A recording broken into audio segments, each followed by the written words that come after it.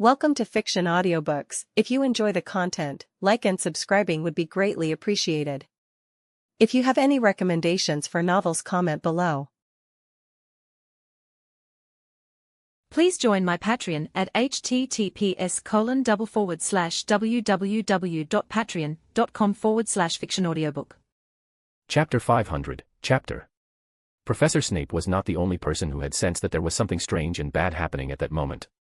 Headmaster Dumbledore, Nick, Penny, Sirius, and some other experienced and powerful wizards and witches also realized that the situation inside the maze was a little abnormal. And besides them, those very close to Krum also noticed this abnormality when they noticed the strangeness of the Bulgarian boy's actions. However, as they all just felt that something was wrong and had no certainty or proof that something darker was happening, they remained in their seats, deciding to continue watching the rest of the tournament. Of course, the two-way mirrors picked up the sounds of what was happening in the maze, but since they were high up and not that close to the champions, they were only able to pick up and transmit the loud sounds of the fights. And that was exactly why no one here when Krum started saying the killing curse incantation when he cornered Fleur, making everyone think he was about to cast just another ordinary spell. Headmaster Dumbledore leaned forward in his seat on the judge's stand. He, of course, knew that there was much more at stake in this task than just one champion and one school winning the Triwizard Tournament. However, even knowing this, he did not have any concrete and truthful information about what was really happening, and with only assumptions and theories there was not much he could do. It seems the hidden gears that drive this dark plot have finally begun to turn, he mused, having waited for this moment since that Halloween night when Harry's name came out of the goblet. Headmaster Dumbledore then leaned back in his seat, but well, for now I will just watch and wait, and when the criminal reveals himself I will act, he thought, running his hand through his long, white beard. And with a calm and serene expression he returned to paying attention to the scenes that were passing in the large two-way mirror, and as he looked at the two students who were going deeper into the maze a calculating and serious glint briefly flickered in his blue eyes. Back to the main fight. Ethan, POV. While Harry and Fleur went back to searching for the cup, and while some powerful minds outside were lost in deep thought, in a place in the maze far from everyone's eyes a very deadly and violent fight was still going on. Huff. Huff. I was panting lightly, gripping my wand tightly as I coldly looked at the dozens of corpses of magical creatures around me. It's finally over, I thought, no longer feeling any magic belonging to magical creatures, showing that I had eliminated all the creatures that were nearby. After casting my tremor spell that caused a disaster in this area of the maze, I began massacring all the crazed magical creatures that had been lured here. And because there were so many creatures in this place, it took me a while to eliminate them all, which consequently tired me out, even though my resistance and energy were very high.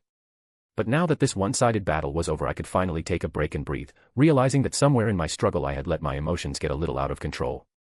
I was feeling my heart beating violently as my blood boiled, excited for some more action and fighting.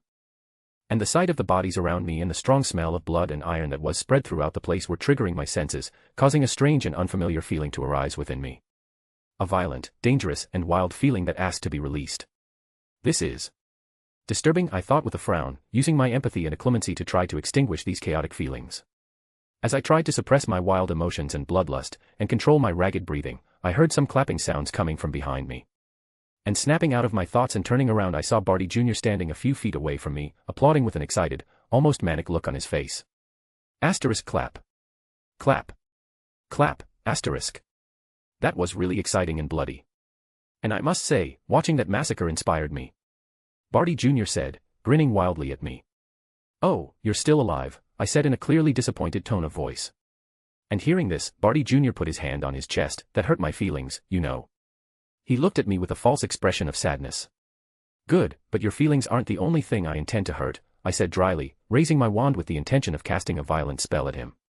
Wow, let's calm down a bit. We don't need to solve everything with violence, he said, raising his hands in surrender, not realizing or ignoring the hypocrisy of his sentence. But I wasn't fooled by his act, especially since he still held his wand in his hand and I could feel his malice and cruelty. And just when I was about to start attacking him, he started talking again. You know, there aren't many people who can say they killed nearly 100 dangerous magical creatures in one night, especially not in such a cruel and bloody way. And looking at you and thinking about everything you've done so far I can't help but be impressed, and that's why I wanted to make you a proposal, he said, and even though I wanted to rip his head off, hearing him talk about a proposal made me stop for a moment. Proposal. I raised an eyebrow in curiosity, still not lowering my wand. Yes, a proposal, he nodded. And noticing my curiosity and slight interest, Barty Jr. continued to speak. You are powerful, knight, and on top of that you are also clever, cunning, and have a talent for magic rarely seen. But above all, you do not limit yourself to unimportant things like morals or ethics, as evidenced by the violent and dark spells you cast and by your cruel and bloody methods. And all of this shows that you have almost everything needed to become someone important and recognized in the future, but know that with your weak and common origins it will not be possible for you to truly show your full potential to the wizarding world. He looked at me seriously, as if this was a definitive fact. And knowing this, I can't help but feel sad, seeing that a wizard with such great abilities and skills as yours is just wasting his gifts following the stupid laws of the Ministry and Dumbledore's absurd and cowardly rules. Speaking up to hear, Barty Jr. then paused, letting his serious and concerned words sink into my mind. And when he talked about my future, he really did sound indignant, disappointed and worried, and if I didn't know him and couldn't feel his emotions, I probably would have been fooled by his acting. I think I know where he's going with this sentimental speech, I thought, narrowing my eyes as I resisted the urge to let out a disdainful snort. Unaware of my thoughts, Barty Jr. just saw that I was still paying attention to him, which made him nod to himself before he spoke again. And well, Ethan, he began, changing the way he called me to show that there was a certain closeness and familiarity between us, I don't want you to have your future and potential limited because of these simple problems and issues, and luckily for you I know of a way for you to change that. And that way obviously has to do with your proposal, doesn't it? I asked calmly. Yes, he nodded. Barty Jr. then paused again, perhaps to create suspense and dramatic effect, or to reorganize his thoughts, but after a few seconds he opened his mouth again. My proposal to you is simple, Ethan. I want you to join me, he finally said, looking at me seriously, join me, our cause, and serve the great and powerful Dark Lord. And as he spoke about his master, a fanatical and crazy glint flashed in Barty Jr.'s eyes, which made me grimace. But without noticing my frown and my strange look at him, Barty Jr. continued with his passionate speech, support us wholeheartedly in this noble cause of ours that seeks to purify magic, expanding our influence and ideology until we, the true heirs of magic, dominate the world. And when we have control over the entire world, you, as a follower of the Dark Lord, will be duly rewarded, and then all the chains that bind and limit you will be destroyed. And so you, Ethan, will be able to show everyone your true power. So what do you say, Ethan Knight? Will you join my lord's cause and serve him faithfully? And with that last sentence, Barty Jr. extended his hand to me, smiling confidently. End. Chapter 501, Chapter. After making his benevolent and spectacular proposal to me, Barty Jr. stared at me intently, his hand still outstretched as he calmly awaited my response. And I, who had my suspicions about his proposal confirmed, just remained silent, returning his gaze without any kind of change in my expression. This awkward, tense silence between us lasted for a few more seconds, with Barty Jr. starting to feel uncomfortable, slowly losing his previous confidence. But that didn't last much longer, as I finally decided to speak up. Now I see. Was the first thing I said, muttering under my breath as I looked at the ground. And hearing this, Barty Jr.'s feelings of discomfort disappeared, being replaced by relief. And then a satisfied and smug glint shone in his eyes, with the sadistic Death Eater thinking he had managed to convince me and that I had accepted his proposal. With a nod to himself, he then prepared to launch into another of his crazy supremacist speeches, wanting to make it clear to me how incredible his master's cause was that I had joined. But before he could even open his mouth, a terrifying and suffocating pressure suddenly fell upon this entire part of the maze. And that pressure was focused and concentrated mainly on Barty Jr., freezing him in his place. He felt a tightness in his chest, and his body struggled to stay upright, as if the entire sky was falling on him. And very slowly, almost robotically, Barty Jr. looked towards the source of this pressure, seeing that it was coming from the only other human in this area besides him. And I, who had my head down, adjusted my posture, standing firm and straight, before raising my head to look at the despicable Death Eater in front of me. Now I see that I no longer have any reason to hold back against a maniac, psychopath, and deluded person like you, I said, a cold glint in my amber eyes that shone fiercely in the dense night of the maze. And feeling an overwhelming sense of danger and death coming from me, Barty Jr. couldn't help but shiver, feeling cold sweat run down his back. Monster. That was the only thing that crossed the mind of the fanatical follower of the Dark Lord. He is definitely a monster. I didn't know what Barty Jr. was thinking, but I could feel his fear and growing panic. And feeling this, I couldn't help but feel a cruel satisfaction take over me, which made me let more of my magic leak from my body, overflowing and filling this entire area and increasing the pressure on Barty Jr. even more. It's time to end this, I thought, the pupils of my eyes changing and becoming slit-shaped like a beast. Without noticing these changes in me, I pointed my wand again at the dark wizard in front of me, which brought him out of his stupor. But even after coming out of his dazed and scared state, he was still having trouble moving, not that it made any difference to me. And then, without further ado, I attacked him. Swinging my wand, I created whips of acid that shot towards Barty Jr. Seeing the corrosive and obviously dangerous attack almost reaching him, he gathered all his remaining strength to finally manage to move, quickly jumping to the side. But before he could steady himself or counterattack, another spell was already in front of him. Barty Jr. then tried to raise his wand to defend himself, but he was too slow and an invisible blow hit his chest, launching him backwards like a cannonball. He rolled across the ground, before crashing into one of the walls of the maze, causing dry leaves and dust to scatter into the air. "Get up," I ordered, my emotionless voice reverberating like muffled thunder, and I could feel the echo of my own magic vibrating in the maze, distorting the air around me. Hearing my command, the dark wizard gasped, looking at me with wide eyes in fear. And even though he was scared, he still tried to get up, his wooden leg creaking as he struggled to stand. But I wouldn't give him time for that, and not caring that he was still getting up, I attacked him again. "Mortarium," I said, swinging my wand in an arc. With that, a beam of grey light cut through the space between us, causing destruction wherever it passed. In a panic, Barty Jr. raised his wand at the last moment, conjuring a shield, but the force of my spell's impact sent him sliding back a few steps. "Come on, Barty, where's all that arrogance and superiority? Where's the power of a pureblood wizard?" I looked at him coldly, contempt in my tone. And I noticed but decided to ignore my voice, which was sounding different, deeper, loaded with something primal. I could feel my magic expanding further, taking the form of something almost tangible, a dark, wild presence that made the very shadows of the maze stir as if they had life. Ugh! Hearing my mockery, Barty became irritated, which fueled his strength. Gritting his teeth, he roared, concentrating his magic and pointing his wand forward. And a jet of green flames came straight at me. "Heh!" I snorted, and with a single movement of my hand, I stopped the fire in midair. The emerald flames swirled around me without burning me, dancing like obedient serpents before I snapped my fingers, dispelling them. With this demonstration of my control and sovereignty over his own spell, the fear on Barty Jr.'s face turned into pure despair. "No. It can't end like this," he shook his head. And not wanting to give up, he pointed his wand at the ground, with the tip of it glowing a dark yellow tone. He then muttered something frantic, and at the same moment the ground beneath me cracked. From the ground, skeletal, translucent hands emerged, pale, deformed specters rose in a chorus of wails, trying to grab me. Despicable, my sharp pupil flashed, and with a simple gesture of my wand, a blast of pure magic swept through the specters like wind dispelling mist. This little display of light necromancy from Barty surprised me a bit, but I didn't let it linger in my mind for long. When I dispelled his last spell as if it was nothing, the despair and fear on Barty Jr.'s expression became more pronounced and stronger. And I could feel his confidence and will to fight being slowly destroyed, and feeling this I decided that it was no longer worth wasting my time tormenting and humiliating him. Time to end this fight once and for all, I thought. Then I closed my free hand, and the pressure my magic was creating in the maze increased immensely, suffocating the Death Eater. He felt as if the gravity around him was 10 times stronger, and unable to resist this time his legs gave way, causing him to fall to his knees on the ground. "Ugh, damn it," he cursed, having to support himself with his shaking arms to keep from falling face first onto the ground. The crushing weight he felt bearing down on him came not just from the magic I projected, but also from the growing fear in his heart and mind. And for the first time since the fight began, the Dark Lord's loyal follower realized that he wasn't just facing a talented student. Actually, he didn't even have words to describe the one standing in front of him. Pathetic little man, my slitted pupils glowed in the darkness of the maze, my magic burning around me like a living aura. And then, without further delay, I raised my wand for the last time, and the very atmosphere seemed to roar in response to it. Staring at the cruel criminal on his knees, I felt something primal stir within me, and focusing on that feeling I began to condense my magic into the tip of my wand. Feeling the pressure of my next spell, the maze shook and cried, as if a catastrophic storm was about to erupt. This spell I was about to cast didn't just consist of magic and raw power. In fact, what truly made it so potent and dangerous was the raw, deep, animalistic feelings of savagery and violence that were put into it. And before long a dense orb of raw purple energy formed at the tip of my wand.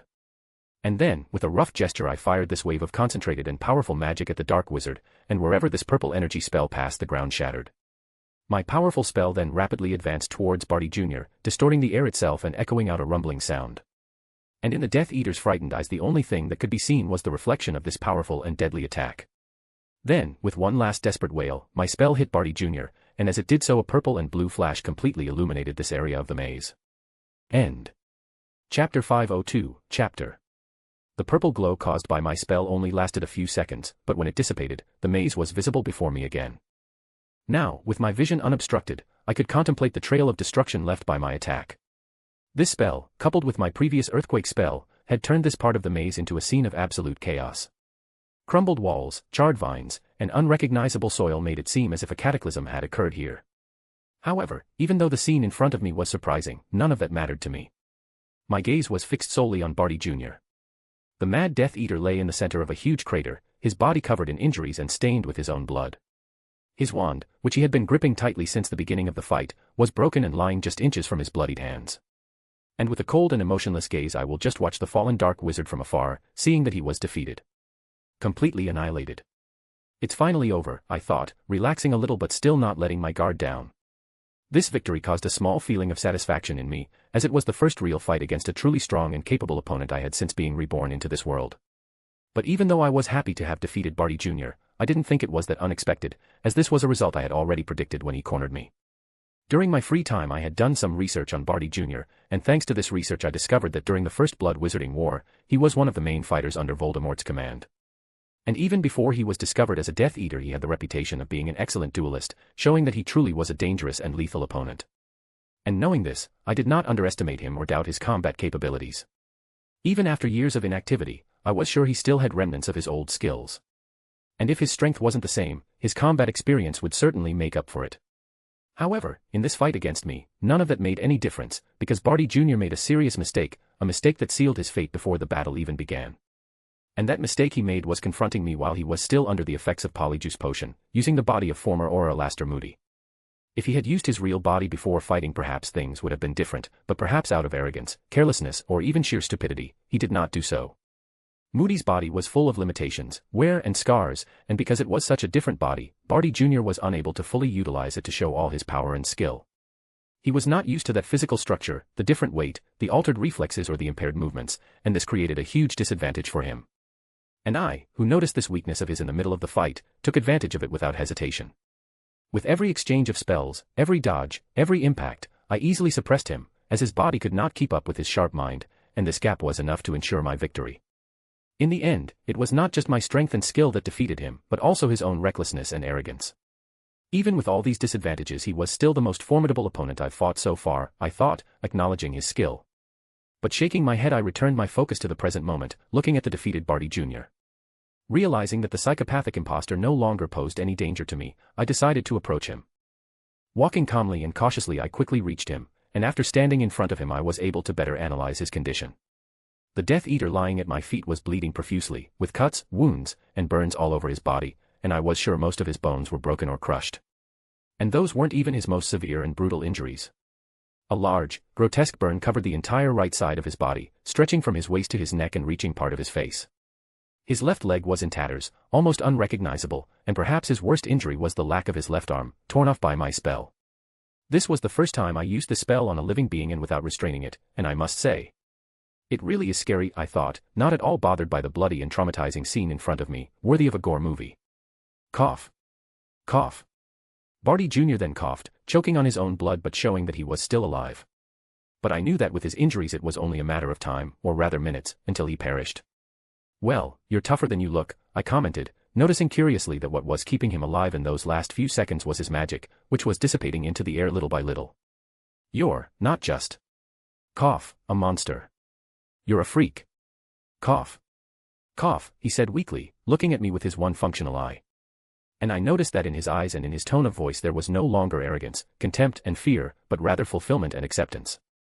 That's probably true, I shrugged at his words, but maybe it takes a freak to end another freak, I said, a calm and indifferent look on my face. Hey, that's true, Barty Jr. let out a small laugh, before grimacing in pain. He then coughed up more blood, feeling as if his entire insides were drowned in this thick, red liquid. And that was correct in a way, because one of his broken rib bones had pierced his lung, which was slowly filling with his blood. Feeling enormous pain and knowing his critical and fatal situation, Barty Jr. tried to control his breathing so as not to further damage his injuries. And after doing that, he looked at me again. You know, Knight, you really are powerful, even more so than most adult witches and wizards I know. But your power, cough, will be of no use in front of the Dark Lord. In the end, you, like so many other geniuses and talented wizards, who dared to challenge my master in the past, will also fall before his wand. Cough. Barty Jr. said, still maintaining his unshakable fanaticism. And I didn't know if it was because he already knew of his impending death, but his tone carried a disturbing calm. Big words, Barty, but just as I defeated you, I will also defeat your master, I retorted. And hearing this, Barty laughed again, defeating me is not the same as defeating the Dark Lord, Knight. The difference in power, skill, and cruelty between him and me is like a chasm, and that is not something you will be able to overcome. And besides, you must have already realized that my goal here was never to defeat you, but rather to delay you, which I can say I did perfectly. Cough. Cough, he said, with an evil and satisfied glint in his eyes. And actually, instead of standing here talking to a dying man, you should be worrying about that little Vila friend of yours. Although at this point maybe that doesn't matter anymore. Now she's probably buried 6 feet under, and saying that Barty Jr. showed me a bloody and cruel smile. But I didn't pay attention to his expression, because the moment he spoke about Fleur the world around me seemed to stop for a moment. His words quickly seeped into my mind like poison, my heart racing and an overwhelming panic taking over me. Fleur. I thought, realizing that I had been so focused on my battle against the magical creatures and Barty that I had ended up forgetting about her for a few moments. But now that I thought back to the beautiful, calm, and cheerful French girl I had befriended earlier this school year, I felt a pang rise in my chest.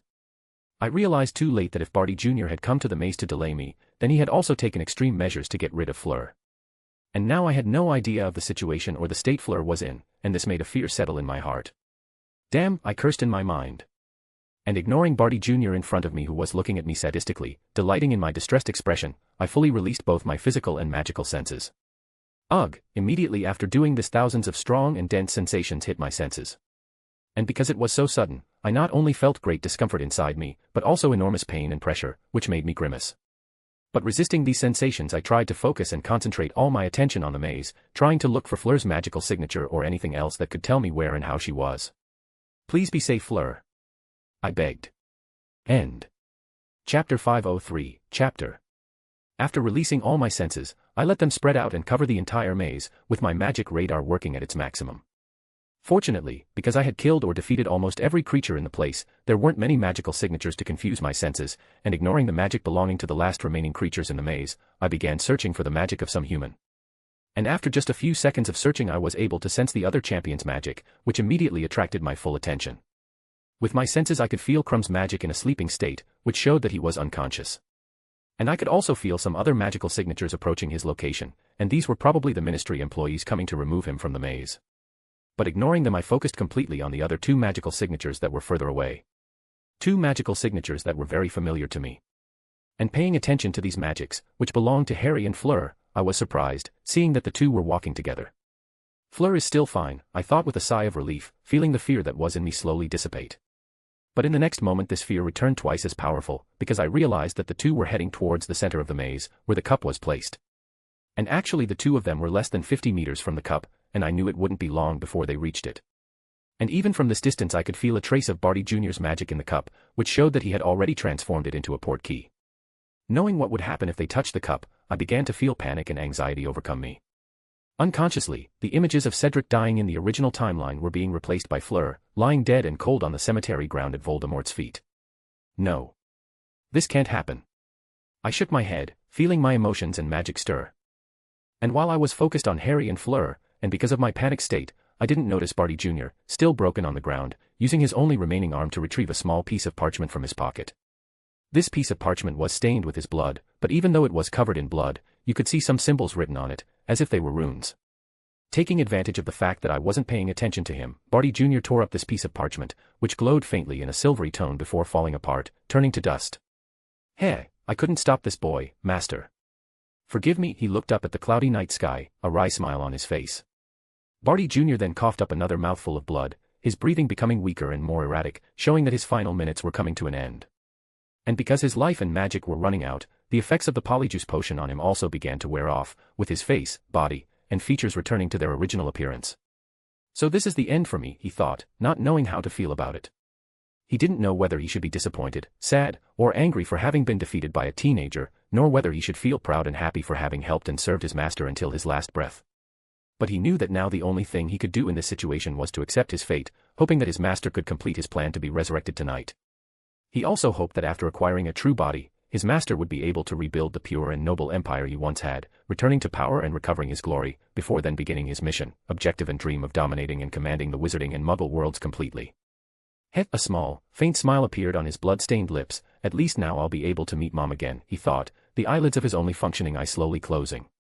And with that last thought the light in Barty Jr.'s half-open eye went out completely. And his breathing, which was already quite weak, ceased completely with one last sigh. The magic, which was the only thing keeping him in the land of the living, dissipated completely into the air, becoming part of the world's magic. And with that, the last shred of life left Barty Jr.'s body, indicating that he had finally perished, killed after a fierce battle under the orders of his beloved lord. Barty Jr., the one who was the cause of all the abnormal things in the maze, and the one to blame for this distressing situation, had just died next to me. But his death was secondary in my mind. Now all I could think about was Fleur and her safety. I have to catch up to them. And I have to do it fast. I stated in my mind. And I knew exactly how to do it, which was why, without further ado, I immediately used the most versatile spell and ability I had created so far, my mist mode. My magic then began to flow through every corner of my body, both outside and inside, quickly turning my limbs into a dark blue mist. Usually this mist mode gave me a distinct feeling of lightness and softness, but in this stressful situation and with my turbulent emotions, the mist formed by my body was denser and more agitated, like the winds of a storm. And this characteristic wasn't just visible in the mist formed by my body. The air around me and in this entire area of the maze also began to grow more violent, howling dangerously as it scattered all the debris from the last fight around the place. They're almost reaching the cup, which means I only have a few seconds to get to them. I thought, levitating off the ground after my body finished transforming into mist. I then concentrated on Harry and Fleur, focused my senses, and condensed my magic into myself, enhancing and strengthening all of my physical abilities. And with a lingering sense of fear and worry in my heart, and a raw determination in my gaze, I shot forward, still in mist form. Vush! As a dense and violent mass of dark air I began to cross the maze with all my speed, ignoring any wall or obstacle that was in front of me, destroying them all aggressively and mercilessly. Boom. Boom. Crack. I was flying so fast that anyone who looked would only see a dark figure passing by, causing destruction and chaos wherever it went. And this figure was accompanied by a rumbling, wild, piercing sound, and by the violent winds that followed in his wake. Come on. Faster. I demanded of myself, pushing my body to its limits. My determined effort was not in vain, because in a few seconds I destructively crossed the last wall of hedges that was in front of me, arriving in a large open circular area that was where the cup was. Looking ahead I could see the cup on top of a stone altar, and beside it were Harry and Fleur, already with their hands stretched out to grab the cup, showing that just like in canon, Harry would also share the victory of this task with another champion. And it seemed that my unexpected and destructive entrance, along with my appearance in the form of mist, frightened them, since they rushed to grab the cup and finish the task and the tournament once and for all. Using my enhanced vision I could see their hands slowly approaching the cup, less than 2 inches from touching it. No. I screamed in my mind, panic and anxiety filling my chest. And with a powerful, thunderous impulse I crossed the rest of the maze almost instantly, quickly arriving in front of the cup. Then, under the surprised, stunned, confused and frightened looks of Harry and Fleur, my hand, still in the form of mist, touched the cup at the same time as their hands. And as soon as the three of us touched the cup we felt a powerful force sucking us towards it. And unable to resist this suction the three of us could only watch as we were forcibly teleported somewhere along with the Triwizard Tournament Cup. Then, in the next instant, Harry, Fleur, and I disappeared from the maze, and from Hogwarts as well. End. Chapter 504, Chapter Little Hangleton Graveyard. In the graveyard of the small village of Little Hangleton, a somber but oppressive calm surrounded the place. The full moon, partially covered by thick clouds, cast a pale, ghostly light on the old, decrepit church in the distance and on the aged graves and headstones scattered around the graveyard. The graves and headstones of the deceased were worn and dirty, victims of time and neglect. And even though the inscriptions on the headstones were almost faded, it was still possible to see the names of some of those buried there. On a large, ancient, dark marble headstone, with an imposing statue of an angel of death holding a scythe, there was one name that stood out from all the others, being quite noticeable and recognizable, and the name written on that headstone was Tom Riddle. And in front of this eye-catching grave was a large, rusty iron cauldron resting on the ground, a funky object that obviously didn't belong there, making the scene even more macabre and abnormal. On this dark and cold night the tense silence continued, with only the sharp sounds of the wind and the shaking of the branches of the dry trees being heard. However, this silence did not last long, as in the next instant a sudden muffled cracking sound rang out. Pop. Asterisk thud. Thud, asterisk. Ouch. Ow. Harry and Fleur groaned painfully as they fell heavily to the ground, disoriented by the sudden teleportation. And I, who was already expecting this and was still in my mist form, was not affected or surprised by the forced travel like them. So this is the graveyard where Voldemort's Muggle family is buried, I thought, analyzing the environment around me. The place was creepy and gloomy, and the uncomfortable smell of mold, wet earth and rotten vegetation permeated the place, causing discomfort to my sense of smell. The last time I visited this village to spy on Voldemort I didn't want to stop to look at the graveyard, so this was the first time I had seen this place in real life, outside of the films. Ah. I heard someone swallow hard beside me, along with feelings of fear and distress. Turning around I saw that these feelings were coming from Harry, who was looking at me with slightly wide eyes as he held his wand tightly. And even Fleur beside him was looking at me warily. Seeing them nervous and cautious, it didn't take long for me to realize that the reason they were like that was because they didn't know that this mist was me. And since the two of them had seen me approaching them in the center of the maze in that destructive and wild manner, it was natural that they were scared now. Oh, I blinked, my voice coming out a little deeper and more echoey in this form. And then, in the next second, the dark blue mist that was my body began to condense and reshape, my body becoming solid and human again. As soon as my transformation was over and I appeared in front of Harry and Fleur, their eyes widened in shock. "Ethan!" Fleur exclaimed, pleasantly surprised. And Harry, who was looking at me in surprise and confusion, had a big question mark above his head, still processing what he had just seen. "How?" he asked me. "Magic," I replied with a shrug. And before any of them could say anything, I raised my hand, gesturing for them to be silent, looking around at the darkness of the graveyard with a cold, watchful gaze. It was then that they remembered the situation they were in, which caused them to immediately become quiet, before they also began to look around. "Where are we?" Fleur asked us quietly, slowly standing up with her wand in hand. Harry, who had also stood up, looked at the graves and headstones around us nervously. "I think we're in a graveyard," he said, tightening his grip on his wand. "That's not part of the third task, is it?" she asked, and from her worried expression she already knew the answer to that question. While the boy who lived in the Beauxbatons which wondered what was going on and was worried about our situation, I continued to look around, ignoring them for a moment. I was focused solely on my magical senses, trying to find Pettigrew and Voldemort's magical signature somewhere in the graveyard. As they were two wizards who had completely surrendered themselves to dark magic, I was able to easily find their despicable and vile magic, feeling that they were a few meters away from us, slowly coming towards us. However, I also noticed that there was more magic around us than usual, surpassing even the magic of the wizard residences. And this strange magic caused me discomfort, which immediately made me alarmed. "What's going on?" I asked myself, activating my magic vision.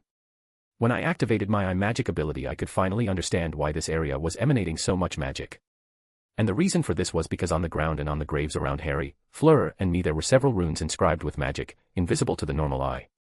Quickly analyzing these runes, I realized that they were part of a ward activation set, which I unfortunately had no idea what it was for. "This shouldn't be here," I frowned. And right after I thought that, with my magic vision still on, I saw the runes start to glow faintly, which meant that the ward was being activated. Since I didn't know what the ward was for and didn't have much time to analyze it, I had no way to break it or interrupt its activation. And since it covered practically the entire area of the graveyard, I couldn't escape it either. "Shit!" I cursed, my instincts warning me of danger. Hearing my curse, Harry turned to me. "What happened, Ethan?" However, I don't need to answer him, because in the next moment the runes shone brighter, now visible even to the two champions who were with me. "What is that?" Fleur looked around in panic. And the answer to her question was an uncomfortable feeling that suddenly came over us, along with a slight feeling of weakness. Realizing that these runes were probably dangerous, Harry pointed his wand at a group of them on the ground. Defindo, he cast a spell, intending to destroy the runes and break the ward.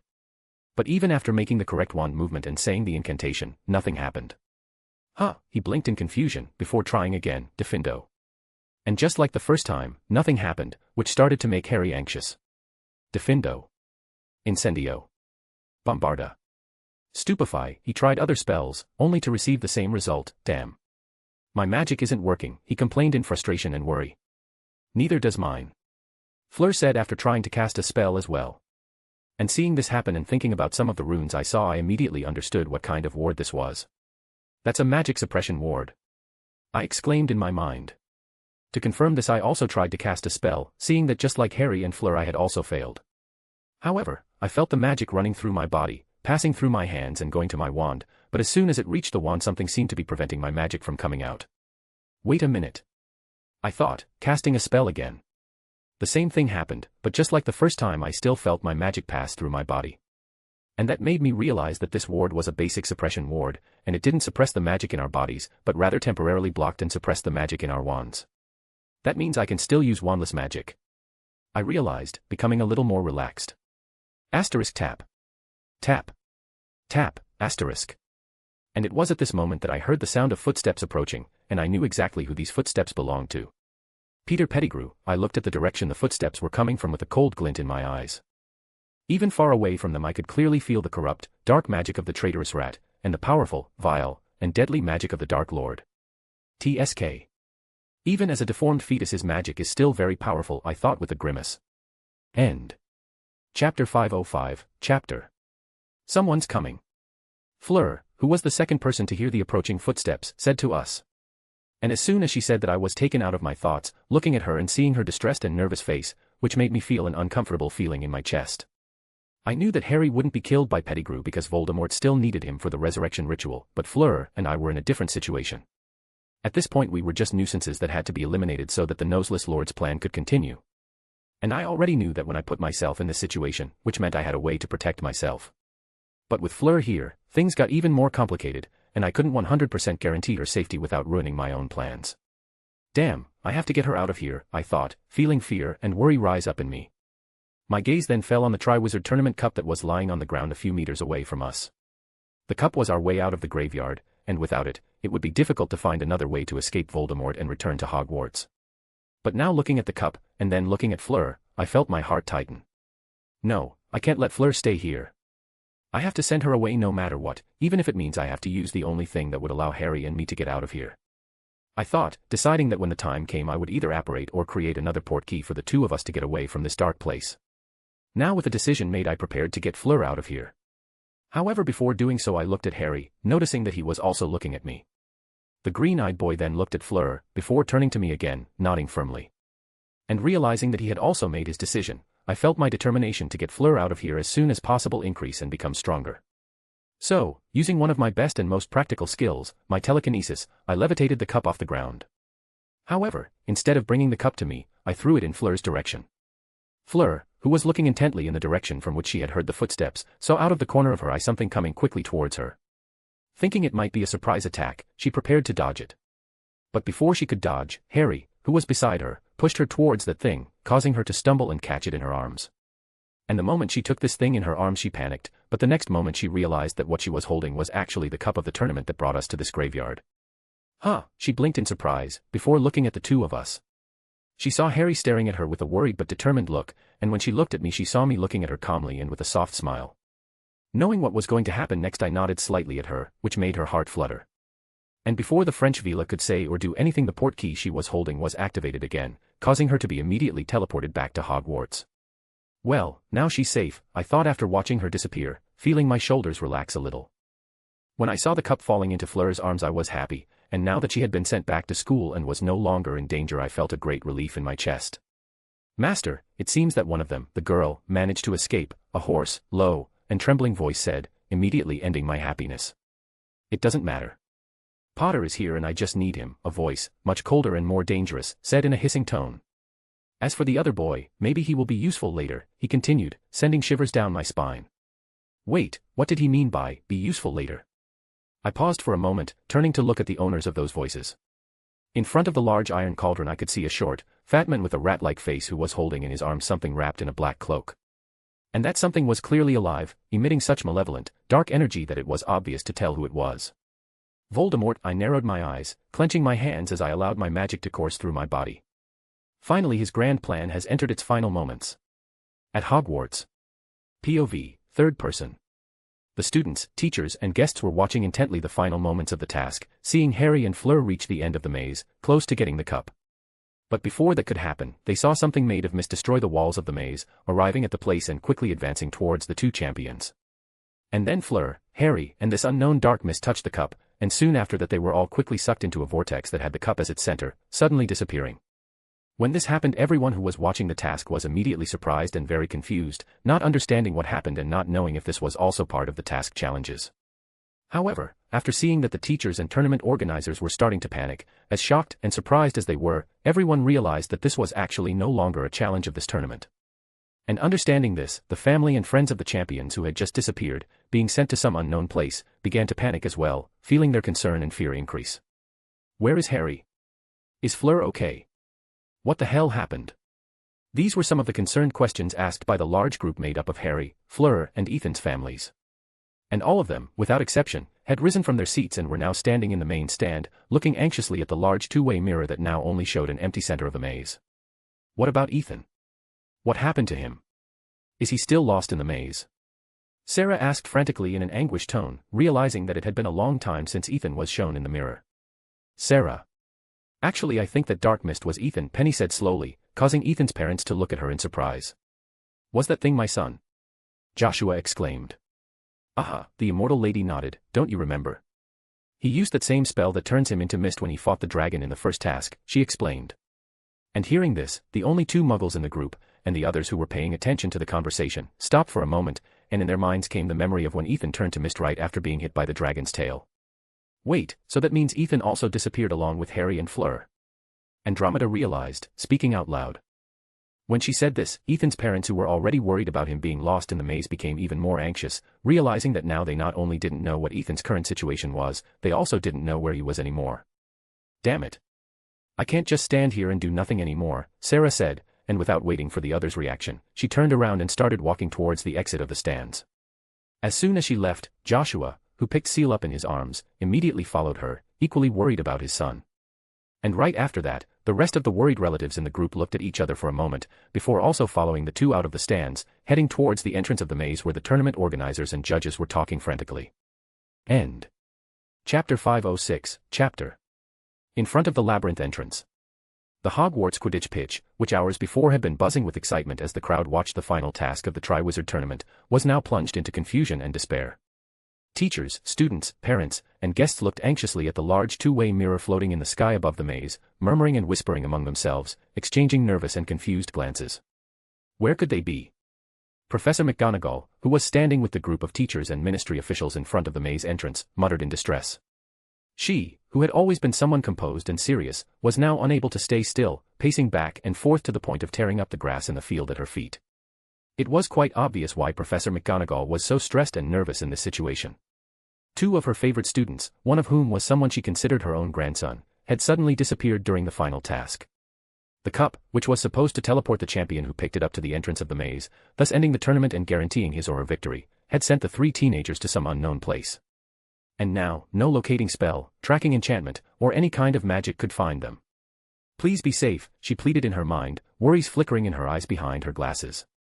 Professor McGonagall wasn't the only person in front of the maze who was worried. Professor Sprout, beside the feline teacher, was biting her nails, frowning in a sign of worry and fear. And even the always cheerful and smiling Professor Flitwick was strangely silent, with his small fists clenched at his sides. Madame Maxime, equally worried about her Vila student, leaned on Hagrid's arms, who at this moment could not even be happy about this, completely distressed as he thought about his two young friends. And Headmaster Dumbledore, standing at the head of the large group, had a grave expression on his face, his eyes attentively observing every detail of the magic mirror that showed internal images of the maze. So he's made his move, he thought, referring to the mysterious criminal who had put Harry's name in the Goblet of Fire. The old wizard already knew that something was going to happen in this task, but he didn't expect this criminal to sabotage the cup, changing the location where the portkey was supposed to teleport the winning champion. And he also didn't expect that besides Harry, two other students would also be involved in his dangerous scheme. Sigh, the situation just got a lot worse, he sighed, feeling the weight of the situation on his shoulders. What's going on, Dumbledore? The headmaster was then pulled out of his thoughts by an irritated and anxious voice. Turning to look back, he saw Sirius, who stopped in front of him with a large group of parents and relatives of the missing champions behind him. Albus, where are they? Asked Nick, stepping forward. His voice was calm, but his eyes were deadly serious. Dumbledore, for his part, did not answer immediately. His brows were furrowed, and the way he held his wand indicated that he did not have a satisfactory answer to that question either. Meanwhile, the Minister of Magic, Fudge, who saw the large group with many influential people arriving, immediately went to them. And hearing the Immortal Sir's question, and seeing Lord Black's increasingly irritated expression, he quickly tried to appease them, maintaining a facade of control. Let's all calm down, what happened was just a small unforeseen event that our ministry is already resolving, he said, holding his green bowler hat as he smiled nervously at everyone. However, his attempt to reassure everyone was met with looks of disdain and anger, especially from the champion's parents, who were now clearly losing their patience. Gasp. Kaya. By Merlin. Holy shit. Just as a tense discussion was about to begin, gasps, screams, and shocked and frightened exclamations came from the people in the stands. Pausing for a moment, those in front of the maze entrance looked at those in the stands in confusion, seeing that they were staring at the large two-way mirror with wide eyes in horror and bewilderment. Turning their gazes to the large mirror as well, the large group on the Quidditch pitch saw what had shocked the audience, and immediately understood why they had reacted that way. Oh God! Sarah gasped in shock, placing her hands over her mouth. Joshua and Jean, as soon as they looked at the large mirror, immediately covered Seal and Gobby's eyes, preventing them from seeing this horrific scene. Fuck. Sirius let out unconsciously, his voice weaker than usual. What the mirror was showing everyone was one of the areas of the maze, and obviously this shouldn't cause that much of a stir. But the real problem was the destructive and bloody state the place was in. That entire area of the maze was destroyed, falling to pieces, full of bodies, organs, and limbs of magical creatures scattered across the floor, with blood completely staining the place. And in the middle of this area, there was a broken and mangled human body, lying in the center of a huge crater. And you didn't have to be the most attentive person in the world to realize that this person was dead. Who? Who is he? Fleur's mother, Apollon, asked in a shaky voice. Those clothes. Aren't they Professor Moody's clothes? Professor McGonagall said, noticing that the corpse's ruined, blood-stained robes reminded her briefly of the clothes the former Auror and current Dada teacher was wearing today. As soon as she said that, everyone else paid attention to the clothes the dead man was wearing, realizing that they were indeed Moody's clothes. Hurry! Bring that body here. Headmaster Dumbledore immediately ordered the ministry officials, and his grave tone left no room for argument. And even Fudge, who saw his employees being ordered around by the headmaster, knew he should remain silent. And stop broadcasting that maze area in the mirror. Now. Headmaster Dumbledore continued, seeing that many students were still staring at the bloody scene in the mirror. Following the headmaster's orders, several ministry officials entered the maze with wands in hand, quickly heading towards the area where the dead man was. And those in command of the equipment controlling the mirrors immediately began transmitting images from another area of the maze to the audience. As they waited for those in the maze to return with the corpse, the large group in the field looked at each other with anxious expressions, feeling a strong, almost palpable tension in the air. The families of the missing champions wanted to return to discussing where their children were, angered by the lack of answers from the three schools and the ministry. But they knew from Fudge's nervous look and the headmaster's frown that nothing the two of them said or replied would be to their liking. And besides, the appearance of a dead person in the maze made the situation even more serious and worrying. So the three families decided to wait for the corpse to be brought to them, because perhaps it, even dead, would reveal something about what happened in the maze and where Ethan, Harry, and Fleur were. Sir, one of the ministry officials approached the headmaster, breaking the tension and getting his and the others' attention. We checked, and that area where the dead body is the same place where we lost connection with the mirrors that showed the champion Ethan Knight. This new information caused some people's eyes to widen slightly. And the ones most impacted by this were those closest to Ethan, with a mixture of feelings of fear, worry and panic rising within them. End. Chapter 507, Chapter. Wait a minute. Sarah paused for a moment, trying to calm herself after her initial moment of panic. We all saw Ethan arriving at the center of the maze. And even though he disappeared along with Harry and Fleur, he was obviously still alive and well up until that moment. She quickly analyzed the situation. As disturbing as the situation was, those fleeting seconds in which Ethan appeared were concrete proof that, up until the moment he was teleported somewhere else, he was fine. And realizing that her son was okay, Sarah calmed down a little, feeling her racing heart start to beat softly again. However, this relief soon dissipated in the face of an even more disturbing truth. There was no way to ignore the disconcerting fact that her son had been in the exact spot where a dead body now lay. He was there, in the same place where the dead man was found, Sarah thought, her expression turning dark. Between the time the magic mirrors stopped working and the moment Ethan reached the cup, someone was murdered inside the maze. And according to the information revealed so far, the only person present at that location during the interval of the crime was her son. Sarah swallowed hard. The more she thought about it, the more certain she became that her son was somehow involved in this disastrous situation. And as much as her mother's heart wanted to deny it, her instinct screamed something else. She knew Ethan, she knew the fire that burned inside him. He was no ordinary boy. From an early age, he had displayed an unusual intensity, an energy that oscillated between genius and savagery. And she knew that, when necessary or faced with a dangerous situation, he would be capable of doing things that many people would, without hesitation and without much thought, judge as wrong or bad. Looking at her husband beside her, she saw that Joshua seemed lost in thought. His brow was furrowed, an apprehensive expression on his face. Joshua then seemed to feel Sarah's gaze on him, turning to her with concern in his eyes. And at that moment, when the gazes of the two worried and anxious parents met, there was no need to say a single word. They had come to the same conclusion. A cruel and inevitable conclusion. Ethan was involved in that man's death. They weren't the only ones who realized this. Remus, Andromeda, Dumbledore, Professor Flitwick. They all felt that the man's death was caused by Ethan, directly or indirectly. Of course, no one said anything out loud, but their suspicion hung thick and tense in the air. And those who knew Ethan's fierce, brutal, and decisive personality more deeply, like Nick, Penny and Sirius, the latter having even been threatened with death by the wild boy in the third year, were sure that it was he who had killed this man. The three of them, as well as Sarah and Joshua, trusted Ethan unconditionally, and knew that there must be a reason why he killed that man. However, even with their trust and loyalty to the Ravenclaw wizard, they were still curious, wanting to know why he had gone to this extreme. And besides, there were also other nagging questions about this situation that needed answers. Who was that dead man? Why was he inside the maze while the task was taking place? And why was he wearing Alastair Moody's clothes? These questions ran through everyone's mind, creating confusion and chaos. However, while everyone was trying to put the pieces of this obscure puzzle together, Nick looked ahead towards the entrance of the maze, spotting something coming from afar. "They're coming," Nick commented, pulling everyone out of their thoughts and breaking the tension for a moment. And looking towards the entrance of the maze as well, everyone saw the ministry wizards and witches who had entered the maze to retrieve the corpse, approaching while levitating two large things behind them. "Teddy," Sarah began, turning to the muggle-born wizard, "could you please take Seal somewhere quieter and safer? I don't want her to be here when the ministry officials arrive with that dead body," she requested, pursing her lips slightly. Her plea wasn't just maternal, it was a cry for emotional self-preservation. Seal didn't need to see that. No child did. "Please take Gabby too," Apollon quickly chimed in, obviously shaken. "She's seen enough disturbing things today." And hearing the request of the two mothers, Teddy saw no reason to refuse, especially because he also knew that the children should not be there at that moment. "Okay," he nodded. He then approached the two children who were standing next to their fathers, smiling friendly at them as he crouched down to their level. "So Seal and Gabby, how about we wait for your parents somewhere else while they sort out some complicated adult issues," he suggested to the two girls. "Okay, Uncle Teddy," and Seal, who was already quite familiar with Teddy, nodded easily. And seeing her new friend agree, Gabby nodded too. "Pomona, go with them, please." Professor McGonagall turned to her friend and coworker, concern in her eyes. "Take them to the medical tent, and when you're there, tell Poppy to be on standby in case she's needed here." Of course Minerva, the head of Hufflepuff, replied with a small, reassuring smile, before heading towards Teddy and the two little girls. After Professor Sprout waved to Teddy and greeted the two children cheerfully, the four then began to head towards the medical tent, which was near the entrance to the Quidditch pitch. And watching them leave, the two worried mothers couldn't help but breathe a sigh of relief. One less thing to worry about, Sarah thought. Sarah had asked Teddy to look after Seal because she knew he was trustworthy and kind, as well as very patient and caring with children.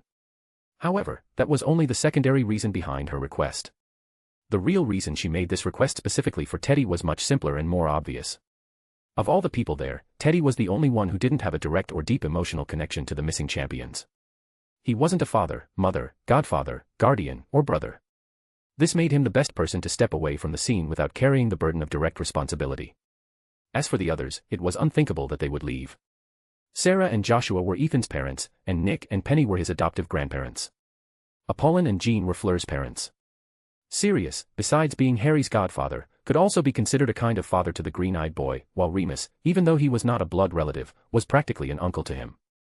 Andromeda, in turn, was Harry's aunt, both through the black blood they shared and through her connection to Sirius, his guardian. And Dora was Harry's cousin and, as a student of Moody, whose clothes were being worn by the men found dead, she needed to remain at the scene to give her perspective on the situation. So considering all this, it made sense that Teddy would be the best suited to take care of the children at that moment, while the others were left to deal with the current big problem, which could only be described as a succession of tragedies and mysteries. In the time it took for Teddy and Professor Sprout to lead Seal and Gabby away, the ministry officials who had entered the maze finally arrived in front of Headmaster Dumbledore and the large group of worried relatives. "Headmaster Dumbledore, Minister Fudge. We have recovered the body of the dead person from the maze, and we have also rescued the Durmstrang champion," said the wizard who led the squad of witches and wizards from the ministry. "Good. Take Mr. Crumb to the medical tent, and as for the body, leave it here on the ground," Headmaster Dumbledore said, not giving Fudge time to even open his mouth to say anything to his employee. "Yes, sir," the ministry wizard nodded. He then, with a wave of his wand, brought forward one of the bodies he levitated behind him, the one covered in a black cloth, before depositing it on the ground in front of the headmaster. With a respectful nod to the headmaster, the men walked away, sending half the squad to accompany the unconscious Crumb to the medical tent, while the rest of the wizards and witches returned to the maze in search of more clues as to the whereabouts of Ethan, Harry, and Fleur. After this ministry official left, a tense and somber silence fell over the group and that area of the Quidditch pitch. Everyone's gaze, be it the concerned relatives, the tournament judges, or the teachers, fell on the covered corpse in front of them. The dark cloth covering him felt heavier than it should have, as if he were carrying not only a corpse but also the answers to 100 unasked questions. End. Chapter 508, Chapter. Dumbledore approached slowly, crouching down in front of the body. His old but firm hand gripped the edge of the black cloth. He looked at the group behind him, as if warning them to prepare for what they would see. He, of course, could have kept all the champions' relatives away, knowing that it was neither ethically correct nor professional to let them see a corpse so simply. However, he recognized that most of them exerted a great deal of influence in the wizarding world, being able to ignore his orders or requests, something they would probably do. He also knew that they were very worried and distressed, at the limit of their emotions, to a point where they would be capable of arguing or even starting a fight if he tried to send them away. And all of this, added to the fact that he had no time to engage in a verbal fight with them, made Headmaster Dumbledore decide to reveal the state of the body there, in front of everyone. And seeing everyone's fearful yet firm gaze, the headmaster nodded, before putting his hesitation aside and pulling the black cloth covering the corpse. The cloth then slid down, revealing the dead man's face. At the sight of the dead man's mangled and bloody face, many sighed in shock and disgust.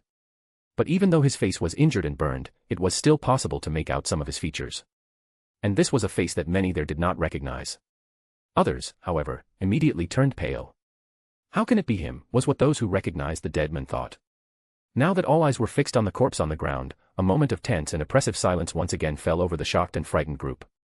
Those are Professor Moody's clothes, but that's definitely not him. Dora was the first to break the silence, saying firmly and with certainty. She looked at the corpse with an uneasy frown, and even though she was confused by the situation and slightly worried about her teacher, she couldn't help but feel somewhat relieved that the dead man in front of her wasn't the paranoid old wizard. Ah. If that's not Moody, then who is he?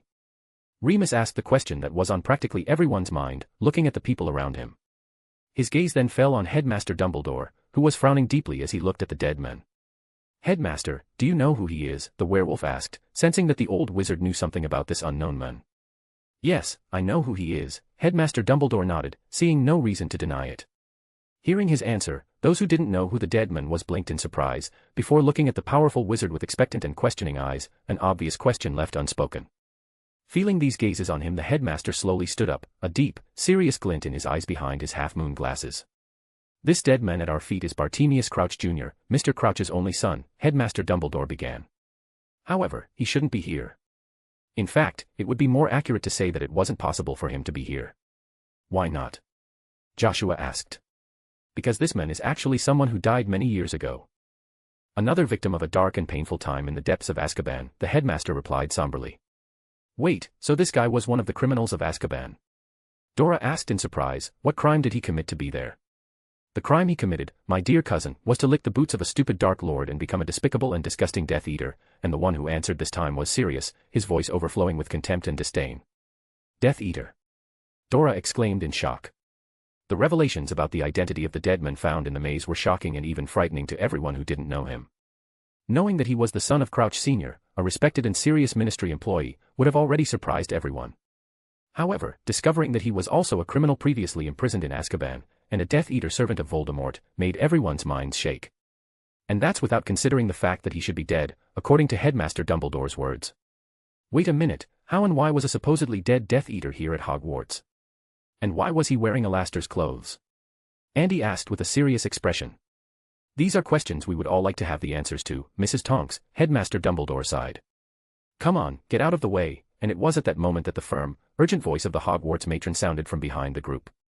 Turning around, everyone saw Madame Pomfrey marching towards them with a serious and heavy look, and almost automatically everyone made room silently and respectfully, allowing the nurse to pass.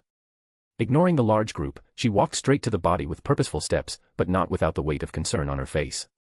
When she stopped beside Headmaster Dumbledore, he stepped back a little, allowing her to take her place in front of the corpse. Madame Pomfrey stopped in front of the corpse, staring at it for a few seconds, focusing on his injured face with a closed and somber expression. She then knelt beside the body, placing her hand on the edge of the cloth that covered the rest of him. The fierce and protective woman from the hospital wing hesitated for a moment, but then with a long, heavy breath she steeled her resolve. Let's get this over with, she thought. And firmly, and without further delay, Madame Pomfrey pulled the black cloth completely away, revealing Barty Jr.'s entire body. Or at least what was left of it.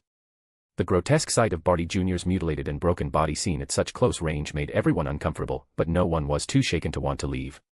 There was something stronger than the disgust in the air, the urgency.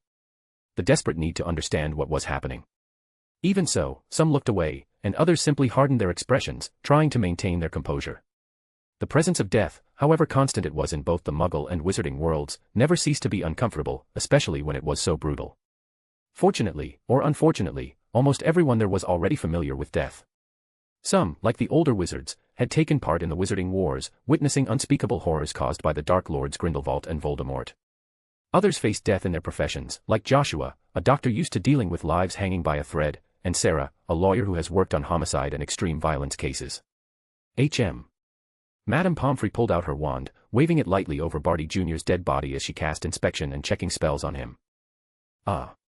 Madame Pomfrey, do you know how to perform an autopsy? The colorful-haired girl in the group asked, in a mixture of surprise and doubt. Dear, I was a war nurse once, Madame Pomfrey replied with a snort, still not taking her eyes off Barty Jr. The number of dead people I've seen and examined in my life is more than the number of dark wizards you've ever caught. Not that you've actually caught any. Hey!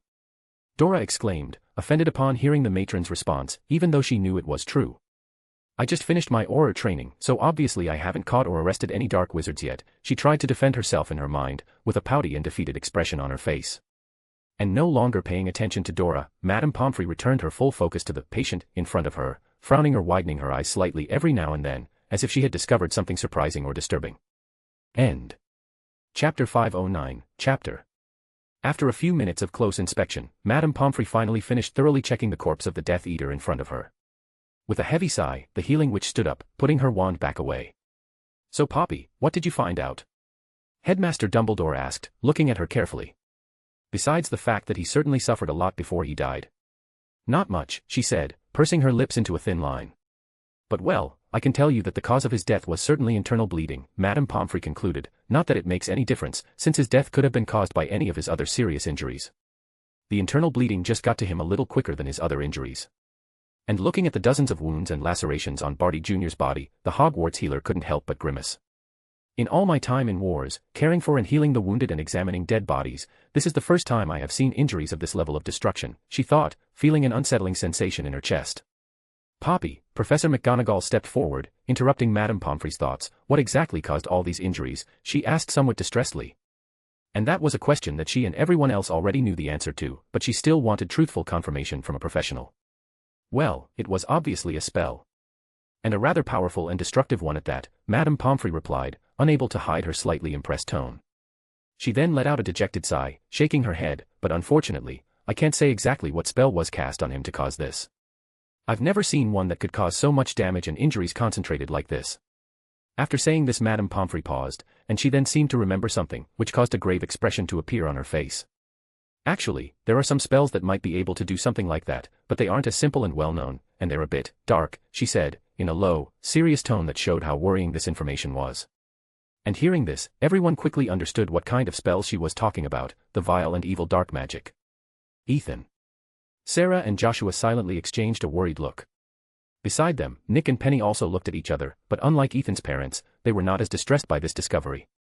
The two French immortals understood that magic was not just about light and dark. However, it seemed that this more understanding and tolerant view was not an aspect of all old wizards.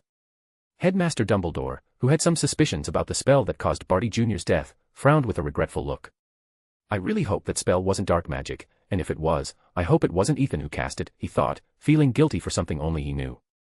And in his mind, he couldn't help but superimpose the image of the mischievous and powerful Ravenclaw boy with that of a certain polite and charismatic Slytherin boy he had met many years ago. Albus, Madame Pomfrey called to the headmaster, interrupting his thoughts. Yes, he looked at her. And seeing that his attention had returned to her, the Hogwarts matron began to speak. I had decided not to ask this before because I was busy dealing with the dead body, but now I want to know. Why does the corpse I just inspected look exactly like Bartemius Crouch Jr.? She asked, a serious look on her face. Because, Poppy, it is him, the headmaster replied. And that answer caused a slight frown to appear on Madame Pomfrey's face, as she looked back at Barty Jr. lying dead on the ground. Madame Pomfrey had worked as a healer at Hogwarts for many years, and she vaguely remembered almost every student who had ever passed through her hospital wing, which was practically every student at the school. And one of those students was Barty Jr., a boy who was calm, polite and kind, reserved and silent most of the time. However, this good view that everyone had of him changed at the big trial 13 years ago. In this trial he ended up being discovered as a dark wizard and Death Eater, accused of torturing the Longbottoms alongside the crazy Lestranges. And this was news that shocked many people, and Madame Pomfrey was one of them. She was shocked to discover that yet another of the children she had cared for, someone who had seemed so kind and gentle, was in fact a murderous, racist monster.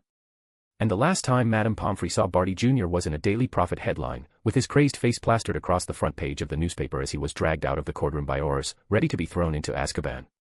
So this really is him. She sighed heavily. And in her mind came the same questions asked by the others. What was he doing at Hogwarts? Why was he inside the maze? How was he alive? Even though she knew that this was a matter that should be handled by the tournament organizers and the ministry, she couldn't help but think anxiously about these issues. And then, as she thought about the mystery surrounding the corpse on the ground, Madame Pomfrey remembered something she discovered while examining Barty Jr.'s body, causing her to turn to the group of people behind her. "You know, it may not be anything important, but when I was examining Mr. Crouch Jr.'s body, I found something rather strange about him," she said. "Oh, and what would that be?" Headmaster Dumbledore's focus was now fully on her. "I found some traces of magical alteration in his body and blood, and this alteration was caused by something external, like some spell or other type of magic," the matron replied. "Magical alteration." Headmaster Dumbledore repeated to himself, a thoughtful look on his face. "Perhaps what Poppy found on his body were traces or after-effects of the spell that killed him," Professor Flitwick suggested. "No," Madame Pomfrey immediately shook her head, "whatever caused this alteration was neither lethal nor dangerous. And besides, this magic is deeply mixed with his body, which means that whatever it is, it has either been in his body for a long time or has been steadily infiltrating it little by little. Non-lethal magical alteration that infiltrates constantly." Professor Snape raised an eyebrow. "Perhaps this is a potion." "It's possible," Nick scratched his chin. "Some healing potions have to be taken many times before they take effect or to continue to take effect, and often in the end they end up leaving a deep mark on the body of whoever takes them." "Yeah, and Crouch Jr. was probably taking some potion like that," Penny nodded. "So that means he was sick?" Sirius asked. Hearing this question, Madame Pomfrey shook her head again. "No. He was not sick," she denied. "However, I am almost certain that this magical alteration was indeed caused by a potion." "Poppy, can you find out anything more about this?" Professor McGonagall asked hopefully. "Unfortunately, because he is dead, the magic of whatever is causing the magical alteration in him has become weaker," the healing witch began to say, "and because of that I would need at least 2 hours checking the body to confirm if it was a potion, and even longer to find out which potion. And even if I do discover something, I can't guarantee that that information will be important or relevant to the current situation," she continued, letting out a helpless sigh. "But you can at least try, right?" Apollon asked, looking hopefully at the Hogwarts matron. "Well, I can," Madame Pomfrey said with a slight hesitation, "but as I said before, I can't guarantee that what I find out will be of much help." "Please, Mrs. Pomfrey, do it," Sarah chimed in with an anxious expression. "So far this dead man is our only clue to finding out what happened to my son and the other children, so anything you can find, no matter how small or simple, could end up helping us find them. And even if you don't find anything, at least you'll be trying, and that's enough for me," the oldest woman in the Knight family said, an almost pleading look on her face. And hearing the requests of the two worried mothers, who were almost begging her, Madame Pomfrey could only nod slowly, understanding that the two of them would only calm down if they saw someone doing something to try to resolve the situation. "All right, I'll examine his body and see if I can find out anything," she said with a sigh, receiving two grateful looks from the two women. End. Chapter 510, Chapter. After Madame Pomfrey agreed to examine Barty Jr.'s body, she crouched next to the corpse once again, ready to discover what the abnormality was that was causing that magical alteration in him. Seeing that she was about to start the magical exams, everyone moved a little away from her and the dead body, giving her space to work quietly and calmly, without anyone disturbing her. And after moving away from the hospital wing lady, the large group of people looked at each other again, waiting for the exam's results. In this moment of waiting, a silence fell over the group, but it was soon broken by the headmistress of Beauxbatons. "Will she be able to find anything?" Madame Maxime, who was still leaning on Hagrid's arms, asked. Her once imposing and noble voice now sounded fragile and worried, but you could still hear the small hopeful tone in it. "Don't worry, Madame Pomfrey is one of the best healers in the world. She'll definitely find something that will help us," the Hogwarts half-giant replied confidently. "Yes, don't worry, Madame Maxime," Headmaster Dumbledore began to say calmly. "Poppy is very skilled, so it will only be a matter of time until she finishes examining him and shows us something relevant." And seeing that the most powerful wizard alive and the men she had romantic feelings for were both confident in the healing witch, Madame Pomfrey just nodded, deciding to believe them. Hagrid's trust in Madame Pomfrey obviously came from his naivety and almost blind loyalty, as well as his own hope that the possible answers found by the healer might bring some relief or something good to the current situation. As for Headmaster Dumbledore, he wasn't just confident. In fact, he was almost certain that Madame Pomfrey would eventually discover something about Barty Jr.'s dead body. And this certainty came from his internal suspicions and assumptions about the mystery surrounding the Death Eater's appearance and unexpected death. He was probably using that. The old wizard mused, looking analytically at Barty Jr., or more specifically, the clothes he was wearing. Meow. And it was at that moment that a soft, muffled, yet loud and clear meow sounded, taking Headmaster Dumbledore out of his thoughts and drawing the attention of everyone on the Quidditch pitch. Quickly turning around and looking towards the entrance of the maze, the relatives of the champions, the Hogwarts staff, Madame Maxime, and Minister Fudge could see a black cat leaving the maze with slow and calm steps. This cat was walking towards the main group, and as she got closer, allowing people to take a closer look, everyone noticed that she was carrying something in her mouth. Wait, is that Nyx? Sarah, after taking a good look at the cat, exclaimed in bewilderment and confusion. Nyx. Headmaster Dumbledore turned to Sarah with a raised eyebrow. Yes. Nyx, Ethan's cat, the amber-eyed champion's mother replied, still staring at the black cat. And looking at the cat again more closely, those who had already seen her at some point near Ethan also began to recognize her, causing their eyes to widen. What is she doing here? Sirius asked with a confused look. The question shouldn't be, what is she doing coming out of the maze? Remus pursed his lips. And while the large group tried to guess what a cat was doing coming out of such a dangerous place, Nyx finally reached them, circling Barty Jr.'s dead body. Meow. Nyx stopped in front of this group of confused and worried people, letting out another meow, which was muffled again because of what she was carrying in her mouth. Her gaze then swept over all of them, before stopping for a moment on Professor Snape. She stared at the potions master for a few seconds, with him staring back at her with an expressionless look but with feelings of confusion. After staring at each other for a while longer, the black cat then let out a hiss that strangely sounded like a snort of disdain. And turning her face arrogantly, Nyx ignored the Sith teacher, turning and walking towards Nick with presumptuous steps. Huh? And Professor Snape, for some reason, felt that the black cat was looking down on him, which made him narrow his eyes in irritation. Thinking that the cat's actions and personality had something to do with its owner, Professor Snape grimaced. Night. He thought angrily. And if he hadn't been in the middle of all these people he would have definitely deducted 10 points from Ravenclaw. What's wrong, Nyx? Nick asked as he crouched down, looking curiously at the cat in front of him. Nyx then dropped the shiny, silver object she was carrying in her mouth onto the ground, placing her paw on it as she looked at Nick. Meow. Huh. Nick raised an eyebrow, looking at the silver object and realizing it was a hip flask. Picking up the hip flask, the French alchemist began to inspect it, feeling that it looked a little familiar.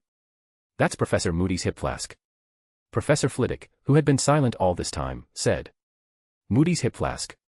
Nick repeated, looking at the item curiously. Why did Nyx have that? He looked at the cat in confusion. Meow. Nyx, seeing that Nick was looking at her, continued to meow.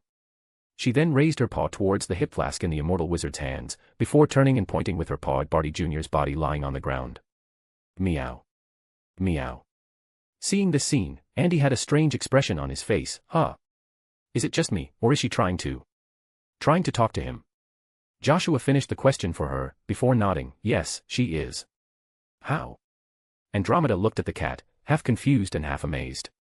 I don't know, but usually at home when she wants something she also tries to talk to us, and most of the time it's easy to understand what she's trying to say, despite all the meowing and gestures. He shrugged. Wait, so you guys talk to and understand your cat?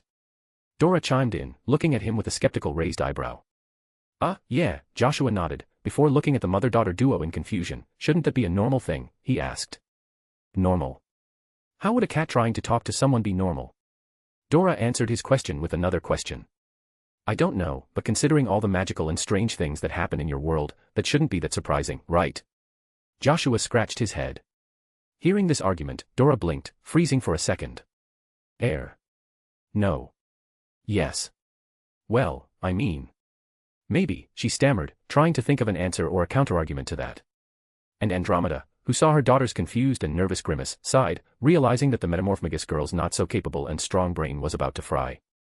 Remus, who was nearby and had heard their conversation, was also looking at the black cat, a curious and thoughtful glint in his eyes.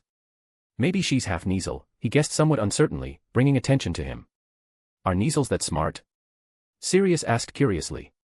I don't know. I've never studied one, Remus said with a shrug, but from what everyone who has interacted with them or studied them says, and from the descriptions of this feline breed in the books, they are actually very intelligent and cunning. I see, Sirius nodded.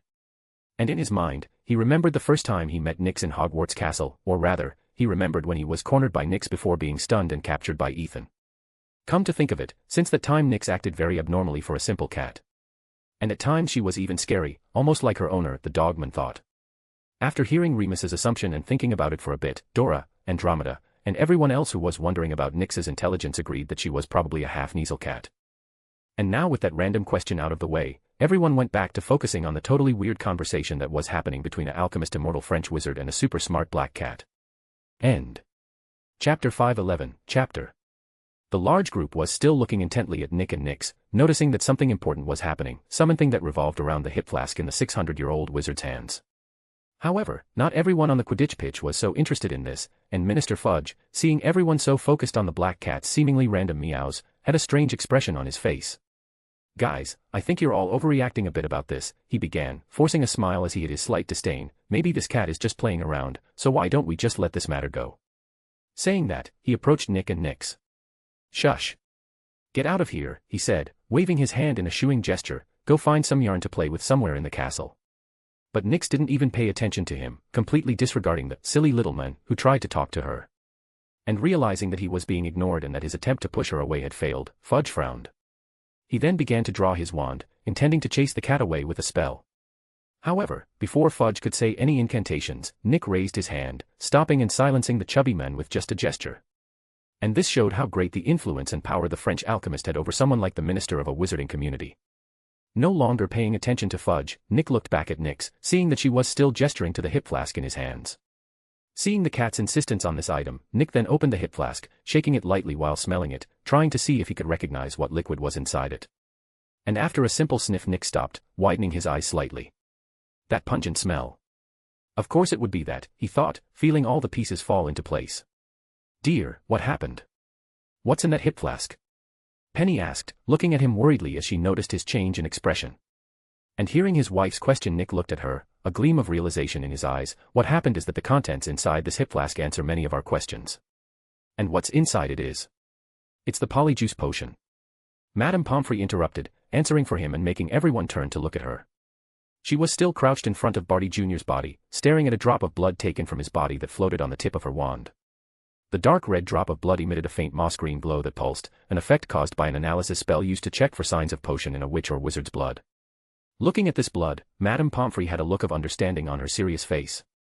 And seeing that everyone's attention was on her, she slowly stood up, before explaining that magical alteration I found in Mr. Crouch Jr.'s body and blood was actually the after-effects of the polyjuice potion. And from what I could find out through a quick analysis is that he had already ingested large quantities of that potion, and he had been taking it for a long time. She pursed her lips. "Oh, that explains everything," Professor Flitwick exclaimed, slamming his small fist into his hand. "What do you mean?" Sarah, who was a muggle and didn't know much about potions, looked at him confused. "What he means is that Crouch Jr. was using polyjuice potion to transform himself into Professor Moody, and that's why he was wearing his clothes," Andy answered for the little professor. "Yes. And whenever we saw him taking sips from that hip flask, he wasn't actually quenching his thirst or drinking something alcoholic. He was taking the potion to prolong its effects," the half-goblin professor finished, nodding to himself. "That makes perfect sense, and that's probably what happened." Headmaster Dumbledore ran a hand through his beard. "Well, at least now we know how he got into Hogwarts and why he was wearing Moody's robes," Sirius said. "Yes, but doesn't that also mean that the Alastair Moody who came to Hogwarts and was teaching the students all this time was actually a Death Eater?" Professor McGonagall reminded everyone. "And besides, if that was a fake Professor Moody, then where's the real one?" She looked at everyone with a worried expression, her lips in a thin line. Hearing this, a pause was made by the group of people. What could have happened to Professor Moody?" Dora asked, feeling panic and fear rising inside her. "Don't worry, Miss Nymphadora. The potion only works if the target of the transformation is still alive, so that means Alastair is fine," Headmaster Dumbledore reassured her. And beside him, Professor Snape let out a small snort of derision. "If she had paid attention in my classes she would have known that," he muttered under his breath. Unaware of the silent criticism she was suffering from her former potions teacher, Dora could only pay attention to Headmaster Dumbledore. And hearing him say her infamous name, Dora didn't even bother to complain, very happy with the assurance that her teacher was still alive, and nervous as she thought about what his current state was. "He's fine," she repeated, sighing in relief. Seeing that the Metamorphmagus girl was a little calmer, the most important wizard at Hogwarts nodded, before immediately turning to Hagrid and Professor Flitwick. "Hagrid, Phileas, go to the Data teacher's office and see if you can find anything about Alastair's whereabouts there," he said, which was basically an order. Nodding, Hagrid patted Madame Maxime's hand before letting her go, and together with Professor Flitwick they headed towards the castle to deal with this mission. As soon as they left, the old wizard's gaze fell back on Barty Jr. "I think with this we now know how he got into Hogwarts, and why he was dressed in those clothes, besides his presence also being the answer to who put Harry's name in the Goblet of Fire. Now the only question that remains is why. Why was he here? And why did he do this?" the headmaster said, asking these questions more to himself than to those around him. Maybe he just wanted to cause fear and panic among the people," Fudge suggested. "He probably wanted to create chaos in the British wizarding community to get revenge on the ministry that arrested him." And in the end, he found the perfect opportunity to do so at the Triwizard Tournament, where there would be a large audience watching the tournament, and the more he talked, the more Fudge felt he was right in his assumption. No, this was all very well planned, and obviously his goal is something bigger. Sirius quickly dismissed Fudge's assumption. I agree, and I am certain he did not plan all this alone, Headmaster Dumbledore said, a gleam in his eyes that showed he knew more than he let on. Dumbledore, Lord Black, Barty Crouch Jr. was an infamous dark wizard. He clearly needed no reason to do something like that other than his own evil and insanity. Fudge scowled at them. And besides, what nonsense is this that he didn't do it alone? Are you trying to say that there are other dark wizards out there helping him? Impossible, he denied, feeling that somehow his competence as a minister was being questioned. Seeing that Fudge was acting so idiotically, ignoring and dismissing their warnings cowardly, Penny, who was watching their exchange closely, began to get irritated. She already didn't have much goodwill with the Great Britain's Ministry of Magic, and now seeing this display of ignorance and foolishness from Fudge, she began to lose what little patience she had left. Enough. This stupid little man has irritated me enough, she thought. She then reached into the holster on her wrist, ready to grab her wand and hex this fat, greedy little man into oblivion. But luckily for the oblivious Fudge, before Penny could attack him, an anomaly began to occur at the entrance to the maze near them, which immediately brought everyone's focus to it. The space at the entrance to the maze began to distort slightly, with the magic in that area stirring. And then, a loud, echoing crack sounded, and something suddenly emerged from this distortion. That something, to everyone's shock and surprise, was the blonde girl that everyone was anxiously looking for, and she, after appearing at the entrance of the maze, fell sitting on the grass of the Quidditch pitch, tightly holding the tournament cup in her arms. Fleur. End. Chapter 512, Chapter. Fleur, the beautiful French Villa's parents exclaimed as they saw their daughter suddenly reappear, apparently safe and sound. And without hesitation, they ignored everything and everyone around them, quickly running towards her with concern, abandoning any noble and composed demeanor they had. The young witch looked like she was in shock, staring blankly ahead. Her eyes were wide open, her hands were shaking, and her parted lips didn't make a sound for a few seconds. Fleur, ma chérie, are you okay? Apollon knelt beside her daughter, gently cradling her face, while checked her for injuries. The blonde girl didn't respond immediately. Her eyes remained fixed on the air in front of her, not noticing her worried parents or the other people who were quickly approaching her. Fleur seemed completely oblivious to what was happening around her, as if her mind was still there in that dark graveyard. The scary and macabre appearance of the graveyard, the feeling of helplessness and weakness before that oppressive ward, the sacrifice of her friend and the boy she was in love with, and the Portkey journey that was more turbulent and longer than it should have been.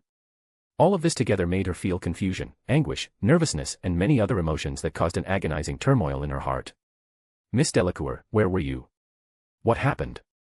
Where are Harry Potter and Mr. Knight? And without waiting for the girl to recover from her shock, Fudge began to question her rudely, much to the irritation of her family. However, his questions snapped her out of her dazed state, and realizing that she was surrounded by all these people, her gaze immediately focused on those she knew could help in this situation. And these people were her headmistress, whom she trusted, Headmaster Dumbledore, known as the most powerful wizard alive, and Nick and Penny, renowned as the oldest and wisest wizard and witch living. Ethan. Ethan and Harry. She began to say frantically, trying to find the right words to convey the information she had. Maze. Portkey. Graveyard. But Fleur was so panicked and worried that what she was saying sounded more like a random, incoherent string of words than a real sentence. Excuse me, I need to see if she's okay. And it was at that moment that Madame Pomfrey imposed her presence, seeing that there was someone, alive this time, who needed her care. Pushing everyone in front of her, the hospital wing matron immediately crouched down in front of the French student. And without waiting for anyone to say anything, she pulled out her wand and began casting several inspection and healing spells on Fleur. And Fleur, seeing that they were more concerned with checking her health than doing something to save the two champion boys, began to feel frustrated, her worry and panic increasing. They're in danger. They need help. She insisted, her voice rising in urgency. Seeing that the poor girl was very emotional and shaken, Madame Pomfrey placed her hand on her arm reassuringly. Miss Delacour, first calm down. Take a deep breath and exhale slowly, the nurse said in a calm tone of voice. However, her attempt to calm Fleur didn't work, and in fact it seemed to make the blonde girl even more anxious and frantic. No. You don't understand. They're in danger. Someone has to get them out of there fast, she said, almost shouting as she pulled Madame Pomfrey's hand away from her. She then proceeded to ignore the witch healer, focusing her gaze on Headmaster Dumbledore. You have to do something. Ethan and Harry are in danger. There was someone else there, and that person is definitely going to do something bad to them, she begged, not realizing that tears of worry and fear had started to stream down her cheeks. Miss Delacour, we will do something to help them, but before that we need information. And only you have this information, so calm down, take a deep breath, and calmly tell us exactly what happened so that we can act to save them, the headmaster said, with no change in his calm expression other than an anxious glint in his eyes. Realizing that they were still insisting on trying to calm her down, the young witch of Beauxbatons began to get irritated. And just as she was about to yell at the headmaster, she felt her mother's hand land on her arm. Looking at her mother, she saw the older Vila looking at her with concern, but also with an understanding look. "Fleur, please," she said to her daughter. Sensing her mother's concern, Fleur paused, and seeing her look that practically begged her to calm down, the younger Vila no longer tried to resist or argue. She then nodded slowly at her mother, before trying to calm herself down, realizing that her emotions really were a mess. After a few seconds of breathing in and out slowly, Fleur felt less agitated, and even though her emotions of worry were still bubbling in her chest, she felt that she was finally ready to tell them what had happened. And seeing this, Headmaster Dumbledore nodded, before beginning the questioning. "Miss Delacour, after you, Harry, and Ethan touched the cup and were teleported, did you end up in a graveyard?" he asked, having heard her say this earlier. "Yes, we ended up in an old graveyard after being teleported," the Vila confirmed.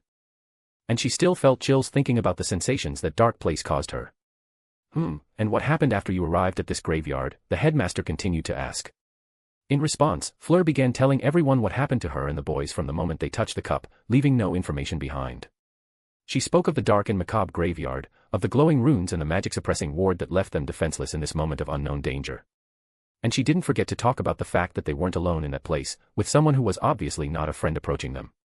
Fleur spoke about the situation they had found themselves in with almost precise detail, vividly remembering the harrowing events that would not leave her mind. And everyone on the Quidditch pitch was in tense silence, listening attentively to everything that came out of the blonde Vila's mouth, absorbing this information with concern and distress. "And then Ethan and Harry threw the cup at me, activating the port key on it again and bringing me here, leaving them behind, alone and in danger," Fleur finished saying, a little breathless as she had been talking non-stop for some time. And after finishing telling them everything that happened and everything she knew about the situation, she turned back to look at the wizards and witches in front of her with anxiety, waiting for them to do something now that they had this important information. After hearing all this, Headmaster Dumbledore began to rub his beard with a thoughtful look. And while Headmaster Dumbledore was thinking, Professor McGonagall, who had noticed an inconsistency in the information given by Fleur, approached the Vila. "Miss Delacour, how long exactly were you there in that graveyard?" the old cat witch asked. I'm not sure, maybe 2 minutes, the Vila said. And her answer made Professor McGonagall frown. "That doesn't make sense," she muttered, loud enough for everyone to hear. She then turned to the others in the large group. "She says she was in the graveyard for 2 minutes, but that doesn't make sense chronologically since they disappeared from the center of the maze over 15 minutes ago." And those who, like Professor McGonagall, were also counting the time that had passed since the 3 champions disappeared, also had confused and strange looks on their faces. 15 minutes, and hearing what the head of Gryffindor said, Fleur blinked, confused and shocked. And before she could ask or say anything, Nick stepped forward. "Fleur, after you picked up the cup and the port key activated, did you feel anything strange or different while you were being teleported here?" he asked. Well, I felt a little dizzy and tired, and the teleportation was a little more bumpy and uncomfortable than usual," she began to reply. "Oh, and I also had the feeling that it took longer for me to be teleported back here than it did when I was sent to the graveyard," and now Fleur was frowning, also starting to notice an anomaly about this portkey travel. Something is very wrong, she thought. End. Chapter 513, Chapter. I see. After hearing Fleur's answer, Nick nodded, an analytical and thoughtful look appearing on his face. He then turned to the other adult witches and wizards in the group. "I think Fleur is telling the truth. She probably escaped from the graveyard 2 minutes after getting there." And seeing their confused and skeptical looks, he began to explain. The only reason Fleur only got here now after escaping the graveyard was probably because of the runes she said were suppressing her and the boys' magic. These runes were most likely part of a suppressive ward activation set, and when they were activated, they must have interfered with the portkey activation, causing a slight glitch that diverted the travel, making it take longer for the teleportation to complete and Fleur to get here. "Yes, but a suppression ward alone wouldn't do that," Penny said, adding to the explanation with her vast knowledge. "Those runes probably activated a double ward, and the other part of the set must have been an anti-apparition ward. And since the cup was a portkey that was already connected and authorized in the ward to allow them to be taken to the graveyard, it probably still had permission to be used there again, which explains how Fleur was able to activate it and escape from there," Nick continued. "Yeah, but the suppression ward messed with the portkey's magic, which caused the interference, making the travel take longer than it should," and with that Penny finished the joint explanation of the two alchemists. Seeing how the two immortals dissected the situation, analyzing everything that happened in the graveyard without even being there, using only Fleur's words as a basis, everyone on the Quidditch field couldn't help but be impressed. They really are the most intelligent and experienced wizards in existence, and they live up to their title of Master of Runes and Wards was what everyone, even Headmaster Dumbledore, thought. Huh. Well, that's interesting and all, but what exactly does that mean then? Sirius asked, unsure if this information was relevant or useful to his current situation. At this question from the Lord of the Black House, Nick turned to him with a complicated look, hesitating for a moment before answering. Well, that means that even if we locate Ethan and Harry, or find the graveyard, we won't be able to get there quickly via apparition or portkey. So what you're saying is that rescuing them just got even harder? Joshua grimaced. Unfortunately yes, Nick let out a helpless sigh. Damn it, and with that response from Nick, even the usually calm and polite Joshua cursed, and no one could blame him for that. In fact, almost everyone was cursing this situation in their minds, with some like Sirius feeling a sudden urge to destroy something to relieve their frustrations. Realizing that saving the two boys quickly, before something bad or tragic happened, was becoming an almost impossible mission, a new wave of desperation filled the atmosphere. Sigh. I just hope Ethan and Harry can resist the dangers in this graveyard until we find them, Headmaster Dumbledore thought, feeling the weight of the situation on his shoulders. Back to the graveyard, a few minutes earlier. POV, Ethan. After Fleur was sent back to the safety of Hogwarts, and Pettigrew and Voldemort revealed themselves, Harry and I continued to stare at the two dark wizards cautiously. We were both fully alert and anxious, our wands in hand even though they were still unusable because of the suppression ward. And besides the problem of us not being able to use our wands, we still felt the slight feeling of weakening caused by the ward, which left us even more defenseless. Ethan, you can still use wandless magic, right? Can you defeat Pettigrew or get us out of here? Harry asked me in a whisper, approaching me while looking hatefully and intently at the traitor of his family.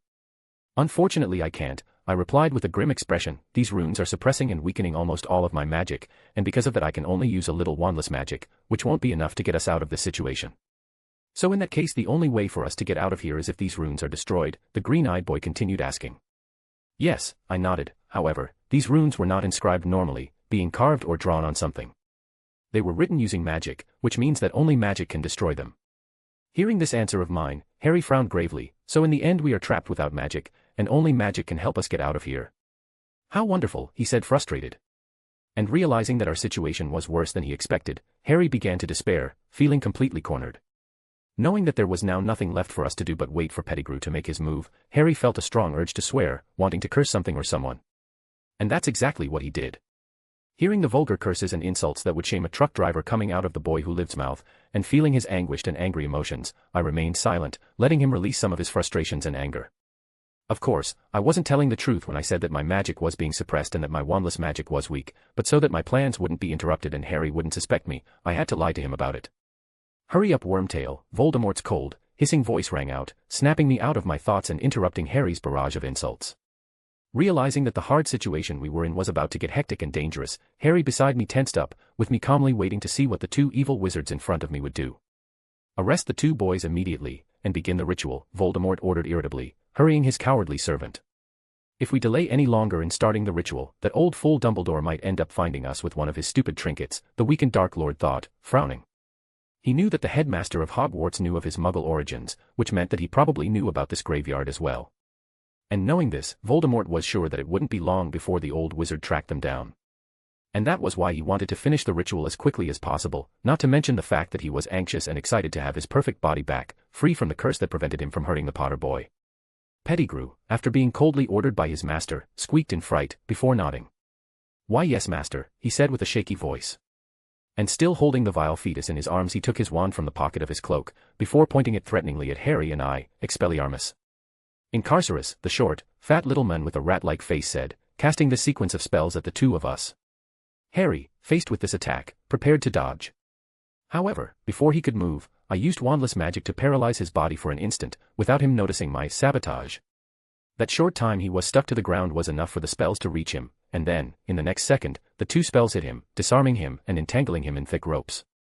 Knowing that for my plan to continue I could not resist, I also let myself be hit by Pettigrew's spells, losing my wand and also being restrained like the other Hogwarts champion. And now, both Harry and I were completely at the mercy of the two evil wizards, defenseless and without any way of escape. Even though it's uncomfortable and a little annoying, I have to continue with the hostage act until the resurrection is complete, I thought, scowling at Pettigrew who was approaching the two of us. End. Chapter 514, Chapter. Damn it. Let me go now, you son of a bitch. Harry swore, glaring at Pettigrew. There was anger, hatred and contempt in his expression, and deep in his green eyes you could see a fear and distress that he could not hide in the face of the desperate situation he found himself in. The boy with a lightning-shaped scar on his forehead was still tied up by the ropes from the dark wizard's restraining spell, being slowly levitated towards the statue of the Angel of Death on the Riddle's grave.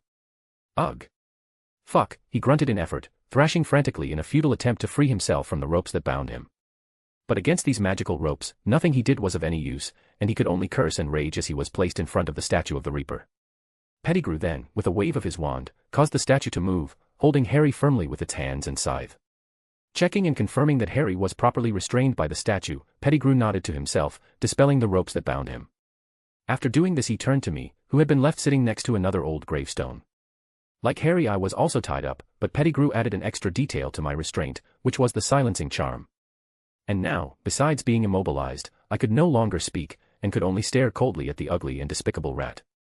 "Hello Knight, long time no see," Pettigrew said, showing his rotten, yellow teeth in a disgusting smile. Hearing this and feeling his anger and malice I narrowed my eyes, so he recognizes me. I thought, realizing that he had probably seen my face, even if only for an instant, in the day I captured him. Pettigrew seemed to have more things to say to me, but knowing that it was unwise to anger his master by delaying his resurrection, he decided to remain quiet, putting any dissatisfaction he had with me aside and returning to focus on the ritual. Well, from his hateful emotions I'm sure he'd love to curse me right here and now. But unfortunately for him his master is in a hurry, besides he also seems to have a strange interest in me, which stops this damn rat from attacking me. At least for now, I thought, seeing the traitor approach the large iron cauldron. I wasn't really worried about Voldemort's mysterious intentions towards me. I knew that, as a cliché villain full of monologues and arrogant speeches, he would take a while to do something against me. That is, if he actually did anything.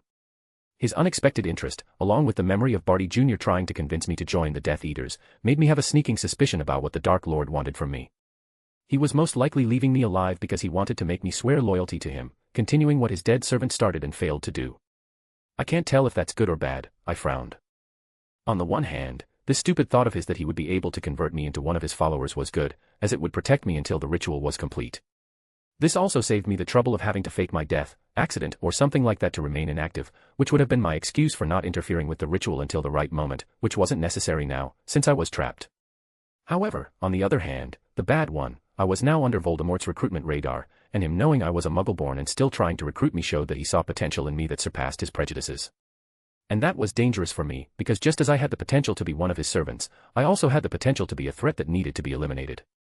The only thing left for him was to choose which of these possible potentials I represented to him, and all of that would be decided by my response to his future offer. Of course, this concern of mine will only need to be considered if I am really right about the reason for his interest in me. But I'm 80% sure I'm right. And currently that's my only plausible guess for this situation. As I pondered this, a rather peculiar and crazy thought flashed through my mind.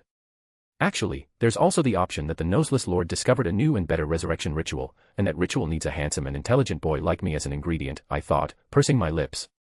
But shaking my head I put those thoughts aside, turning my attention back to Pettigrew, who had already finished the preparations to begin the ritual. Pettigrew waved his wand, and a powerful green fire ignited beneath the iron cauldron.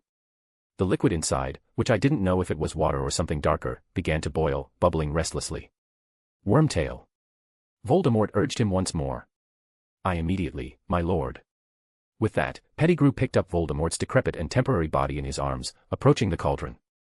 Then, without hesitation, he threw the dark fetus into the thick, boiling liquid, and only the thud of the body hitting the bottom of the iron object was heard.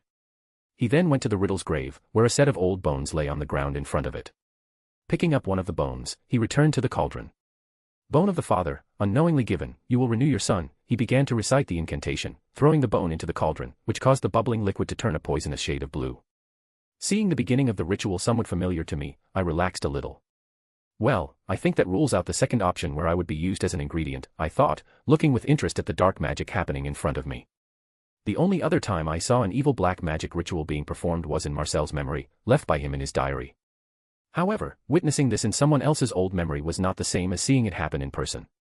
Seeing and feeling magic being twisted and corrupted in such a cruel and disgusting way right next to me in real life was completely disturbing, giving me a sickening, cold feeling.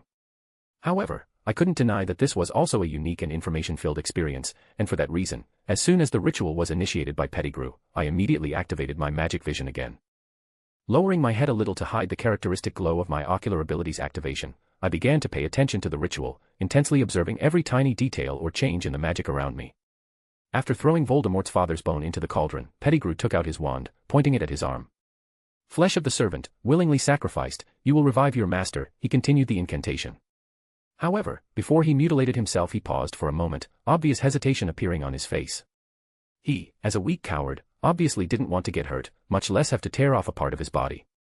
However, the fear he had of his master was greater than his cowardice and indecision. Then, taking a deep breath, he summoned a courage he didn't even know he had, and with a quick, decisive wave of his wand he cut off his hand, which fell into the cauldron. Aargh, he screamed in pain, clutching his arm as tears streamed down his face. He was in unbearable, agonizing pain, wanting nothing more than to curl up in the fetal position and cry. But knowing he couldn't stop the ritual, Pettigrew endured the pain, tearing off a piece of his cloak and wrapping it tightly around his arm to stop the bleeding. Looking at the thick liquid that had turned red, Pettigrew had a regretful look on his face, but knowing that the decision had already been made he could only regret. Shaking his head and putting his sadness aside, he looked back, staring at the one who was the main piece of the plan meticulously created by his master. Harry, who had been watching in horror the macabre ritual that was taking place in front of him, was immediately alarmed when he saw Pettigrew's gaze turn to him. Fuck. End. Chapter 5:15, Chapter. Walking up to Harry and stopping in front of him, Pettigrew pulled from a sheath at his waist a small, sharp silver dagger. Bringing the dagger close to the struggling Gryffindor champion, Pettigrew, despite the pain he still felt, managed to look down at him arrogantly, savoring the boy's fearful and angry gaze. What are you doing? Harry demanded, a flash of panic passing through his eyes. Don't come any closer. Get that knife away from me, he cried, trying in vain to pull away from the Death Eater. In response to Harry's resistance, Pettigrew merely sneered. The rat then ignored the boy who lived struggle and, with a spell, forcibly stretched out his arm, making Harry groan in pain. The cowardly dark wizard seemed to find satisfaction in this, and with a vile, disgusting look, he placed the silver dagger against Harry's arm, just below the elbow. Smiling, Pettigrew deliberately dragged the sharp blade slowly across Harry's skin, creating a deep, ugly cut. If I had to feel pain, then you will too, he thought sadistically. As soon as the cut was made, blood immediately began to run down Harry's arm, and without wasting time, Pettigrew pulled a small vial from his pocket and held it near the wound. Bright red blood then began to flow from the wound into the vial, quickly filling it with a significant amount of blood. Now, with the final ingredient ready, Pettigrew reluctantly stopped torturing Harry, letting go of his arm roughly and rushing to the cauldron. Blood of the enemy, forcibly taken, you will resurrect your foe, he recited the final line of the incantation with an expectant look on his face, then tilted the vial, letting a few drops of blood fall into the cauldron. The moment the red liquid from the vial made contact with the red liquid in the cauldron, a magical reaction occurred. The contents of the cauldron, which had previously been a thick, viscous liquid, instantly transformed into a dense, gray mist, highly concentrated with magic. In addition to this change, the iron cauldron began to tremble violently, as though it could no longer contain the magic within it. Seeing this happen, Pettigrew wisely backed away from the cauldron, frightened and a little anxious, watching the object with great attention and fanaticism. This magic, it's so powerful. I thought, frowning as I carefully observed the vile, twisted phenomenon of dark magic happening before me. I could also sense that the magic around me was highly agitated, filling the entire graveyard and clashing against the evil dark magic of the ritual, as if it knew that what was happening went against the natural laws of the world and wanted to stop it. But even though it was a powerful and primordial force, magic itself could not truly interfere with what was taking place, so all of its suppression was meaningless and in vain. So even magic itself knows that tampering carelessly and intentionally with soul, life, and death is unacceptable, I realized, mentally noting that information. Arg. I then heard a loud grunt of pain beside me. Turning to the source of the sound, I saw Harry writhing in the Angel of Death's stone arms, shaking his head with a clear expression of pain and anguish. It's happening, I thought seriously, seeing with my special eyes the stain of dark magic on the scar on his forehead getting stronger and more visible. This magic was entirely compatible and similar to the dark magic concentrated at the focal point of the ritual, familiar to me in a very unpleasant way. Quickly turning my gaze back to the cauldron, I saw it tremble even more violently. The previously gray mist began to darken, with strands of green magic slithering through it. This mist then began to condense, taking on a vague shape. The iron cauldron, which had once seemed strong and sturdy, started to show cracks in it. Crack. Crack. The ritual's vessel, under the pressure of the volatile, dark magic that converged within it, could no longer contain the being that was emerging from within it. Crack. Crack. Crack. With this final echoing crack, the last remnants of the cauldron's resistance gave way. With a violent and repulsive force, the cauldron exploded, aggressively scattering shards of iron, magic, and grey mist across the graveyard. And at the center of where it all occurred, a pale, hunched form, with black and green veins running through it, floated a few centimeters above the ground, exuding a dark, sinister energy. That form, resembling an embryo, began to change gradually, as if it were undergoing an evolution, becoming more and more human. After a few seconds of tense, suffocating silence, in which I and the two other people in the graveyard only stared anxiously at the being, the transformation finally completed. And now, we were all looking at a naked man, pale, tall, skeletal, with reptilian features, slowly descending to the ground, exuding arrogance and sovereignty. That's it. Voldemort has returned. I thought, looking at the Dark Lord whose back was turned to me. With my magic vision, I could see that his magic, which had once seemed ghostly and intangible, almost as if it were disconnected from the real world, was now growing stronger and denser. That dark, vile magic then fully condensed, stabilizing and anchoring itself to the world just like all the other magics around me. And when that happened, 7 dark magical lines burst out directly from Voldemort, shooting in various directions. One of those magical lines went far off, beyond the graveyard and the village of Little Hangleton, and another went to somewhere amidst the graveyard's bushes.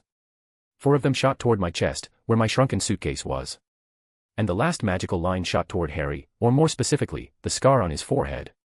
These magical lines were obviously Voldemort's soul magic, connecting him to the pieces of his soul in the Horcruxes, and seeing this, I knew he was now truly alive. And that was exactly what I had wanted to happen. That was the reason why I didn't stop the ritual or try to kill him earlier when he was still a weak fetus. I knew that after being defeated by baby Harry, Voldemort was in an undead state, removed from the real plane like a specter, and unfortunately, that prevented me from actually killing him. But now that he had been resurrected, he could finally be truly killed, and the only thing necessary for that was the destruction of all his Horcruxes beforehand. Finally. After 13 years, I have regained my body, Voldemort's cold, hissing voice rang out, filled with tones of satisfaction and pride. Voldemort was looking at his pale, cold body, running his hand over his face, head, arms, and chest. From his emotions, I knew he was very pleased. The Dark Wizard then stopped admiring his new body and summoned a black cloak with wandless magic to cover himself. After doing so, he turned his gaze to Wormtail, who was cowering in fear behind a large gravestone. "Wormtail, come here," he ordered, still not looking at Harry or me. "Why yes, my lord." Pettigrew responded, shakily. And not daring to delay, he quickly came out of his hiding place and went towards his master, stopping obediently in front of him. "My wand." Voldemort held out his hand. "Here it is," the cowardly rat said, pulling from his cloak pocket a very peculiar and sinister wand, slowly placing it in the Dark Lord's hand. This wand was completely white and smooth, as if it were aged bone, and its curved handle looked like it had been ripped from the claw of some creature. "It's been a long time, my friend," Voldemort said, gently caressing his wand with a nostalgic look. That expression was completely strange to see on the Dark Lord's face, but just as quickly as it appeared, it vanished, replaced by a cold, malevolent look. "Now, how about we summon our loyal servants?" A cruel gleam flashed in his red eyes. End. Chapter 516, Chapter. After reacquainting himself with the feeling of having his wand in hand, Voldemort turned his gaze to the weak and cowardly man kneeling before him, his face tearful and pained. "Your arm, Wormtail." Thank you, my lord." "Thank you so much," Pettigrew said excitedly, extending his arm to his master and showing the bloody stump wrapped in cloth. He was extremely happy and ecstatic, thinking that his magnificent and powerful master would do something to ease the pain from having cut off his hand to complete the ritual, perhaps even restoring the limb to him. But Voldemort's next words shattered his joy, almost sending him into despair. "The other arm," the Dark Lord said irritably, narrowing his cruel, red eyes. "Why yes, my lord. I made a mistake." Pettigrew stammered hastily, not daring to show disappointment or dissatisfaction at the Dark Wizard's disregard. He then extended his other arm, the one still intact. Voldemort pushed the sleeve of the robe up to the elbow, revealing a tattoo that covered Pettigrew's forearm and wrist, pulsing a bright red as if it were burning. The tattoo was a dark, macabre skull with an open mouth, from which emerged a black and terrifying snake with hints of emerald green, slithering across Pettigrew's arm and wrist as if it were alive. This magical and dark tattoo, exuding a raw and evil energy, was clearly the Dark Mark, the brand given to all Dark Wizards in Voldemort's inner circle, connecting them to the Dark Lord. After seeing Pettigrew's outstretched arm, Voldemort grabbed it with his cold, skeletal hand before bringing his wand closer to the Dark Mark. As soon as the tip of the wand touched the tattoo, it pulsed with a faint green glow, and the snake began to move more frantically. Feeling a burning sensation in his arm, Pettigrew silently grunted in pain, but didn't try to pull away out of fear that Voldemort might see it as defiance. "Ugh!" I heard Harry suppress a cry, feeling his scar hurt even more. Looks like my suspicions were correct. The Dark Mark isn't just a symbol or a way for Voldemort to summon his followers, I analyzed, looking between Harry's scar and the Dark Mark on Pettigrew's arm. Looking at the marks on the two wizards' bodies, I realized that the magic in the marks somewhat resembled that of Horcruxes. Obviously, there were no soul fragments in the marks, but there was a bit of Voldemort's essence and magic in them, something that caused a similar connection effect. I think the dark mark is something I should research and study in the future, I thought. Some time passed since Voldemort sent the signal to all his servants, and during that time, he walked around this part of the graveyard, getting used to his new body while waiting patiently. A silence then fell over the area, the only sounds being Voldemort's robes dragging on the ground, Pettigrew's whimpering, and Harry's pained grunts. But after a few seconds, the silence was broken by Voldemort himself, who turned to Harry and me for the first time since his resurrection. "You know, Potter, I didn't choose this place to regain my body and power by chance," he began to say in a casual conversational tone, as if he weren't standing before his mortal enemy. "This graveyard actually holds a great and unfortunate significance for me and for the ritual that brought me back. Here in this graveyard lies my late Muggle father, and his bones, along with those of my other Muggle relatives, are buried in the grave beneath your feet." When Voldemort began to speak of his father and non-magical relatives, his voice became more hissing and cold. His emotions were full of hatred and disgust, showing how much he despised his paternal origins. "My father was a foolish and pretentious man, much like your mother, Potter. But in the end, both still had their use. Your mother died trying to protect you when you were a child, and I killed my father, and now after he died he proved his useful, bringing me back." He let out a laugh, full of cruelty and rage. Voldemort then pointed to the large house at the top of the hill. "Do you see that house there, Potter? That was where my father lived. My mother was a witch who lived in this village and ended up falling in love with him, but when she told him what she was, a witch, he abandoned her. He hated and feared magic. After that, he returned to his Muggle family, leaving her alone, and pregnant. She died giving birth to me, Potter, and I was then sent to be raised in a Muggle orphanage, far from my legacy." He clenched his fists, narrowing his snake-like eyes. "But I swore that one day I would find him, avenge myself. Kill that fool who gave me his name. Tom Riddle. And that's what I did. I killed him, rediscovered my magical heritage, and then became a new person. A more powerful and pure person. I became Lord Voldemort." As he spoke these words, Voldemort had an excited and almost manic expression on his face, smiling to himself wickedly and arrogantly. As soon as Harry heard all these shocking revelations come from Voldemort's mouth, his eyes widened in shock. Your father was a Muggle. You're not a pureblood?" Harry asked, stunned, focusing especially on that fact. His mind was working overtime, trying to process this information that could shake the entire wizarding world. It was no surprise that Harry was shocked by this information. Because I had interfered with the events of our second year, Harry didn't have to go through the traumatic events of the Chamber of Secrets, nor did he face the young soul of Voldemort in the diary. And because of that, he never discovered the other dark and infamous identity of the Dark Lord. The identity he so despised and tried to hide. Tom Riddle, a half-blood orphan, son of a Muggle and a squib. Huh. Voldemort raised an eyebrow at Harry's shocked question. "You didn't know?" he asked slowly. And seeing that Harry hadn't replied, too stunned as he stared at his parents' killer, a scornful look appeared on his face. "It seems that old fool didn't tell you about that," he said, somewhat mockingly. His gaze then fell on me, noticing that even after discovering his true bloodline heritage, I hadn't shown any expression of surprise or confusion. I, who already knew all this and didn't bother to hide it, simply continued staring at him calmly, but with a fierce, fearless posture. Heh. A chilling smile appeared on his pale, snake-like face. And I could see a satisfied and greedy gleam flash quickly in his threatening red eyes. If before I only thought he was interested in me, now I'm certain. I thought, frowning as I felt his intentions through his emotions. Voldemort seemed to be preparing to say something more, but suddenly he fell silent, turning and looking back. Noticing his actions, I also looked in that direction, and it was at this moment that something caught my attention. Looking at the ground and the gravestones around me, I noticed some runes on them beginning to glow faintly. I could also feel a shift in the surrounding magic, and narrowing my eyes attentively, I saw several distortions in space appearing behind Voldemort. The Inner Circle Death Eaters are here, I thought, recognizing this phenomenon as the magical reaction caused by apparition. And just as I expected, from these spatial distortions, seen only by someone with eyes like mine, several wizards emerged, dressed in black robes from head to toe and wearing skull-like masks. With the arrival of these dark wizards, the air in the graveyard grew heavier and more ominous, and I knew that this was the moment I had been waiting for, the moment to begin my plan. End. Chapter 517, Chapter.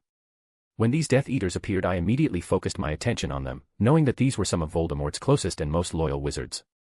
Those who, in a way, were the reason he was so influential among the pureblood and supremacist wizards. Of course, I knew that these were not all the wizards in the Dark Lord's inner circle. Professor Snape, whose magic I wasn't sensing among the Death Eaters in the graveyard, should still be at Hogwarts, alongside Dumbledore. And Karkaroff at this moment was probably preparing to flee or had already fled. As for the other Death Eaters who weren't here, they were either already dead or still locked up in Azkaban. But these imprisoned Death Eaters weren't as important as the ones here now. I was aware that the Dark Wizards who were here now were the ones who bribed the Ministry in the trials 13 years ago, managing to avoid imprisonment. Because of this, they were able to live freely in society, spending the remaining 13 years bribing more people and suppressing rivals, and now they exerted a great influence in the British wizarding community. And in the general context of the upcoming war, they will be the true and main danger and threat, much more than the imprisoned Death Eaters who were just crazy, bloodthirsty, and cruel. The wizards in this graveyard had already deeply infiltrated into the Ministry of Magic and other powerful organizations, controlling many people and forces, making it easier for Voldemort to regain his power. Knowing this, I focused on feeling the magical signature of all of them, trying to see if I recognized any of them as any of the wizards from the dark families that I had seen in my 4 years in the wizarding world. And those that I couldn't recognize, I made sure to try to memorize their magic, as all of these wizards would be the ones that I would have to pay close attention to when I started the process of cleansing the Ministry. As the wise men of war used to say, eliminating mere cannon fodder soldiers does not end a war. If you really want to deal a heavy blow to the enemy, you must focus on destroying their resources. Master. Congratulations on your return, my lord. I'm so happy to see you. My lord. As soon as they saw their master standing in the middle of the graveyard, the Death Eaters who had just arrived immediately came forward, kneeling servilely before him. They then began to speak flattering and congratulatory words to Voldemort, trying to please him as they approached to kiss the hem of his robes. Voldemort, seeing this, showed no reaction other than a cold and indifferent look, letting them humble themselves at his feet with a feeling of sadistic satisfaction. Having demonstrated their loyalty and servitude to the Dark Lord, these Death Eaters did not dare to waste his time any longer. They stood up silently, stepping back and forming a circle around Voldemort, Harry and me. As each Death Eater took their place in the graveyard, the evil wizard turned his gaze back to Harry, before approaching him with a cold, imposing smile. "See, Potter. This is my real family now," he began to say in a hissing, slurred whisper, low enough that only Harry, and I, who had enhanced hearing, could hear. "These filthy fools buried in these graves are nothing more than echoes of a shameful past that I chose to bury with them. Now, what matters is the future that I will shape with my own hands. And in that future there will be a world where I, Lord Voldemort, reign supreme, sovereign over everything and everyone." Saying this, there was a touch of presumption and arrogance in his voice, as if all of this was not a goal, but rather an irreversible and concrete fact. Voldemort didn't wait for Harry to react or say anything after his bold proclamation, and without a second glance at the boy who lived, he turned back to his servants who were still standing in silence. This night should be a time of celebration, happiness, and pride for all these Death Eaters, as their all-powerful master, after more than a decade, had finally resurfaced. However, looking at the terrifying wizard standing in the middle of the graveyard, they could only feel a suffocating and evil tension in the air. A chill ran through their bodies, so nervous that they didn't even dare to breathe loudly. Voldemort, who didn't care about the fearful and distressed looks of his servants, began to walk with slow steps in front of them. "Well, I see there are a lot of empty places here today." Voldemort began, looking around at the empty spaces between the Death Eaters. "Some, I know, were unable to attend today as they are still imprisoned in the deepest parts of Azkaban. Something I will resolve eventually. However, those who are free and did not come to my call will have to give me a very good explanation later." He narrowed his eyes dangerously, with everyone sensing the threat in his tone. "Now, as for the rest of you." He paused for a moment, looking at these dark wizards who immediately lowered their heads in submissiveness. And seeing this, Voldemort snorted coldly, before continuing to walk, "You came as soon as I called you, and that is acceptable. It shows that you still consider me your master. However, this still does not erase your grave mistake. The mistake of not seeking me out before today." The more the Dark Lord spoke, the colder and angrier his voice sounded. Sensing that Voldemort's emotions were becoming more dangerous, a Death Eater quickly stepped forward in panic. "My lord, we didn't know where you were. If we had, we would have gone to you immediately," he said, trying to make an excuse for their lack of effort. "Heh, would you?" Voldemort sneered. "Of course, my lord," another Death Eater stepped forward, "we would have done everything we could to come to you, and it would have been an honor to help you." Crucio. Og. This Death Eater didn't have time to finish his sentence before he was hit by the red ray of the Dark Lord's dark spell.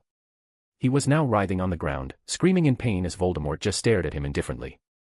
Seeing his colleague being tortured in front of him, the Death Eater who was the first to step forward immediately froze in fright, not daring to make any movement or sound, afraid that he would be the next victim of the evil wizard's unforgivable curse. The torture lasted only a few seconds, but it was enough to satisfy Voldemort's sadistic pleasure, and also to remind his servants how dissatisfied he was, and how cruel he could be because of it. Don't think I don't know why you didn't look for me, Voldemort began to say cruelly. You all thought I was dead, defeated. Your guilt about this permeates the air. Many of you didn't even think about finding out what happened to me, too happy to enjoy the benefits and riches you got after surrendering to the ministry. Unlike those in Azkaban, like the Lestranges, who chose to go to prison rather than deny their master, were those who fought to the death in a last stand of loyalty. You have disappointed me. Dishonored our cause. And I hope this was the last time. At the last sentence the Dark Lord's voice slowed and lowered, with a cold and dark tone to it. A frightening pressure then fell upon the Death Eaters, with all of them noticing the warning and threat in that sentence. Even though I wasn't the focus of this pressure, I could still feel it clearly, which made me frown. So this is his strength right after he resurrects. I don't even want to imagine how strong he was in his prime, I thought, unable to help but feel a sense of worry. But shaking my head I decided not to think about it for now, looking back at Voldemort who was scolding and threatening his Death Eaters. While all of this was happening, my mind was working tirelessly, thinking of strategies to get Harry and me out of this cemetery safely, and at the same time I was also preparing to inflict serious damage on these dark wizards. End. Chapter 518, Chapter. Frightened by Voldemort's obvious threat, Pettigrew, who stood alongside the other Inner Circle Death Eaters, quickly stepped forward, kneeling in front of him. Master. I'm not like them. I've come back. I've looked for you, he said in panic, almost as if he was begging. Yes, Wormtail, you came back, but not out of loyalty, only out of fear. Voldemort looked at the trembling wizard, contempt and disgust in his eyes. However, even with your cowardly motives you still helped me rise again, and Lord Voldemort always rewards those who serve him correctly. Saying this, Voldemort lightly waved his wand, using magic to forcibly extend Pettigrew's injured arm, which caused him to suppress a grunt of pain. Roughly removing the bloody cloth that covered the severed stump, Voldemort, with an emotionless look, pointed his wand at the limb. From the tip of his wand came a silver liquid that looked like molten metal, and as soon as this liquid touched the stump it began to take shape, solidifying and turning into a silver hand. When this artificial hand completely connected to Pettigrew's wrist, the rat-faced man carefully tried to move it, feeling a bit of hesitation and expectation. And in just a few tests he was amazed, seeing that this new limb made entirely of magic responded to his commands with ease, as if it really were a real hand. Looking at his silver palm and fingers, a glint of fascination appeared in his eyes. After admiring his hand for a while, Pettigrew immediately looked at his master, beginning to bow repeatedly to him. Thank you, my lord. Thank you very much. Pettigrew thanked him happily, holding his silver hand as if it were his most precious possession. Hearing this, Voldemort gave him an impassive look, unmoved by his thanks. Remember, Wormtail. Just as I have granted you this compensation, I can also take it away from you in the blink of an eye. So I expect you to continue to perform your duties with absolute precision, under my orders, he said, his voice low and sharp. Why yes, master. I won't disappoint you. Pettigrew stammered. Humph, the Dark Lord snorted in disdain, making it clear that he didn't believe that promise at all. And without paying any more attention to the treacherous and cowardly wizard, Voldemort turned his evil gaze to the other Death Eaters gathered in the graveyard. As he had already vented some of his anger and dissatisfaction by severely reprimanding his servants, the Dark Lord finally decided to stop criticizing them. He then, under everyone's gaze, began the speech that would definitively mark his grand return. His voice thick with arrogance and authority, he began to talk about how incredible he was, extolling his supposed invincibility and power, boasting that he had defied death and triumphed. And of course, in this speech he also couldn't forget to declare his ultimate goal, which was what made all these proud and arrogant pureblood wizards join his cause, submitting to him and following him. The goal of conquering the entire world, both Muggle and Wizarding, and subjugating it to their will. At the same time this was happening, I was almost finishing my preparations for my counterattack. But before I did anything, I turned to my hostage friend, seeing that there was a worried and anxious expression on his face. Harry seemed to feel my gaze on him, and turning to me he saw my calm gaze, which unconsciously made him relax a little. Looking at Harry I nodded to him as a signal, which meant for him to prepare for the fight. And understanding the meaning of this sign, he nodded silently to me as well. Resisting the pain he felt in the scar on his head, Harry turned forward, fixing his gaze on the various dark wizards around us. Taking a deep breath he tried to calm himself, mentally preparing himself as he knew the situation was about to become more dangerous and turbulent. It's about time, he thought, a serious and tense look appearing on his face. Seeing that Harry was already waiting, I turned my focus back to the suppressive runes around us. My hands, which were tied behind my back, moved quickly and in a coordinated manner. Magical lines pulsed and connected into a complex and intricate new set of runes, imperceptible to everyone. These runes I was creating would serve to block some of the runes scattered in the graveyard, and with the blocking of these runes the suppressive ward would be deactivated for a few minutes, enough time for Harry and I to act. Just a little bit more. I thought, completely focused. While I was focused on creating these runes I felt someone coming towards me, which momentarily attracted my attention. Out of the corner of my eye I saw that this person was actually Pettigrew, who was approaching me slowly and silently, crouching down beside me. And he was acting in this sneaky and cautious way because he didn't want his actions to be noticed by the others in the cemetery, knowing that it wouldn't do him any good if he interrupted Voldemort's villainous speech. "I remember you, Knight," he began to say in a slow, dark whisper. "That day, you were the one who came to the Gryffindor dormitories and captured me. You were the one who ruined my years-long plan." He glared at me, his eyes narrowing with cruel and evil intentions. And I didn't even need to use my empathy to realize that the traitorous rat was resentful towards me, because his voice alone already revealed his emotions, overflowing with hatred and anger. "But now, it seems the tables have turned," he continued, a despicable smile appearing on his ugly face. "Now it's you who's trapped, completely at my mercy. And when my master finishes his business here, I will ask him to let me deal with you. But don't worry, I won't kill you right away. I'll make you suffer. I'll torture you. I'll let you watch as I kill all your friends and family." He laughed pervertedly. At first I was indifferent to Pettigrew's mockery and threats, but as soon as he spoke about my friends and family a murderous glint flashed in my eyes. My expression turned cold, and my magic bubbled within my body, begging to be released, wanting to annihilate this damned rat. Click. And it was at that moment that I completed my runes, which activated automatically, infiltrating the runes in the graveyard and corrupting them. I then felt the ward around me lose its effect, which meant I could finally stop pretending to be defenseless. Knowing this, a sinister and wild smile appeared on my face. And slowly, I turned to Pettigrew. "Has anyone ever told you that you should brush your teeth or at least eat some mints?" I said, narrowing my eyes at him. "Huh." Hearing this, Pettigrew froze for a moment, blinking in surprise at seeing that I could speak. But before he could wonder why the silencing spell wasn't working on me anymore, I made my move. Electropulso. As soon as I finished the incantation, spikes of electricity erupted from my body, accompanied by a powerful wave of repulsive force. The ropes binding me were instantly torn apart, and the gravestones around me exploded into shards. Pettigrew, who was dangerously close, was struck full on. The electric spikes pierced his flesh, brutally electrocuting him inside and out, and the repulsive force hit him like a runaway truck. His bones shattered, and his internal organs were violently shaken. "Aargh," he screamed in agony, being thrown far away until he collided with a tree. The impact of his body hitting the tree was followed by a sickening cracking sound. But before his mind could even process the pain or the damage he had suffered, I reached out my arm. Using my telekinesis, I pulled him back towards me, aggressively grabbing his neck with a single hand. Looking at the broken dark wizard in my hands, my face showed no emotion. However, my lack of expression told everyone how angry I was. "You know, Pettigrew, I always knew you were stupid, but I never thought you were suicidal either," I commented. "You could have lived a few more minutes longer tonight, but you threatened my family, and that is unacceptable to me, an unforgivable sin.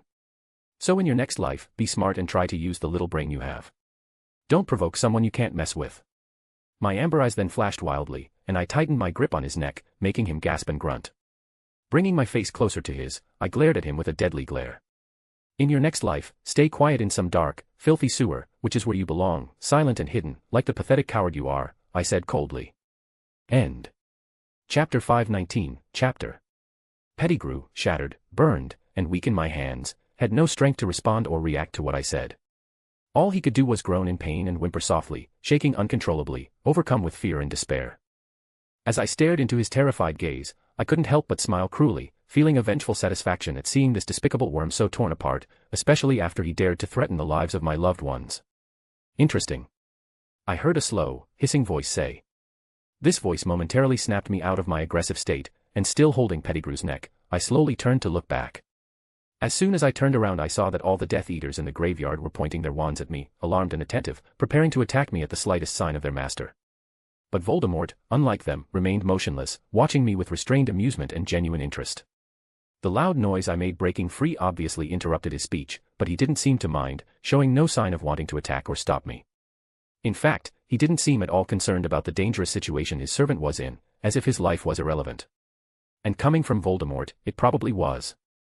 "I wasn't expecting you to break free. And I wasn't expecting you to do it in such a loud and flashy way," the Dark Lord commented in a calm, almost playful tone of voice. His eyes roamed the small area around me, now a mess filled with debris and faint burn marks. "Don't worry, I'm sure the cleaning crew can handle it later," I said nonchalantly. In my eyes, there was no fear at all as I faced the dark wizards who were staring at me fiercely. I knew that until Voldemort made a move they wouldn't dare to act, and I also had full confidence in my abilities not to be at a disadvantage if that situation occurred. Ugh. It was at this moment that Pettigrew, who was almost fainting in my hands, regained some of his strength for a few moments. Hearing the voice of his beloved master, he remembered that he was not alone in this graveyard, and that there was someone here who could help him. And that caused a spark of hope to be rekindled in him, along with a powerful survival instinct. Master," he called out in a hoarse and weak voice, choking on his own blood. His mind, already numb and filled with feelings of pain, made it very difficult for him to form any coherent thoughts, much less say a complete sentence. "Master. Help me," he managed to beg. Still talking. I snorted coldly, not hiding the contempt in my eyes. Narrowing my eyes, I again tightened my grip on his neck, lifting him into the air with ease, demonstrating just how physically strong I was. And then, without giving Voldemort time to do anything, I gathered magic in the palm of my hand that held him, casting on this treacherous wizard one of the most evil and cruel spells I had created. At the point where my hand made contact with the skin on Pettigrew's neck, black spots and veins began to appear, as if a dark, pulsating, corrupt substance were seeping into his body, exuding a sickly, malignant energy. These marks began to expand rapidly, covering his neck within seconds and rising towards his head, while spreading towards his torso like poisonous roots. Pettigrew, overcome with excruciating pain, screamed in agony and despair, writhing uncontrollably in my hands, both from the pain he felt and from the futile instinct of trying to free himself from my death grip. He wanted to beg for mercy, cry out for help, but no coherent sound came out of his mouth. Only choked screams, hoarse grunts, and broken words. "Arg. And no. Ple. Please. Arg. Stop." This excruciating pain that Pettigrew was feeling seemed to last an eternity to him, but in reality it was only a few seconds. But in just a few seconds, his body was completely corrupted, covered in black veins and sickly spots that spread like poison, invading every inch of his flesh. He looked like someone overcome by an incurable plague, as if he were being consumed by a fatal virus. This spell, in addition to causing unbearable pain, acted brutally and silently from within, destroying its victim's body cell by cell. Pettigrew's organs began to rot and fail. His blood boiled until it vaporized. His bones became as brittle as glass, shattering into dust. His skin eventually began to crack, entering a state of grotesque decay, as if death itself were feasting on him, from the inside out. "I don't want to die. Ahag." And with that last agonizing scream, filled with despair, resentment, denial, and unwillingness, Pettigrew took his final breath in this life. His lifeless, broken body, looking like a corpse already in a serious state of decomposition, hung limply in my hand. Looking at this dead man, I didn't even blink or frown, not shaken or showing any remorse for my cruel act. "Despicable worm," I muttered disdainfully, before throwing him to the ground without consideration. Thud. Pettigrew's limp, corrupted body hit the graveyard lawn with a muffled sound. His eyes, dull and lifeless, were wide in horror and agony. After I killed Pettigrew, a dark and tense silence fell over the entire graveyard. All the dark wizards present, except Voldemort, stared at me with wide eyes behind their masks, scared and incredulous. Even Harry, who had long wished for the despicable rat's death, looked shaken. His face showed a mixture of shock, confusion, and a little fear. He did not expect me to act so decisively in this murder, with such coldness and brutality, much less in front of the Dark Lord himself. One down. The others to go, I thought, turning to the remaining Death Eaters with a cold glare. Noticing my gaze falling on them, these Death Eaters unconsciously took a step back, feeling a sense of danger and death coming from me. And that feeling was something they had only ever felt from one other person, their master, Lord Voldemort. Taking advantage of the stunned state of these dark wizards, I finally turned to Harry, deciding that it was time to free him from the Reaper's clutches, in a strangely literal way. With a wave of my hand, the Angel of Death statue that was holding Harry opened its arms, releasing him. However, as he was still shaken by the macabre scene he had just seen, in addition to still suffering from the pain in his scar because of the ritual, Harry ended up tripping when he was released, falling half-kneeling on the ground. And unfortunately for him, Pettigrew's body was not lying so far from him, and in that half-kneeling position he could clearly see the decomposed face of the person responsible for his parents' death. The boy who lived, upon seeing this horrific scene, immediately felt his stomach churn. A chill ran through his entire body, accompanied by a feeling of anguish. But beyond that, he also felt a confusing mix of emotions upon seeing that the one who had caused all the misfortune in his life had died. He felt happiness, relief, and some dark, vengeful feelings. And knowing that this was how he felt when he saw a dead man shocked him a little, making him question his own mindset and morals. Is it over? Just like that, he wondered, finding this situation somewhat unbelievable. However, knowing that now was not the time to be thoughtful, he shook his head, leaving those thoughts aside. And not wanting to show weakness in front of his enemies, Harry held back the bile that threatened to rise up his throat, while also resisting the invisible and unknown pressure that tormented his head. Then taking a deep breath, Harry refocused on the current moment, before slowly standing up. Already standing, he began to approach me, walking around Pettigrew's dead body, and avoiding him with a look of disgust. He also didn't forget to keep a wary eye on the Dark Lord and the Death Eaters in front of us, alert for any possible attacks from them. End. Chapter 520, Chapter. Are you fine? I asked Harry as he stopped beside me, noticing his troubled expression. Define fine. He muttered, grimacing. There was a hint of distress in his voice, and his eyes, which glanced at me from the corner of his eye, showed hesitation. And besides this hesitation, his green eyes also showed other feelings, carrying a mixture of caution, strangeness, and a slight trace of fear. Well, I expected that, I sighed, feeling a slight pang of disappointment. From the beginning, I knew that my brutal actions against Pettigrew would end up making Harry uncomfortable and wary, perhaps even frightened of me. But even so, as much as I understood his feelings, I couldn't help but feel a slight sadness when I saw that suspicious look in his eyes. It doesn't matter, sooner or later he would end up seeing this side of me. I shook my head, trying to push away the weight of those thoughts. Even if Harry came to see me as a monster or a cruel murderer, I would not regret my actions. In fact, if I had more time, and we weren't in the middle of such a dangerous situation, Pettigrew wouldn't have met such a quick death at my hands. In my opinion, the death I gave to that wretched rat could even be considered an act of mercy. For someone like him, who threatened the people I love, I wanted to make him suffer something much worse. I wanted him to experience torture so cruel and violent that it would leave even Salazar Slytherin and Herpo the Foul in fear and awe. And not just him. All of these dark wizards who were here had already committed atrocities and crimes in their lives to deserve a similar fate, a slow and painful death. Death for them would not be a punishment, but rather a liberation that they would beg to have. Sigh. Forget it, I shook my head. Pettigrew was a sneaky coward who had managed to escape many deadly situations before, so it wouldn't be impossible for some miracle to happen and he could escape again. So either way, killing him outright was, in the end, the safest choice. At least that way I won't have to worry about him doing anything to those close to me anymore.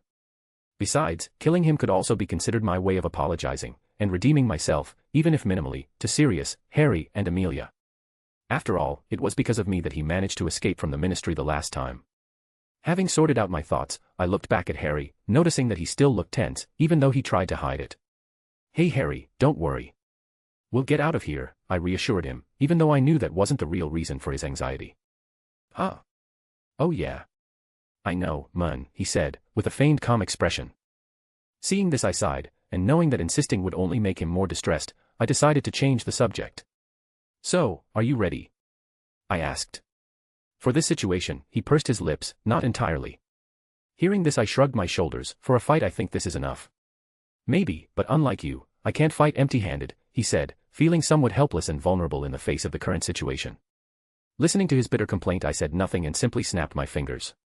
Our wands, which were lying on the ground far away from us, were summoned by me, flying and landing gently in my outstretched hand. Here. Problem solved, I said, handing the Phoenix Feathercord wand to the Gryffindor boy. Harry, without any hesitation, picked up his wand, holding it tightly. As soon as the magical instrument touched his hands, he felt a familiar magical connection with the item.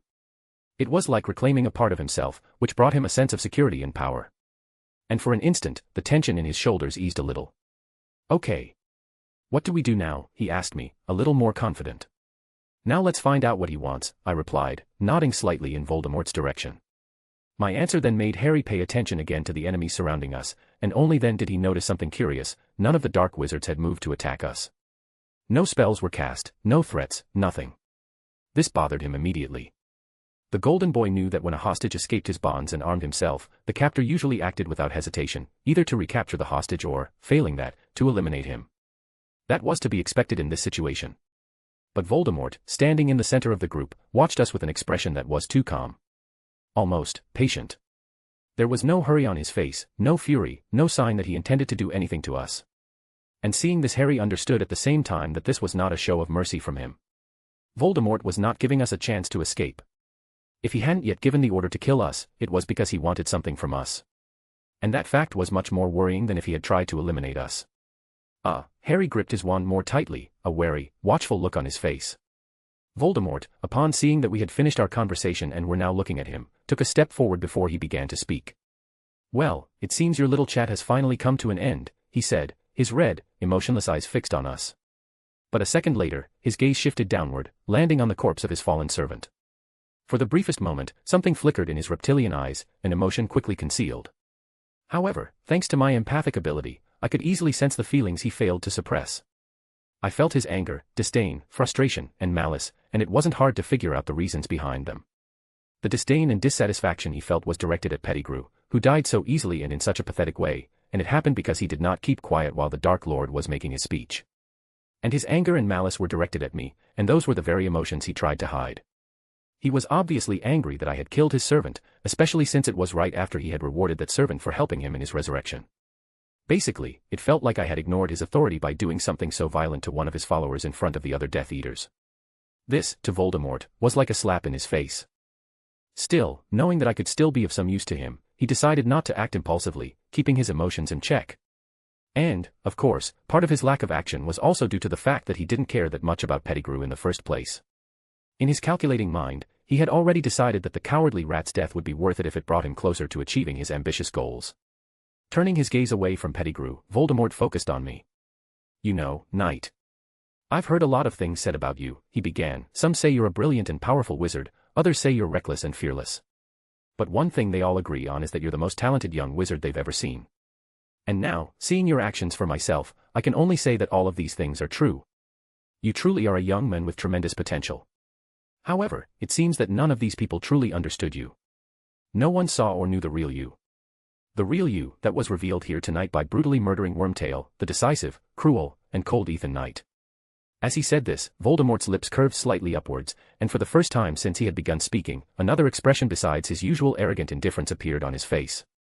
The Dark Lord, looking at me, had a look of satisfaction and excitement, almost as if he was proud of what I had done. End. Chapter 521, Chapter. Having heard Voldemort say all this about me, or rather, what he thought he understood about me, I just frowned, pretending to be slightly bothered, and perhaps a little reflective at his words.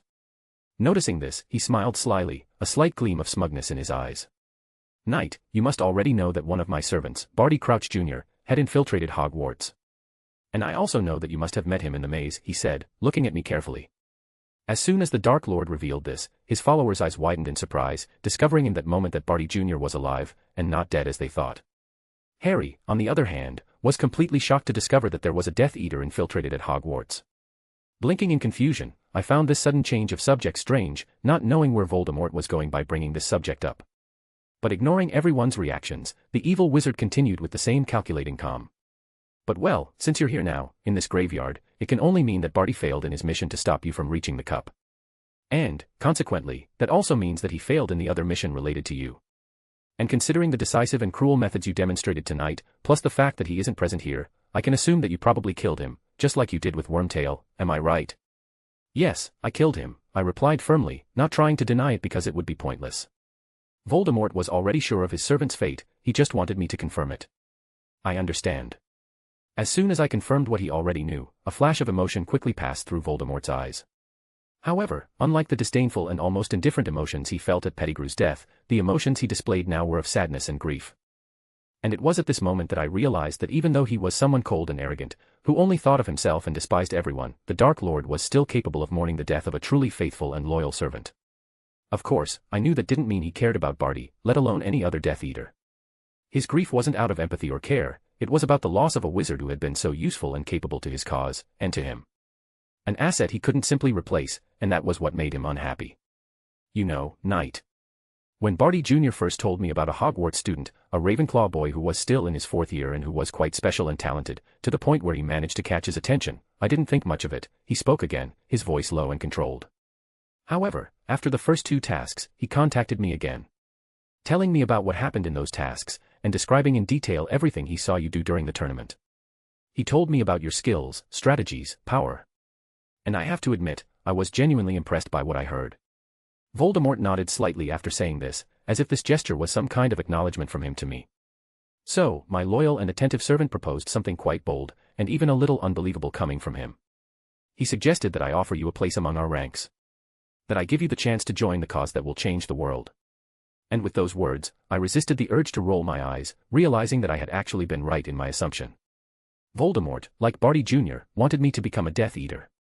Honestly, I think it was less annoying when dark wizards tried to kill me instead of inviting me into their secret group of evil friends, I thought, snorting in silent contempt. In fact, it made no sense to me that he was insisting on recruiting me, and it made even less sense that Voldemort thought I would accept his offer, especially after I had refused Barty Jr.'s. Well, at least knowing that I'm so desired by dark wizards feeds my ego a little. Unaware of my thoughts that would surely make him angry, Voldemort continued his speech. And well, after some consideration and reflection on my part, I came to the conclusion that you were indeed someone worth recruiting under my command, even with your little blood problem. So that is why I, Lord Voldemort, now say to you. The newly resurrected Dark Lord extended his arm, offering his hand to me in a solemn and inviting, almost theatrical way. Join me, knight. Become my servant and warrior. Give your entire being to me, so that we... Nah. Voldemort paused for a long, uncomfortable moment, staring at me with a confused and slightly offended expression. You said nah to me. Me. No. You must have heard wrong, I denied, without changing my expression. Please continue with what you were saying. Voldemort looked at me without really believing my answer, but he continued to speak anyway. Ahem, as I was saying. Join me, knight, as a loyal follower, and in return I will give you everything you've ever wanted. Nah. I heard it. You said it again, and being interrupted again, Voldemort exploded, looking at me angrily. I didn't say, I shook my head. You said it. Didn't say. You said. Harry, did I say something? I then turned to the boy next to me.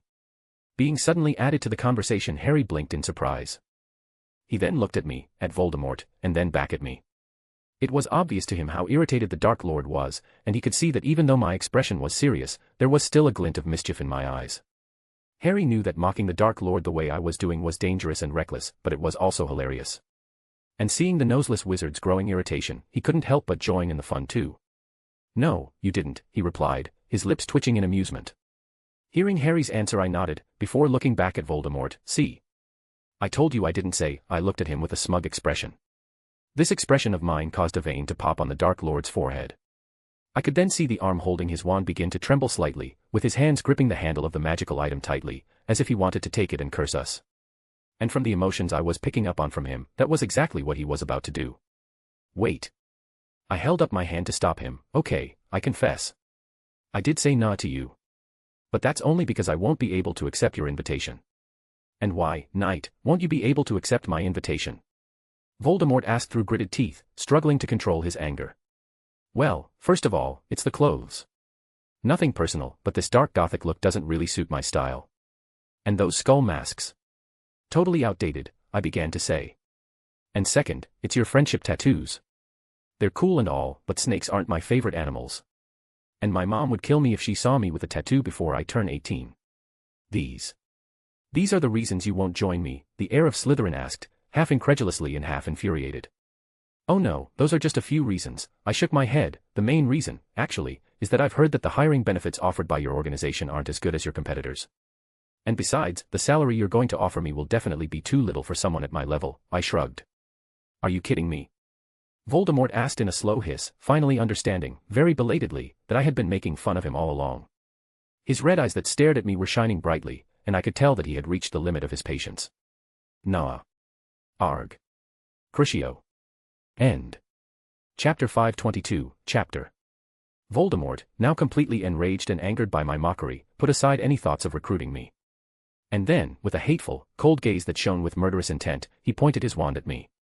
Crucio, he exclaimed in a dark, chilling voice, casting the torturous curse without hesitation. The cruel crimson ray of the unforgivable curse shot towards me at great speed, and reacting on instinct, I quickly summoned a marble gravestone in front of me to protect myself. The spell, after hitting the gravestone, left some cracks on its surface, unable to penetrate the cold marble. The place where the spell hit was left with a dark burn mark. After I defended myself from this attack, I didn't remain idle. With a flick of my wrist, I aggressively threw the gravestone at the Dark Lord, followed by a sequence of spells. Defindo. Expulso. Voldemort, unmoved by my attacks, blasted the gravestone with a wave of his wand. He then moved with serene grace, dodging my first spell by stepping to the side, and redirecting the second with the tip of his wand. Humph, he snorted disdainfully. And with natural arrogance he didn't stay on the defensive, continuing his attack on me fiercely and decisively. I, of course, did the same. And in this intense clash between the two of us, several offensive and dangerous spells began to be cast one after another. Green, blue, red, purple and black rays of light danced between us, in a spectacle that might seem beautiful, but was actually very deadly. Each spell cast was answered with another, and with each passing second the space around us became more destroyed. Graves and gravestones were blown up, trees snapped, and the barren, damp soil cracked. At the same time that this happened, my heart was beating violently.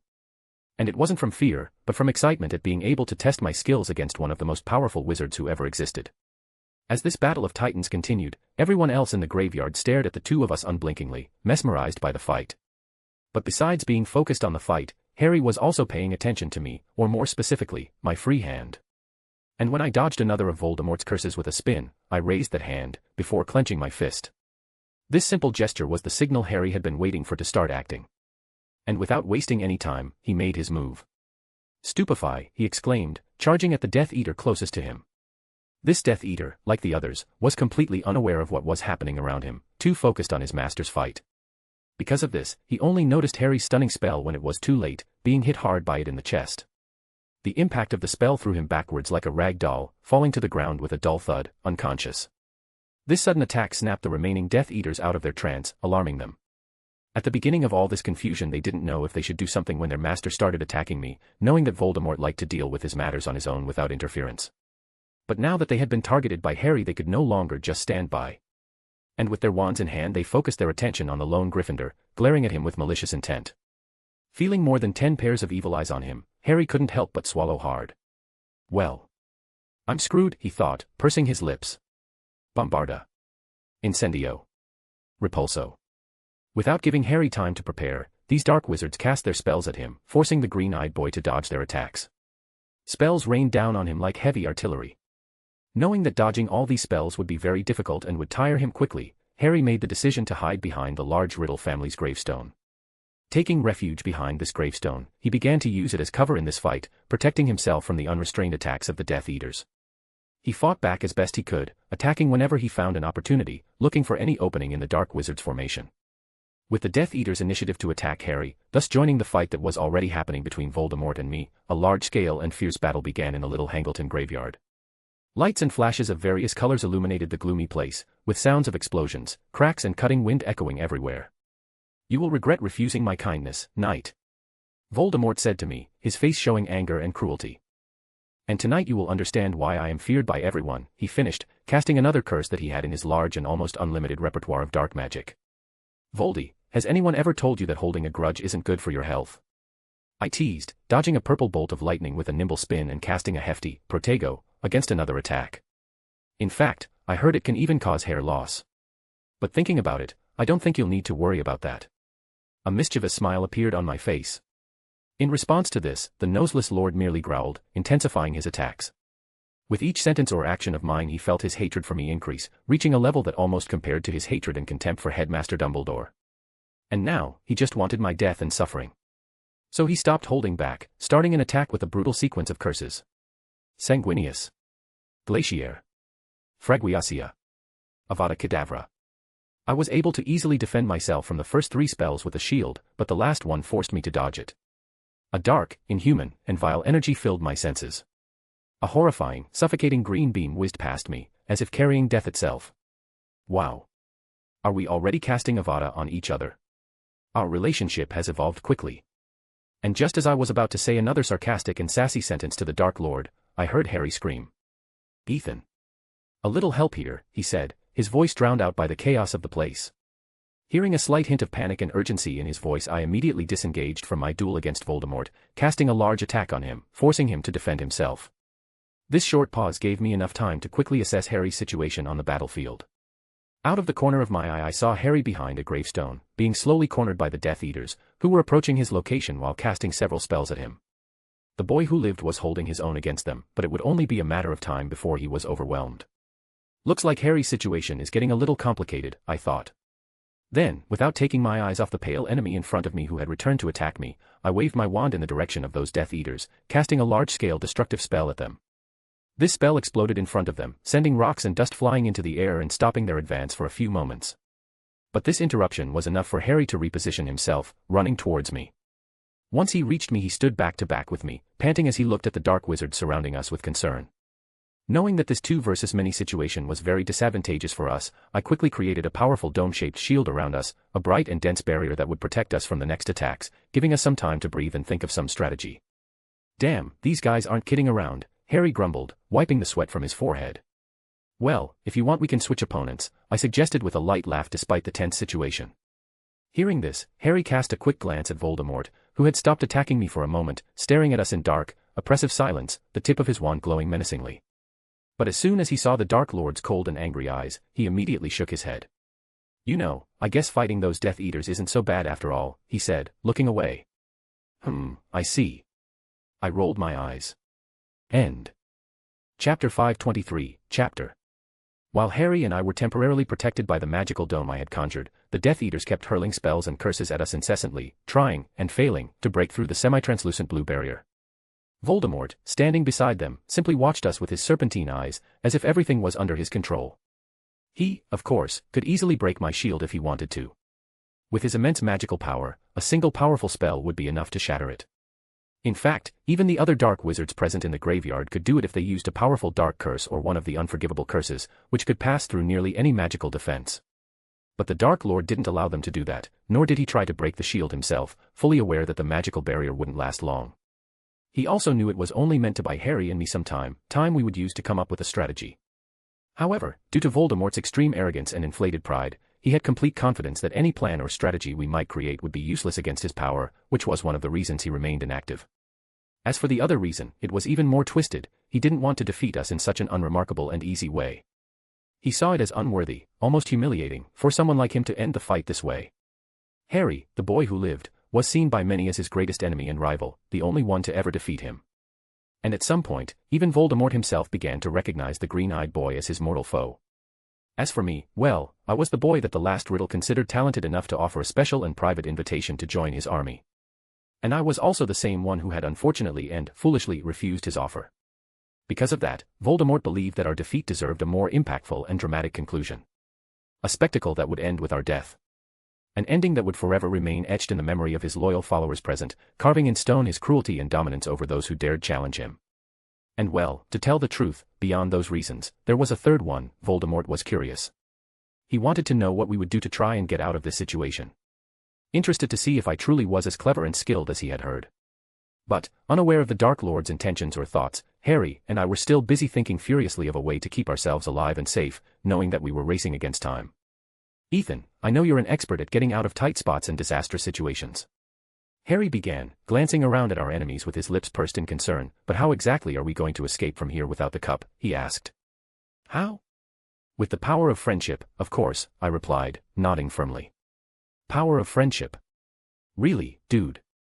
He stared at me in disbelief. What are you? One of the Care Bears. For your information, a lot of people would love to be a Care Bear, I replied with a dignified expression. In response, I received nothing but a blank stare from Harry, who remained completely silent. Seeing his blank face, I looked away. Ahem. Actually, I already have a plan to get us out of here. I subtly changed the subject. Oh, how wonderful, he said sarcastically, so please, tell me. What plan has your brilliant and daring mind come up with? Hearing the Golden Boy's question, I felt my left eye twitch. I had the feeling he was mocking me, but I had no way to prove it. Shaking my head, I decided to refocus on what truly mattered. Well, the plan is actually quite simple. I quickly reviewed the steps in my mind. I managed to deactivate the ward that was suppressing our magic using some runes, but when I did that, I noticed there was another ward layered on top of it. A ward that prevents apparition and the use of port keys, I began explaining. So, in order for us to escape from here using one of these means, which are unfortunately the only ones available to us, we'll have to break that ward. Right, break the ward, Harry nodded. He then paused, turning to me with a confused look. And how do we do that? He asked. How? I laughed, my eyes gleaming with excitement. Easy. We just need to destroy everything in this graveyard. Destroy everything in the graveyard, the young lion repeated, staring at me, stunned. Yep. We need to destroy every place and thing that might have runes inscribed on them. And since we don't know exactly where those runes are carved, we're going to have to destroy everything in front of us. That means the trees, the ground, bushes, gravestones, graves, and statues. And remember, these runes can only be destroyed by magic, so don't focus too much on spells that have physical attacks as their main effect, I finished. But wait, Ethan, Harry looked at me with a strange expression. Wouldn't us doing that be, like, super disrespectful to the dead who are buried here? He asked, clearly uncomfortable. Well, if we don't do it, we'll end up joining them too, I shrugged. Okay, you have a point, Harry conceded, without much conviction. But even though he acknowledged that my plan had some merit, he couldn't help but point out a small problem he saw in it. But Ethan, even if your plan could actually work, it's still going to be very hard to pull it off, since we'll have to deal with all these dark wizards while doing it. And I don't know about you, but I have the feeling they won't just stand around and watch while we destroy everything here, he added dryly. That's obvious, I rolled my eyes, and that's why we're going to cover up our plan by pretending we're attacking them, when in fact we'll be targeting the graveyard itself. Oh. Harry slowly nodded in understanding. Seeing that my troublesome friend had understood, and apparently accepted, my plan, I nodded in satisfaction. Fine, so now that everything is settled, get ready for the fight. My shield won't last much longer, I said. Looking at the dome-shaped barrier around us, Harry could see I was right. On the surface of the shield, where the Death Eater spells and curses still rained down like heavy hail, cracks had begun to appear and spread. It obviously wouldn't take long for it to shatter, and when that happened, we'd be standing under the threatening tips of more than 10 murderous and cruel dark wizards' wands. Okay. Here we go again, Harry thought to himself, getting into a combat stance. In his eyes, filled with a desperate desire to survive, there was only fierce and unwavering determination, unshaken even in the face of the danger surrounding him. He knew this would be the biggest and most important battle of his life so far, and he had every intention of walking away from it alive and well, returning to the arms of his family at Hogwarts. Oh, I almost forgot to mention. I suddenly said, drawing the boy who lived's attention back to me. This time, let me take care of the Death Eaters. You can handle the pale bald guy over there. Wait, what? Harry quickly turned to me, shocked and slightly terrified. But unfortunately for the green-eyed boy, I couldn't answer him. I was far too busy preparing to cast a big spell. Crack. Asterisk crack. Crack, asterisk. The shield, under the pressure of countless attacks, was hanging on by a thread. And that was exactly the moment I had been waiting for. Okay, now's the time. End. Chapter 524, Chapter. As soon as I concluded that thought, I raised my wand in front of my chest, pointing it directly at the palm of my open hand. In the space between my palm and the tip of my wand, a dense, white, almost translucent orb of energy began to form, pulsing rhythmically with a faint buzzing sound. The orb quickly grew in size, and within seconds it had reached the size of a football ball, vibrating intensely and causing visible ripples in the air. Sensing that the spell had reached the necessary power for what I wanted to do, I nodded slightly to myself, deciding it was time to act. But before doing so, I raised my head, and my wild, intense eyes met the cold, oppressive gaze of Voldemort. With this visual clash between him and me, an intense and fierce energy began to emanate from both of us, in a dangerous, tense, and silent challenge. Heck, I smirked, no fear or worry on my face. Noticing my smile, a flicker of interest flashed briefly in Riddle's crimson eyes. It was obvious I wasn't smiling for no reason. He knew something was about to happen, and he almost seemed eager for it. And seeing that Voldemort didn't intend to stop me yet, I stopped paying attention to him, returning to focus on what was happening on this improvised battlefield. The Death Eaters continued to bombard my shield, and when they saw cracks spreading across it, showing that it was close to shattering, they increased the intensity of their attacks, casting spells with impatience and fury. With my empathy, I could feel waves of excitement and sadism pulsing within them. They were getting excited at the thought of our deaths. Filthy bunch of idiots, I thought with a cold snort. I then didn't wait for the Death Eaters to destroy the shield. I had no intention of letting them enjoy the pleasure of breaking it and leaving us at their mercy. With a serious, determined look, I made my decision. I would destroy the shield with my own hands. Gesturing sharply forward with my wand, I hurled the vibrant orb of energy at the magical dome. Spreading my arms wide, I expanded the size of the spell even further. Vroom, the sound reverberated like powerful sonic waves through the air. As soon as the orb hit the protective magical barrier, the shield began to tremble violently. More and more cracks appeared in it, spreading and accumulating like spiderwebs on glass. Crack. Crack. And then, boom. With one final chaotic vibration, the shield shattered explosively, bursting apart like fragile glass. The destruction of the shield, although it seemed like a suicidal and senseless move, was actually completely calculated. The internal collapse of the barrier, combined with my spell, created a violent pulsation reaction that repelled all the spells coming toward Harry and me. At the same time, the shockwave of my attack pushed all the dark wizards aggressively backward. Some Death Eaters were thrown to the ground, while others were forced to stop their attacks to protect themselves from this shockwave. Voldemort, on the other hand, remained unmoving. His black cloak flapped with the vibrating air, but his narrow eyes were locked onto us, threateningly. Ignoring the murderous intentions coming from Lord, I split my soul like it's made of Legos. I saw a gap appear in the midst of the disoriented Death Eaters, giving me the perfect opportunity to strike back at them. So, without waiting for them to recover, I immediately attacked them with fury and precision. Let's go for round 2. I thought, charging toward the Death Eaters. My steps were quick and precise, and with my wand in hand, I cast a concussive spell at 2 Death Eaters who were trying to get back up. Abruptio. Before they could react, the blast from the spell threw them back again, their wands flying from their hands. And judging by the snapping sounds that followed the thuds of their bodies falling to the ground, they probably dislocated some bones as well. Defindo. I shouted, targeting another dark wizard, hitting him and leaving a nasty cut on his arm. Arg, he groaned in pain, clutching his arm to stop the bleeding.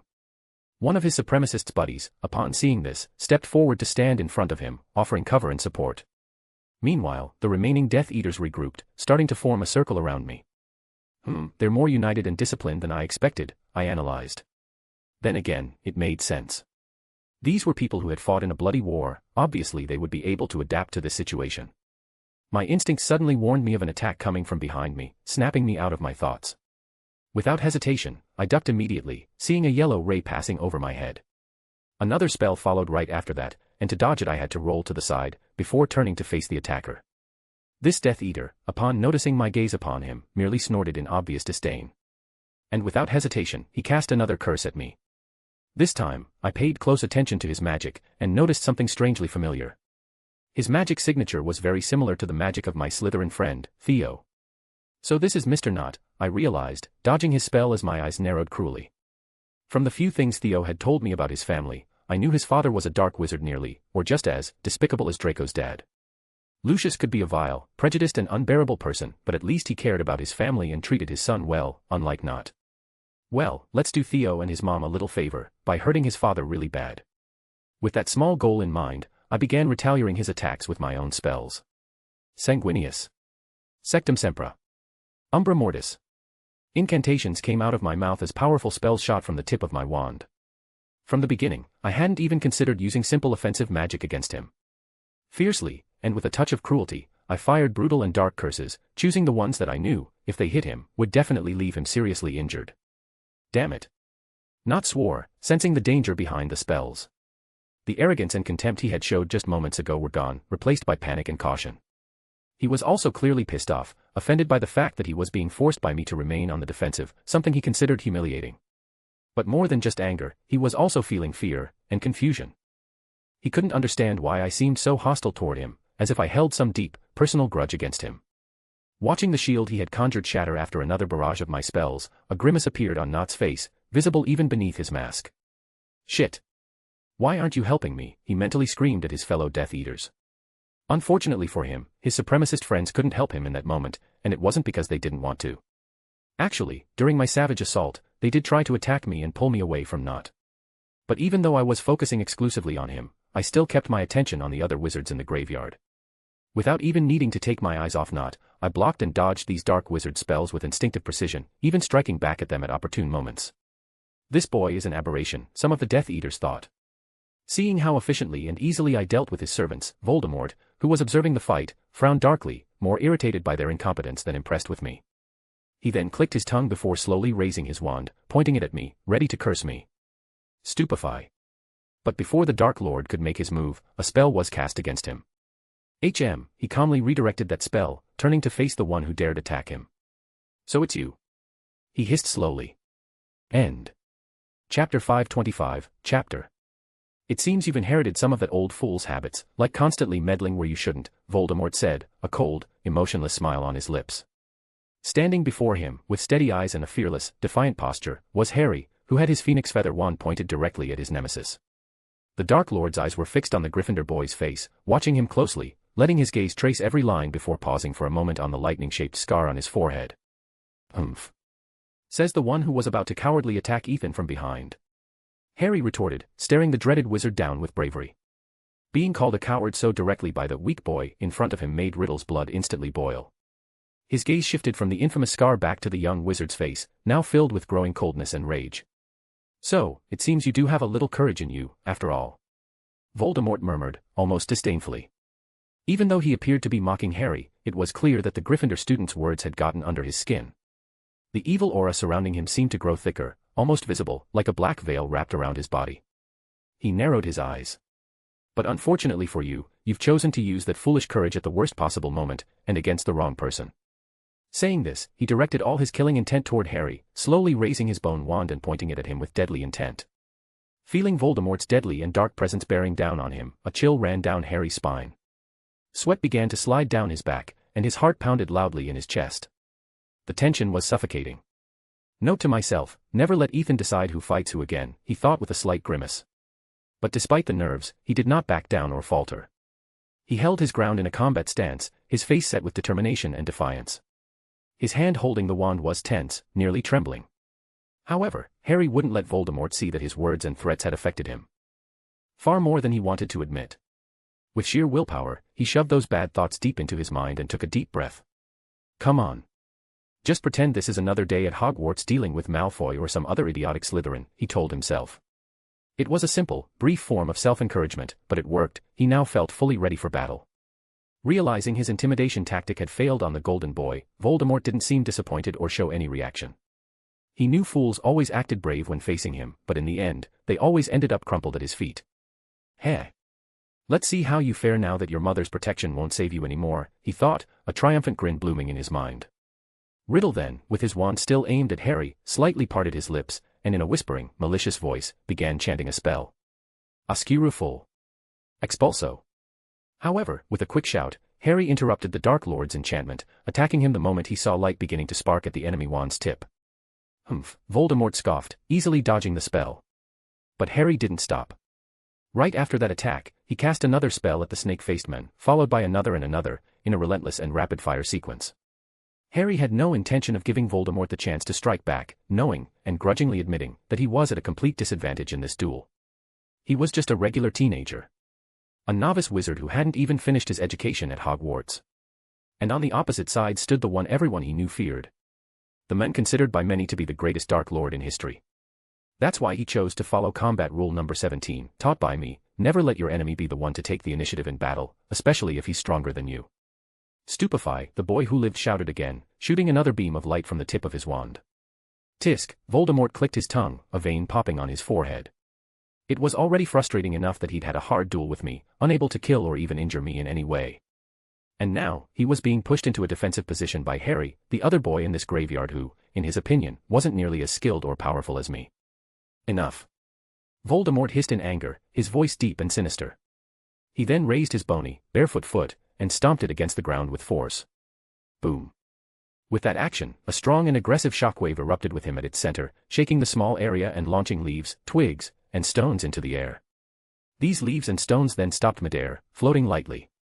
Soon after, they began to change, darkening and taking on a more metallic look, as if forged from black iron.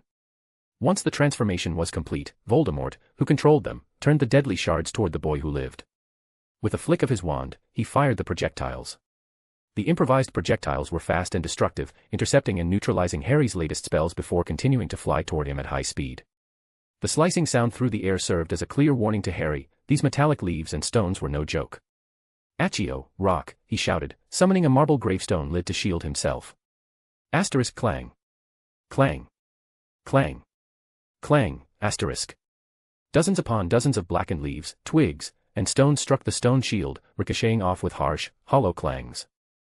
Thankfully, the destructive and penetrating power of the projectiles wasn't overwhelming, only managing to cause some cracks and scratches on the resilient marble. While Harry struggled under the fierce assault, Voldemort didn't immediately follow up with another spell. Instead, he used that moment to glance at his pale, thin hand. This body. I'm still not completely used to it, the Dark Lord thought, frowning. This new body, created through rituals and magic, was stronger, more durable, and more agile than a normal one, practically a perfect vessel. But after spending so many years as a weak, fragile shadow, a half-dead specter that had to possess animals and humans to survive, Voldemort had all but forgotten what it was like to have a proper body. TSK. I still need a few more days to fully adapt, and a few weeks to recover all my magic and power, he assessed, clenching his fist tightly. Ventus. It was at that moment Voldemort heard Harry shout a spell, snapping him out of his thoughts. Looking back at the last Potter, the Dark Lord saw him unleash a strong wind spell at the transfigured projectiles still falling over him. The powerful gust of wind that came from the tip of his wand scattered the metallic leaves, branches, and stones, blowing them away and creating an opening for Harry to face Voldemort once again. Come on, Tom. Is that all you've got? Harry taunted boldly, using the Slytherin's real name deliberately for the first time. He knew provoking the Dark Lord wasn't the wisest choice, but in this situation, he had no other option. He was already panting hard, sweat pouring down his forehead, feeling extremely tired and weak after fighting non-stop and frenetically for so long. And Harry knew that if things continued this way, he'd be dead before he even had the chance to destroy the ward around the graveyard. Because of that, the young lion decided to make a risky, and frankly stupid, move by taunting Voldemort, understanding it was the only way to force an opening. One that could give him a chance to turn the situation around. I just need to hold on a little longer. The graveyard is almost completely destroyed, he thought, trying to stay strong. End. Chapter 526, Chapter. Voldemort stared at Harry with a look of contempt, almost indifferent. However, upon hearing the name he hated most coming from the boy's mouth, his expression changed in the blink of an eye, hatred surged across his pale face. The mere mention of his true name, just like anything that reminded him of his shameful Muggle origin, was an absolute taboo for Voldemort. And now, a boy who could barely stand in front of him without trembling had dared to use it, to mock him. Insolent boy. Voldemort growled, narrowing his eyes coldly. He then raised his wand with a murderous glare, staring at Harry with hatred, as if already foreseeing his death. Seeing this, Harry realized that a dangerous and possibly deadly spell was about to be cast by the Dark Wizard. Sensing the threat in the air, the green-eyed boy instinctively raised his wand too, bracing himself for the next attack. Pulling his arm back, emerald lightning began to flicker and dance at the tip of the Dark Lord's wand, electrifying, nauseating, and vile. Avada Kedavra. Expelliarmus. With shouts that sounded like growls from both wizards, two beams of light shot from their wand tips, rushing straight toward one another. Bzzzzhhhhh. The scarlet and green beams collided in midair with a deafening blast, forming a static stream that echoed with a vibrant, tense, and continuous hum. What? Voldemort's eyes widened in shock. For a moment, his mind simply froze. He couldn't believe the abnormality unfolding before his eyes. The killing curse was one of the most powerful, cruel, and dangerous curses in existence, easily ranking among the top 10 greatest dark magics in the history of the wizarding world. And it wouldn't be wrong to say that this unforgivable curse, when cast by Voldemort, was stronger and more potent than any other.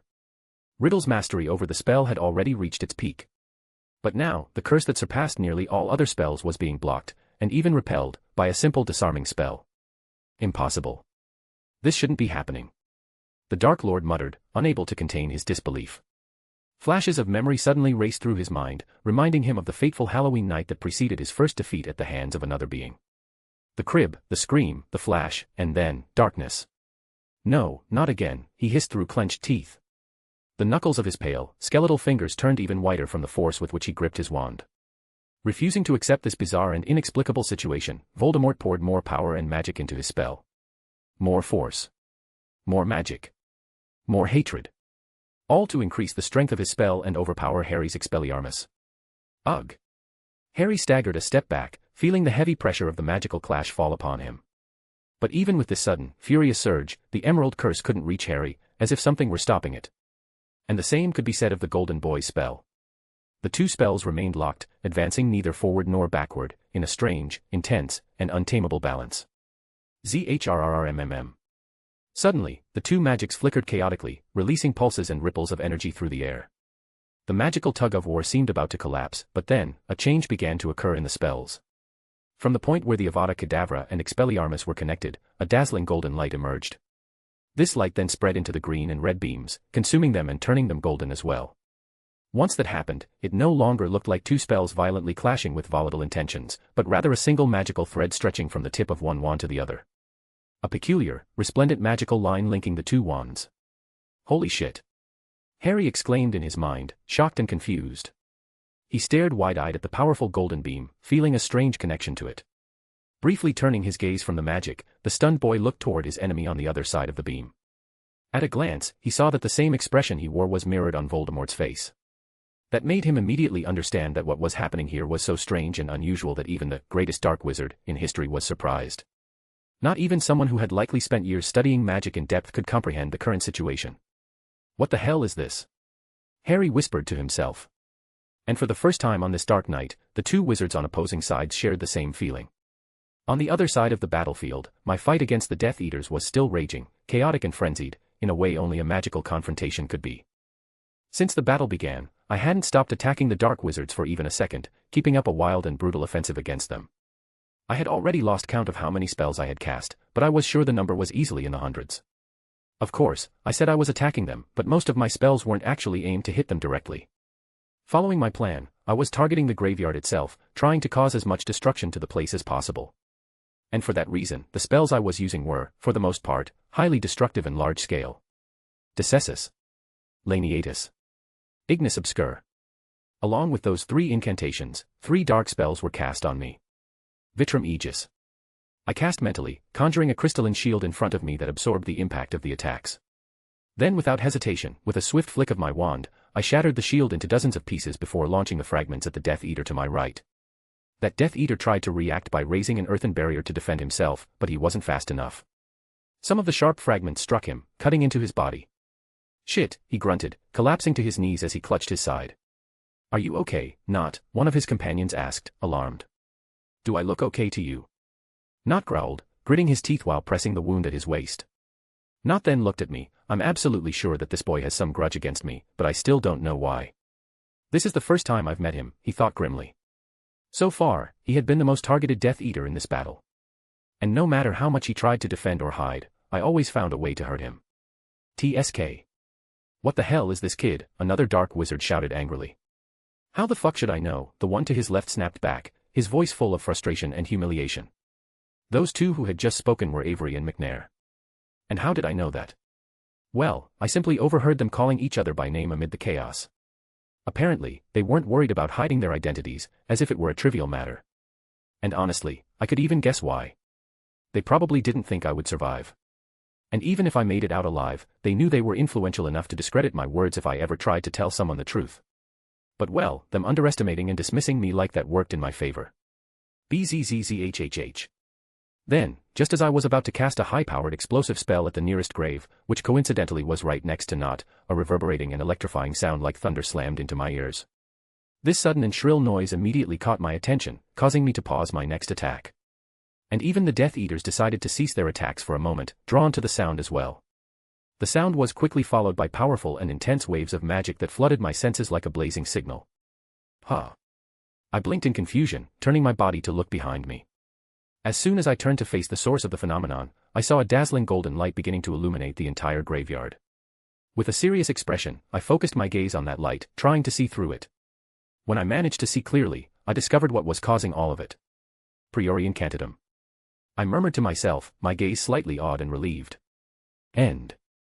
Chapter 527, Chapter. Watching the magical manifestation triggered by the clash between the 2 wielders of the twin wands, I felt some of my worries dissipate. From the beginning, I was always 100% certain that, when Harry and Voldemort finally faced each other, this peculiar and extraordinary phenomenon would occur. However, even knowing that, I obviously still wished for a firmer, more undeniable confirmation. You never know, my existence and the interference I've caused in this world could very well have triggered a butterfly effect capable of altering even this detail. And now, seeing the golden connection forming right before my eyes, I was able to relax a bit. Of course, whether Priori Incantatem happened or not wasn't exactly critical or central to me. In fact, it wasn't even that important to my plans. This magical manifestation, as powerful and mystical as it was still just another layer of protection that Harry possessed against Voldemort. Actually, it would have been much more advantageous if the Dark Lord had remained unaware of it, considering the bigger picture. If he had never discovered that he couldn't kill Harry using his own wand, he would never have kidnapped and interrogated Mr. Ollivander, which, in turn, would have prevented him from learning about the existence of the Elder Wand. And without that knowledge, he wouldn't have gone after one of the most dangerous and unpredictable magical artifacts in history. An object that, if acquired by him, could completely change the course of the war. There are many rules and conditions for earning this particular Deathly Hallows loyalty, but I couldn't guarantee that Voldemort wouldn't be able to get his hands on it somehow, even through twisted means. So, considering that concern, it was preferable, and even wise, that he had remained ignorant of Priori Incantatem. Sigh. Well, what's done is done, so there's no point in thinking about it too much. Now the only thing I can do is keep an eye on Mr. Ollivander to make sure nothing bad happens to him, I thought. In my mind, I was already starting to sketch out and plan potential countermeasures to protect that eccentric, yet kind old wizard. BZZZZHHHH. Then, an electric, vibrating sound sounded again, snapping me out of my thoughts. I immediately turned my attention back to the magical tug-of-war in front of me. With a sharp, calculating expression, I focused closely on the 2 wizards locked in battle, the brave, kind young boy on the side of light, and the cruel, arrogant man on the side of darkness. It's happening, I thought, narrowing my eyes as I felt and saw the magic around us becoming denser and stronger. Nearly all of the ambient magic in the graveyard began to converge toward a single point, the golden beam created by priori incantatem. Then, a single, powerful pulse of magic exploded, emerging directly from the point where the two spells were connected. Immediately afterward, wave after wave of energy was released, and those waves began to form a translucent golden dome that rapidly expanded, completely enclosing both duelists. To the surprise of all the wizards present, except me, once the dome formed, the two wizards inside began to slowly levitate. What the hell is happening? Harry shouted in a panic in his mind, not knowing this was the exact same thought running through his enemy's head. Both were so shocked and shaken by the situation that they didn't even know how to react. Unable to stop whatever was happening, all they could do was watch, wide-eyed, the magical spectacle unfolding around them. I, however, knew exactly what was going on. Priori incantatem had entered its final phase. Now, Harry and the bald dark wizard would face off in a different kind of battle, a contest of will and intent. One Voldemort was destined to lose. Perfect, I nodded to myself. This was the opportunity one had been waiting for all along. It was precisely because I knew this moment would come that I asked Harry to face Voldemort alone. Now that the true final battle of the night has begun, I need to hurry and destroy this damn anti-apparition ward as fast as possible, I murmured internally, fully aware of how urgent my situation was. Still using my ocular ability, I began scanning every corner of the graveyard, searching for any rune that had yet to be destroyed. My amber eyes, with slitted pupils, glowed intensely, wild and sharp like a predator's, completely enhanced by my magic. My magic vision had remained active since the moment I stepped into this death-marked place, and now, while searching for the runes scattered around the graveyard, I pushed it to its absolute limit. I didn't let my eyes rest for even a second, which inevitably began straining my vision and draining my mental energy. Still, I resisted the fatigue. There was something far more important than my health to deal with at the moment. Damn it. That snake-faced bastard really didn't want anyone interrupting his return, I cursed, resisting the urge to hex the dark wizard trapped inside the golden dome. My frustration came after close and careful observation, where I realized that it would take far longer than I'd anticipated to break all the runes in the area. Voldemort had inscribed the anti-apparition and anti-portkey runes deep into the graveyard, clearly intending to prevent anyone, likely Headmaster Dumbledore or the Aurors, from interfering with his resurrection. With my enhanced vision, I could see that the ward covered a much wider area than just the graveyard. The runes stretched across the entire place, even reaching the Riddle House at the top of the hill. And beyond that, there were runes inscribed within every grave, mausoleum, and catacomb, from the most visible and accessible to the deepest and most hidden. He must have gone through a lot of trouble to do all this. I thought sarcastically, clearly frustrated.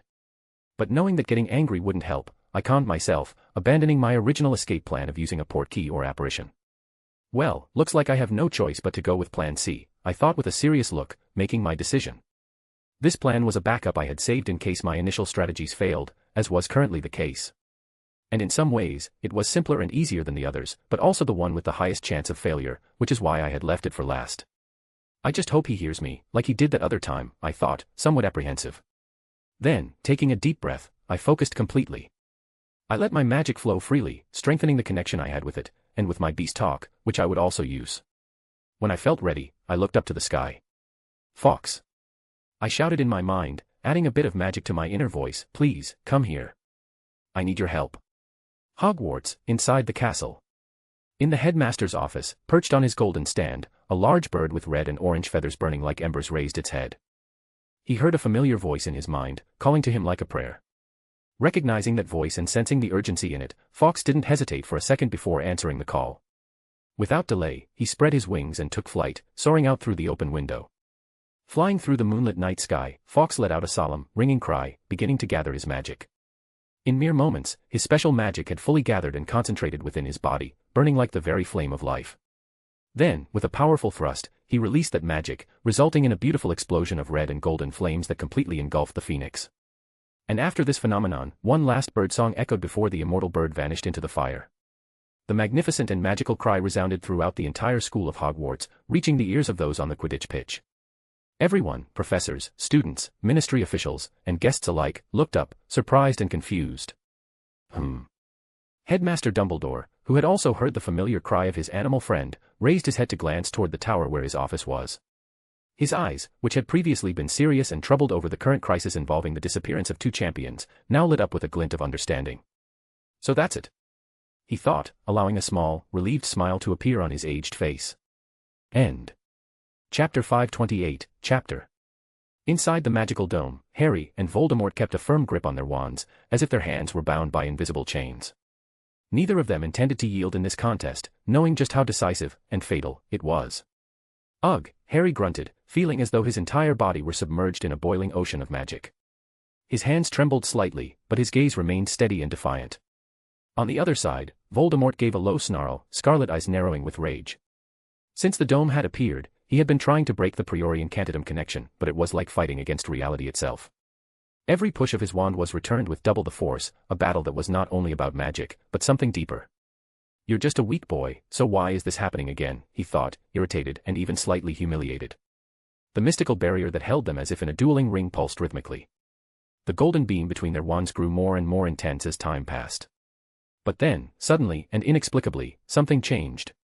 Harry's wand began to vibrate at a different frequency. He didn't know how or why, but something inside him seemed to be reacting to Voldemort's magical aggression, responding with pure, raw power. And at that moment, the true effect of Priori-Incantatem revealed itself, and the figures began to appear. First, a whispered murmur echoed inside the dome. Then, the figure of a man slowly emerged from Voldemort's wand, pale and ethereal, like a ghost. Soon, other spirits revealed themselves as well. Men and women, old and young, all sharing the same ghostly appearance and the same determined expression. Seeing these people emerge from his wand, looking at him with fearless, defiant eyes, Voldemort involuntarily stepped back. He recognized some of them, having once seen their lifeless, cold bodies lying before him. How, he muttered, stunned.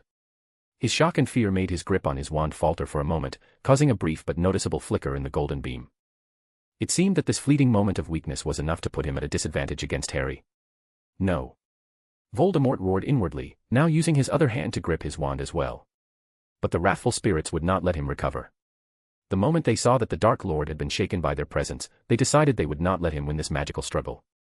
There were many spirits floating within the dome, more than a dozen. This was proof that the number of lives claimed by Voldemort's bone-white wand was immense. And this was probably not even half of them. These more than 10 spirits then split up, most of them moving toward Voldemort to hinder him, while the rest calmly approached Harry. "Stay away from me," Voldemort shouted, but his voice came out weak, muffled by the hum of the golden glow. While Voldemort faced those he had once slain, Harry was also in a tense moment. His eyes were wide, fixed on the approaching spirits. But the reason for his shock was different from Voldemort's. While the Dark Lord was stunned, fearful, and panicked, Harry was surprised, confused, and happy. It wasn't normal to feel happy at the sight of dead spirits, but the ones the green-eyed boy was seeing were not just any spirits. They were a man with messy black hair and glasses, and a beautiful woman with green eyes and red hair. These two were the ones he had longed for every single day and night since he was left on the doorstep of his hateful relatives. James and Lily Potter, his parents. This. They. The poor boy's mind froze, collapsing under the weight of his emotions. James, seeing his son's stunned expression and slightly teary eyes, stepped forward, approaching him with a calm smile. "Hold on tight, Harry," he said, placing his spectral hand on the boy's shoulder. "It's almost over." Outside, the Death Eaters still watched the enigmatic and mystical duel, frozen in place. Awed and bewildered expressions marked their masked faces. I, however, had already stopped paying attention to the duel between the two hyphenated title wizards. My gaze shifted to the dark wizards around me, a cold and dangerous light gleaming in my eyes. "This time, I'm going to make sure I take at least one of you down, and ensure you never get back up," I thought, feeling my most animalistic and violent instincts emerge. Apparently, the killing intent leaking from me was stronger than I had expected, because some of the Death Eaters stopped watching their masters duel and turned toward me with wary looks. "Humph." I snorted in disdain. I didn't care that they were now focused on me. I never intended to attack them stealthily anyway. Focused, my instincts once again on high alert, I gripped my wand tightly. Purple sparks began to flicker at its tip. Lucius, who had never completely taken his eyes off me, saw my small gesture. And upon seeing that a spell was ready at my wand's tip, moments from being cast, he became alarmed. "Careful," he shouted, warning his comrades. Those already watching me immediately raised their wands, entering battle stances once more. The remaining Death Eaters were snapped out of their daze by Malfoy's shout. Their years of war-trained instincts kicked in, making them prepare as well. Seeing this, I only smiled dangerously. Raising my arm, I cast a spell quickly and decisively. Lace Rare Trio. 3 purple bolts shot from my wand, slicing diagonally through the air like magical claws made of electric blades. My target. Obviously, it was still Theo's father. Not, my greatest victim in the battle so far, wasn't completely distracted either. Knowing I could, and likely would, attack him at any moment, he had already prepared to conjure a shield at the slightest sign of danger. Protego, he exclaimed, a translucent blue barrier appearing in front of him. Defendo. Repulso. Confringo. Seeing him defend, I followed up with more spells. Come on. Take down this brat. Yeah, kill him. Two Death Eaters, a man and a woman I assumed were the Caro siblings due to their similar magic, shouted, prompting the other dark wizards to act. Asianus. Crucio. Avada Kedavra. With these dark spells being cast, two of them among the deadliest unforgivable curses, I realized these wizards and witches were no longer holding back. However, now that I no longer intended to destroy the graveyard, I could focus my attacks entirely on them, meaning, unfortunately for them, that I would also stop holding back. Pointing my wand downward, a black mist flowed from its tip, seeping into the ground as if the graveyard itself were breathing it in. Rumble. In an instant, the ground began to shake. From the muddy, barren soil, skeletal, claw-like hands tore through the earth. Hands became arms, arms gave way to skulls and ribcages, and at last, legs climbed their way free. Slowly, climbing out of their own graves, dozens of skeletons emerged, dragging themselves free of the ground and shaking off the clinging dirt. They had a filthy, grotesque appearance, some still having scraps of decayed flesh and tattered old clothes on their bodies. They moved stiffly, unnaturally. With each step, sickening sounds of bones knocking and joints popping echoed. This. The Death Eaters stared in shock at the undead skeletons. From their perspective, casting such magic demanded years of mastery and a profound understanding of the dark arts. And although I was a talented and powerful boy, to them I was still just that, a boy. But what they didn't know was that this wasn't necromancy. In fact, this magic was an animation and control spell that was based on a fusion of charms and transfiguration. I might not share the same prejudice opinion against dark magic as others, but I firmly refused to use those that desecrated life and death. Fuck, a Death Eater swore under his breath, feeling a shiver as he looked at the new guests. Seeing the surprised and slightly fearful looks on the dark wizards' faces, I felt a small satisfaction. Then, slowly, and almost dramatically, I raised my wand, before pointing it at my opponents. Now, attack, I commanded. And with that simple phrase, the dozens of skeletons immediately charged forward with wild, relentless ferocity toward the Death Eaters. End. Chapter 529, Chapter. Confringo. Travers, on your left. I already saw. Repulso. Come on, guys, they're just walking bones. Yeah. Hurry up and smash these things. I don't know if you noticed, but we are trying. Then try harder. Arg. Bombarda. Reducto. Defendo. A rain of spells of all kinds lit up the graveyard, but it was useless. Faced with the army of aggressive and uncontrollable skeletons, the Death Eaters, who until moments ago believed they had the entire situation under control, now found themselves at a disadvantage and in great danger. What before was an unfair fight of 10 against 1, had now become a fight of 10 against dozens.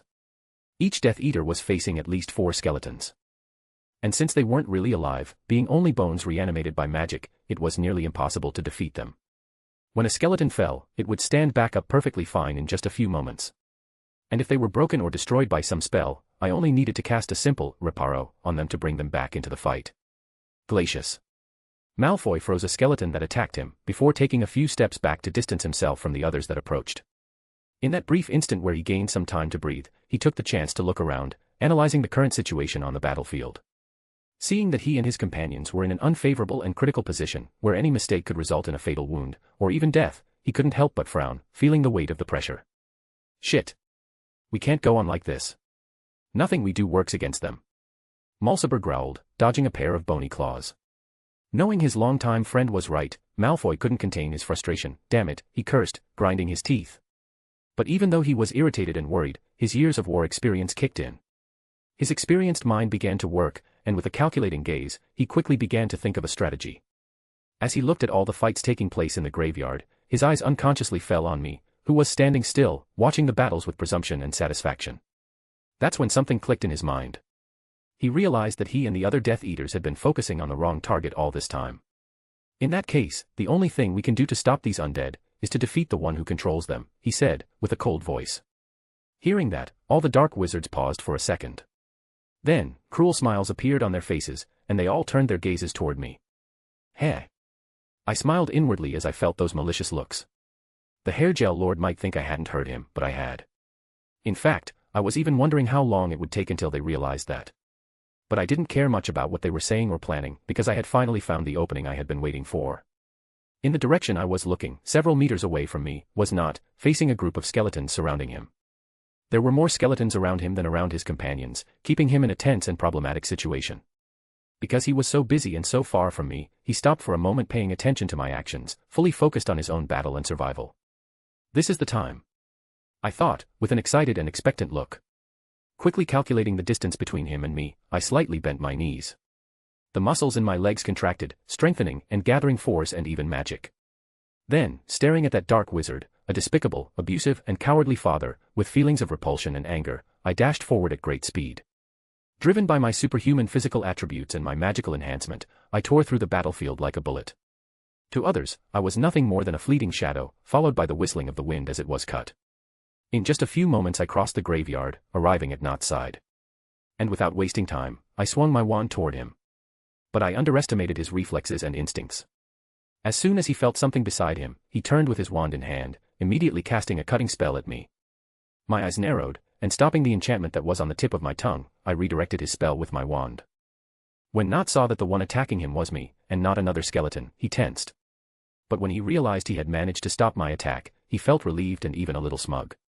Idiot, I thought, feeling his stupid arrogance emerging. I knew my first attack would probably fail, but unfortunately for that unscrupulous wizard, that was exactly what I wanted. To fail in my attack so he would lower his guard for a second. Got you, I thought, my eyes shining fiercely. While Not reveled in the presumption that he had blocked yet another of my attacks, I raised my free hand and extended it toward him. Looking at the outstretched hand right in front of his face, the Death Eater blinked in confusion, wondering if I would now try to physically attack him. In response to his confused look, I formed a weapon with my hand, my thumb raised, and my index and ring fingers pointing at him. Then, staring deep into the eyes of that supremacist and racist wizard, I lowered my thumb. Pow! I smiled coldly. As soon as I did that, from the tip of my fingers a cyan ray shot out. Not, who wasn't expecting me to cast spells without a wand so easily, widened his eyes. He took a step back in panic as he tried to raise his wand, wanting to somehow defend himself. But this time he wasn't so lucky. My spell was point blank, so even though he tried to defend himself, he was still hit. Unfortunately, the step he took caused the spell not to hit him directly, striking only his elbow. Boom. Crack. An explosion sounded, followed by a snap, the muffled noise of something falling to the ground, and finishing with an enormous scream of pain. Ararg. Not fell to his knees on the ground, putting his left hand on his right arm. Or at least he tried to. As soon as he put his hand on his injured limb, he realized something was wrong. He felt an extreme pain that dominated him. He felt a lot of blood falling into his hand, staining his black clothes. But beyond that, he felt that something was missing. In the place where his arm should be, he felt emptiness. Stunned, he almost mechanically turned his face to the right, and the sight that greeted him made his blood run cold and his face turn pale. And no. It's not possible. He stammered in a murmur, completely incredulous. He tried to move his arm and his fingers, but he didn't feel the same sensation as before. In fact, he felt nothing. And it was obvious why, since his arm was at that moment lying on the ground beside him, bloody and separated from his body. Shit. Shit. Shit. Shit, he cursed nonstop. And whether it was from pain, panic, or disbelief, I didn't know. Seeing this, my eyes showed no pity or remorse, only coldness and a sadistic sense of mission accomplished. What's wrong, Not? Do you need a hand there? I couldn't help but mock him.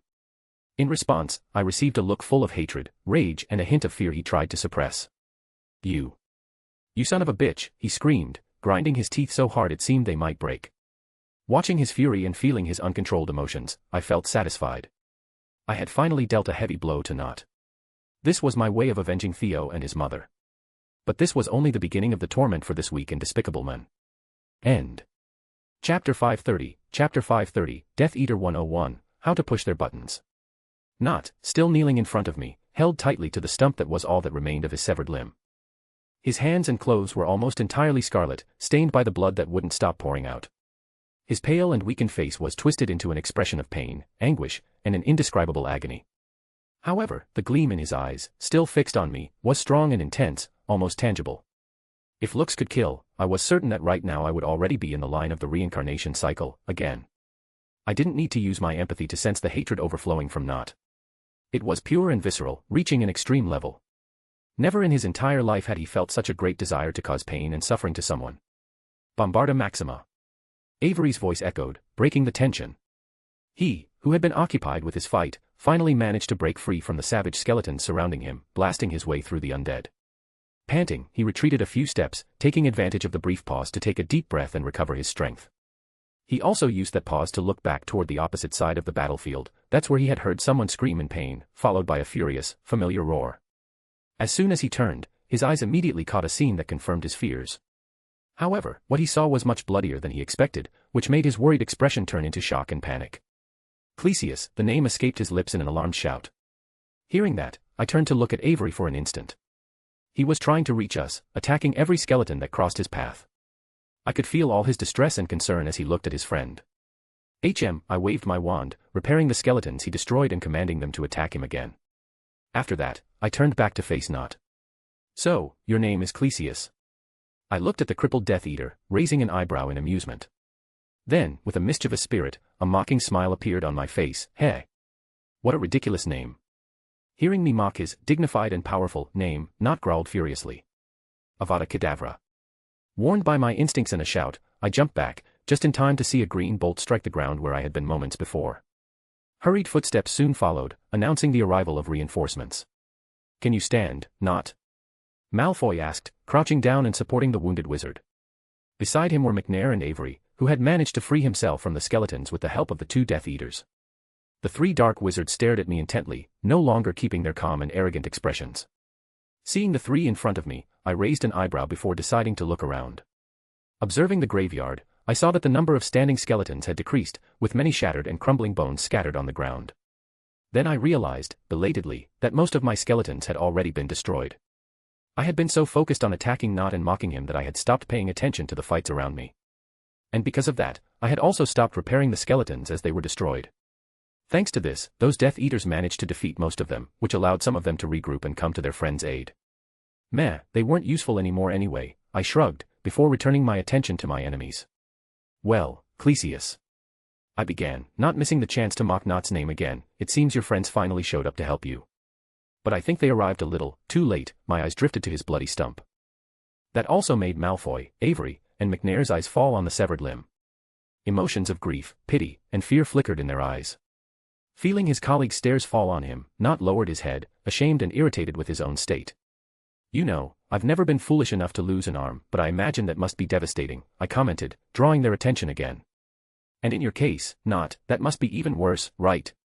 After all, how are you going to please your master now, since you won't be able to polish his other wand anymore?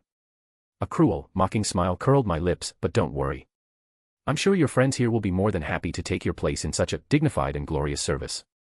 Then, under the furious stares of the four dark wizards, I brought my hand to my chin, scratching it lightly. I wonder if to be a Death Eater, is it required to have a fetish for being humiliated by a snake-faced idiot, I muttered to myself, as if reflecting aloud. That bastard. McNair snarled. And with fury and indignation, he lunged aggressively forward, only to be restrained by Malfoy's arm. Don't listen to him. He's provoking us to make us attack recklessly, Draco's father said, stopping any of his allies from acting. Heh, of course I'm provoking you, I said, looking at them with disdain. What other reason would I have to waste my voice talking to worms as pathetic and weak as you if not for this? But you know, I've been thinking, and I figured out why you're so weak. It's probably because of the incestuous blood running through your veins, I continued, savoring their venomous glares. But thinking logically, maybe marrying someone from your own family really is the only way for you to continue your bloodline. After all, no woman in her right mind would marry men as incompetent and fragile as you. And so, the only ones left were the crazy women obsessed with pure blood from your own families. My gaze then fell on the brutish and explosive Death Eater, but well, maybe that's not your case, McNair. Unlike the others, you remain single to this day. That means not even the pure-blood fanaticism was enough to convince some poor woman to endure your foul smell and grotesque face. Or maybe the problem is you, actually. A malicious smile spread across my face, causing Malfoy to feel a sense of foreboding. You probably rejected all the women who approached you because you have a different preference. Maybe what really turns you on is imagining yourself grabbing Lucius by that perfect blonde hair and taking him from behind, while he cries out for Arg. McNair could no longer stand listening to my mocking and humiliating words. With a furious roar, filled with rage, hatred, and humiliation, he lunged aggressively at me, ignoring his friend's warnings and attempts to stop him. You bastard, he shouted. With a sharp flick of his wand, he conjured a large and heavy axe, gripping it tightly with both hands. The weapon was almost bigger than McNair himself. It had a thick, long shaft of dark wood, with its head made of iron, sharp and lethal. McNair didn't want to defeat me with magic. No. He wanted to feel the visceral pleasure of severing my head with his own hands, just as he used to do in the ministry, when he served as an executioner. Seeing the decision this brutish and foolish man had taken, I couldn't help but smile triumphantly. Noticing my smile, Malfoy's stomach sank. He knew immediately that provoking McNair was what I wanted, and that I had succeeded. Walden. Stop, he shouted, trying to warn his friend. But his words fell on McNair's deaf ears. He was already in front of me, blood and vengeance burning in his eyes. Die, filthy mudblood, the furious wizard roared, raising his axe high. End. Chapter 531, Chapter 531, Dark Wizards Losing Their Heads. With brutal strength fueled by hatred, McNair, holding his axe above his head, delivered a ferocious blow against me. The blade came down at high speed, slicing through the air with deadly intent.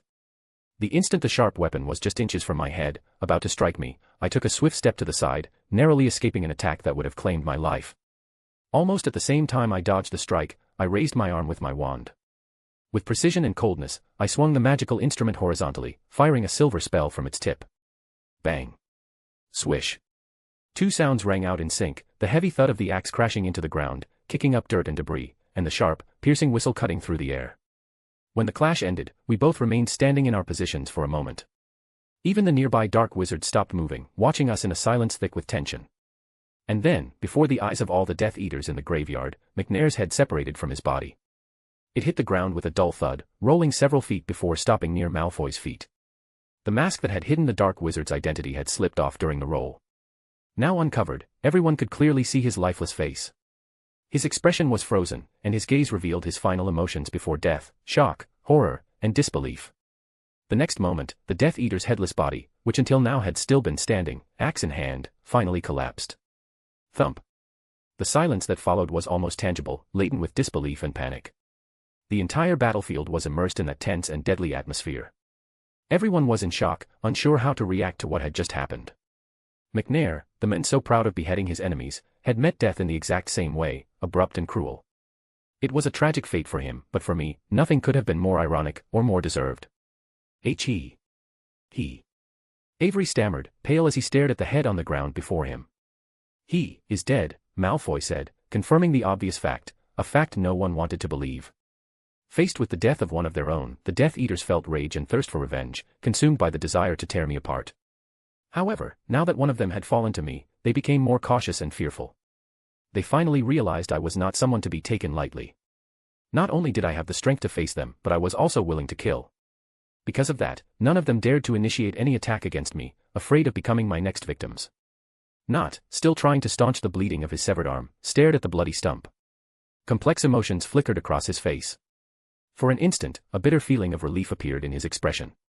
Losing only an arm, compared to McNair's fate, almost seemed like luck. I let out a snort of contempt, noting the hesitant stares around me. As expected, these dark idiots are nothing but cowards, I thought coldly. These worms tremble just imagining Azkaban. So starting a fight that could cost their lives? No chance. And I'm sure that if those here were the Death Eaters imprisoned in Azkaban, they would have attacked me the moment one of them fell. In fact, they probably wouldn't even be in such a miserable situation as this. Those damned madmen locked away are completely different from these weak cowards in battle. They're more lethal and aggressive, and far more skilled. I pressed my lips together. Shaking my head, I swallowed the thought with some discomfort. I wasn't stupid. I had already begrudgingly accepted that my success in this great battle was mostly due to the incapacity of my opponents. Of course, I wouldn't dismiss my own merit entirely. I had full confidence in my abilities and knew all my training had paid off. However, I also knew I had only survived these fights because no one had truly gone all out, not Voldemort, who was not at full power, nor the Death Eaters, who underestimated me. Sigh. When the Second Blood War begins, things will definitely be different. And I need to be prepared for that, I thought, with a firm and resolute gaze. Then, as if to bring my attention back to the present moment, I felt a powerful and mystical magic enter my radar. Hey, you finally arrived, I smiled faintly, recognizing that specific and pure magic. Happiness and relief were the emotions surging within me. Scree! A bird's cry pierced the graveyard. Soon after, golden and crimson flames exploded in the sky, illuminating the entire place with a blazing glow. From within the fire in the sky emerged a majestic phoenix, descending in a triumphant flight. Its song echoed like a wave of hope, uplifting the good-hearted and making the wicked tremble. With the appearance of this magical creature, time itself seemed to stop. Around us, the remaining Death Eaters recoiled, shocked and terrified. To them, the presence of Fawkes could only mean that reinforcements for Harry and me had finally arrived.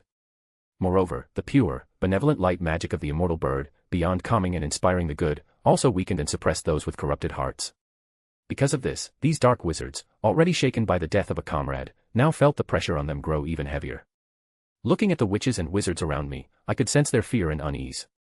Any intention of fighting or courage they might have had completely evaporated. Well, looks like I can finally relax a little, I thought, no longer keeping my instincts and senses stretched to the maximum.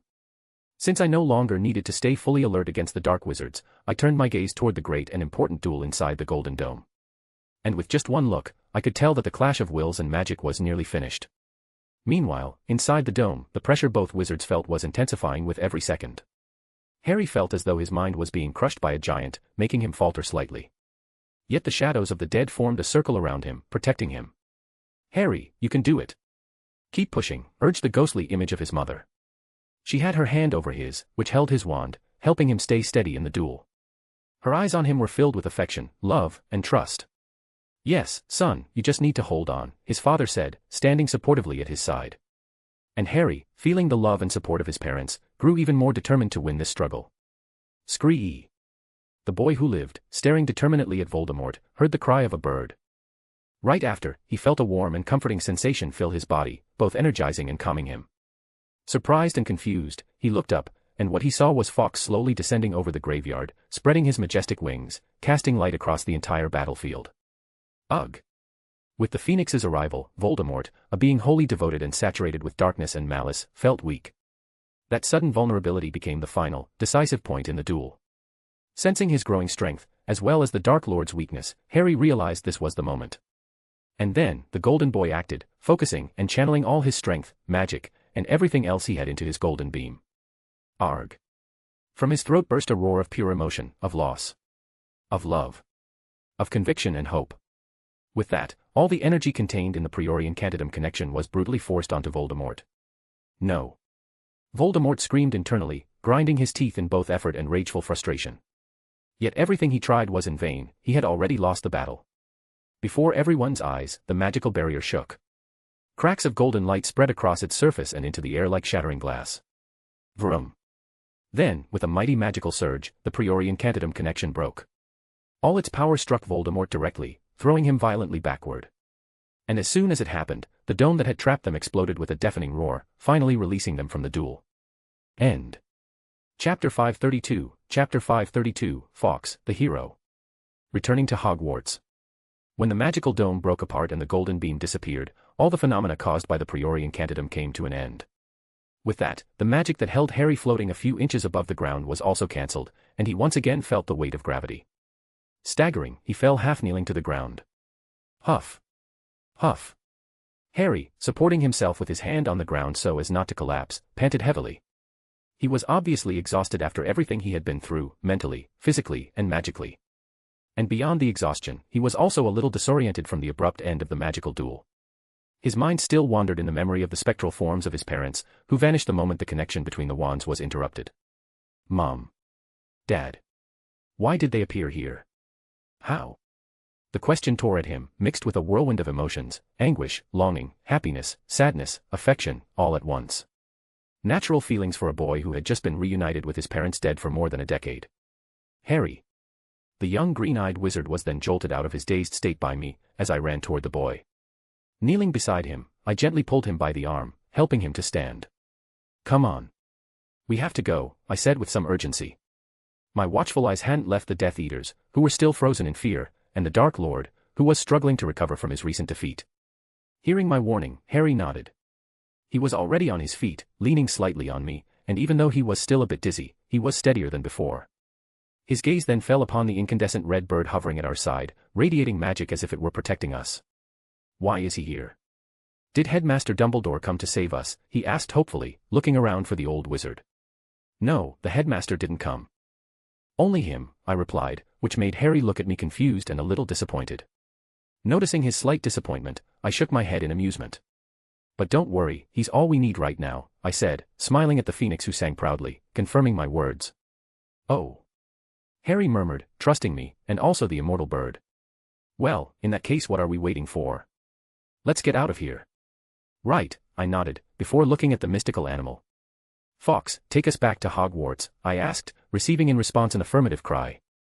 Fawkes then let out another song, soft, yet powerful and magical. All his feathers began to shine like living embers, until his entire body resembled a small sun. The scarlet and golden flames that had only covered his body before expanded, enveloping Harry and me in a world of fire, without pain or heat, only care and comfort. I knew that what Fawkes was doing was covering us with his magic to make his fire teleportation easier. And realizing we were about to leave this graveyard forever, I narrowed my eyes before raising my wand. Accio. Pettigrew's body, McNair's head, and Knott's arm. I cast the spell silently in my mind. Then, as if pulled by an unseen force, the coward rat's corpse and the 2 grisly trophies came flying toward me. The Death Eaters could only watch as these remains were summoned, too slow to react, too stunned to interfere. In the blink of an eye, the body and the severed parts fell at my feet, and I planted my boot on them to secure the contact I needed for apparition. Wait. You're bringing those things with us? Harry exclaimed, shocked and disgusted. Yes. I looked at him as if it were obvious. These are the proof of what happened here with us tonight, so of course I need to show them to the Aurors and the headmaster. Well, but you don't need to take all 3, right? The Gryffindor insisted. The more evidence, the better, I shrugged. He then pursed his lips, not bothering to hide his expression of disgust. But knowing I was right, and not wanting to waste any more time, he relented, URG. Fine, you can bring them. But please, keep them far away from me. Okay, boy of the House of Courage, I rolled my eyes, pushing the corpse and the head a little away with my foot. Phew. That's better, he sighed, feeling more at ease. Seeing his relieved look, I shook my head ironically before refocusing on the present moment. With just a glance, I could see that the dark wizards had regained a bit of their courage, and that they were preparing to act, unwilling to let us escape. I could also see that Voldemort had already partially recovered from the attack he suffered from the breaking of the Priori Incantatem. The emotions he felt while looking at Harry and me, beyond confusion and shock, also showed anger, hatred, and humiliation. Well, I guess that's our signal to go home, I thought, feeling the he who cannot smell's murderous intent.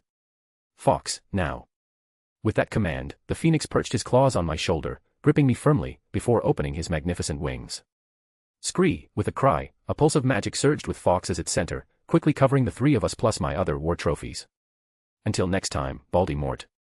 Dick Eaters. I said, smiling coldly and with disdain at them. Then, before they could say or do anything, the flames around us grew even more powerful and intense. From the point where we stood, a wave of magic surged. Whoosh.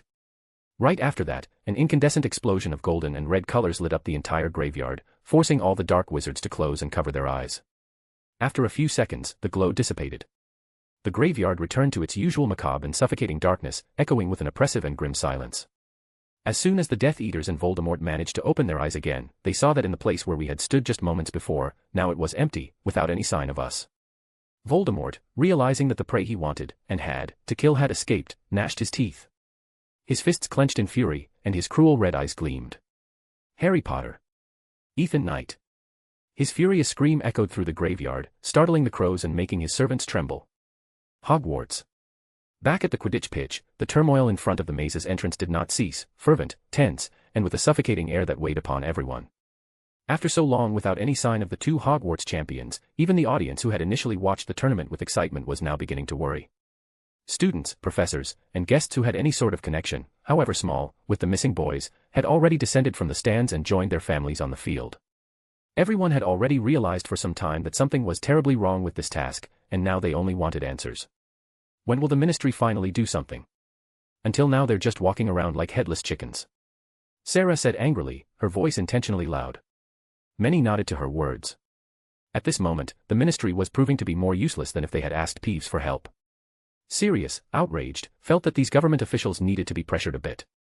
So, he approached the short man in the corner, who nervously held his ugly green hat. Fudge, this has gone on long enough. When are you and your ministry actually going to do something to find my godson? We are doing everything we can to find them, Lord Black, Fudge stammered, uncomfortable under the furious and frustrated gaze of the wizard before him. So please, have a little more patience and try to calm down. Sirius cut him off, glaring with a murderous gleam. How do you expect me to stay calm when we don't even know exactly where the damn graveyard therein is? Aye. Well. That. The minister choked on his own words, sweat trickling down his forehead as he desperately searched for an answer. End. Chapter 533, Chapter 533, The Return of the Champions. Realizing that the situation was about to explode, and that Sirius could, in fact, lunge at Fudge at any moment, Dumbledore intervened, shifting the focus of the conversation. He then turned to his old friends and mentors, who held their wands and some magical equipment in their hands. Nick, Penny, did you find anything? He asked gravely. No, Albus, Nick shook his head with a sigh. Wherever they are, that place is very well protected against tracking or locating spells. I see. The headmaster nodded, already having anticipated such an answer. Still, unlike the others, he did not seem so worried or panicked. He knew that the nightly departure of his familiar could only mean that things would soon be resolved. And, as if to confirm his thoughts, a magical song echoed through the air, reverberating across the entire Quidditch pitch. Hearing that magnificent song once again, everyone turned to look toward the source of the sound, whether the distressed relatives, or the teachers, students, and guests in the stands. Whoosh! With a warm, vibrant brilliance, a great ball of golden flames burst at the entrance of the maze. Cries of astonishment and admiration echoed from the stands. The golden glow reflected in everyone's wide eyes, which barely managed to blink, enthralled by that magical phenomenon. The families of the missing champions, though awestruck, could not hide their nervousness. Their faces were a mix of hope and fear, because, instinctively, they knew those flames were connected to their children. The flames began to lose their intensity, turning into embers and small flickering sparks that floated through the air like shimmering dust. And then, within the fire, the silhouette of two people began to emerge, until, little by little, they became clear to every anxious eye. Man, that was one of the craziest adventures I've had so far. A young, male voice commented, sounding relaxed and slightly amused. The owner of that voice then stepped forward, emerging from the fire, revealing that it was, in fact, a boy who had spoken. That boy had black hair and amber eyes, wore combat clothes, and was strangely carrying a large flaming scarlet bird on his shoulder. Obviously, that person was me, who had just returned from the graveyard along with Harry. Ah. It feels so good to breathe fresh air without that unbearable stench of death and decay, I thought, taking a deep breath.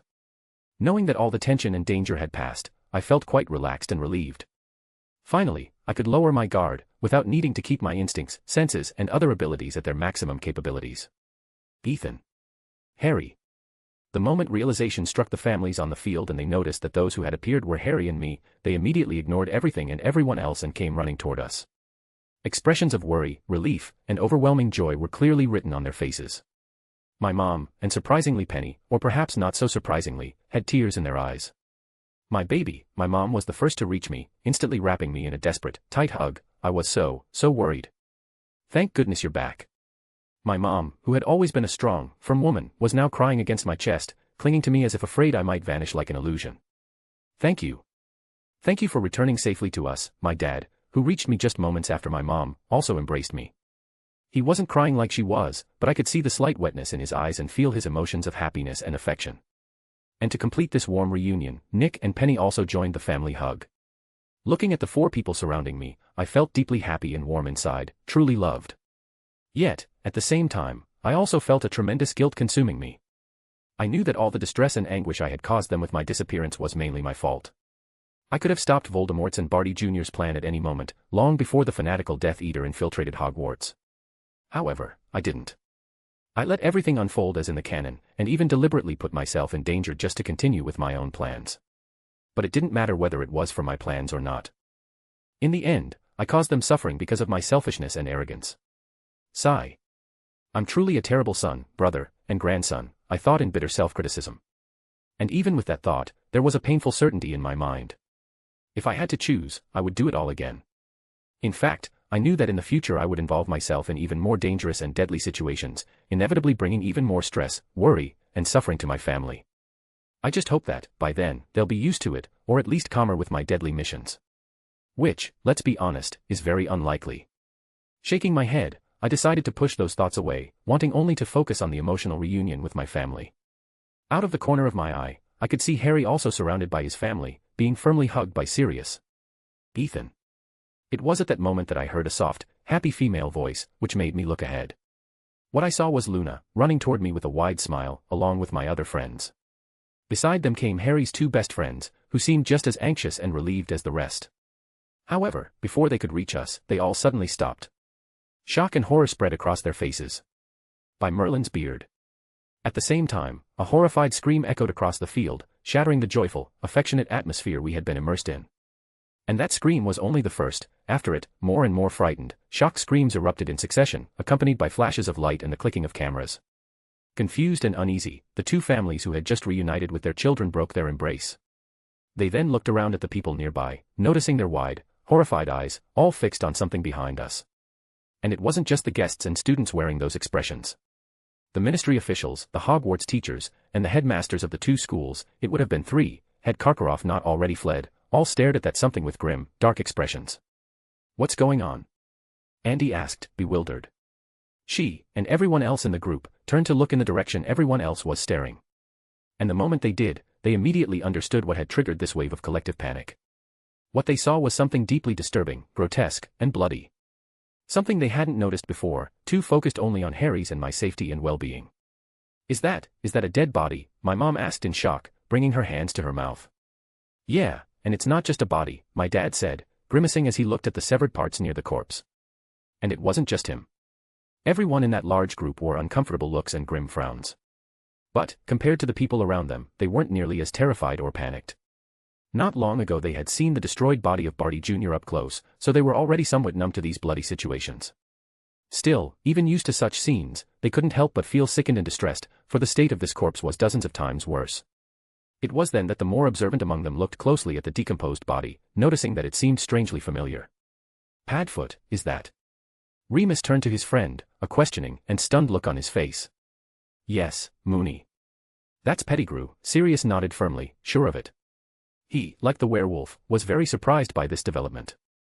But beyond surprise, Lord Black also felt an overwhelming sense of relief and grim satisfaction. The villain. The traitor. The despicable being who had caused his friends' deaths and ruined his life, and that of his godson, was now dead. And, by the looks of it, he had not met a quick and painless death. End. Chapter 534, Chapter 534, Shocked crowd, a body, a head, and an arm. The revelation that a ministry fugitive lay dead, on the ground before everyone, plunged the group into perplexity. No one knew how to react. They could only exchange glances, fully aware that the presence of that corpse could not be a mere macabre coincidence. "Wait a second," Dora suddenly exclaimed, drawing the attention of the many adults gathered.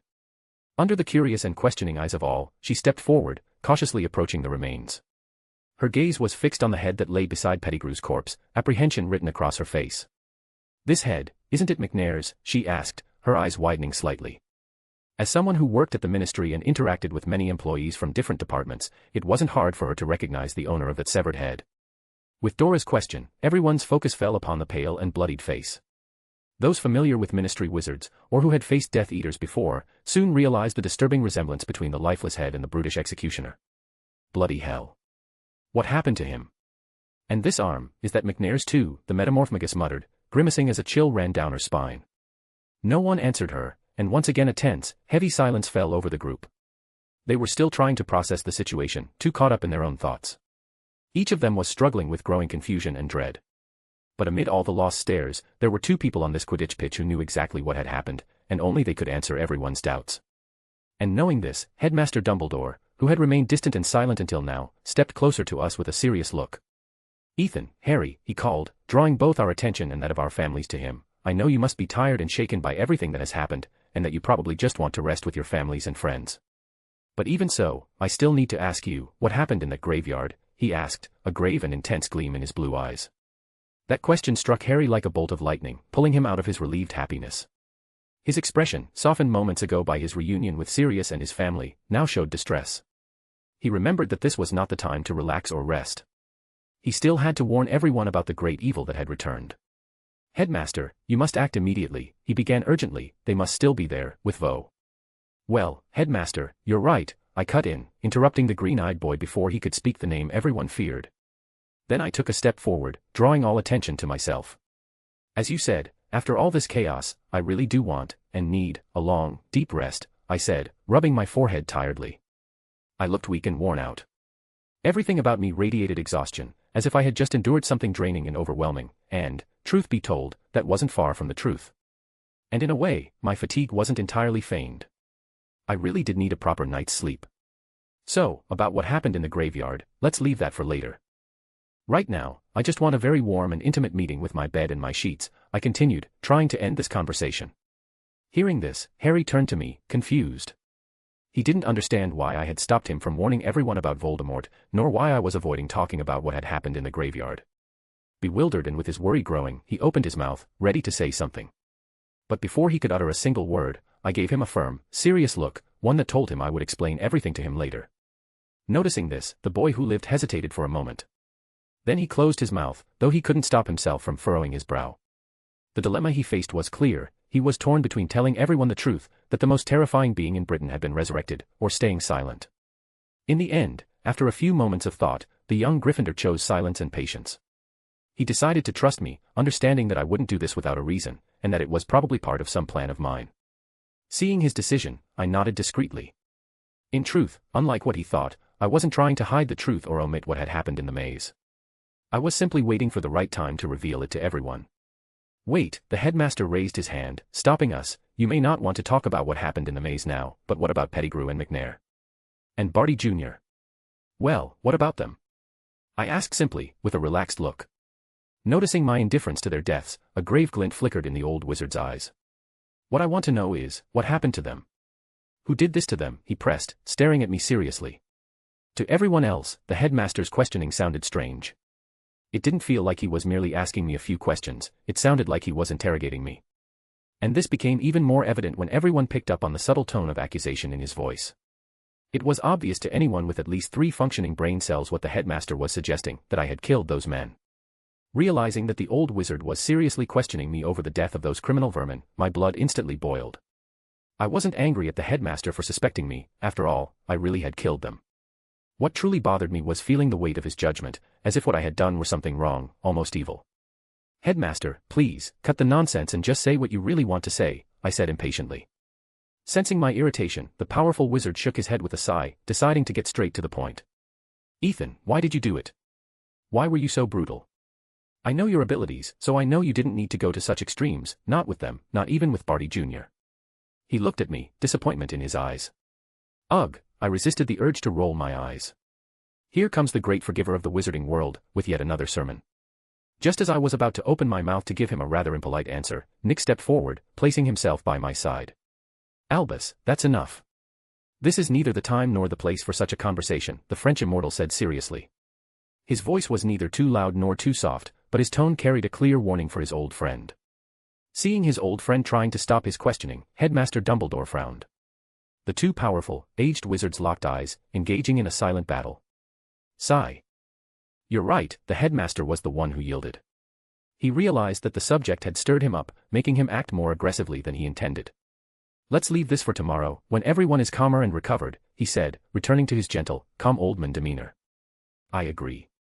Sirius joined the conversation, giving his godson's shoulder a comforting squeeze. When his eyes turned to me, he gave the slightest nod. His gaze conveyed a profound sense of gratitude and support. He, like everyone else in the group, knew deep down that I was probably the one responsible for the death of those dark wizards. And knowing that I was the one who had taken the life of the men he most hated and wished dead, he felt extremely grateful. This was the second time I had helped him deal with that treacherous rat, and because of that he had already decided in his mind that if anyone tried to accuse me or confront me because of these murders, he would stand by me without hesitation. Noticing the weight of his gaze and understanding its meaning, I slowly looked away, somewhat embarrassed. Yes, I had killed Pettigrew. But I had also been the one to let him escape in the first place. So Sirius's unconditional support didn't bring me relief, only guilt. Well, let's just consider Pettigrew's death as my act of redemption, I thought, nodding to myself. End. Chapter 535, Unmasking the Guilty, the Truth Comes Out.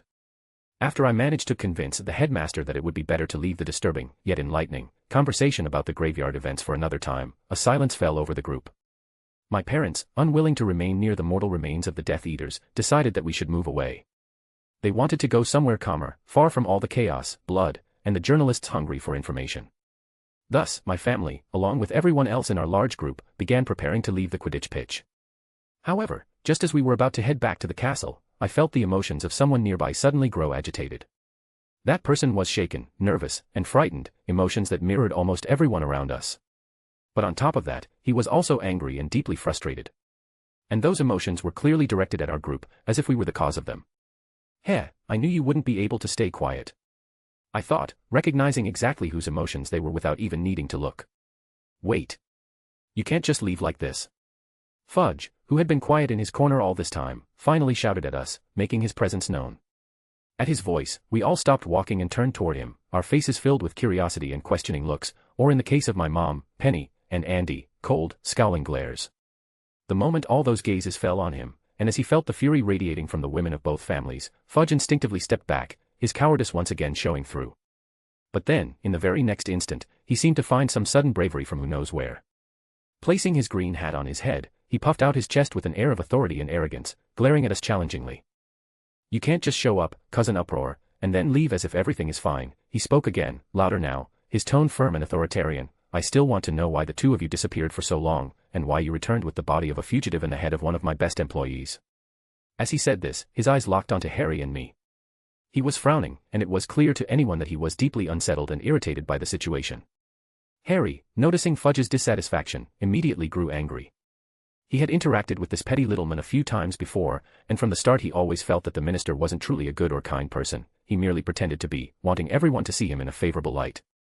And now, watching him act this way, the so-called golden boy mentally added him to his personal list of unpleasant, nasty people he should stay far away from. Why is he looking at us like we did something wrong? We're the victims here, damn it. Harry cursed inwardly, clenching his fist. Unlike him, I wasn't bothered at all by Fudge's attitude. I already knew this useless minister from the books and films, so I was well aware of just how opportunistic, greedy, and cowardly he really was. In fact, I had been expecting, and even hoping, that he would act like this. This is exactly what I wanted. I smiled inwardly, though outwardly my expression remained calm. Minister Fudge, I understand you want answers. We all do, Nick began, stepping between him and us. However, you must understand that they've just gone through an incredibly stressful and dangerous situation. The least we can do for them is let them rest a little before giving us an explanation. Watching my adoptive grandfather address the minister with such a calm and courteous tone, I was genuinely surprised. That's unexpected. Usually Nick treats him with cold indifference, and in some cases, even with outright contempt and anger. And in this kind of delicate situation, I would have sworn the first thing out of his mouth would be telling Fudge to shut up, followed by a hex. I thought, staring strangely at the alchemist. But what I didn't know was that Nick was, in fact, holding back his urge to lash out at Fudge, and he was doing it for me. He didn't want to cause a commotion, and even less did he want to show me his violent side, especially right after I had faced a life-or-death situation. Another reason he chose to speak up was because he could clearly see how furious the women behind him were. He was certain that if he hadn't stepped forward, they would have gone straight at that unpleasant wizard. And he was even more certain that Fudge would never have survived the wrath of those three overprotective women. Mr. Flammel, this is a matter that concerns the most prestigious school of our community and my Ministry of Magic, Fudge replied with a frown, so please, don't try to stop me from getting answers to our questions. He crossed his arms, refusing to back down before the French wizard's gaze. Nick, seeing that the men he regarded as nothing more than an ambitious sycophant hadn't backed down, blinked in surprise. Really? You had to grow a backbone right now, he pursed his lips. The 600-year-old wizard then realized that, to try and persuade Fudge, he would unfortunately have to resort to more aggressive methods. And I, standing at his side, noticed the shift in Nick's posture and the way his magic grew more active and violent. Realizing that Nick had given up on words and was about to speak through spells, which, frankly, had taken longer than I expected, I decided it was time to intervene. So, I stepped forward, positioning myself in front of the group and facing the corrupt, cowardly little man. Minister, do you really want to know what happened in that graveyard? I asked, my expression calm and unreadable. Yes, I do, he answered, glaring at me sharply, as if he were giving an order. All right then, since you insist, I nodded, and no one noticed the cunning glint that flashed in my eyes. With that, I glanced subtly around us, noticing that the field was nearly full. Almost the entire crowd, students, guests, and professors, who had once been up in the stands had, at some point, descended to the Quidditch pitch. From the moment Harry and I had arrived, their eyes had never left us, completely curious and desperate to know what had happened. Realizing this, I smiled coldly, which for some reason made Fudge uncomfortable, though he couldn't explain why. And before he had the chance to say or do anything, I began to speak. The reason Harry, Fleur, and I disappeared after touching the cup was because a Death Eater who had infiltrated Hogwarts altered the destination of the portkey on it. He ambushed us in the maze and tricked us into taking the cup. And the moment we did, we were transported directly to a graveyard, where a trap had been set for us. I said, making no effort to lower my voice. I wanted everyone to hear what I was saying, especially the journalists, who would undoubtedly spread this as the hottest news of the night. I knew that the more people heard the real events directly from my own mouth, the harder it would be for Fudge and the influential dark wizards to try to discredit me. And hearing the whispers of the crowd, and the scratching sounds of quills against parchment, I nodded in satisfaction, realizing my plan was working. Then, fixing the minister with a bold look, I continued. The moment the three of us arrived at the graveyard, we noticed someone had set up a ward there to suppress our magic, which is why we couldn't escape quickly. However, we realized that the portkey in the cup was still active in some way, and knowing we were in grave danger, Harry and I decided to send Fleur back here while we stayed behind to cover her, hoping she could reach here safely and send help for us. And then, right after Fleur was sent away, he appeared and attacked us. I pointed to the Pettigrew's dead body on the ground, drawing every gaze to it. Peter Pettigrew. A Death Eater accused of betraying the Potters to he who must not be named and of cruelly murdering several muggles. A dark wizard who, until tonight, was considered a fugitive from the Ministry. End. Chapter 536, Chapter 536, A New Dark Lord. As soon as I revealed the identity of the dead men, a wave of surprised and disbelieving exclamations echoed all around. From the moment they noticed the corpse Harry and I had brought with us, everyone had been curious and eager to discover his identity. Now, upon learning that he was a Death Eater, their astonishment was inevitable. They finally understood that the situation was much darker than they had imagined. And, as expected, curiosity, and even the craving for a juicy new piece of gossip, only intensified among them. They had already realized that if the body I had brought belonged to a Death Eater, then the severed head and hand certainly belonged to men of equally sinister reputation. And thanks to Fudge's imprudence and foolishness in not lowering his voice, everyone also knew that the head belonged to a Ministry official, someone the minister apparently held in high regard. Seeing that Fudge was starting to grow anxious as he heard the increasingly critical whispers around him, I smiled discreetly. "Heh. Let's see how you handle this, Minister," I thought, a little resentfully. While I enjoyed Fudge's discomfort and growing worry, those in my group looked at me strangely. "What is he doing?" Dora whispered to her cousin. And Sirius, just like the others who heard her question, didn't know how to answer. They only managed to look at one another, confused about what I was doing. My family and the others with me were completely puzzled when they saw I had begun speaking about what had happened in the graveyard. They didn't understand why I was bringing it up now, when only a short while ago I had refused to mention it. They knew I hadn't been intimidated by Fudge's words or presence. In fact, I was the one who intimidated others, not the other way around. And they also knew me well enough to understand that I wouldn't do something so contradictory and sudden without a reason. Precisely because of this, they found my actions so strange, even incomprehensible. Could what happened in the graveyard have been so dangerous and disturbing that it ended up shaking Ethan's mind, my mom wondered, worried about my state. But then, she, and everyone else in the group, noticed the gleam in my eyes and the faint malicious smile on my lips. At that moment, they understood, I was plotting something.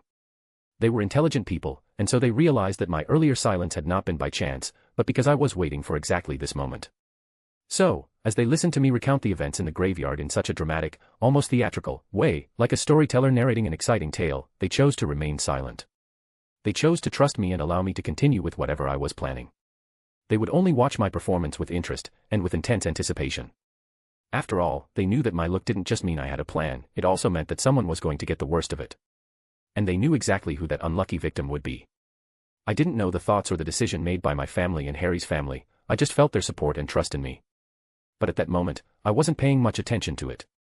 Now I only had one mission, which was to finish talking about my macabre adventure. After Pettigrew attacked and incapacitated us, instead of killing or torturing us, he bound us to gravestones.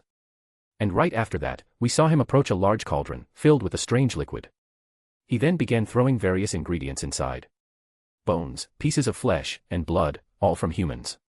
I paused, letting this horrid detail sink into everyone's minds. At that moment, watching his actions, I finally understood. He was preparing some kind of dark ritual, something very dangerous and vile.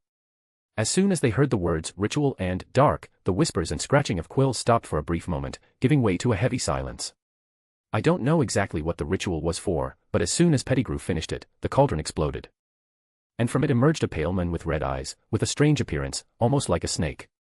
Saying this, I looked at the faces around me, noticing how some people paled or recoiled in fear. The feelings of fear, panic, anguish, worry, and denial pressed heavily against my senses. My empathy could capture every wave of negative emotion from those who had faced the horrors of the First Wizarding Blood War. Pettigrew then knelt and extended his arm, the one with the dark mark, to that man, before calling him master. Impossible. Fudge interrupted me furiously. You must be delirious. There's no way that man is him. You know who is dead, he shouted, his eyes both fearful and angry. Minister, I am merely recounting what I witnessed in that graveyard, just as you asked, I said to him calmly. And besides, I never said this man was you-know-who. After all, I don't even know what he looks like. When he was defeated by Harry, I was only a baby who didn't even know magic existed. So how could I affirm or deny that the dark wizard I saw was him? I asked, wearing a genuine expression of doubt. That. Fudge hesitated, without a good answer. His face was twisted, both with anger and confusion. And it wasn't just him who was facing so many emotions. Those around us were also afflicted, showing expressions of doubt and caution on their faces. A small portion of the people were fully attentive to my words, believing in my story and realizing the importance of what I was saying. As for the rest, they were somewhat suspicious of what I said, but they could not deny that I had no reason to lie about something like this. And that was what made everything worse for them, because they knew that there was only one person a Death Eater like Pettigrew would call master. The Dark Lord Voldemort, the great evil of the British wizarding community. Realizing that public opinion was starting to shift from disbelief and doubt to worry and fear, Fudge furrowed his brow. No. I can't let people believe the Dark Lord has returned. If this spreads, the people will panic. They'll start questioning the ministry, and I cannot let that happen, at least not while I am minister, he thought, clenching his fists. Then, suppressing his own doubts and fear, he cast a sharp glance at me. Well, it makes no difference whether you know who that man is or not. What matters now is that everyone here needs to know that there is no Dark Lord in Britain. Are you sure about that? I raised an eyebrow at him. Because I seriously doubt a Death Eater would swear loyalty to just any dark wizard. Humph. Pettigrew calling that man master means nothing, Fudge scoffed. And besides, a single Death Eater kneeling to another dark wizard doesn't make him a Dark Lord. Oh really? Then what do you say about them? I retorted, gesturing to the severed head and arm on the ground. Looking at the bloody remains, Fudge's face immediately went pale before he quickly looked away. Resisting the urge to vomit, he looked back at me with a rigid face. And what about them? Well, the thing is, that arm and that head belonged to two other Death Eaters. And they're just a few of the Death Eaters who appeared in the graveyard after being summoned by the red-eyed wizard, I replied. Then, crossing my arms, I stared at the minister challengingly. So what now, minister? Are you going to tell me it was just a coincidence that those Death Eaters gathered there? End. Chapter 537, Chapter 537, Bloody Proof Against the Minister's Denial. In the face of my defiant question, Fudge's arrogant and stern expression crumbled almost instantly. Well. Aye. He opened his mouth to try to argue, but all that came out were trembling, incoherent stammers. Confronted with the facts I had laid before him, Fudge knew, deep down, that he had no way to refute my accusations. The evidence was there, exposed on the ground for all to see, undeniable proof that I was right. The Death Eaters had indeed begun to gather once again. And he realized there was no way to deny or disprove it without looking like a hypocrite, a liar, or a coward, which, let's be honest, everyone already knew he was. Still staring at me, his face twisted into a bitter scowl. Damn you, knight, he cursed me silently. I could feel his angry emotions directed at me, which gave me a slight twinge of satisfaction and smugness. Of all the figures in the wizarding world I disliked, Cornelius Fudge was undoubtedly the one who most deserved my contempt and anger, setting aside, of course, dark wizards and criminals. The truth was that the entire Second Blood War had unfolded the way it did, with so many deaths, so much destruction and tragedy, precisely because of him and his incompetence. And now, watching him drowning in denial, directing such negativity at me, I realized I could finally begin to act against him. Just one more year. You will be able to stay in your position for just one more year, I thought with a cold stare. But don't worry, Cornelius. I'll make sure every single day is a living hell for you. Fudge, oblivious to the dreadful fate awaiting him, felt only a sense of foreboding and a chill down his spine.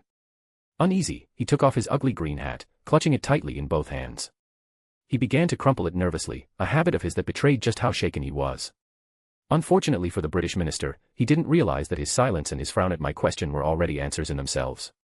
Now, everyone was even more certain that what I said was true.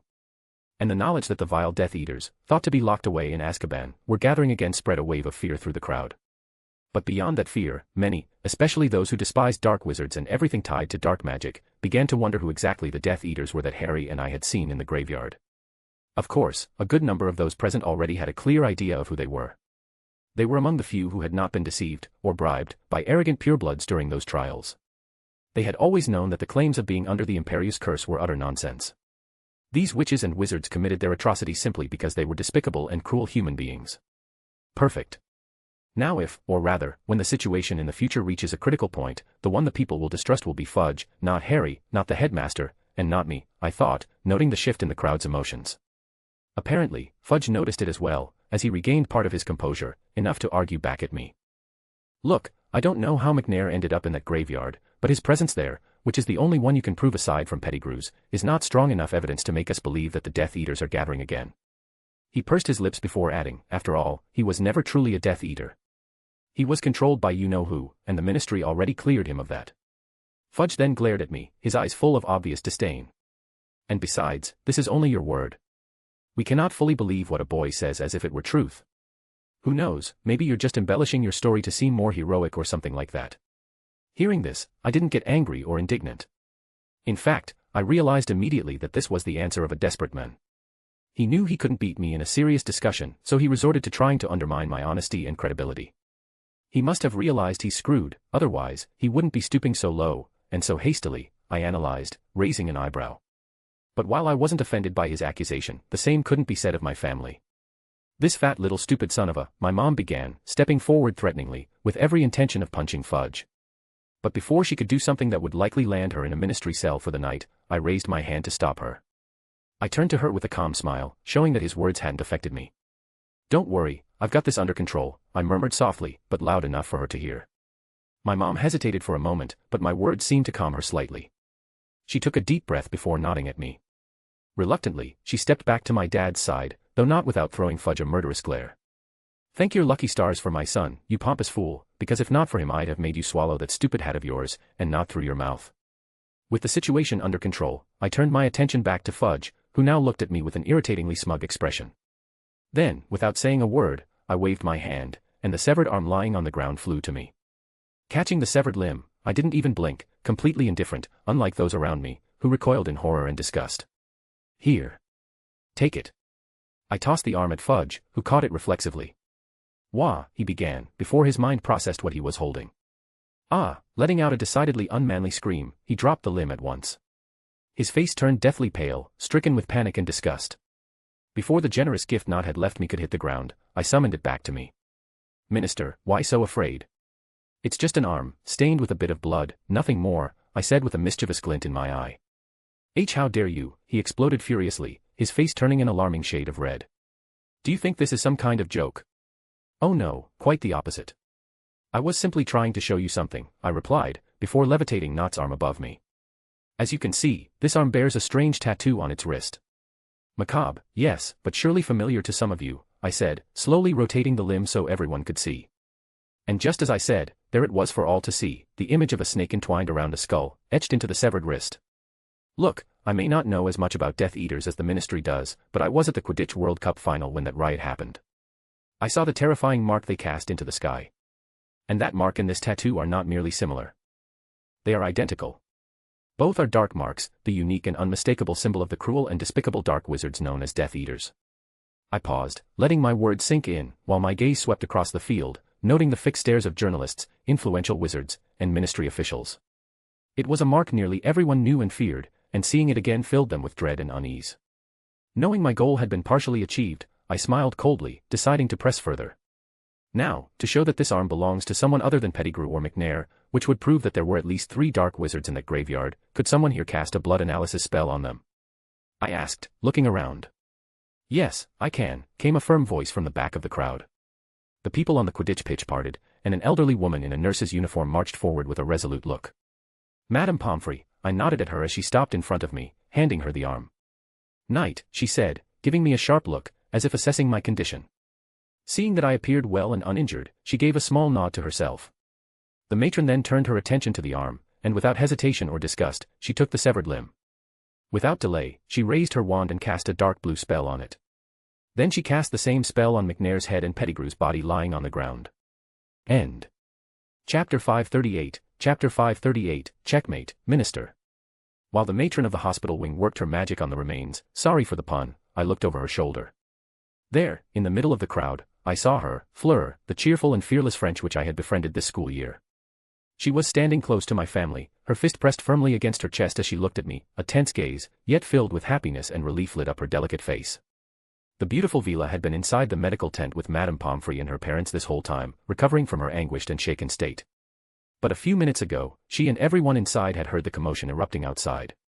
And the moment she recognized my voice, Fleur immediately wanted to come see me and make sure I was all right.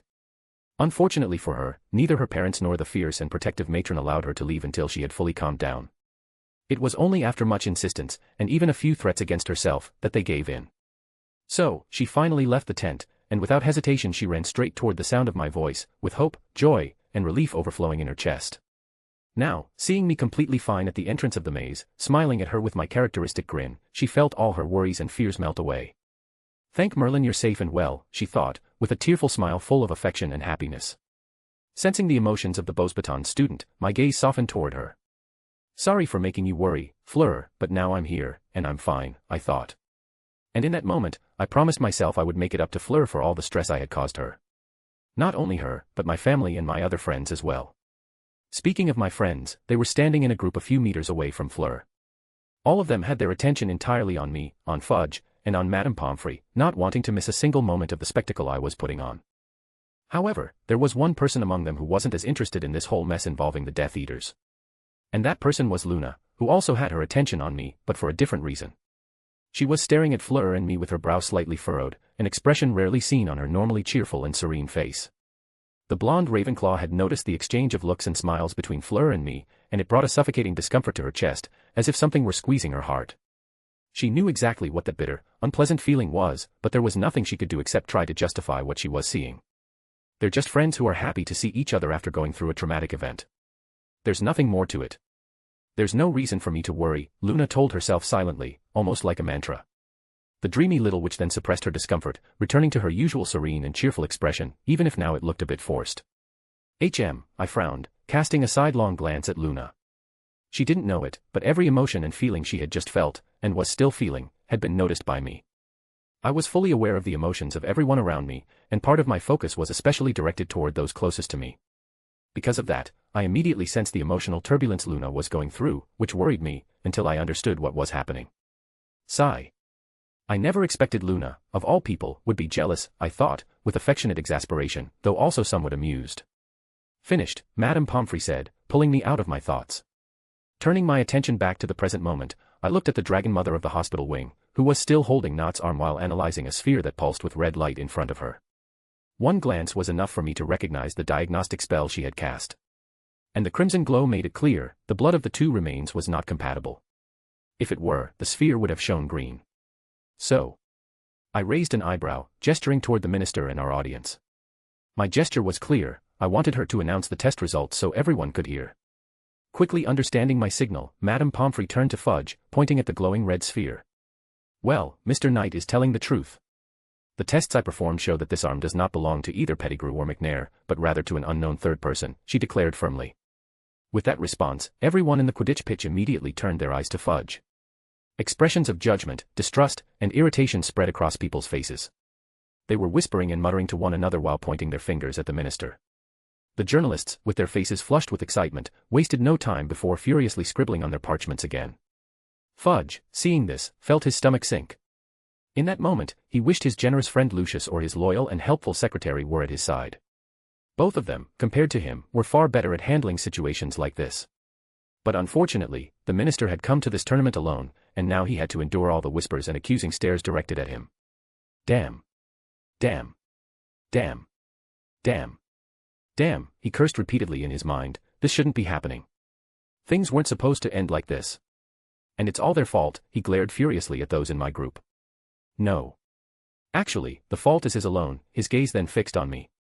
His face was red as he gnashed his teeth. If he had just kept quiet, we wouldn't be in this mess, and no one would be criticizing me right now. I knew it. I felt that boy was trouble from the very first moment I saw him. But I made a mistake. I was far too indulgent with him, he clenched his fists. I should have had the Aurors arrest him right after the end of the first task. With that thought, a vindictive, daring, and somewhat risky idea began to take shape in his mind. As Fudge glared at me like I was his newest mortal enemy, I caught some of his surface thoughts with my legilimency. Normally, I wouldn't use that kind of mind magic on someone who wasn't a dark wizard, but this time I had used the ability almost instinctively. My legilimency had triggered unconsciously and blended with my empathy the instant I felt Fudge's malice toward me. And it turned out to be a good thing, because I was able to spy on his mind and see the great plan he was hatching for me. Well, it looks like I'll be replacing Harry in the Dementor attack this summer, I thought dryly. And at some point, I started to wonder if I would end up facing all the challenges and problems meant for the original protagonist, even those I hadn't meddled in or sought out on purpose. Sigh, this is the curse of being the new protagonist of this world, I thought with a dignified look. My gaze then fell again on Fugda, noticing that his angry expression as he stared at me had not lessened, on the contrary, it seemed to have intensified. Humph. Idiot, I rolled my eyes. Even knowing that Fudge was scheming against me, I felt no worry or fear, only disdain for his despicable and treacherous methods. Unfortunately for him, that plan, and any plan he might try to create, was already doomed to fail. I was strong enough to deal with dementors or any other magical creature he might throw at me. And as for the matter of using magic outside of school, well, that wouldn't affect me either. I wonder what his reaction, and the others, will be at the trial when they find out I'm emancipated and a legal adult in the wizarding world. I asked myself. And as I imagined the frustrated and bewildered looks they would have, I had to restrain a malicious smile that threatened to appear on my face. Shaking my head, I set those thoughts aside, before my gaze swept over everyone on the field, observing their reactions and listening to their conversations and whispers. Seeing the turmoil caused by my shocking revelations, I couldn't have been more satisfied. So, knowing that my goal had been accomplished, and realizing that my argument with the minister had already dragged on for far too long, I decided it was time to bring this whole mess to an end. End. Chapter 539, Chapter 539, The Fierce Healing Witch. Ahem, I cleared my throat, drawing the attention of the audience back to me once more. Well, now that I've proven to everyone that I wasn't lying, I expect our most esteemed ministry to actually do something about these Death Eaters and that red-eyed wizard.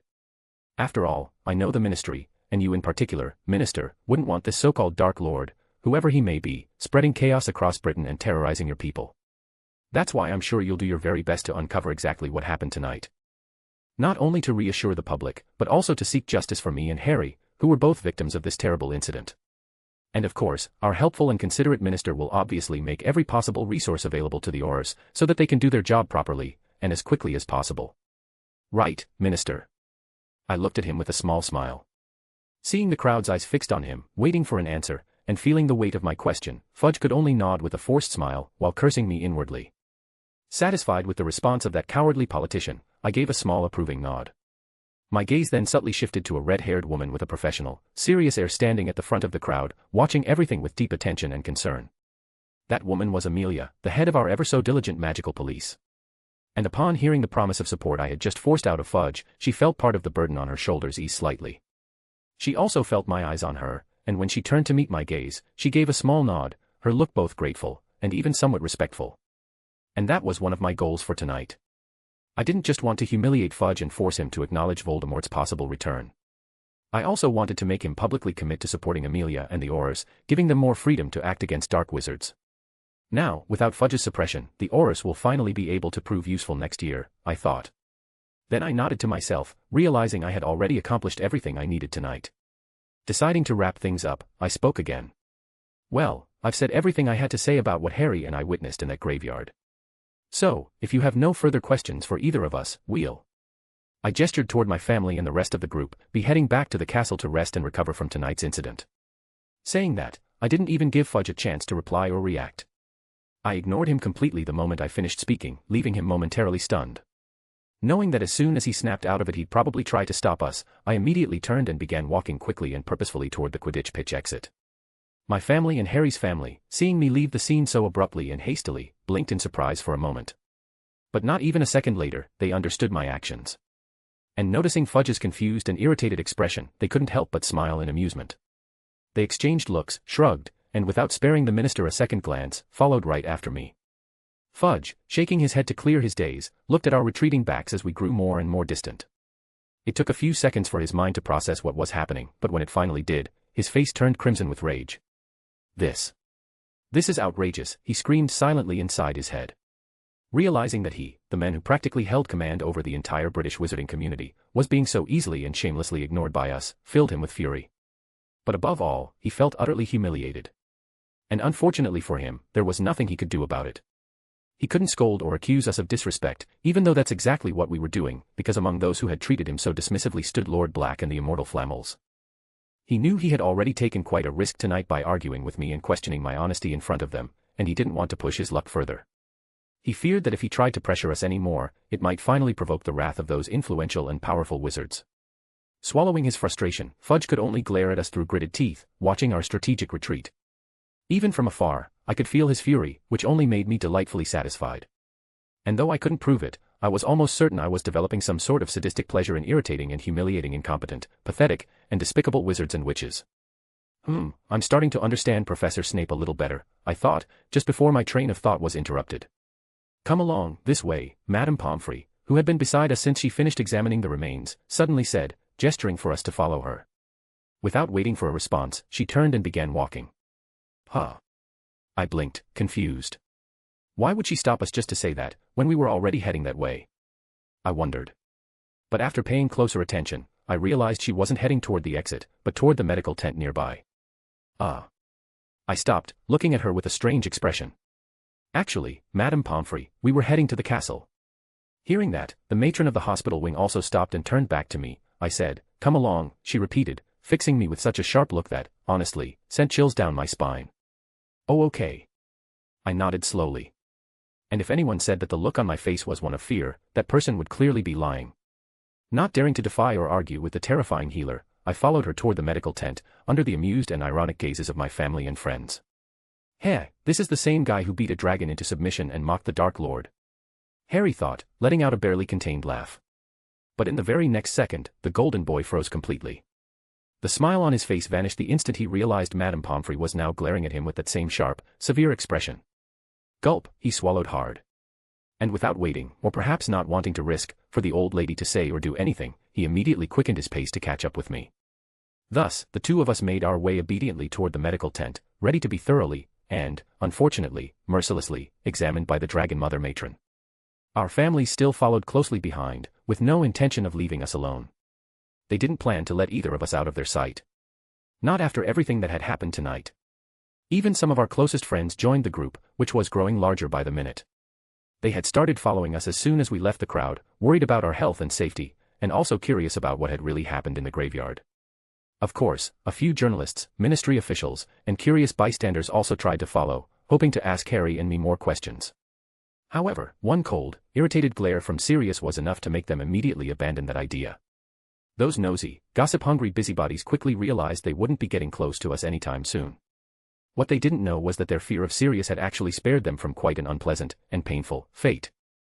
If they hadn't been stopped by the canine Animagus and had truly insisted on bothering us, they would have found themselves facing the deadly tip of Penny's wand. After all the disastrous and stressful events of the night, she was already irritated enough with the meddling crowd that wanted to disturb her grandson's rest. So she wouldn't have wasted words on them. She would have simply taught them, in the most practical and physical way possible, a few good manners. End. Chapter 540, Harry's Guilt. After our departure, Fudge remained at the entrance of the maze, trying to deal on his own with all the mess of this night. He was facing a flood of questions and complaints from the crowd. The public, and especially the journalists, were practically ready to tear him apart in search of a juicy piece of information. At any other time, he would have taken advantage of such a situation to promote himself as an exemplary minister, increasing his chances in the next election. However, after everything that had happened, and after the things I had revealed, public opinion about him wasn't very positive. Trying to talk to them now would only have the opposite effect of what he wanted. Damn night. I shouldn't have let him talk so much. Fudge thought, grinding his teeth. But shaking his head, he tried to push the regret away. There were more urgent matters to deal with at the moment, like the corpse and the severed body parts on the ground.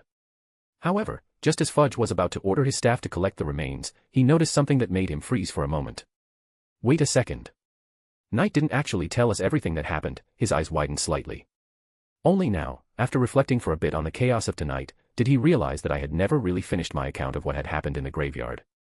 He remembered that at no point had I said how Harry and I managed to escape that place. And in fact, when he thought about it, he realized I didn't even seem to have any intention of talking about it, which was highly suspicious. But unfortunately for the minister, that realization came a little too late. Damn it. That was such a crucial piece of information, and I forgot to question him about it. Fudge grimaced bitterly, gripping and crushing his hat once again. At that moment, he had been under so much pressure, and so stressed and irritated by everyone's criticism and whispers, that his mind couldn't think straight. The only thing he could focus on was trying to discredit me and tarnish my reputation. Because of that, now he had no idea how the two of us had managed to survive for so long in that graveyard, supposedly surrounded by dark wizards. And he also didn't know how we ended up with Pettigrew's corpse and McNair's severed head, or what exactly had caused their deaths. But he was sure of one thing: the death of those two wizards had something to do with me, in a deep, dangerous, and perhaps even criminal way. For Fudge, that was more than enough reason to have continued questioning me. He had no doubt that if he had pressed me for a few more answers he thought would incriminate me, he might have been able to turn public opinion back in his favor. Maybe he could have even made me look, in everyone's eyes, like just another arrogant, dangerous brat hungry for fame at any cost. No. I can't let this opportunity slip away, he told himself, a vengeful gleam flashing in his eyes. I have to find Knight and make him tell me what he did before escaping the graveyard. With that thought, Fudge spun on his heels and, with firm and arrogant steps, began walking toward the medical tent with only one goal in mind. To uncover the whole truth, or at least the truth he wanted. Medical tent. As soon as we arrived at the medical tent, Madame Pomfrey immediately took Harry and me to the back, where two isolated beds awaited us, clearly prepared in advance. The healer which was in such a hurry to examine us that she didn't even let me speak to my sister or to Gabrielle, who watched us with worried and curious eyes as we passed by. Determined not to let anyone interfere with her work or overwhelm us with more questions, Madame Pomfrey even stopped our families and friends from staying by our side. And knowing the matron's reputation all too well, no one dared to oppose her. Everyone remained quiet, waiting obediently in another part of the tent. "Lie down there," Madame Pomfrey said, pointing to the beds. Without questioning her, Harry and I immediately obeyed, climbing onto the beds and lying down.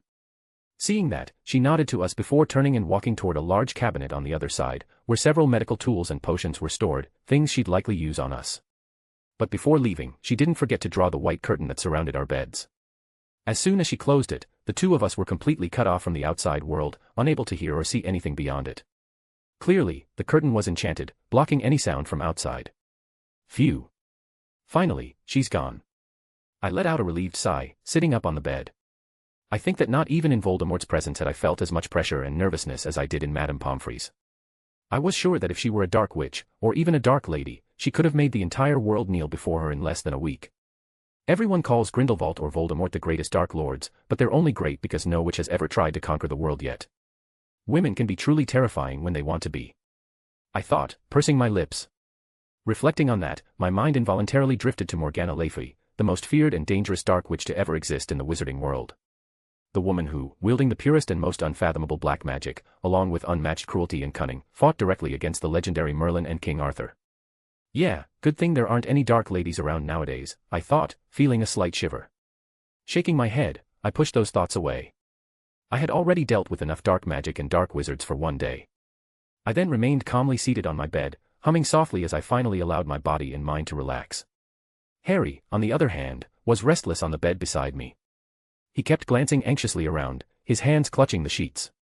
His emotions were so agitated that they broke my brief moment of peace, making me frown at him. I could tell he was less stressed than when we were in the graveyard or on the Quidditch pitch, but something was still clearly bothering him. Sigh. "Okay, Harry, spit it out," I said, catching his attention. "Huh? What?" he stammered, turning to me in surprise and alarm. "Dude, it's practically written all over your face that something's bugging that little head of yours," I said, giving him an ironic look. "Now, either you tell me what's going on, or when Madame Pomfrey comes back, she's going to find a little lion hanging upside down from the ceiling. Your choice." Saying that, I crossed my arms, staring at the boy who lived with an expression that clearly said I was waiting. Feeling the intensity of my gaze, Harry shifted uncomfortably on the bed.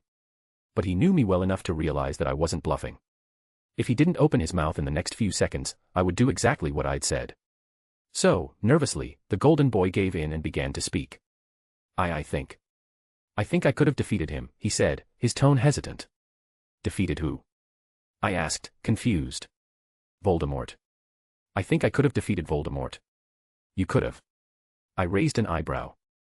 "And how exactly would you have done that?" "Look, this might sound crazy, but, if I had touched him, or if he had touched me, he would have burned to ashes," he said, looking nervous. Then, afraid I wouldn't believe him, he quickly continued to explain. "I'm not lying. Headmaster Dumbledore told me this happens because of the protection my mum left on me before she died. That's what keeps Voldemort from touching me." "Really?" I feigned surprise. "Yes," he nodded softly. His gaze then fell to his hands resting on his lap. "I've seen it happen before," he added, his voice lowering, tinged with sadness and anguish. His eyes looked distant, weighed down. He kept staring blankly at his hands, too ashamed to meet my eyes. The emotions radiating from the golden boy were a whirlwind of negativity, and among them, regret, fear, and guilt were the strongest. "Huh. I blinked, confused. I had no idea why he was feeling that way, so sad and guilty. Am I missing something here? End. Chapter 541, Chapter 541, A World That Doesn't Deserve Saving.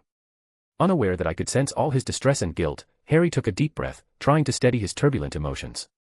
Yes, I could have. No, I should have done it, he thought, frowning. I should have burned Voldemort to ashes the moment he came back. Clenching his fists, that stubborn Gryffindor mind of his could only focus on that. He had already convinced himself that it should have been his duty to destroy the Dark Lord in that graveyard. And with that conviction, the guilt for his inaction and weakness ate away at him even more. But as soon as the thought ended, a memory from his first year at Hogwarts flashed before his eyes, a dark recollection of his confrontation with Quirrellmort in the chamber that guarded the Philosopher's Stone. He remembered Quirrell's desperate, pain-twisted face, burning and turning to ashes in his own hands. He remembered the panicked eyes of the Dada professor, begging for his life. And, even more vividly, he remembered the repulsive smell of burnt flesh and those terrifying, agonized screams that haunted him to this very day. It was a terrible memory, one Harry desperately wished he could forget. For the poor boy, that moment had been one of the most distressing and horrifying experiences of his life, even worse than the years of abuse he suffered under the Dursleys' roof. And he tried. Merlin knows how hard he tried. He tried to lock that memory deep within his mind, hoping that forgetting it would ease his nightmares and guilt. However, the more you try to forget or ignore something, the more vivid and haunting it becomes. And sometimes, in traumatic cases like his, the weakened mind of the victim tends to distort those memories, making them even worse than they really were. Unfortunately, that was exactly Harry's case. I frowned, sensing the spiral of dark emotions boiling violently inside Harry. What on earth is going on with him? I wondered, trying to piece together the puzzle that was the boy who lived. I began thinking about everything that had happened to Harry since he entered the wizarding world, and even about things that might have happened without my knowing. Situations, moments, losses, or pressures that explained why he felt so depressed. Unfortunately, the answers I came up with were far from pleasant. Sigh. Hogwarts could really use a therapist. I slowly shook my head. Then, with a little guilt, but knowing it was necessary, I used a light touch of legilimency on Harry, just enough to catch his surface thoughts. As soon as I made eye contact with the distressed boy, I immediately heard a single word repeating in his mind. Quirrell. That name alone, so simple, yet so heavy and full of meaning, was enough for me to unravel the mystery before me. So that's what this is about. I thought, finally understanding his turmoil, but also realizing the situation was more complicated than I expected. Knowing things couldn't go on like this, I decided I had to ease some of the pressure and guilt weighing on Harry, or at least distract him with another topic. Well, Harry, I began, catching his attention. Seeing dear Voldy turn to ashes would have been quite the sight, and very satisfying, but your plan wouldn't have worked anyway. My words broke through Harry's dark thoughts, and thankfully, that shift in conversation stopped him from sinking deeper into his spiral of self-blame. What? Why not? He asked, giving me a puzzled look. Because of the ritual, obviously, I replied calmly. Why do you think Voldemort needed your blood specifically to resurrect himself? Oh, well. He paused, thoughtful. But before he could answer, I continued. Voldemort likely used your blood in the ritual not only because he sees you as his mortal enemy, but also because that way he could nullify the protection within your body. So now that he has your blood in his new body, he can probably touch you, and maybe, contact between the two of you could even have the opposite effect, with you being the one who gets hurt. I stated my assumption, one I already knew was true. Hearing that, Harry frowned, realizing I might be right. So there was really nothing we could have done to stop him. Not that I know of, I said with a casual shrug. Damn, he muttered under his breath, frustrated. Of course, that was what he showed outwardly, and while genuine, it wasn't everything he felt. Inside, both he and I knew how relieved he was to learn that this cruel method was no longer useful against the Dark Lord. It might not have lessened his guilt for killing Quirrell, but it did ease a bit of his burden for doing nothing, which, honestly, made no sense whatsoever. I understood that it came from Harry's default setting, with the whole hero with the weight of the world on his shoulders thing. But thinking it was his duty to stop Voldemort was utterly ridiculous. Voldemort had been alive for more than 6 decades, spreading terror through the British wizarding community for at least 30 years. That meant he had gone through many generations of witches and wizards before reaching ours. Considering that, it made zero sense that everyone, even Harry himself, thought he had to deal with the snake-faced bald freak. Sure, there was the damned prophecy, but fewer than 5 people even knew about it. And that was precisely what made everything so infuriating and unbelievable. The fact that no one else knew about the prophecy only proved that the rest of the world, those trying to dump all the war's responsibility on Harry, were nothing but ungrateful, lazy cowards. An entire community that failed to solve its own problems and decided to pass the burden to someone more capable, and in this case, a 14-year-old boy. Seriously, these people are the main reason all this crap got this far. I pursed my lips, irritated by the wizarding world's stupidity. But shaking my head, I let out a tired sigh. Well, I can't really judge Harry too harshly, I thought with an ironic look. I'm also trying to protect this world and these people who, honestly, haven't proven they deserve to be protected. I'll admit that, at first, I only got involved in this mess because I wanted to save or change the fate of a few characters I liked, and because I wanted to be part of this world I loved so much. But after living here, my reasons changed. Now, I wanted to fight in this war because I couldn't allow the things I'd come to cherish and love to be destroyed by a bunch of prejudiced idiots. I had made many friends, formed strong bonds, and even developed a sense of belonging in this magical, wonderful world. And I wouldn't let anyone take that away from me. Yeah. I think I'm starting to understand Harry's mindset. I snorted softly. Ethan. I heard my cellmate. I mean, infirmary mate, call out, pulling me from my thoughts. Yes. I turned to him. Harry, with a worried, uneasy look on his face, asked a question that caught me off guard. Do you think things will turn out all right? I mean, with Voldemort being back and all. Honestly, Harry.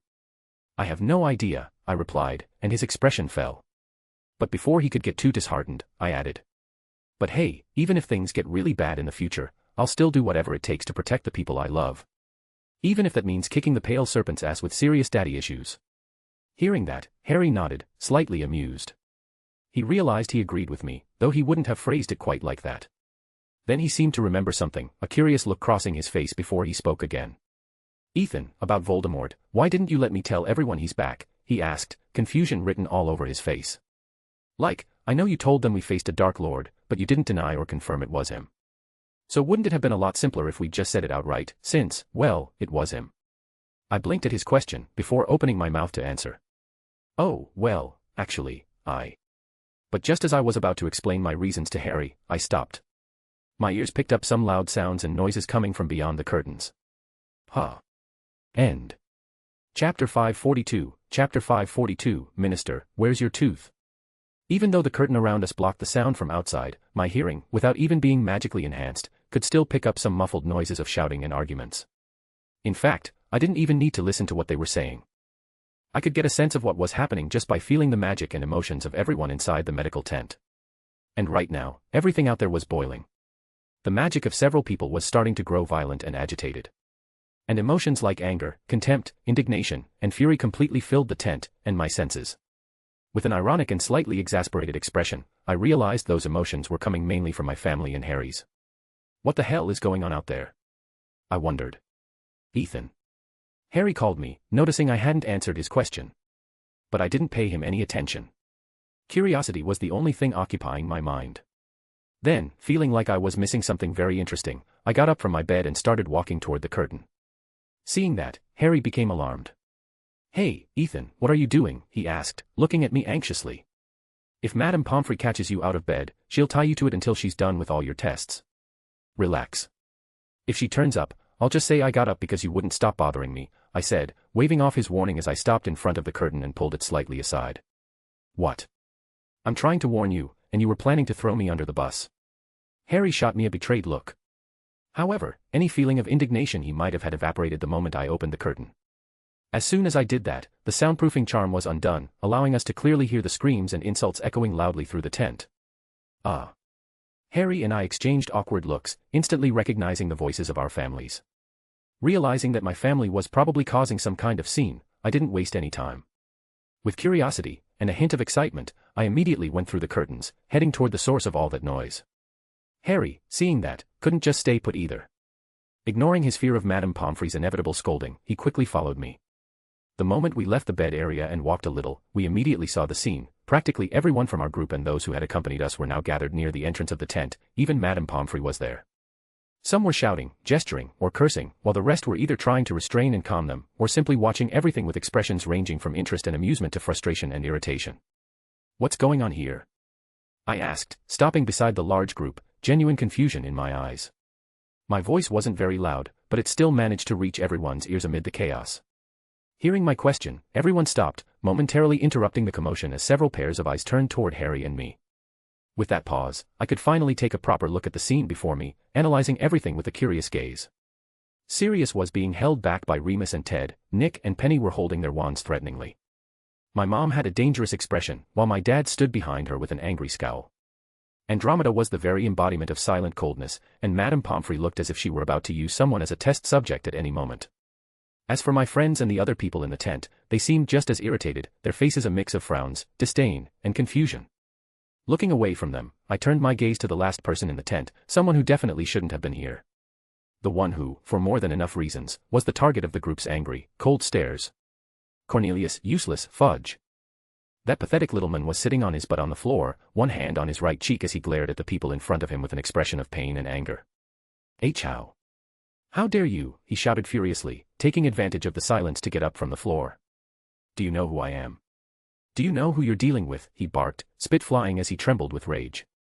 While Fudge kept yelling and complaining nonstop, something about him caught my attention, something that made me frown with a strange expression.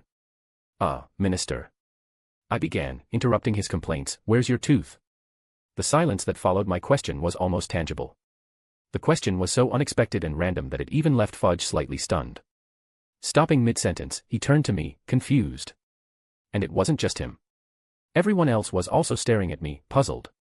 However, a moment later, realization seemed to dawn on them. Collectively, every pair of eyes turned toward the minister, focusing on his half-open mouth. A single glance was enough for everyone to notice it was true, there was indeed a tooth missing. Holy sure, was the general thought. Fudge, still stunned by my question, unconsciously snapped his mouth shut. When he did, he tasted the metallic tang of blood. That was when panic took hold of him. Slowly, and with growing nervousness, he ran his tongue across his teeth. First he felt the bottom row, then he moved to the top. When his tongue reached his upper front teeth, he froze, terrified and in shock. He realized there was an empty space where there definitely shouldn't be one. Rigidly, Fudge turned his head, looking at the floor as if searching for something. And there, near the leg of one of the beds, he saw it, a broken, blood-stained tooth. Approaching it with slow, fearful steps, Fudge crouched and picked it up, staring at the tooth with a look of anguish. This can't be. He thought in denial. He then looked toward the side of the bed, where there was a table with medical tools. In a fit of desperation, he rushed to it, grabbing a flat metal object to use as an improvised mirror. Lifting it in front of his face, Fudge, filled with apprehension and fear, opened his mouth and looked at his reflection. The reflected image left no doubt, a toothless minister, with a horrified expression. Stunned and distraught, Fudge dropped the object back onto the table, stumbling back a step on shaky legs. My tooth. He muttered, his gaze shaken and unfocused. I'm missing a tooth. But then, as if a switch had been flipped, his dazed look turned into pure fury and indignation. You, he roared, spinning around and pointing his trembling fingers in our direction. You broke my tooth. His face was so red with anger it was almost turning purple. Hearing Fudge's shout, and already having noticed the red, swollen mark on his cheek, Harry quickly came to a conclusion about what had happened. With a surprised look, he turned to the most likely suspect, his godfather. Sirius, you punched the minister. Humph, I wish I had punched him, Sirius replied, glaring at Fudge with disdain. That answer caught Harry off guard. Wait, so that means it wasn't you, he asked, looking even more surprised. No. It wasn't me, Lord Black pursed his lips, feeling rather offended and disappointed. Offended that his godson thought any kind of violence had to do with him, and disappointed because he genuinely regretted not being the one who had hit Fudge. Hearing the Mendog's reply, the Gryffindor blinked in confusion, tilting his head. Ah. Then if it wasn't you, who was it? Saying that, he looked around. His eyes scanned all the men in the tent, Nick, Lupin, my dad, even Ted, but none of them seemed guilty. In fact, after hearing Harry's question, everyone turned and looked in the same direction, a mix of exasperated, amused, and resigned expressions on their faces. Following their gaze, Harry's green eyes widened. Aunt Sarah, he exclaimed, shocked, staring at the Muggle woman. The golden boy's expression was pure astonishment and disbelief, unable to believe that my mom had punched the minister for magic. However, unlike him, I wasn't all that surprised. In fact, I was also staring at my mom, but in my eyes, there was only admiration and pride. Feeling our stares on her, my mom, who previously wore a fierce and defiant expression, shyly looked away. Oh, it wasn't a big deal, she said modestly, though there was a hint of pride and satisfaction in her voice. That's not the point here, the other adults thought in unison. End. Chapter 543, Chapter 543, a very bad day for Cornelius Fudge. My mom attacking the Minister of Magic was definitely not something I expected to happen tonight. But, as unexpected, and completely insane, as it had been, I couldn't deny that it was also quite satisfying, at least for me. In fact, if I didn't have to worry about the looks and opinions of the people outside, I would have beaten Fudge myself the moment he started questioning me like a criminal. So now, looking at the furious and toothless wizard, I couldn't hold back the huge smile that spread across my face. "Mom, have I ever told you that you're amazing and that I love you?" I asked, obviously delighted. "Well, yes, but it's always nice to hear it again," she replied, unable to suppress her own smile any longer. Seeing the mother and son pair smiling at each other made everyone nearby break into a cold sweat. It was hard for anyone to understand how we could look so calm and cheerful, considering that, just a few minutes ago, the leader of the British wizarding community had been punched by my mom. "Tisk, that's so unfair," Penny muttered under her breath, pouting. "Sarah was just a little faster than me. If I had hexed that fat idiot before she punched him, the one getting all of Ethan's praise right now would have been me." Nick, hearing his wife's complaints and seeing her sulking pout, just shook his head in amusement and exasperation. "Don't worry, honey. You'll have other chances to impress Ethan later," he said, trying to cheer her up. And apparently, it worked, because a lively sparkle flashed in her eyes soon after. "Wait, dear, you're right," the immortal lady said, sounding excited. "Just because Sarah hit the minister first doesn't mean I can't hit him too. And if I make sure he gets even more hurt and suffers a bit more, Ethan will definitely praise me a lot," she added, gripping her wand tightly. "What? How did you twist my words that much?" Nick gawked, staring nervously at his beloved. He then noticed Penny's expression growing fiercer and more determined, with the tip of her wand beginning to glow dangerously. "Calm down, honey, let Ethan deal with him first. You know how much he enjoys teasing and humiliating people like the minister," he said quickly. Then, slowly and carefully, he lowered the hand she was using to hold her wand. Hearing her husband, Penny reluctantly put away her wand, knowing he was right.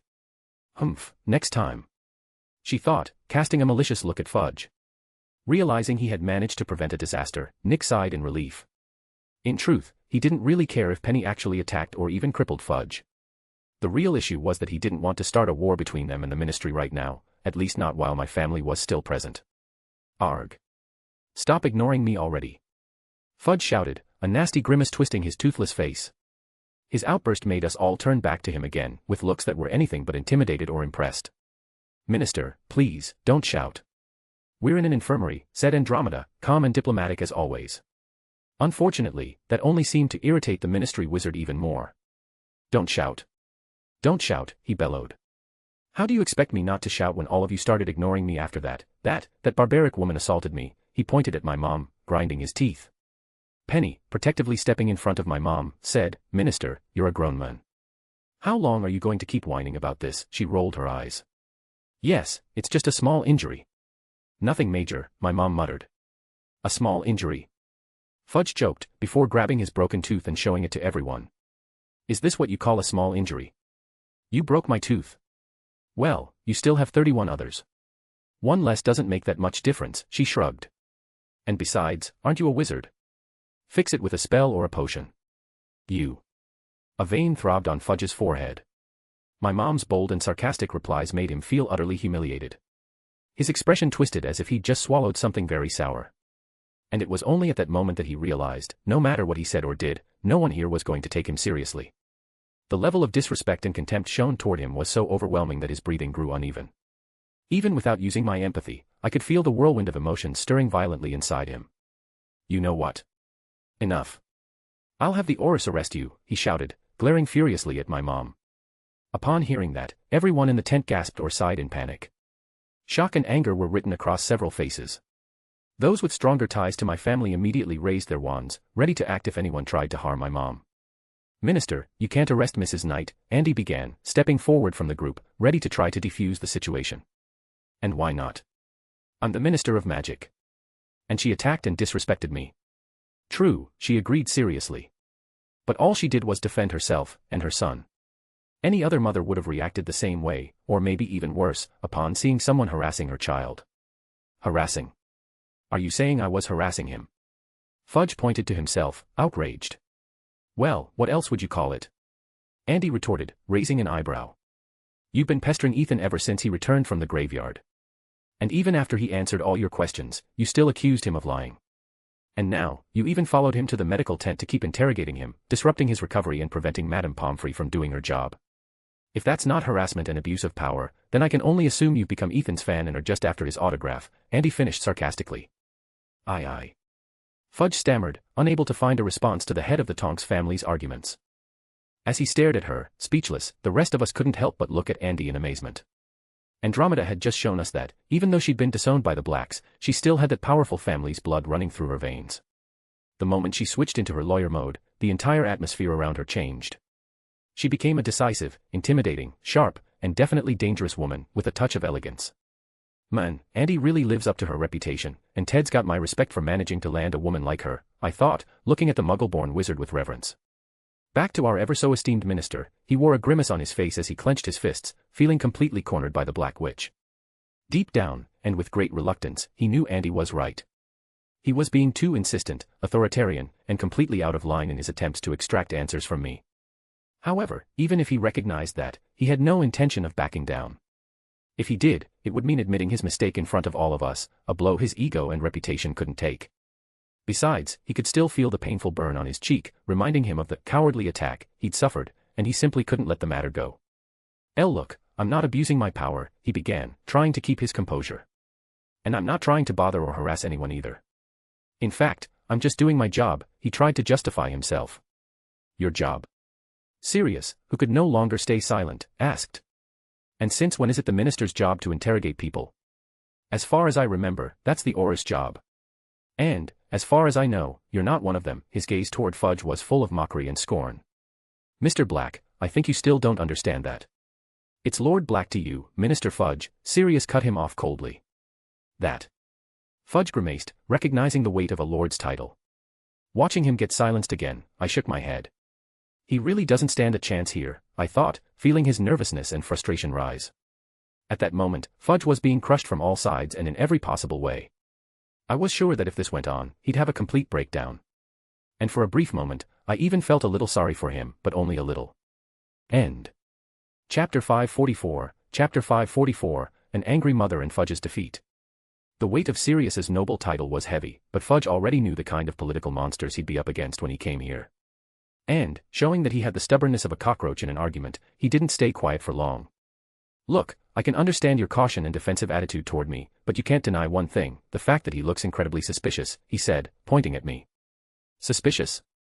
What did he do to look suspicious? Dora asked, confused, unable to stop herself from joining the conversation.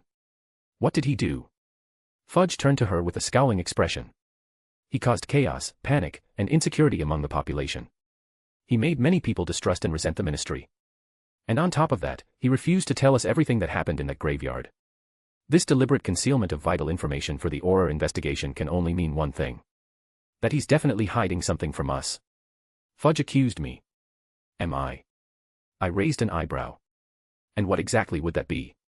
Oh, I don't know, maybe who killed Peter Pettigrew and Walden McNair, he replied fiercely. Hearing that, I blinked. Oh, that was me. What? Fudge stammered, stunned. I said I was the one who killed them both, I repeated slowly. And I just didn't mention it earlier because no one asked me. Besides, I thought it was obvious. I shrugged nonchalantly. This. No. Fudge froze, his mind clearly short-circuiting. He definitely hadn't expected me to confess to those murders so easily, and now that I had, he had no idea how to proceed. Those around me, except Harry, all had stunned expressions as they looked at me.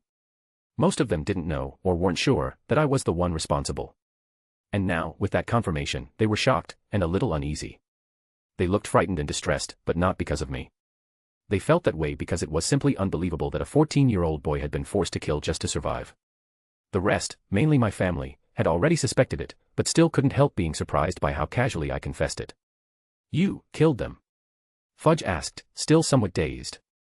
I thought my previous answer had been clear enough, Minister, I replied impatiently. But that.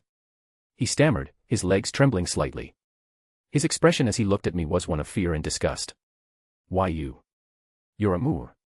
Don't you dare finish that sentence, my mom cut him off with a furious roar, silencing Fudge instantly. She took a step forward, her face twisted into a murderous glare, looking as if she might lunge at him any second. See, calm down. Don't do anything rash. The minister stammered, backing away, pale. Don't. Tell. Me. To. Come. Down, my mom said, word by word. You should be going after the ones who kidnapped and tried to kill my son. Instead, you're here harassing and accusing him, treating him as if he were the culprit and not the victim. But he killed people, he retorted. He was defending himself, she shouted, growing angry again. Ethan was forced into a situation of danger and stress, with his own life at risk. Under those circumstances, to get out safely with Harry, he unfortunately had to resort to such extreme measures. So, Minister, don't you dare try to twist his actions into something wrong or criminal. Everything he did was in self-defense, something your own law permits and considers justified. She then took another step forward, her eyes blazing with indignation. And besides, if you want to blame someone for this mess, blame the incompetence of your ministry and the tournament's organizers, who allowed this to happen right under your noses. And in fact, after all this disaster, we have every right to sue you. And we can and will do it. Wait. You want to sue us? What do you think, you idiot? My mom replied coldly. Because of you, my son almost died. And if you think I'm going to let that slide, you're even more foolish than you look. So get ready, Minister, because soon we'll see you in court, and I'll make sure to destroy you and your little ministry. Saying that, my mom shot Fudge one last deadly glare before stepping back to my side, holding my arm protectively. The silence that followed was heavy and intense. For the second time that night, all eyes were on my mom, a mixture of shock, fear, and admiration in their gazes. So harshly criticized and even threatened, Fudge could do nothing but stand there, speechless.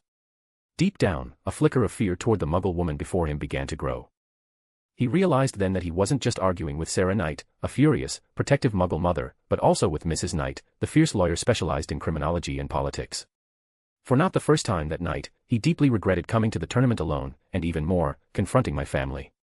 After so much arguing and shouting, he finally understood this was a battle he was destined to lose. On his side, there was only himself, a greedy, conservative politician. On the other, there were 3 lawyers, a lord from a noble house, and 2 of the most influential people in all of France and the wizarding world. And to make things fairer, I'm not even counting Fleur's parents, who held great influence in the French Ministry of Magic, or my friends, most of whom were heirs and heiresses of powerful wizarding families in Britain. Knowing he had been spectacularly defeated in this argument, Fudge clenched his fists. Then, trying to keep what little dignity he thought he still had, he puffed out his chest and put his green hat back on, a bit more forcefully than intended. Rip. With the sound of fabric tearing, an awkward silence echoed through the tent. Fudge's expression remained unchanged, but I could feel his irritation and embarrassment. Humph, he huffed, pretending nothing had happened. Without looking at anyone, he spun on his heel and marched toward the exit. No one tried to stop him. And without glancing back even once, he pushed through the tent flap and disappeared, leaving only my family and friends behind. After Fudge left, a calm, yet victorious, silence settled over the medical tent. Everyone exchanged proud, satisfied smiles, and no one could hide the joy of watching that stupid man suffer a defeat at our hands. Even the stress and tension caused by tonight's incident were slightly eased by that small victory. The silence lasted for a few more seconds before being broken by Madame Pomfrey, who turned to the large group. All right, now that the main nuisance is gone, I'll ask everyone to remain quiet from now on, she said, drawing everyone's attention. Her face carried a severe expression, showing just how irritated she was by the situation that had disrupted her work. The matron's gaze then fell on my mom. And Mrs. Knight, please, no attacking public figures or ministers this time. Hearing what was essentially an order disguised as a request, everyone quickly nodded, while my mom muttered under her breath, that depends on the next idiot who walks in. Pretending not to hear her comment, Madame Pomfrey turned to Harry and me. As for you two, back to your beds immediately, and don't you dare get out until I say so. I don't think that's really necessary, Poppy. Look, I'm fine, I said, unwilling to go through all those tests and checkups. To prove I wasn't lying, I stretched lightly, even lifting my shirt a bit to show I had no injuries, much to the delight of 2 certain blonde girls. Humph, I'll be the one to decide whether you're fine or not, she said, crossing her arms, clearly unconvinced. Now, don't make me repeat myself, or else. The matron narrowed her eyes, slowly reaching for her wand. Seeing that, I took a step back. You know what? I think I might be feeling a little sore in my arm. Maybe I should get a few tests done, just to be safe, I said with a nervous laugh. Not wanting to risk the strict witch actually following through on her threat, I quickly turned around, ready to go back to my bed. But as soon as I looked forward, I saw that Harry, brave Gryffindor, Potter had already run ahead of me, without looking back once. Damn cowardly lion. I clicked my tongue before starting to run too. End. Chapter 545, Chapter 545, Unnecessary Talk. Some time later. After Madame Pomfrey examined us thoroughly, and I must say, in a rather sadistic way, she finally decided to let us go, allowing us to escape that torture. But of course, before doing so, she didn't forget to warn us to come to her if we felt any strange symptom or pain, something she seemed frighteningly eager about. After hastily fleeing from that cruel witch, we went straight to our families, who had been patiently waiting for us all this time. When we looked around, we noticed that our friends, who also wanted to stay with us, were no longer inside the medical tent. According to what our families told us, they couldn't wait any longer because Madame Pomfrey and Professor McGonagall, who had shown up at some point during the exams, had ordered everyone to return to the castle. According to the deputy headmistress, it was already quite late, and therefore everyone should go back to their common rooms. She gave that order both for their safety, still worried about tonight's events, and also to make sure no one would bother or stress Harry and me any further. The only exceptions were Ron, Hermione, Fleur and her family, and, curiously, Luna. I could understand Ron and Hermione staying, the first being Harry's best friend and the second his girlfriend, as well as the Delacours, who were deeply involved in this mess, even if by accident. However, I had no idea why Luna had been allowed to stay while my other friends hadn't. If I had to guess, I'd say Professor McGonagall probably put Luna in the same category as Hermione, as a champion's girlfriend. She probably assumed that because of the Yule Ball, when Luna and I went together as a couple. But well, I'm not going to complain about that. Having at least one friend around, especially someone as calm and understanding as Luna, was definitely something I wouldn't refuse. Now, back to the point, after our group reunited, we all left the medical tent. As soon as we stepped onto the field, we noticed that the place was practically empty. Most of the guests had already left, having abandoned the Quidditch pitch and the Hogwarts grounds sometime between our discussion with Fudge and Madame Pomfrey's checkups. The only ones who remained were ministry officials, still investigating our kidnapping or dealing with the remains. Aside from them, there were a few stubborn reporters trying to squeeze out one last piece of information, but they were being driven away by professors and a few Aurors, to their frustration and disappointment. But since none of that concerned us, we simply ignored the chaos around us. Together, we all headed toward the castle, with a simple goal in mind, to rest and spend some time together before our families had to leave. At the castle. As we walked through the corridors of Hogwarts, I stared straight ahead with a scowl, one that had been plastered on my face since the moment I left the medical tent. TSK. I knew Poppy was an evil woman pretending to be nice, I grumbled, clicking my tongue. I told her I was fine, but no. She decided to force me into an examination anyway. My irritation didn't really come from the endless tests and procedures I had to go through, which were admittedly boring and often uncomfortable. What truly bothered and unsettled me were the dozens of spells and potions she had used on me. Because of my close connection with magic, I had a very high sensitivity to it, and because of that, I could still feel the lingering effects and sensations of those spells and potions, and I definitely wasn't enjoying it. I don't know why you're complaining. I'm the one she did most of the tests on, Harry grumbled, rubbing his bandaged arm. It was the same arm Pettigrew had cut to steal his blood for the ritual. After Madame Pomfrey inspected it and found no trace of infection or dark magic, she used a healing ointment that closed the wound completely, leaving only a faint reddish mark. Now Harry could say that thanks to Voldemort, he had 2 scars caused by dark magic. At this rate, if he kept collecting scars like that, in less than 5 years he'd have as many as Professor Kettleburn, and maybe in 10, he'd even catch up to Moody. You know, if anyone saw you 2 complaining like that, they'd probably think you'd been tortured, Ted joked. In response, he received 2 very unfriendly looks, one green and one amber. To Ted's credit, even after being glared at by both the defeater of the Dark Lord and the most volatile champion, he didn't even blink. The Tonks family men had already gotten used to deadly stares like that, from his own wife. Ahem, Nick cleared his throat, calling our attention. Setting aside the terrible, cruel ordeal you suffered in the infirmary, he began, not even trying to hide his slight amusement, I think it's time for you to tell us what really happened in that graveyard, he said, looking at me. Hey, I thought we agreed to leave that topic for later, Sirius said, frowning at the French alchemist. Hearing that, Nick turned to him and raised an eyebrow. Well, it's later now. Sigh. Look, the boys have already been through enough today. Ethan himself said he was exhausted, so maybe we should let them rest before diving into the conversation, Sirius said, placing a hand on his godson's shoulder. He then looked around, expecting to see others agreeing with him, but instead found himself facing blank or puzzled stares. Oh, come on, Sirius, Nick rolled his eyes. I thought you were a bit smarter than that. I'm not sure I follow. The Animagus wizard made a confused face, feeling like he was missing something.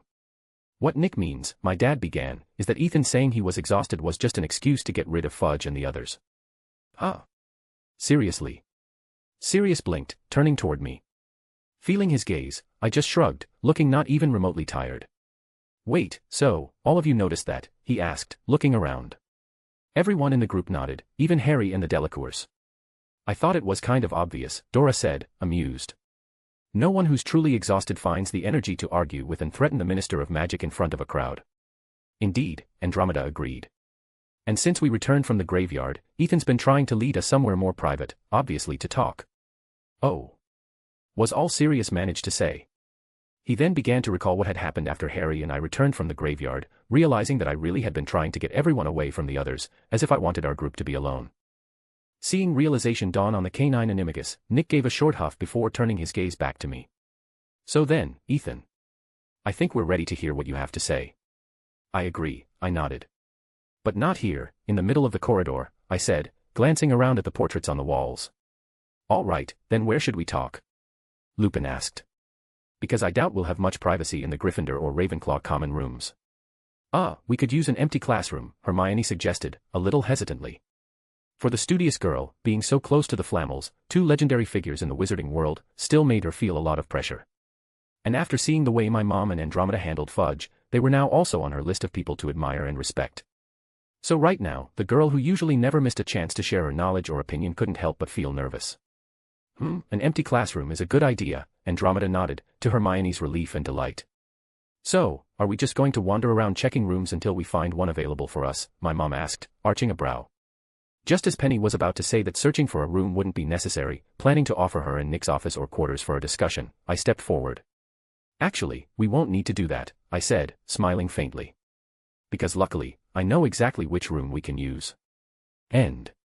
Chapter 546, Chapter 546, The Room of Requirement is no longer a secret.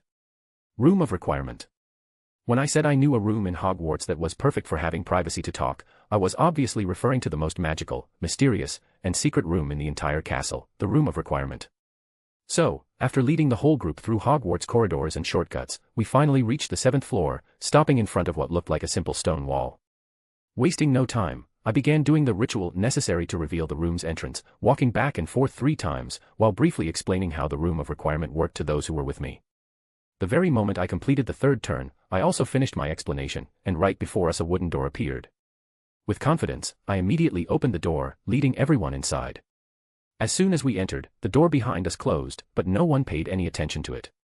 Everyone was completely focused on what was in front of us. Before us stretched a wide and cozy common room, illuminated by a soft light that seemed to come from the very magic of the place, giving it a warm and inviting atmosphere. The room's main colors were indigo blue, light gray, and beige, with several sofas and armchairs arranged in a U-shape before a large brick fireplace already lit, warming the space. On top of the sofas were a few cushions and blankets ready for anyone who wanted to rest or take a quick nap. Small side tables stood between the seats, and in the center, there was a large round table, slightly lower than the others. When I asked the Room of Requirement to turn into a common room, I took a little inspiration from Gryffindor's, which, among all 4, was the most comfortable and cozy, that is, if you removed all the red and gold. The result, if I may say so myself, was perfect, the ideal balance between comfort and elegance. It was the perfect room to rest, spend time with family or friends, or, of course, discuss the return of one of the worst Dark Lords in the wizarding world. In all my years exploring Hogwarts, I never knew this room even existed. Sirius was the first to speak, looking around wide-eyed, completely amazed. Yes, Lupin nodded slowly, just as astonished as his friend. I always knew this castle was magical, but this is on another level. Both had the same gleam in their eyes, pure curiosity and fascination, like that of a Muggle-born child who just discovered the wizarding world. And they weren't the only ones captivated by the Room of Requirement's magic. Everyone in the group who had been or still was a Hogwarts student also stared in awe, admiring the almost sentient room with shocked expressions. They might not have been as adventurous as the 2 marauders, but they thought they'd already seen or uncovered most of the castle's mysteries. But now, seeing the Room of Requirement fully revealed, they realized they hadn't even scratched the surface. Even those who weren't regular Hogwarts residents, like the Delacours, Nick, Penny, and even my own family, watched in silence, amazed. But really, that wasn't unexpected. My parents, despite having lived around magic for 4 years now, still weren't completely used to all the strange and extraordinary things of this world. They were Muggles and had spent most of their lives unaware of this other magical side, and because of that, they could still be easily amazed by the wonders of magic. As for the Delacours, even though they were experienced wizards, they admitted they had never seen or entered a place as mysterious as the Room of Requirement. And from what they knew, Beauxbatons definitely didn't have a room like this, not even close. Nick and Penny, on the other hand, weren't looking at the room just superficially like everyone else, they were analyzing it. They could feel and see the powerful, mysterious, almost living magic of the room. For 2 scholars like them, with a great passion for studying and understanding magic as a whole, this room was a completely new, priceless, and thrilling experience. Well, I'm glad to see you all apparently like this room, I said with a slight smile. Then, under everyone's gaze, I walked to the center of the room before throwing myself into the biggest armchair available. Sinking into the soft cushion, I couldn't help but let out a satisfied sigh. Yeah. Nothing beats a big, soft armchair, I thought. Once I was as comfortable as possible in my seat, I looked back at the group before speaking again. I found this room at the beginning of my first year, while exploring the castle. And as you've seen, it's a pretty incredible magical room. This room is called the Room of Requirement, and it can transform into any kind of space or place, and it can also create almost anything the person who summoned it might need or desire, I explained calmly. Of course, there's an exception. Food and some other organic materials can't be created, following the same rule as basic transfiguration. But that's a problem easily solved if you have the right contacts. Observe. Lumi. After I called the name of one of the castle's elves, a mug of hot chocolate and a plate of peanut and cinnamon cookies appeared magically on the little table beside me. Thank you, I said, feeling a wave of joy coming from somewhere in the room before it vanished. Grabbing the mug, I looked again at the people in front of me. See. Easy, I said, taking a sip of the hot chocolate. Wait a minute, you found this room at the beginning of your first year? Sirius stared at me, incredulous. Really, Sirius? Andy sighed, bringing a hand to her forehead. What? The dogman asked, genuinely confused. He just explained that this room can transform and create anything, but that's the part that caught your attention, she said, looking at her cousin like he was a hopeless case. Ah. Sirius looked away, clearly embarrassed. Anyway, I said, bringing the focus back to me before Andy could embarrass Sirius any further, this room is one of Hogwarts' greatest advantages for students and staff, and very few people even know it exists. And actually, I'm not sure if anyone besides me even knows about it, or at least knows how to activate and enter it. Wait, so you never told anyone about this room? Lupin asked, more out of curiosity than judgment. No, I admitted. I kept this place secret from everyone, partly because it's too cool to go spreading around, and partly because I wanted to have my own secret base in Hogwarts. And honestly, you guys would have probably done the same if you'd found it back in your school days, I said, giving him a knowing look. Fair enough, actually, Lupin shrugged, knowing I was right. Then, seeing that the werewolf had nothing else to add, I turned to the others before continuing. Now, as I was saying, the Room of Requirement is perfect for us to talk calmly and peacefully, for as long as we need. Raising my hand, I gestured around. The room protects us from listening spells, prevents intruders, and even warns us if someone is approaching or trying to enter, all while providing comfort and leisure. You know, Ethan, the more I hear you talk about this room, the more impressed I get, Nick said, stroking his goatee with interest. Yes, Penny agreed, her blue eyes gleaming, a sign of her magic insight at work. This room is truly marvelous, and I can see it functions as a living ward. Quite powerful and intelligent. And this definitely isn't something an ordinary witch or wizard could pull off, honestly, I'm not even sure a powerful one could do it, at least, not any I've ever met, she continued, watching a few invisible runes that ran along the room. As a runes master, specializing particularly in wards, Penny felt like a kid on Christmas morning. And believe me, she could hardly wait to unwrap the magical gift right in front of her. End. Chapter 547, Chapter 547, A Clarifying Conversation. Watching my adoptive grandmother study the Room of Requirement with an excited, almost childlike expression, analyzing the place the same way I had done hundreds of times, I smiled softly. My gaze then shifted to the invisible runes as well, my eyes glowing with the activation of my magic vision. Well, Penny, you're not wrong in saying that an ordinary wizard wouldn't be able to create a room like this, I began, drawing her attention back to me. From the moment I discovered this room and started using it, I've witnessed forms and uses of magic that I had never seen before. And that was different, in a good way, of course. I placed my hand on my chin, thoughtful. And thinking about it, there really isn't any other place in the wizarding world, not even in the rest of Hogwarts, or even in your house, that has ever given me anything similar. I think I understand what you mean, Penny said, a reflective look in her eyes. I've only been here for a few minutes, and I already feel like my understanding of magic has expanded. I feel the same, Nick added. And if I had to compare it, I'd say this room reminds me of certain ancient ruins or naturally formed magical structures we found during our expeditions. Now that you mention it, I can see the resemblance. His wife murmured, one finger resting under her chin. Hearing the musings of the two ancient and experienced beings, I raised an eyebrow with interest. I might have deep knowledge, affinity, and connection to magic, but I couldn't deny that I didn't even have 20% of the experience they had gathered throughout their lives. When it came to knowing and understanding all branches of magic, I was an amateur compared to them. They had seen places, cultures, and magics that I couldn't even imagine. I didn't even know as much of the wizarding world as the other adult witches and wizards in this room. So hearing them compare the room of requirement to ruins and natural magical formations awakened something inside me, an adventurous desire to explore the world. Maybe I'll ask them to take me to some of those places when the school year ends, I thought, making a mental note. Leaving that for another time, I refocused on the conversation. I then noticed that the discussion was quickly drifting into other subjects, and not wanting to lose focus, I decided to cut into their debate. Look, to be honest, I have no idea who, how, or when this room was created. I don't even know if I'll ever find that out, I said, bringing their attention back to me. But I have a theory, or I guess it would be more accurate to call it a supposition. I believe that this room was either created by the founders as a special space when they built the castle, or the castle itself created it, using the magic concentrated in this place. Hearing my suppositions, Nick and Penny nodded, having reached a similar conclusion. Meanwhile, the rest of the group, except for Luna, who was dreamily staring around, looked at me with confused expressions. Everyone had been paying attention to our conversation since the beginning, but the more we spoke, the more lost they became. Of course, it wasn't their fault. Nick, Penny, and I simply had a deeper and more detailed understanding of magic than they did. Ugh. I feel like I'm sitting in a classroom listening to a confusing and difficult lecture, Ron thought, not having understood even a fifth of what we said. And Harry beside him was in the same situation, completely lost. The only member of the Golden Trio who seemed interested was, unsurprisingly, Hermione, who had already asked the room for parchment and a quill to take notes. Seeing that the three of us were going to keep talking, Sirius, who was already feeling his head start to ache, interrupted quickly. Okay, we get it. This place is amazing and all that, he said hurriedly. Now, could we please go back to speaking a language normal people understand? Oh, sorry. I forgot that not everyone here was blessed with the gift of intelligence, I said sadly, very pointedly looking at him, and at Dora. Hey. Why are you looking at me? He's the one who complained. Dora protested, offended. My bad, force of habit, I apologized. Force of habit? She frowned.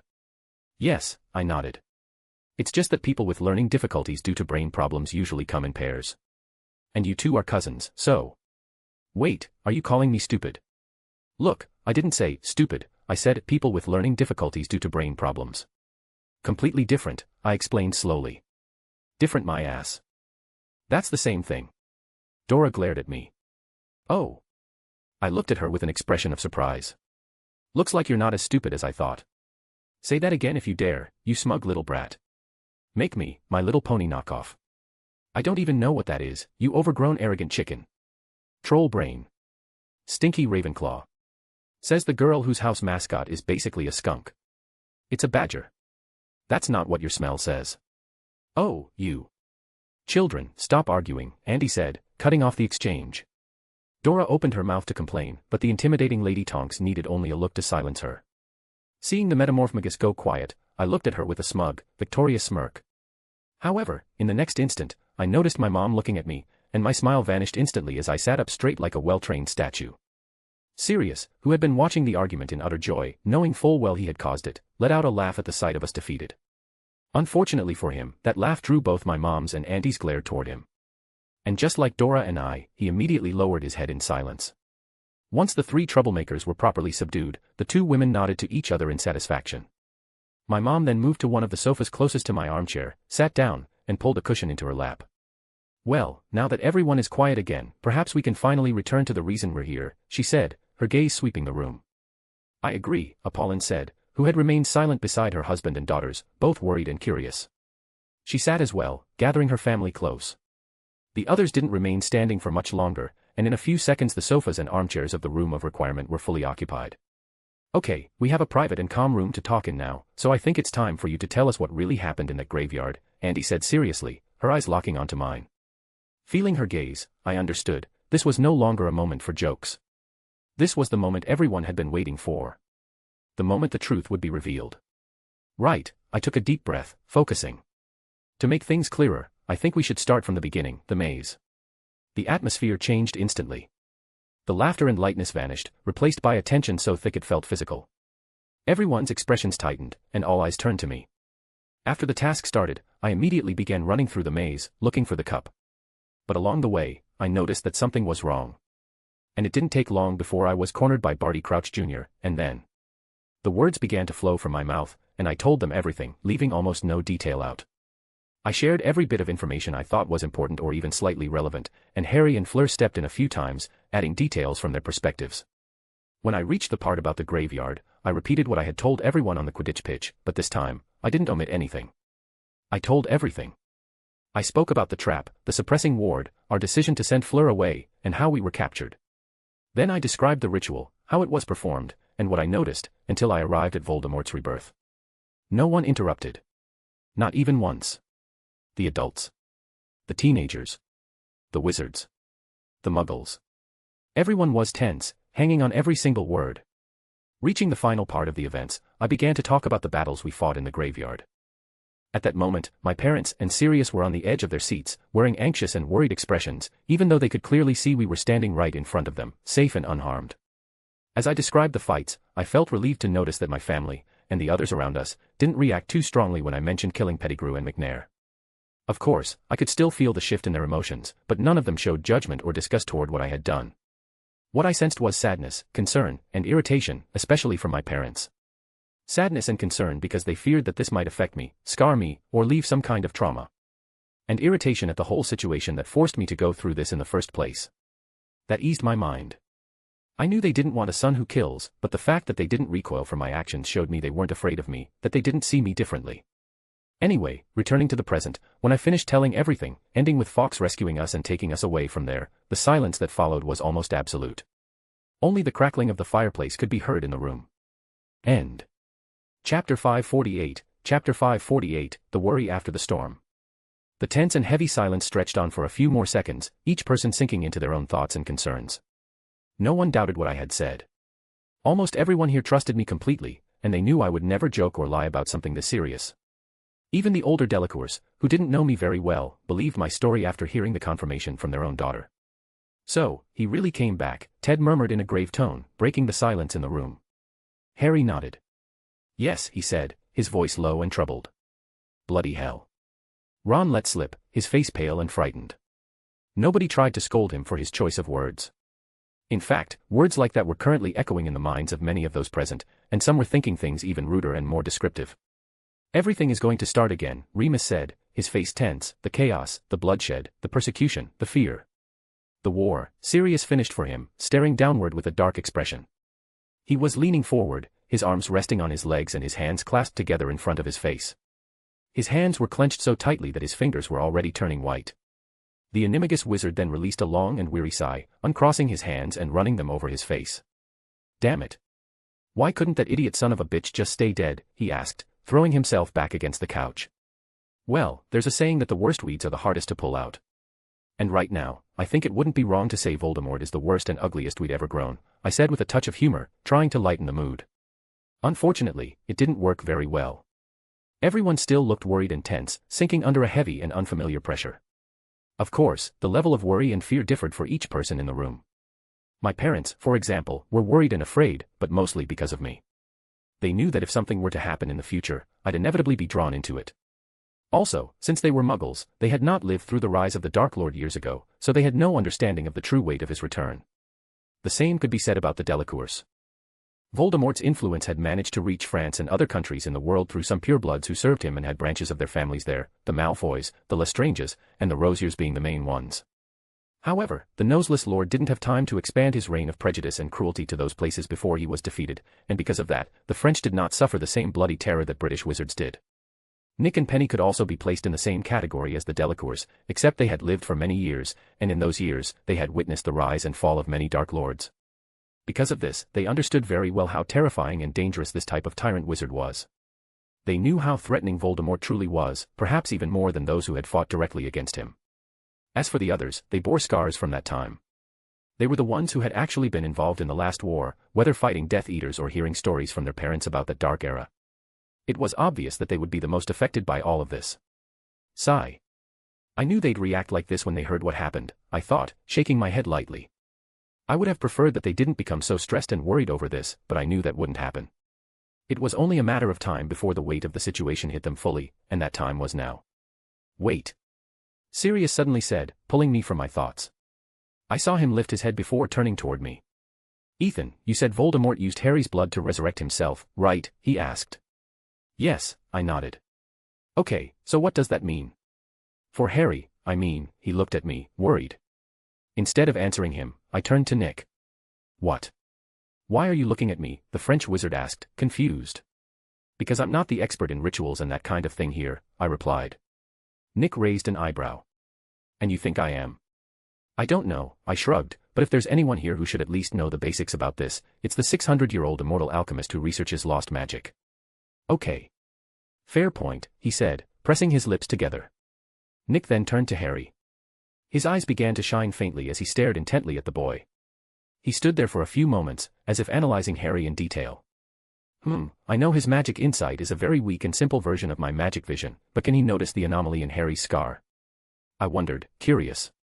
And judging by Nick's expression, he looked thoughtful, but his gaze never once paused on or even passed over the lightning-shaped scar. Right, seems like only my eyes can see something like that. I nodded internally, feeling a little proud of myself and my special ability. Setting aside my brief sense of superiority, I looked back at Nick.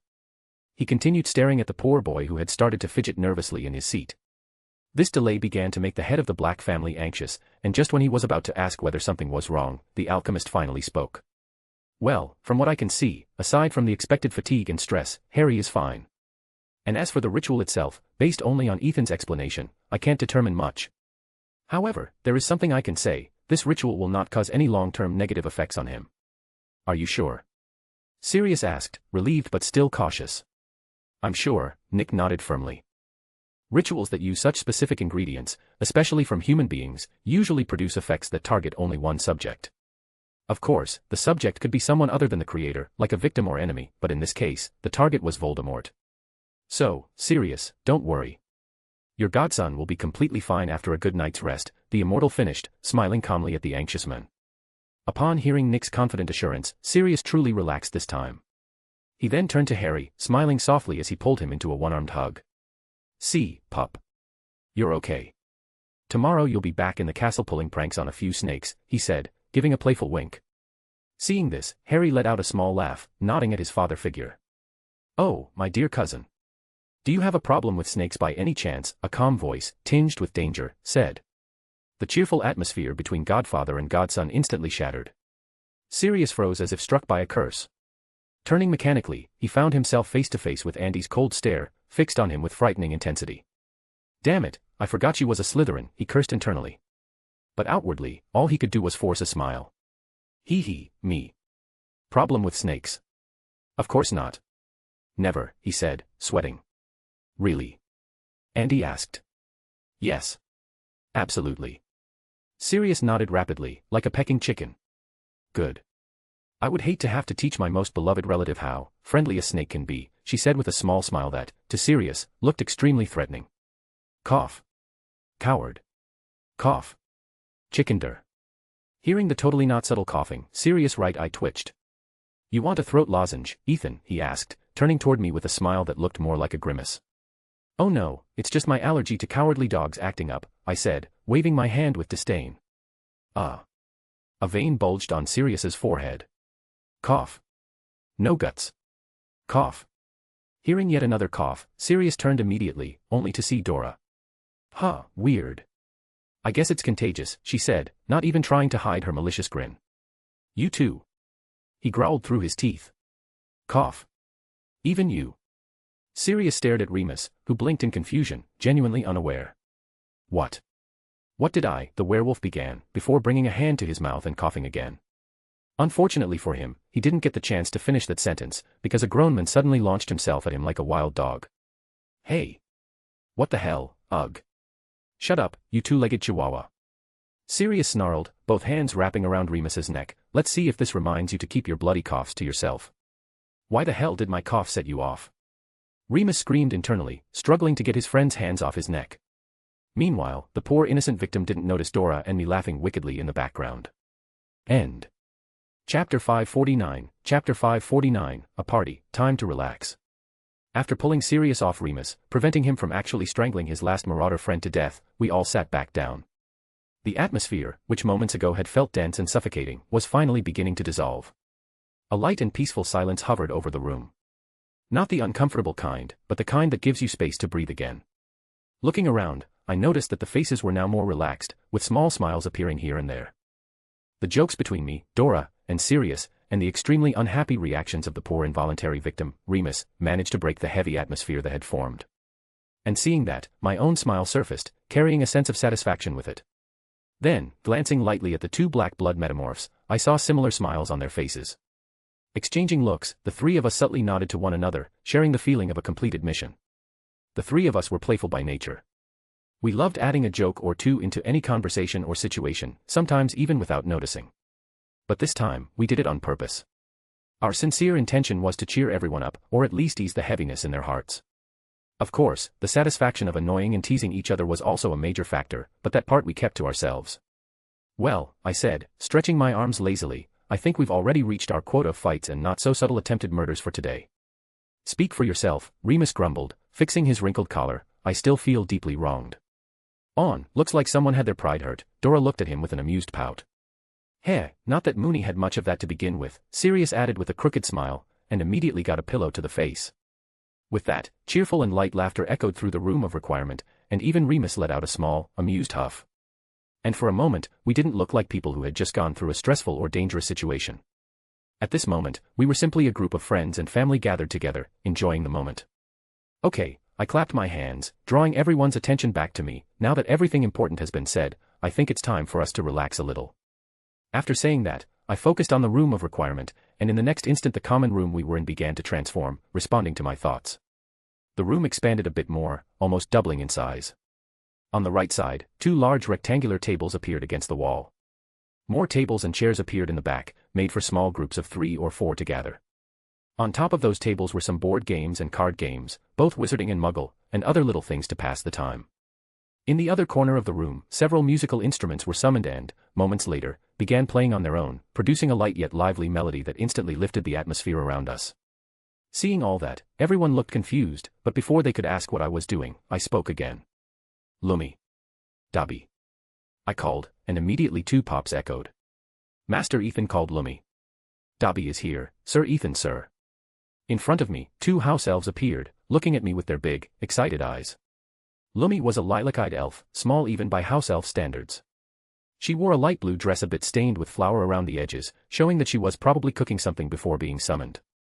As for the other elf, well, he was the little darling of the franchise's fans. But at the moment, what truly caught the eye was the chaotic disaster that was his outfit. He was wearing 2 oversized shirts covered in pins, a striped scarf, and 4 pairs of mismatched socks in different colors and sizes. The true enemy of fashion, or perhaps, the creator of a new era. Hi, I smiled slightly at them. Could you 2 go to the kitchens and prepare some snacks and drinks for us? Please. Hearing my request, Dobby immediately straightened up. Leave it to Dobby, sir. Dobby will bring Sir Ethan sir's snacks and drinks at once, he said while saluting. Sniff. Master Ethan said please to Lumi. Sniff, the little elf cried, overwhelmed. Lumi then lifted her head, staring at me with teary but determined eyes. Lumi will make the best snacks for Master Ethan. Lumi won't disappoint you. Then, without another word, the 2 little creatures disappeared with another pop, but not before Dobby threw Harry a wide-eyed, almost reverent look. Harry just blinked in confusion, feeling that both the name and the appearance of that elf were strangely familiar. Okay, was it just me, or was that weird? Sirius asked, looking around. Well, Sirius, not all of us have a blood feud with house elves, I replied, rolling my eyes. Some of us know how to maintain a friendly relationship with them. Friendly relationship? They looked ready to worship you, he made a face. What can I say? Being loved by everyone is almost a natural gift of mine. I shrugged. This time, it was the last true black who rolled his eyes. And people say Gryffindors and Slytherins are the arrogant ones. Ignoring that comment, I stood up from my armchair. Under everyone's watchful eyes, I approached the 2 large tables, which had become full of food at some point. They really work fast, I thought, happily grabbing a plate and placing a chicken and carrot sandwich on it. Huh, Ethan dear, what are all these things for? My mom asked, curious. Isn't it obvious? I turned to her with a raised eyebrow. But seeing everyone's still confused faces, I sighed and explained. Guys, all of this. I gestured around with one hand, is for us to have fun and spend some good time together. And, if you want, we can even call this our little private celebration party. Celebration party? And what exactly would we be celebrating? Ron asked, confused. The same confusion showed on everyone's faces. They didn't understand what there was to celebrate, not after the news of the Dark Lord's return. Well, my red-headed friend. I began, taking a bite of my sandwich. We'd be celebrating Harry's, Fleur's, and my victory in the Triwizard Tournament, obviously. As soon as I said that, everyone froze for a moment. It took their minds a moment to process the information, but once they did, they understood. Ignoring all the disaster of our kidnapping and the dark moment that followed, they remembered that the three of us had indeed reached the cup and touched it, at the same time. That technically meant we had all won the competition together, a tie between Hogwarts and Beau's batons. Oh. Harry looked at me, stunned. Even Fleur seemed a bit surprised. Just like the others, they had forgotten that the Triwizard Tournament was, in fact, a competition, not just a trap for Harry. Seeing that everyone had finally understood, I smiled lightly and placed my plate on the table. Well, what are you all waiting for? I said, snapping them out of their daze. Let's celebrate. I opened my arms invitingly. With that, everyone exchanged glances, wearing strange or hesitant expressions. They found the sudden shift a bit unexpected and maybe even out of tone. However, I could see the excited and relieved spark in their eyes. Even if it had come out of nowhere, no one could deny that this change was more than welcome. A change of atmosphere was exactly what we all needed at that moment. Well, as a good Hufflepuff, I can't say no to a party, Dora said, being the first to stand up. She then walked toward the food tables. I hope those elf friends of yours made some stuffed potatoes, Pigeon Boy, because I'm starving for them, she said, winking at me. Of course, Rainbow Dash, I smiled softly, knowing she had taken the initiative to encourage the others. Wait, stuffed potatoes? The ones with cheese, peppers, and bacon? Ron asked, his mouth open, almost drooling. Dora answered, already with her mouth full of potato. Seeing that, the Weasley boy needed no further encouragement. Save some for me, he said, jumping up and heading toward the table. Ha! Now things are getting fun. Sirius stood up as well, bobbing his head to the rhythm of the music. Seeing that, the others started to perk up too, letting go of any hesitation or exhaustion. The rest of the group rose from their seats, deciding they would enjoy the moment. Tonight may have started with a disaster, but we were determined to end it in a much brighter, warmer, and more comforting way. End. Chapter 550, The True Scourge of Wizarding Britain. Our small celebration party, both for the triple victory in the tournament and for our safe return, was happening exactly the way I expected. The room of requirement was lively, more cheerful than at any other moment I had ever seen. The place was filled with the sounds of laughter, friendly and light conversations, and silly, fun arguments. Looking around, it was possible to see several small groups of 3, 4, and even 6 people spread around the room. Some were just talking, others were playing games, and a small portion, the one with red hair, was stuffing himself with the food on the tables. There was even a table where 2 small, cheerful girls were shouting with joy as they drew on parchment with some enchanted crayons. No one was alone or isolated. No one was tense. Everyone was enjoying themselves and relaxing, forgetting the stress and worries of the night. It's good to see everyone like this, happy and carefree, I thought, smiling lightly. I had honestly missed these light and positive emotions surrounding me and filling my senses. Tonight, and perhaps this entire week, I had only picked up heavy, restless, or violent emotions, practically a whirlwind of negativity.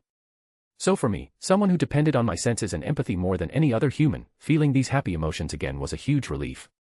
To put it another way, it was like breathing fresh air after a long time underwater, or almost like hearing the world become quiet and calm again after a storm. Sigh, I really need some vacation. Casting one last glance at my family and friends, I quietly stepped away from them. While everyone continued enjoying the party, I returned to my armchair, dropping into it and sinking in comfortably. Resting my head on the backrest, I closed my eyes peacefully, not because I was tired, which, honestly, I was, but because I wanted a moment to calm my mind. You know, I didn't notice it until now, but you seem to like armchairs a lot, I heard a voice comment, carrying a hint of curiosity and amusement. Having my peaceful moment interrupted, I opened my eyes slightly and saw my grandfather, older than some countries, sitting on the sofa beside me.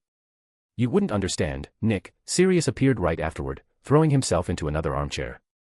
An armchair is like a throne, a sacred seat for a king to rest. Only the most amazing and worthy have the right to sit on one. It's almost like a symbol of superiority. Oh, forgive me for not understanding. It's just that I don't need an armchair to feel superior. My title as the greatest alchemist in the world is already more than enough for that, Nick replied, cleaning dirt from under his nail with disinterest. Ugh. Sirius clutched his chest dramatically, feeling the blow. Wow, Sirius, you just got cooked by a 600-year-old man, I commented jokingly, smiling with amusement. I don't think that's going to be good for your reputation.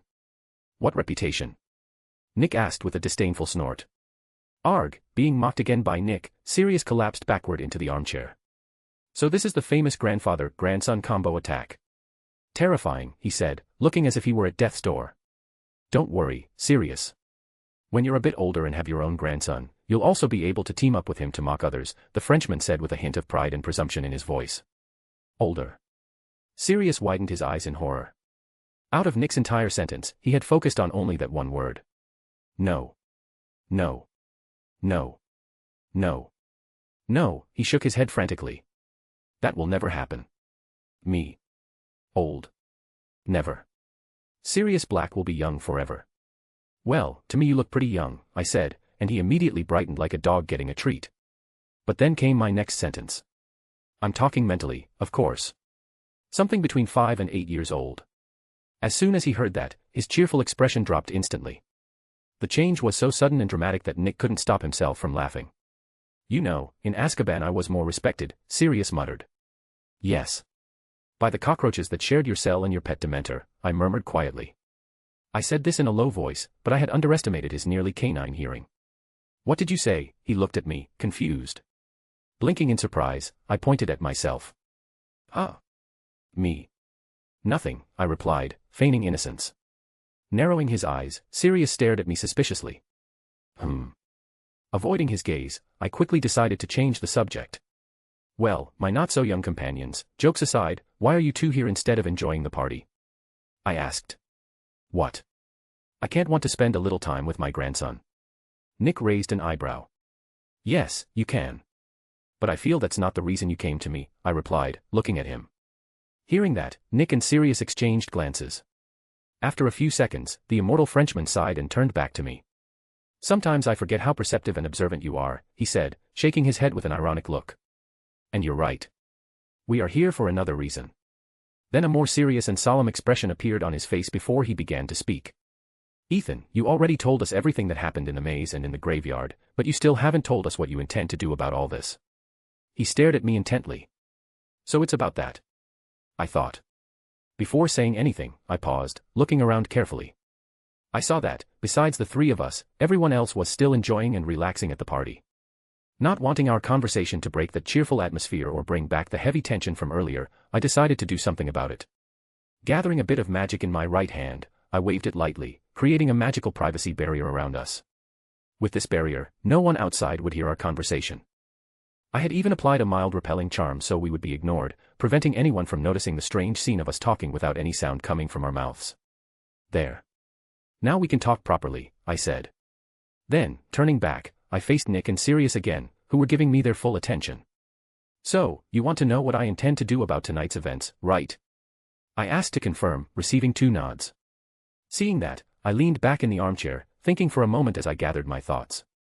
Well, for now, I don't intend to do anything, I replied after a few seconds of silence. My answer earned me 2 slightly surprised looks. Not wanting them to interrupt me with questions, I immediately began to explain. For this situation, I'll let the ministry try to solve this problem on their own, which, in reality, is their obligation. So, by acting as a mere spectator, I'll be able to observe the situation from both sides impartially. That way I'll be able to see the flaws and weaknesses of the ministry and the Aurors, as well as get a sense of the power and influence the Death Eaters still hold over the British wizarding government. Okay, wait a second. Sirius raised his hand, looking at me in confusion. I can understand you wanting to observe the Death Eaters, but why do you also want to discover the ministry's flaws and weaknesses? Because if a war really breaks out, those 2 groups will be the biggest obstacles in our way, I said in a calm voice. Obstacles, he grimaced, not understanding. Look, Ethan, I don't like the ministry either, hell, they're the reason I spent all those years in prison. But don't you think it's wrong to put them in the same category as the Death Eaters? No, because to me, both the ministry and Voldemort's Little Fen Club are harmful and dangerous to the wizarding world, I replied simply. My eyes then narrowed coldly. Besides, Sirius, I don't know if you remember, but in the last 10 years Voldemort was gone and his loyal little dogs kept a low profile, and even so the British wizarding community still suffered a lot. In the end, without decent leadership and internal cleansing among the staff, the ministry will continue being just as bad as those dark wizards. At least dark wizards don't pretend they're good. The ministry does all sorts of awful, despicable things while claiming they're doing good for the people, when in reality they only benefit those at the top. And no one can say anything, because they are the law. Hearing my irritated speech, which sounded a lot like a rant, Sirius fell into stunned, thoughtful silence. He had never thought of the ministry as anything more than a sometimes corrupt and useless government body. But now, after hearing all my complaints, he realized the ministry really was almost as dangerous to the world as the evil wizards he once fought. Nick, seeing Sirius's thoughtful expression, nodded slightly. His view of things was the same as mine. He understood perfectly well that the true enemy wasn't just the dangerous men who did evil in the open, but also those who did it while wearing the self-proclaimed mask of justice. I think I've said this before, but I hate politics, the alchemist sighed. End. Chapter 551. Chapter 551, they bring the fight to me, or I will bring it to them. Well, you came all the way here to ask me what I intend to do about this whole disaster, and I've already given you my answer, I said, pulling Sirius and Nick out of their thoughts. But you know something? I think you two should be worrying about another wizard, or rather, wizards and witches. Hearing that, they both looked at each other with the same confused look. Ignoring their confusion, I continued. In fact, they're also of interest to me. And they're even more important to me than finding out what Voldemort and his loyal little dogs are planning. More important than Voldemort and the Death Eaters. Sirius looked at me, somewhat skeptical. And who exactly would those witches and wizards be? The people of Wizarding Britain, of course. I replied with a small shrug. And to be more precise, their opinion is what matters. Oh, and tell me, why would the opinion of these people be more important than knowing what the maniacal, insane, bloodthirsty Dark Lord is planning? He asked sarcastically. I don't know, maybe because it's those people who influence most of the decisions the Ministry of Magic makes regarding the wizarding community. I shot back, even more sarcastically. You're giving their opinion more importance than they deserve, Ethan, Sirius scoffed disdainfully, crossing his arms. You may not know because you weren't born back then, but it was because of the population's inactivity, cowardice, and fear that the Dark Lord rose to power in the First War. And that's exactly my point. I said, staring at Sirius seriously. Now that a possible second war is on the way, we need to be very careful about what the witches and wizards of Britain think. If we can influence public opinion in our favor, it'll be much easier to fight Voldemort when he starts his attacks, and if not, then at least they won't get in the way as much as last time. Hearing my explanation, Sirius furrowed his brow. He began thinking over what I had said, and reluctantly admitted to himself that I might have a point. I see what you're trying to say, Nick murmured, stroking his goatee, thoughtful. He then looked at me, a glint of understanding in his eyes. That's why you made that whole show on the Quidditch pitch, isn't it? Yes, I answered with a nod. I knew Fudge would try to hide the truth or invent some story to cover up the situation, so I decided to tell everyone myself what happened in that graveyard. Besides that, I'm sure many of the people in the stands must have noticed the absence of certain witches and wizards with, let's say, a rather questionable history. That alone should already raise suspicion about them. Especially now, with the revelation that the Death Eaters were gathering again. So even those who didn't believe what I said will stay cautious and alert, enough to pressure the ministry for answers. Finishing speaking, I looked at the two wizards sitting with me. They were silent, and I could see they were both staring at me with slightly widened eyes. Looks like we worried for nothing, seems you already had everything planned out, the immortal said, impressed. In response, I only smiled mischievously. Oh Nick, you have no idea. I thought, knowing this was the result of more than 5 years of planning. Speaking of the absence of certain dark history wizards. I just realized something, Sirius suddenly said, a thoughtful look on his face. Turning to him, Nick and I raised an eyebrow, giving him a look that basically meant what? Seeing this, he decided to answer our unspoken question. Well, I can't say I'm the most observant guy in the world, and I also didn't actively look for them in the stands, Sirius began, but I don't remember seeing any member of the McNair family present to watch the tournament. Hearing his answer, I blinked. I expected him to talk about Voldemort, the Ministry, or even the men he despised most, Severus Snape. But instead, he brought up the McNairs, a family whose downfall was only a matter of time, given their circumstances. And I had no idea why he seemed to think that information was important or even remotely relevant at the moment. Okay, but so what? I asked, genuinely confused. And before he could answer, I continued. Look, the Triwizard Tournament was a very important event this year, sure, but that doesn't mean everyone cares about it. Besides, I'm sure the McNairs weren't the only ones who didn't show up today, so what difference does it make that they weren't present? Yes, that's true. Sirius admitted. And, actually, the McNairs always kept their distance from these types of events. So it's not really a surprise that none of them came today. But the fact that Walden's family wasn't there means they still don't know about the death of their family head. Not that it matters much, since they'll probably be informed by the Ministry. And even if the Ministry doesn't inform them, tomorrow morning, when the newspapers reach their homes, everyone will learn what happened to Walden. But what I'm trying to say is that when his family learns of his death, they will definitely be shocked and shaken. And beyond that, they'll be furious and enraged, and they will certainly want revenge. So prepare yourself, Ethan, because at some point, they will act against you, he warned, now with a completely serious expression. Showing no sign of concern, I nodded. I know. In fact, I could have simply left McNair's head in the graveyard, but I wanted to bring it with me, not only as proof, but also as a warning, I said calmly. A warning? What kind? Nick asked, curious. A small wild smile appeared on my face. That I'm not someone they should mess with. I want all those supremacist, arrogant, foolish families to realize that they're not as untouchable as they think. And I want them to know there is someone who won't hold back when dealing with them, I said, in a dangerous and undeniably threatening tone. Ethan, you're talking about provoking the oldest and most powerful families in the country, Nick reminded me, somewhat worried. Yeah, and just like you said yourself, they're arrogant and foolish, so you should know that this warning of yours won't stop them or scare them, Sirius said, grimacing. In fact, it will probably only make them even angrier. Well, I hope so, I replied naturally.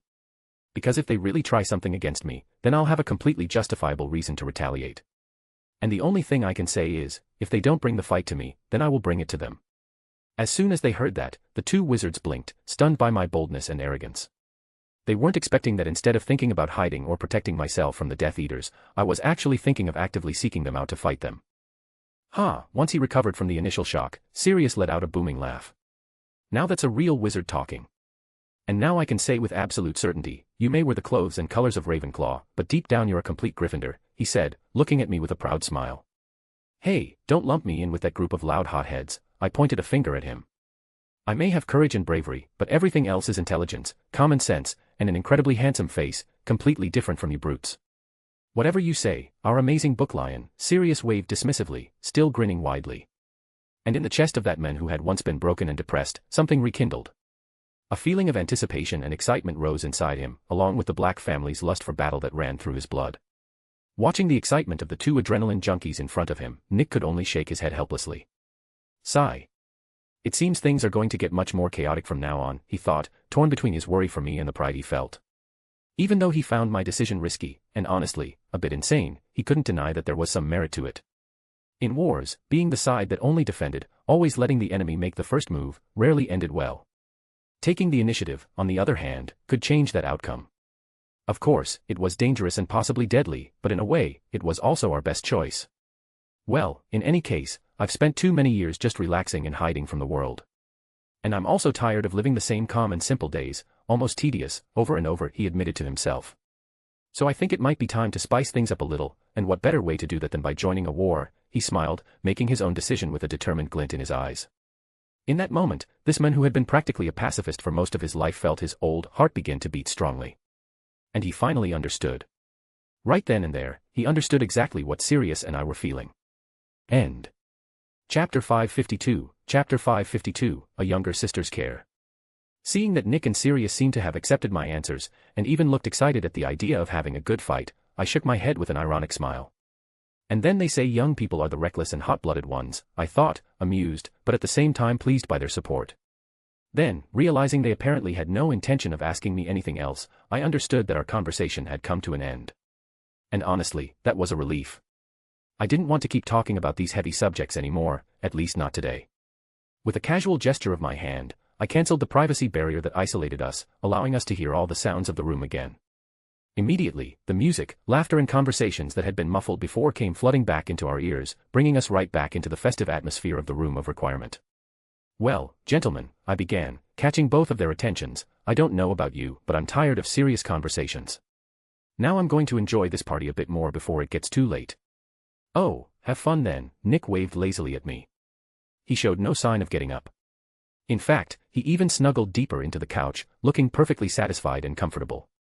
I let out an amused snort at that, before turning my gaze toward Sirius. Well, I think I'll grab some more snacks to eat, he announced, his eyes fully locked onto the food table. I've been dying to eat Hogwarts food again. And to my happiness, it seems the house elves really outdid themselves this time, the Animagus even licked his lips. Seeing his hungry expression, I raised an eyebrow, are you sure you're not Ron's spiritual twin brother? Unfortunately, I didn't get a reply. Sirius was already on his feet, marching straight toward the large table full of snacks and drinks. Hey, he acts like he hasn't eaten a decent meal in the last 10 years, I joked mentally. Then I shook my head before standing up from my armchair as well. Scanning the room, I took in the group scattered across it. The adults all seemed completely absorbed in their conversations, some gossiping animatedly, others debating the problems of the wizarding and muggle worlds, a few discussing magic and its many branches, while many were simply chatting idly. My gaze then focused on the younger group, the golden trio, Luna and Fleur, gathered around a table playing Uno. Watching them for a moment, I saw how much fun they were having, completely happy and carefree. But the next second I saw Fleur play a +4 card on Harry, who, instead of drawing 4 cards or stacking another +4 for the next player, played a blue reverse. And the worst, Fleur was actually the one who drew the 4 cards. While Harry and Ron celebrated smugly, Fleur pressed her lips together in frustration.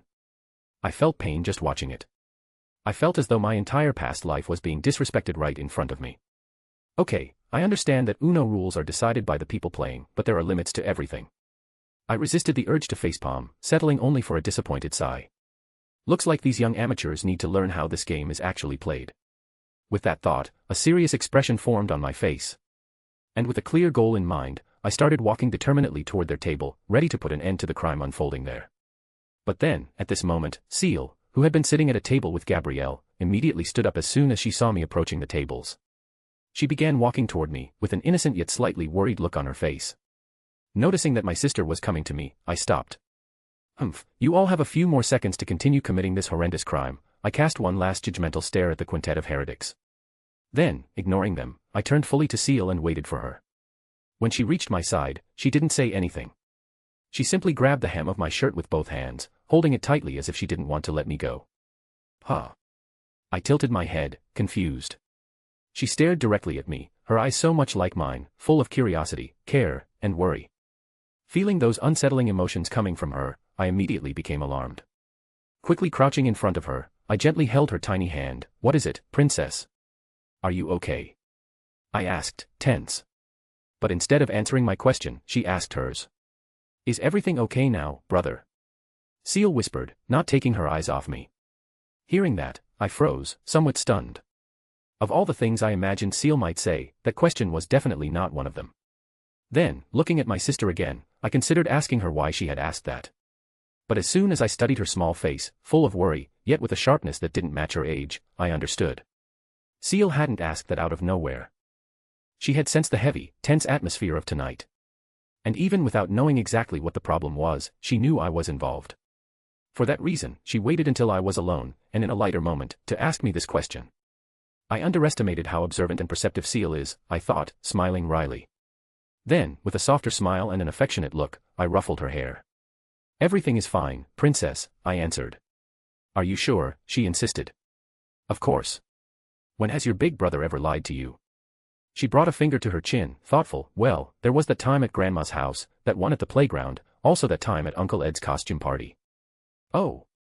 And you lied to me that time on Easter, Anne. Okay, enough. I cut her off before my reputation as the perfect brother suffered further damage. Holding her cheeks, I playfully squished her still slightly chubby face. Has anyone ever told you that you have a very good memory? Yes, everyone. She lifted her chin proudly, not even trying to remove my hands. Seeing such an adorably smug expression, I laughed. And in that moment, I noticed she looked even more proud, while I could feel her satisfaction and happiness. This girl. I thought fondly. Giving her head one last pat, I stood up. All right, now go back and play with Gabby. I bet she's missing her little artist partner, I said, gesturing toward the small villa at the nearby table. Turning around, Seal saw that her friend was watching us curiously while holding her box of crayons. Seal waved toward Gabby. Then she looked back at me. But what about you, Ethan? What are you going to do? What am I going to do?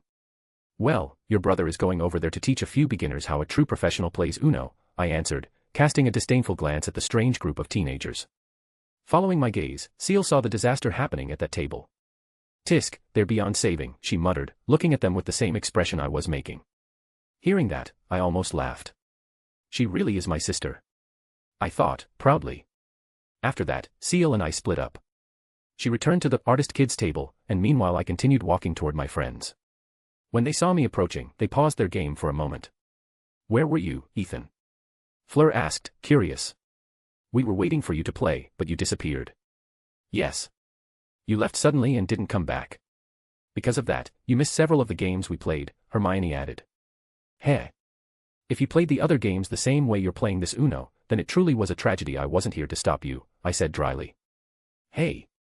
What's wrong with the way we're playing? Ron protested, confused and offended. Ron, in some very, very distant universe, you all would have been chased and beaten throughout Europe for playing Uno the way you just did, I replied mercilessly.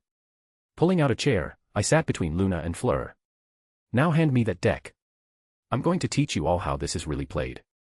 Before they could react, I grabbed all the cards, the ones in their hands and the ones scattered on the table. Expressionless, with a perfect and solid poker face, I began shuffling the Uno deck. My hands moved with mastery and skill, and the cards seemed to dance. Seeing this scene, Fleur, Luna, and the Golden Trio stared in awe. But more than that, they grew tense. In that moment, they realized they were now dealing with a professional. And things were about to get serious. End. Chapter 553, Chapter 553, Spending the Night at Hogwarts. Harry, Ron, Hermione, Luna, Fleur, and I continued our game marathon, which ended up lasting practically the entire rest of the night.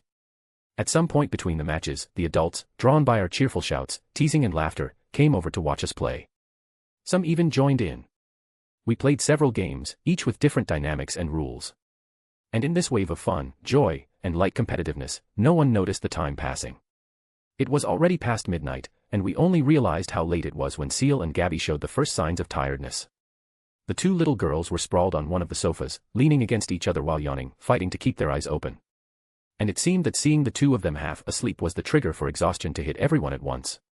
In an instant, everyone felt their bodies fatigued and their eyelids heavy. Noticing the atmosphere of exhaustion that now dominated the room, we understood it was time to end the night. Well, everyone, I think that's enough special events for today, Penny announced, interrupting our little private party. Can't we stay here for just a few more minutes? Ron asked, giving her a pleading look. Normally he would be the first to give in to sleep, dozing off like a rock and only waking up in the afternoon the next day, but today he had a special reason to want to stay awake, and that reason was a table full of food, ready to be devoured.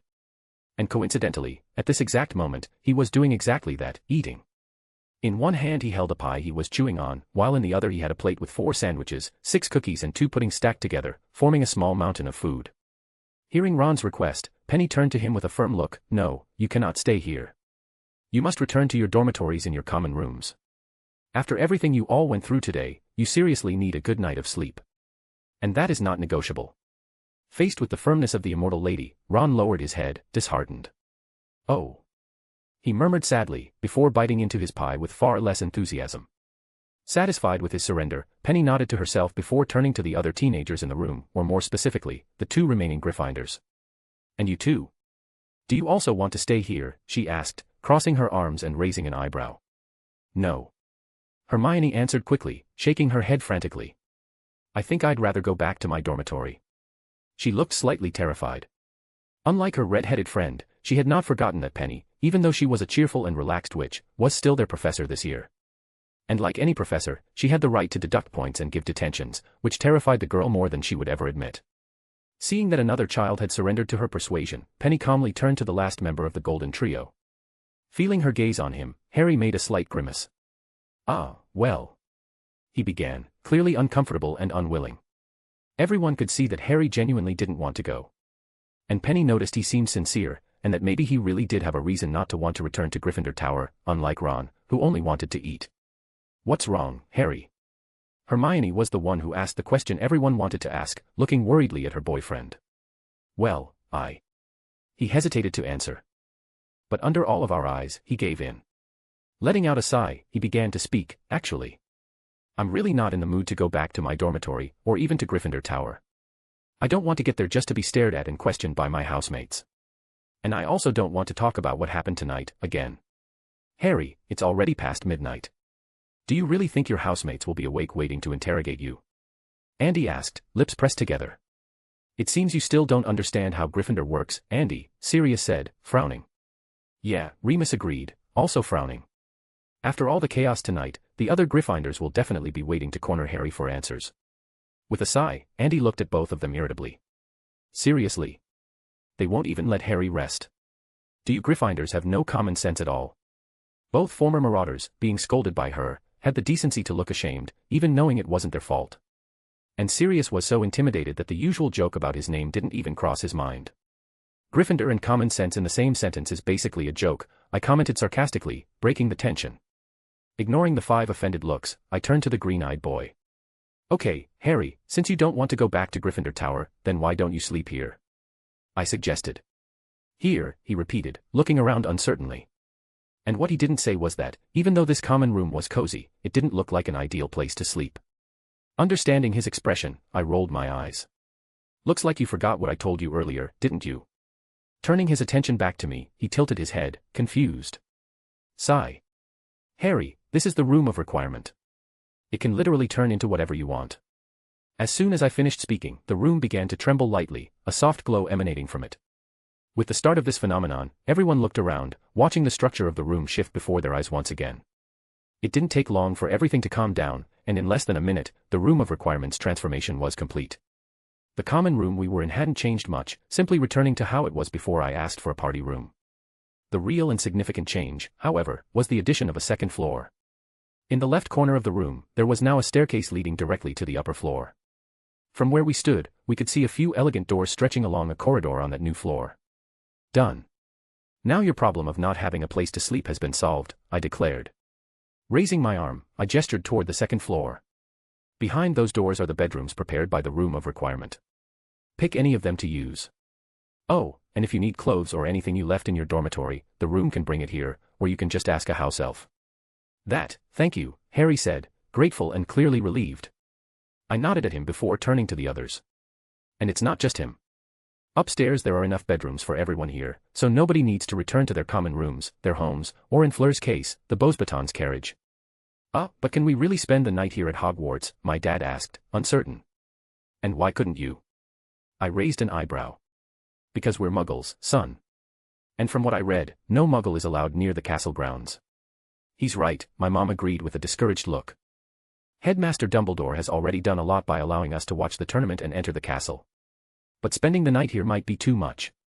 I think you're overthinking this, I dismissed their worries with a wave of my hand. Headmaster Dumbledore may be the current master of Hogwarts, but the one who actually decides things here is the castle itself. And from what I've seen so far, it doesn't seem at all worried about your presence. Oh. My mom looked at me slightly wide-eyed. My casual dismissal of the headmaster's authority was a bit surprising to her and the others. And before anyone could say anything, a new voice, amused and calm, sounded behind us. Well, even though I do like to be told in advance about what happens inside Hogwarts. Ethan is correct. Startled by the sudden intrusion, everyone turned quickly toward the entrance of the room of requirement, watching the door slowly open. Ethan, didn't you say no one could enter here while we were inside? Dora asked me, confused. Crossing my arms, an ironic smile appeared on my lips. Well, that doesn't apply to him. And unlike everyone else, I wasn't even slightly surprised by the intrusion. I had already sensed his powerful magic approaching the room long ago. Before anyone could ask what I meant, the figure stepped inside. Good evening, everyone, said the calm, serene voice. Headmaster Dumbledore entered the room with his usual peaceful, cheerful, and friendly air. His light blue eyes twinkled behind his half-moon glasses, shining with that indescribable mix of wisdom and mischief. Speak of the devil, I thought. End. Chapter 554, same side, different mindsets. Professor. Hermione stood up immediately, half panicked at being caught outside the dorms after curfew. We didn't know that I would come, the headmaster finished with a light smile, neither did I. But sometimes, the castle likes to warn me when something important is happening inside it. Leaving that enigmatic statement in the air, the old and powerful wizard then turned to the rest of the group. As for what you were discussing earlier, you don't need to worry. I understand all the stress and nervousness you went through. I know you want to stay as close as possible to your children. For that reason, I can guarantee that no one will be required to leave Hogwarts tonight, he reassured us. Finishing that, he turned to the younger ones, and as for you, I took the liberty of informing your heads of house that you will not be returning to your dormitories tonight. Therefore, you may stay here with your relatives and friends as well. Thank you, Professor Dumbledore, my mom said on behalf of everyone. Jean and Apollon also thanked him in French, while Dora made an exaggerated bow, earning a small laugh from the old headmaster. With that, all the families prepared to go upstairs and rest, somewhat curious to see what the bedrooms created by the room of requirement looked like. Aren't you going up, Ethan? Luna asked me, tilting her head in that curious way of hers when she saw that I hadn't moved. Later. Right now I'm not really in the mood to sleep, I replied, giving her a small smile. The blonde girl stared at me for a few more seconds then, her big dreamy eyes fixed on my face as if searching for something. Oh, all right, she said after a moment, before skipping toward the stairs to the second floor. Heh. Luna being Luna, I shook my head affectionately. Before going up, my parents, Nick, Penny and even Fleur also threw a few glances my way. But unlike Luna, none of them asked whether I was going to sleep or anything like that.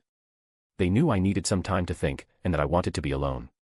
So they simply nodded silently at me, a gesture that meant they would be there if I needed them. After everyone headed to the rooms, disappearing into the corridors of the upper floor, I turned, walking toward my armchair. Sitting down, I stared at the red flames in the fireplace, wearing a relaxed, almost sleepy expression, though there was a deeply thoughtful look hidden behind it. The headmaster, who had not yet left the room of requirement, approached me. Standing by my side, he also looked into the flames with a serene and calm air. "I would like to apologize for today, Ethan." The headmaster was the first to break the silence. "I want to apologize both for not being able to keep you safe during the last task, and for the way I acted on the Quidditch pitch." Without changing my expression, I lifted my head to look at him. "I can forgive you for the first one, headmaster, but not for the second. If you allow me to ask." "Why not?" "Because the problem in all of this wasn't how you acted, but the fact that you think what I did was wrong."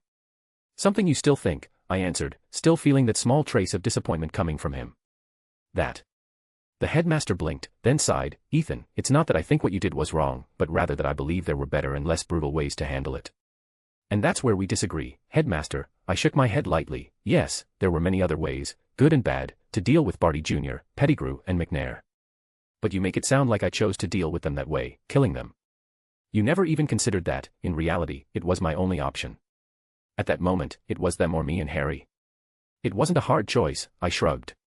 "But what if you did have a choice?" he insisted, staring at me attentively. "Would you still have killed them?" Without hesitation, I nodded, honestly. Yes, I would have. Even if there were hundreds of alternatives, I would never choose to simply restrain or lightly injure them. To keep them from hurting anyone else again, I would do whatever was necessary. Even if it upset you or the others who think that's morally wrong. "Ethan, you're walking a very narrow path," the old wizard warned, his expression completely serious. "The barrier between justice and vengeance is fragile, and a single spark of hatred or resentment is enough to break it. And that, my boy, will only cause a disaster that brings more despair and sadness," he said, trying to convey the weight of the situation with his gaze.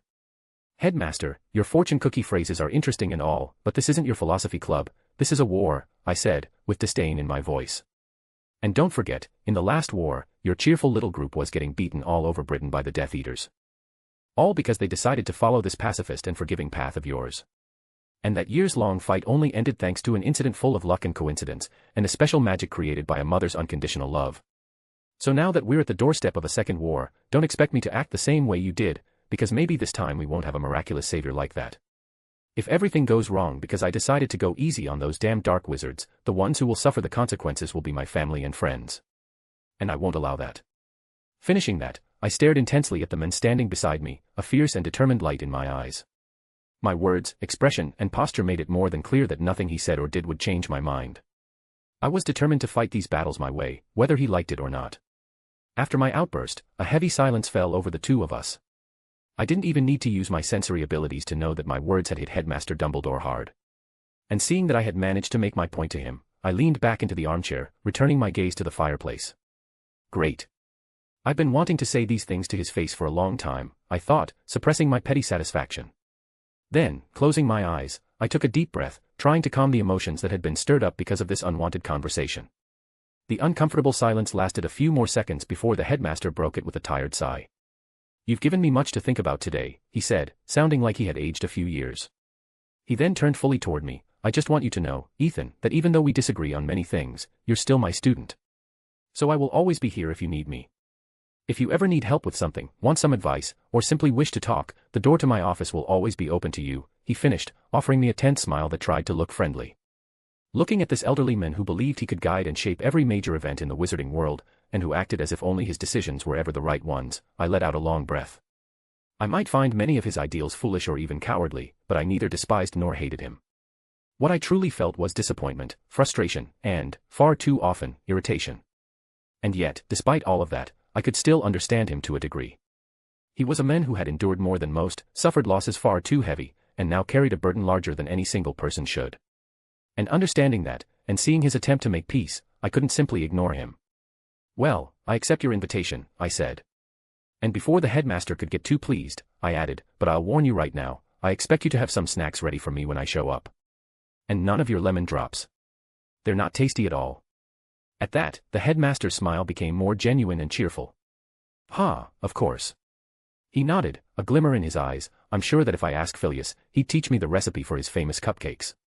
Well, and if that doesn't work, you can always ask Professor McGonagall for her cookie recipe, I suggested. Ah. The headmaster's smile froze the moment he heard that. Unfortunately, that won't be possible.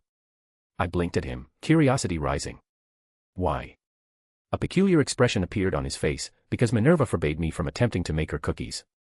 Or any other cookie, actually. What did you do? I asked, looking at him suspiciously. Seeing that I immediately assumed he had done something wrong, he began to sweat. I didn't do anything particularly dreadful. I just added more sugar to the cookies than the recipe asked for, and Minerva apparently didn't like that very much. How much sugar are we talking about exactly? I raised an eyebrow. Something between 3 and 5 spoons. Whole bags.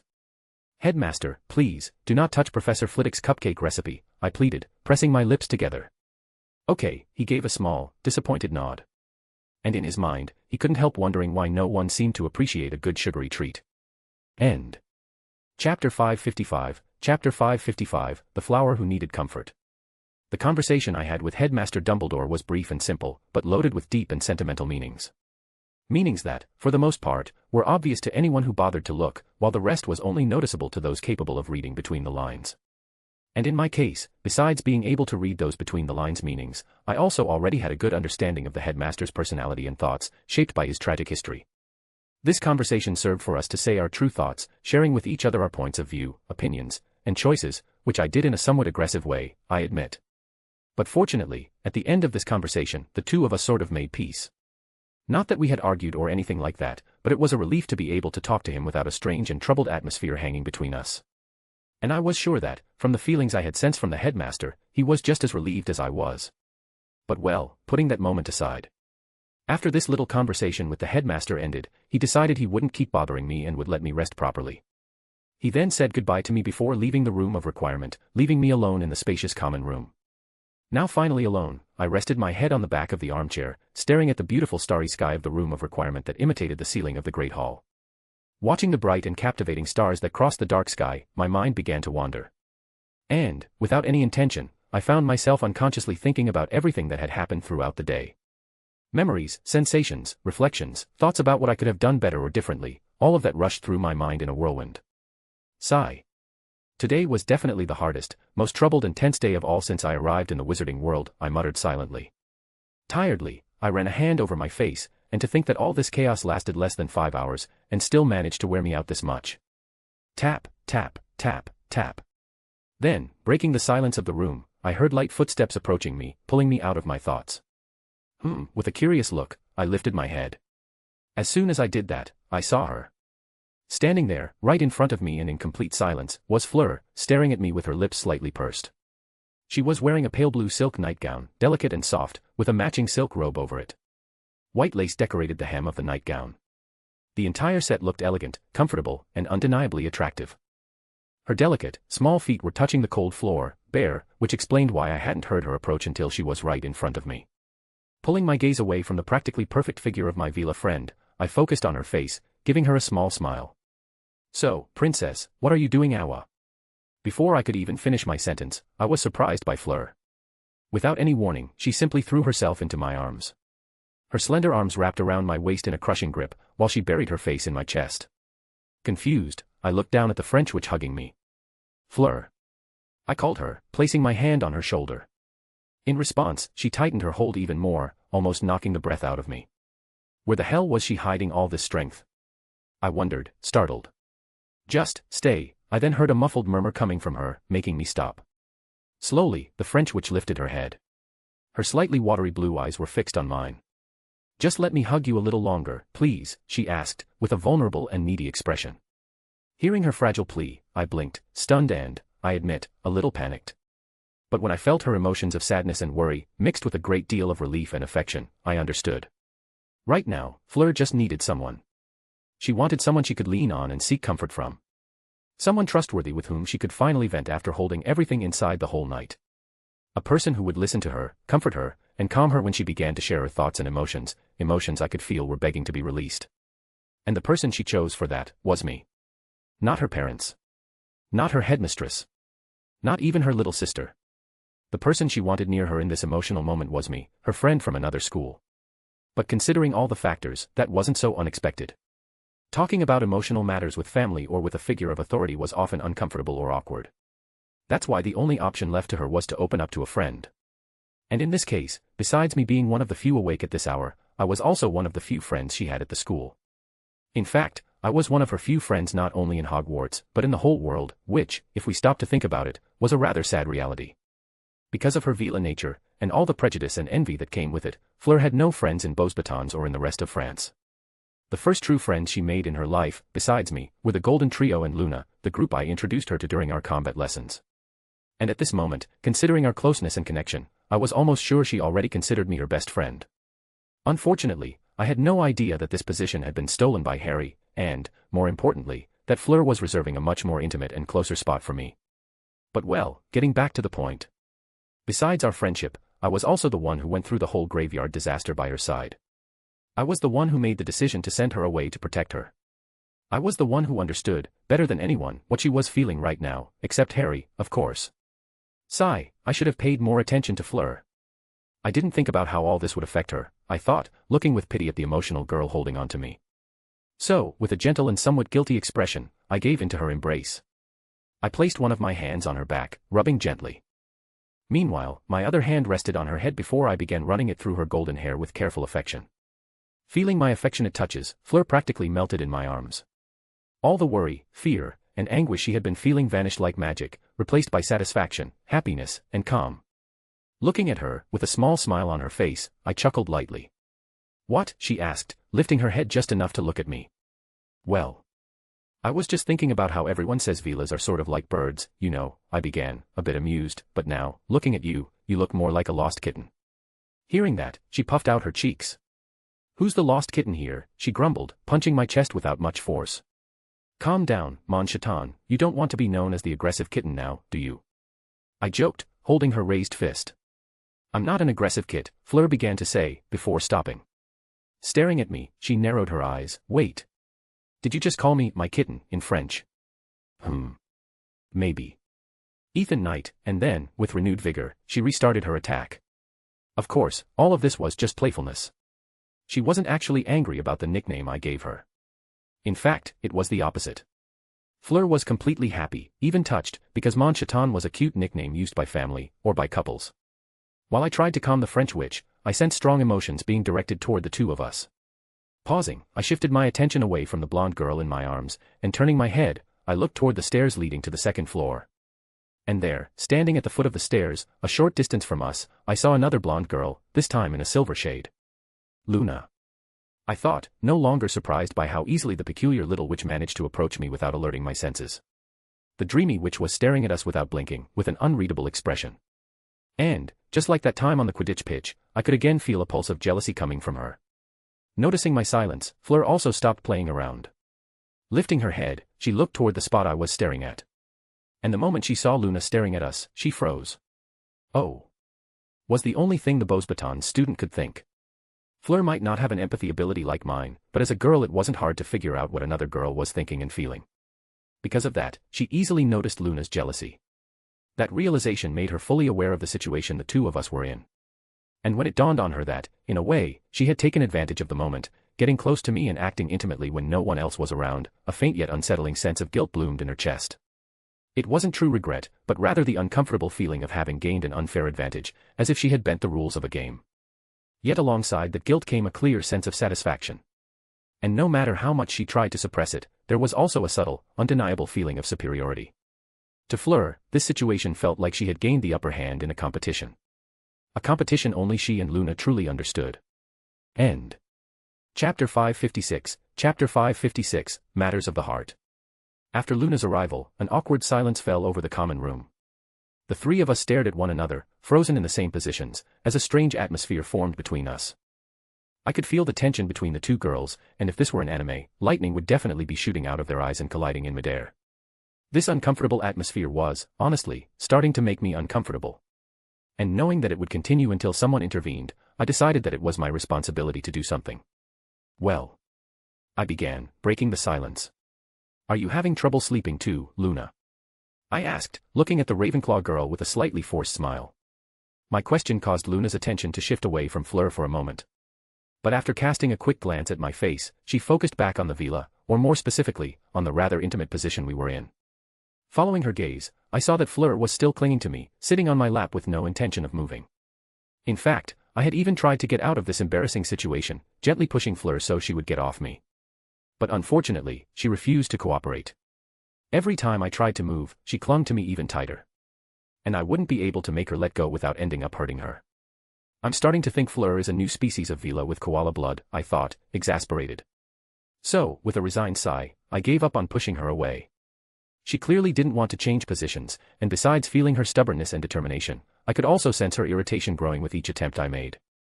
Looking back at Luna, I saw that she was still staring at us.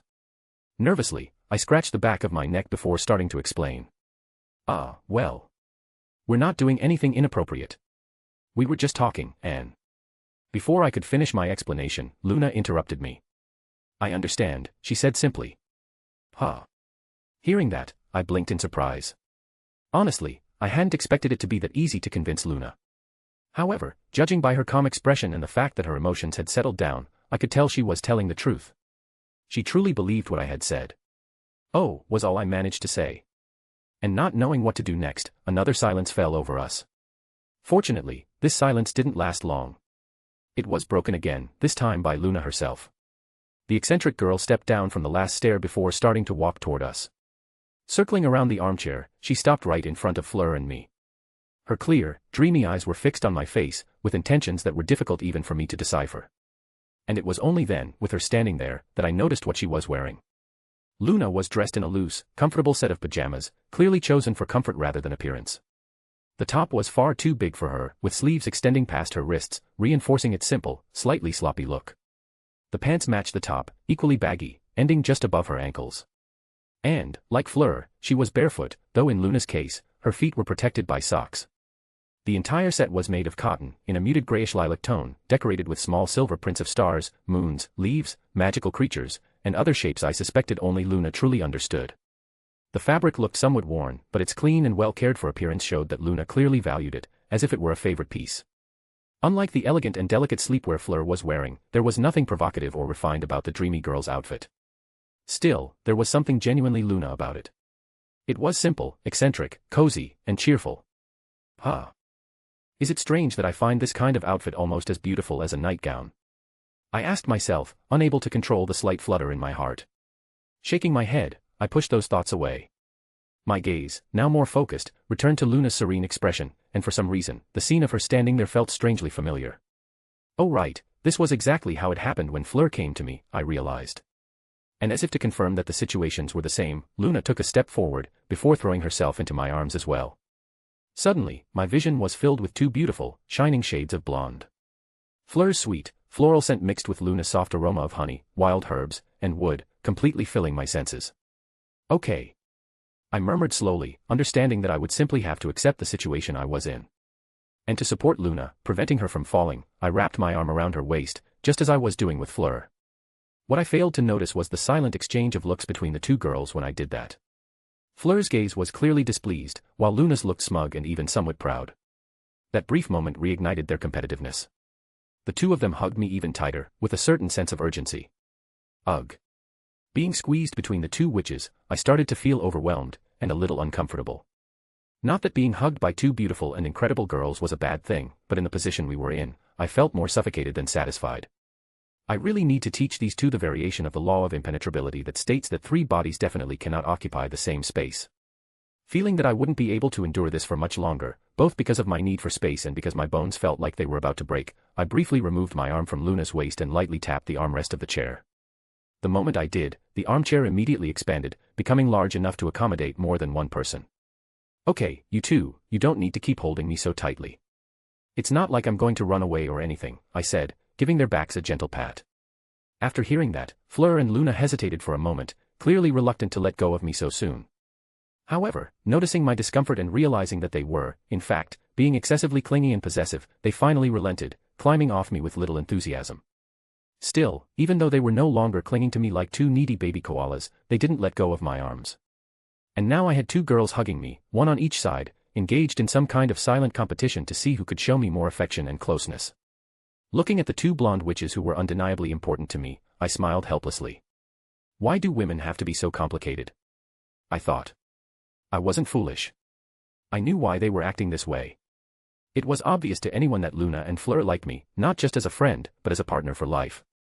My empathy wasn't just for show. To many, I might have seemed dense or inexperienced when it came to romance, which wasn't entirely untrue, considering that in my past life I had remained completely single, and in this one I had focused solely on growing stronger. I was sure that my friends, my family, and even my other classmates believed I was oblivious to the growing affection the two girls felt for me. But I knew. I knew exactly what their feelings were. In truth, I was simply pretending not to notice, to avoid problems, conflicts, and drama. Or perhaps, being honest with myself, I was just afraid to do anything about it. From the very beginning, I had been able to feel that affection developing and growing within Luna and Fleur, strengthening little by little until it became something more. And now, watching these two kind, beautiful, fun, determined, intelligent, and, well, you get the idea, these perfect girls showing me so much care and affection, I felt overwhelmed. Not in a bad way, of course, but as if I were being so enveloped in love and kindness that I was almost drowning in it, leaving me lost. I didn't know what to do. And I definitely didn't have the privilege of diving into something like romance. I didn't have time for that. I had far more important and decisive matters to deal with, many plans, strategies, battles, and missions ahead. Besides, it was practically a given that I would face many dangerous, even deadly, situations in the future. And the idea of putting my future girlfriend, whoever she might be, through so much stress and worry because of me was something I definitely didn't want. Sigh. Love is, without a doubt, the most complex and dangerous emotion of all, I muttered inwardly. End. Chapter 557, Chapter 557, Leaving it to the heart. Most people, or at least most normal people, only had to deal with the problems that came from a single relationship. But I wasn't normal. In fact, normal was never a word that really fit into my vocabulary. And, given that, it was obvious that for me, Ethan fucking Knight, this problem would be different, and far more complicated. As if everything the universe had already put me through wasn't enough, it had now decided to spice up my romantic relationships as well. Still, at least this time, the situation I was dealing with didn't involve anything too strange, crazy, or unbelievable, like being reborn into a fictional magical world or possessing supernatural abilities. Even so, I couldn't shake the feeling that the universe, or perhaps some bored cosmic divine being, was messing with the threads of my life, amusing itself at the expense of my suffering. Now all that was left was for me to figure out what kind of personal grudge this being had against me, to keep targeting me like this. Sigh, who was I trying to fool? The universe or some divine entity had absolutely nothing to do with my problem. All of this was entirely my fault. Mine, and my powerful and irresistible charm, which somehow managed to enchant these two incredible girls, with one of them even being a descendant of a race famous precisely for its charm and seduction. Being too cool and attractive is more of a curse than a blessing sometimes, I thought, sighing dramatically. Jokes aside, I genuinely felt cornered by the situation I found myself in. At times, I couldn't help but think that maybe I was taking all of this more seriously than I should. There were far more important and urgent things for me to deal with than teenage romance. But, unfortunately, even thinking that way, I still couldn't stop myself from returning to this subject.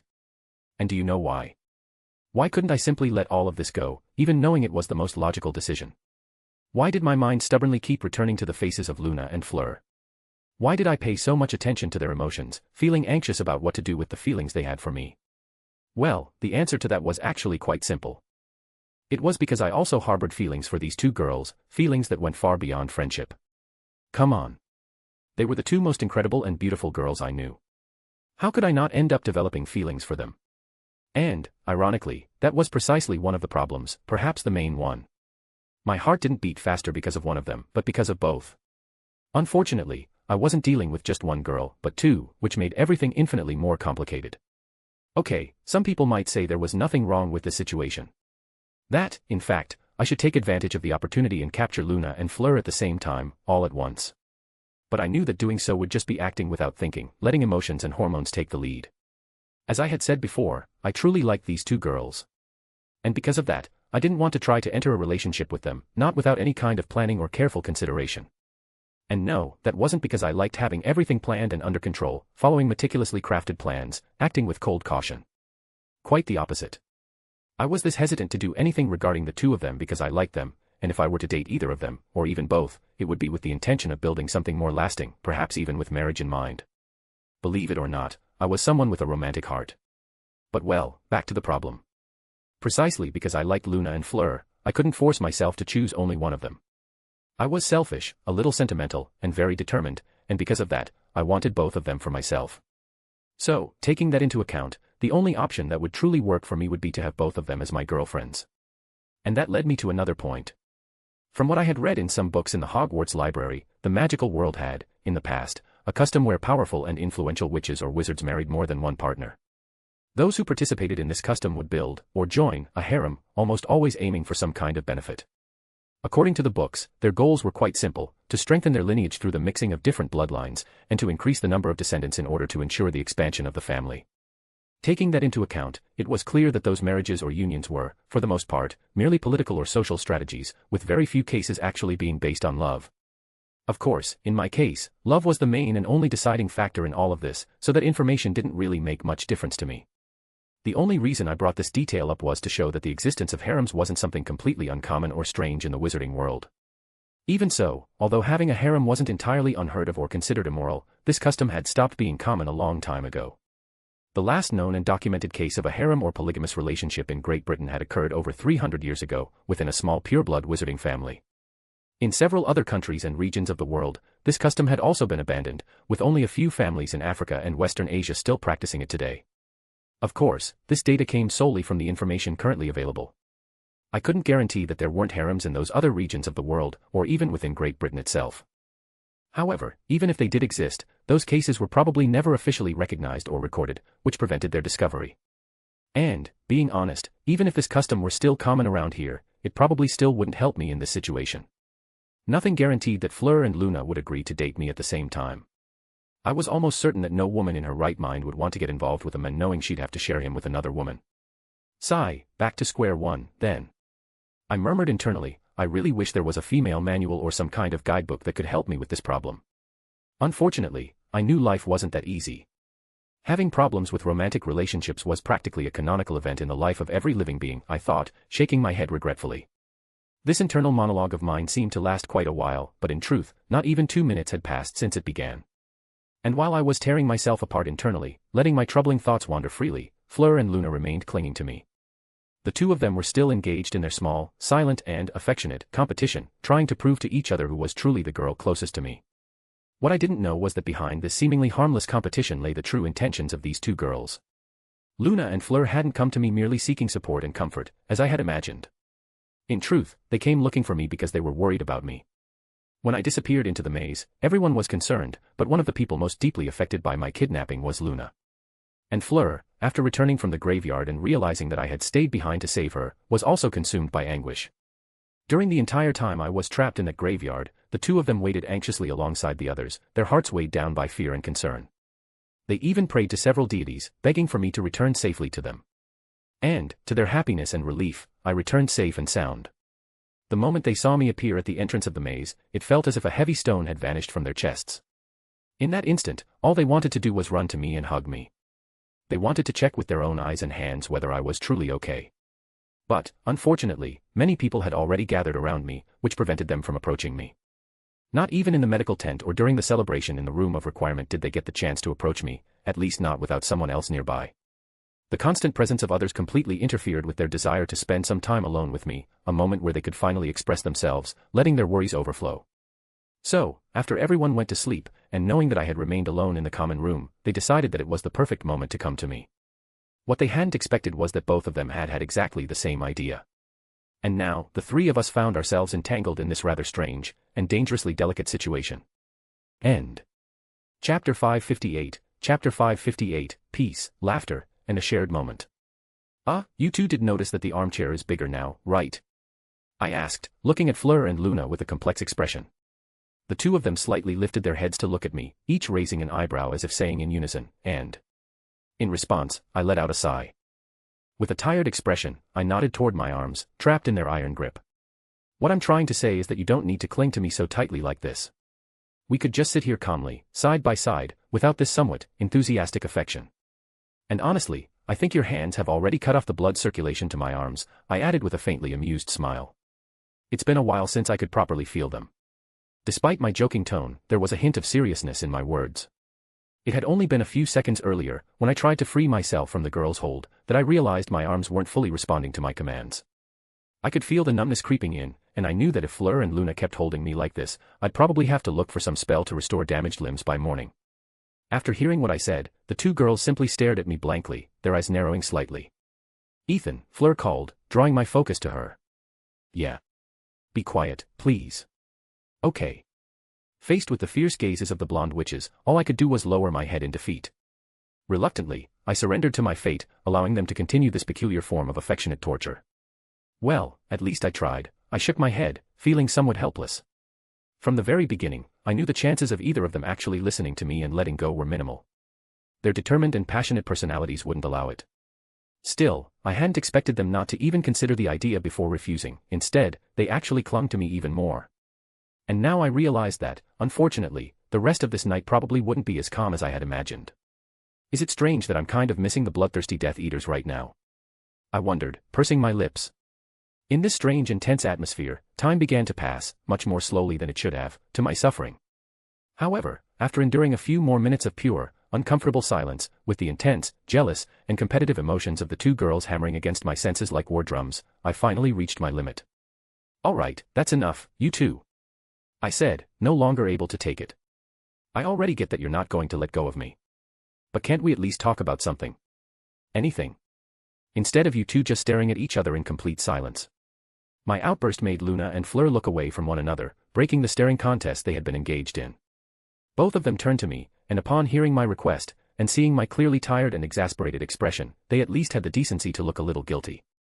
Looking away, visibly embarrassed, Fleur spoke in a softer tone. "Well, what do you want to talk about, then?" "I don't know. How about we talk about how our day was?" I suggested. But after saying that, I paused. I immediately remembered that our day had been a complete and resounding disaster, and that there really wasn't anything good to talk about it. Forget it. That topic isn't very interesting, I said, letting out a nervous laugh. "Oh, I know." I snapped my fingers. "How about you tell me about the countries you visited? I know you've both been to several other regions and communities in the wizarding world." Seeing my rushed, and somewhat clumsy, attempt to change the subject, Luna and Fleur suppressed their laughter, allowing only faint smiles to appear on their faces. This simple moment seemed to ease the atmosphere between us a little. The previous tension dissipated, replaced by a lighter, more relaxed air. Of course, the sense of competitiveness was still there, but now it felt more like a friendly rivalry than a silent confrontation. "Well, you're right," Fleur commented in a slightly arrogant, showy tone. "I really have visited several other countries, in Europe as well as in the Americas and Asia." "Me too," Luna quickly added, unwilling to be outdone by the Vila. "My father usually takes me with him on research and exploration trips whenever he starts a new investigation for the Quibbler." "Great." I smiled, genuinely relieved to see the mood improving. "That means you'll have plenty to talk about.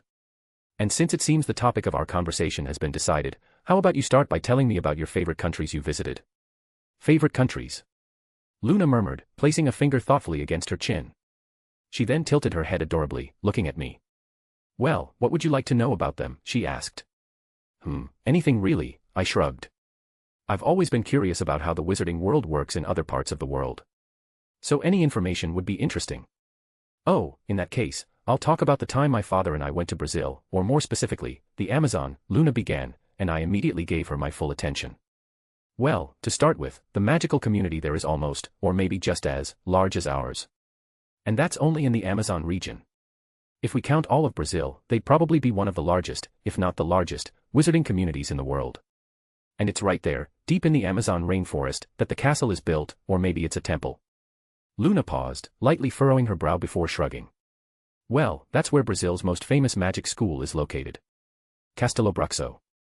Unfortunately, I couldn't see or enter the school, but from what I heard others say, it's incredible and ancient, almost like Hogwarts. Even their concealment magic works in a similar way. But well, leaving the school and the community aside, the most interesting thing in the Amazon is actually the native magical creatures." As she said that, Luna's large, dreamy eyes sparkled with excitement. Of course you'd find the magical creatures the most interesting," I nodded affectionately. Even Fleur couldn't help but let out an amused snort. Like all our friends, she knew very well the peculiar girl's love for those extraordinary beings.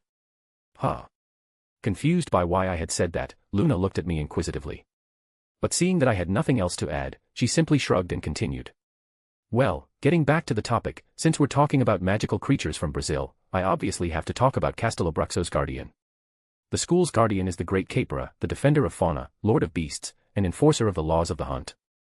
He is a forest spirit, a type of magical being dedicated to protecting and caring for flora and fauna, while also punishing those who cause harm to them. The capora is one of the three great protective spirits of the Brazilian forests. And the other two are almost as important and well known as he is.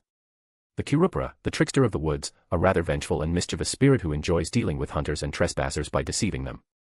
Almost like Peeves, just less malicious and definitely less unbearable. And lastly, there's the boitada, a flaming serpent and defender of flora. She protects fields and forests from fires and sometimes acts as a guide for those who get lost in the forest, as long as they don't have bad intentions. Luna said all of that in a single breath, without even pausing to catch it. In fact, she didn't look tired at all, quite the opposite, she seemed even more animated and excited. She felt an immense joy at being able to speak freely about magical creatures with people dear to her, people who were truly listening and paying attention, without looks of judgment or disdain. With this comforting, exhilarating sense of freedom, Luna slipped into her talkative mode.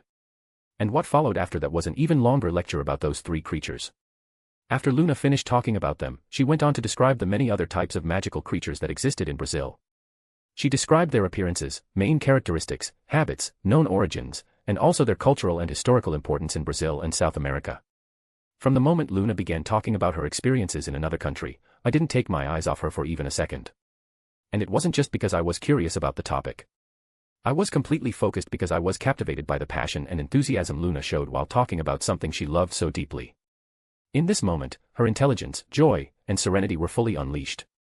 She looked fascinatingly beautiful and radiant, like a fairy. A very peculiar fairy. At some point during this lecture, even Fleur became absorbed in it, fully focused on the explanations and descriptions given by the blonde Ravenclaw.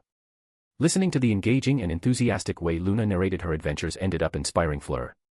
Now, the Vila could hardly wait for her turn to speak, eager to share her own experiences in other countries and regions with us. And so, the rest of our night passed like that. In a lighter, more cheerful atmosphere, with the two girls animatedly talking about their travels, while I simply listened, adding a few comments, questions, and observations here and there. End. Chapter 559, Chapter 559, I am not awake. I am definitely not. The next day, in the morning. Fuck. I'm screwed. That was the only thing I could think about at this moment. It was already the morning of the day after all the chaos of the tournament, and I was still sitting in the large armchair in the common room of the Room of Requirement, lazily reclined in it. At some point during my late-night conversation with the girls, I ended up falling asleep, dozing off right where I was without even realizing it. Normally, I woke up very early, a habit I had acquired thanks to my rigorous and disciplined years of training. But after everything that had happened the night before, both my body and my mind were completely exhausted. I had only managed to stay awake yesterday through sheer force of will. However, the moment I felt the calm, the quiet, and the safety of the Room of Requirement embracing me, combined with the comfort brought by Luna's and Fleur's presence, I finally gave in to my exhaustion. With satisfaction and tranquility, I fell asleep. And I slept, for a long time. After hours of deep rest, I felt my body completely recharged. And with renewed vigor, I woke up. Unfortunately, even though I had already been awake for several minutes, I refused to open my eyes, or even move. Now, as for the reason why I didn't want to open my eyes. Well, that was because I still had two girls in my arms. Just like me, Fleur and Luna had also ended up falling asleep during the night, without worrying about returning to the bedrooms prepared for them by the Room of Requirement. Both of them had their heads resting on my shoulders, clinging tightly to me, with faint, satisfied and happy smiles on their faces. But of course, that alone didn't explain why I was so worried and so determined to keep pretending I was asleep. In truth, the real problem wasn't the two girls, it was the people standing right in front of us, watching us sleep together. Ah, they look so cute sleeping all cuddled up like that. Penny cooed softly, with an emotional and joyful smile on her lips. Seeing her grandson sleeping so peacefully and happily, embracing the two blonde girls, brought an affectionate and proud sparkle to the French witch's eyes. And deep within these bright blue eyes, there was also a calculating and expectant look, and only she knew what was going on in her centuries-old mind. I agree with you, Penny, my mom nodded. They really do look very cute together. And there was a smile on her face almost as big as the immortal woman's. The two women weren't the only ones finding the scene cute and heartwarming. My dad, Nick, Andy, and even Apollon displayed similar expressions, with affectionate and positive feelings radiating from them. Almost all of the adults present felt their hearts warm as they watched the three teenagers sleeping cozily against one another. After everything everyone had gone through yesterday, they were happy to see us so united and comfortable. The scene conveyed a comforting and safe feeling to them. But of course, in the middle of this strange group, which clearly didn't understand the concept of privacy or common sense, there were those who felt differently while watching us. "Man, this is definitely blackmail material, and the good kind," Dora commented, unable to hide her mischievous grin.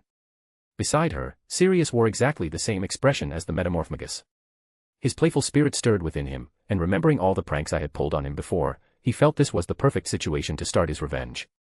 Unfortunately, the pair of cousins could only lament not having a camera at this exact moment. Remus rubbed his chin, looking at us attentively. They were probably too tired to go back to their beds. So they must have ended up sleeping here, he supposed. "Thank you, Sherlock, for your totally necessary analysis of the situation," Sirius rolled his eyes sarcastically. "I was just stating the facts," the werewolf shrugged. As they chatted casually, still standing right in front of us, I felt a bead of sweat slide down my forehead. This group of adults was acting so calm and relaxed, as if what they were doing wasn't completely strange. That seriously left me stunned.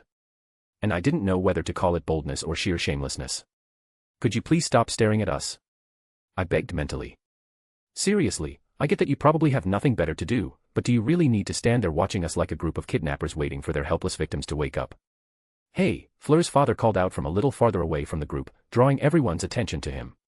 "Don't you think we should, wake them up?" His narrowed eyes were fixed on me, and his face was twisted into a strange grimace, as if he had just bitten into a sour lemon. As a father, he was definitely not very comfortable seeing his beloved daughter clinging to another man.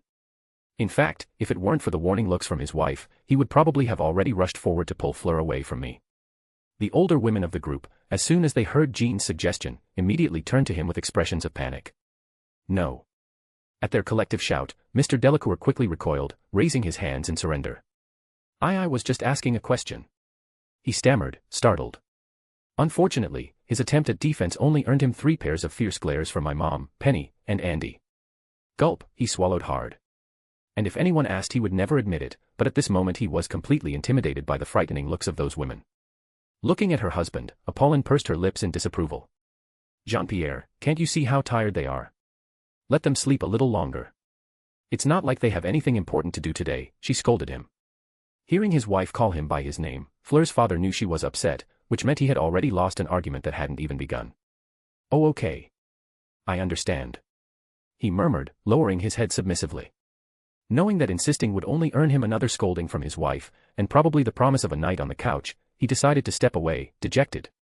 "I just made a simple suggestion," he muttered quietly, still not knowing what he had done wrong.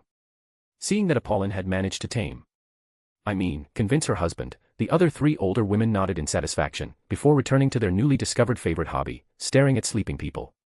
My mom's and the others' decision to let us sleep a little longer was a kind gesture, one I greatly appreciated. But unfortunately, if their intention was not to wake us up, yelling was definitely not the best choice they could have made. After their sudden shout, I began to feel Fleur and Luna stirring in my arms, a clear sign that they were about to wake up. Knowing how embarrassing it would be for them to wake up in the middle of this situation, with everyone staring at us, I decided to make my heroic sacrifice of the month.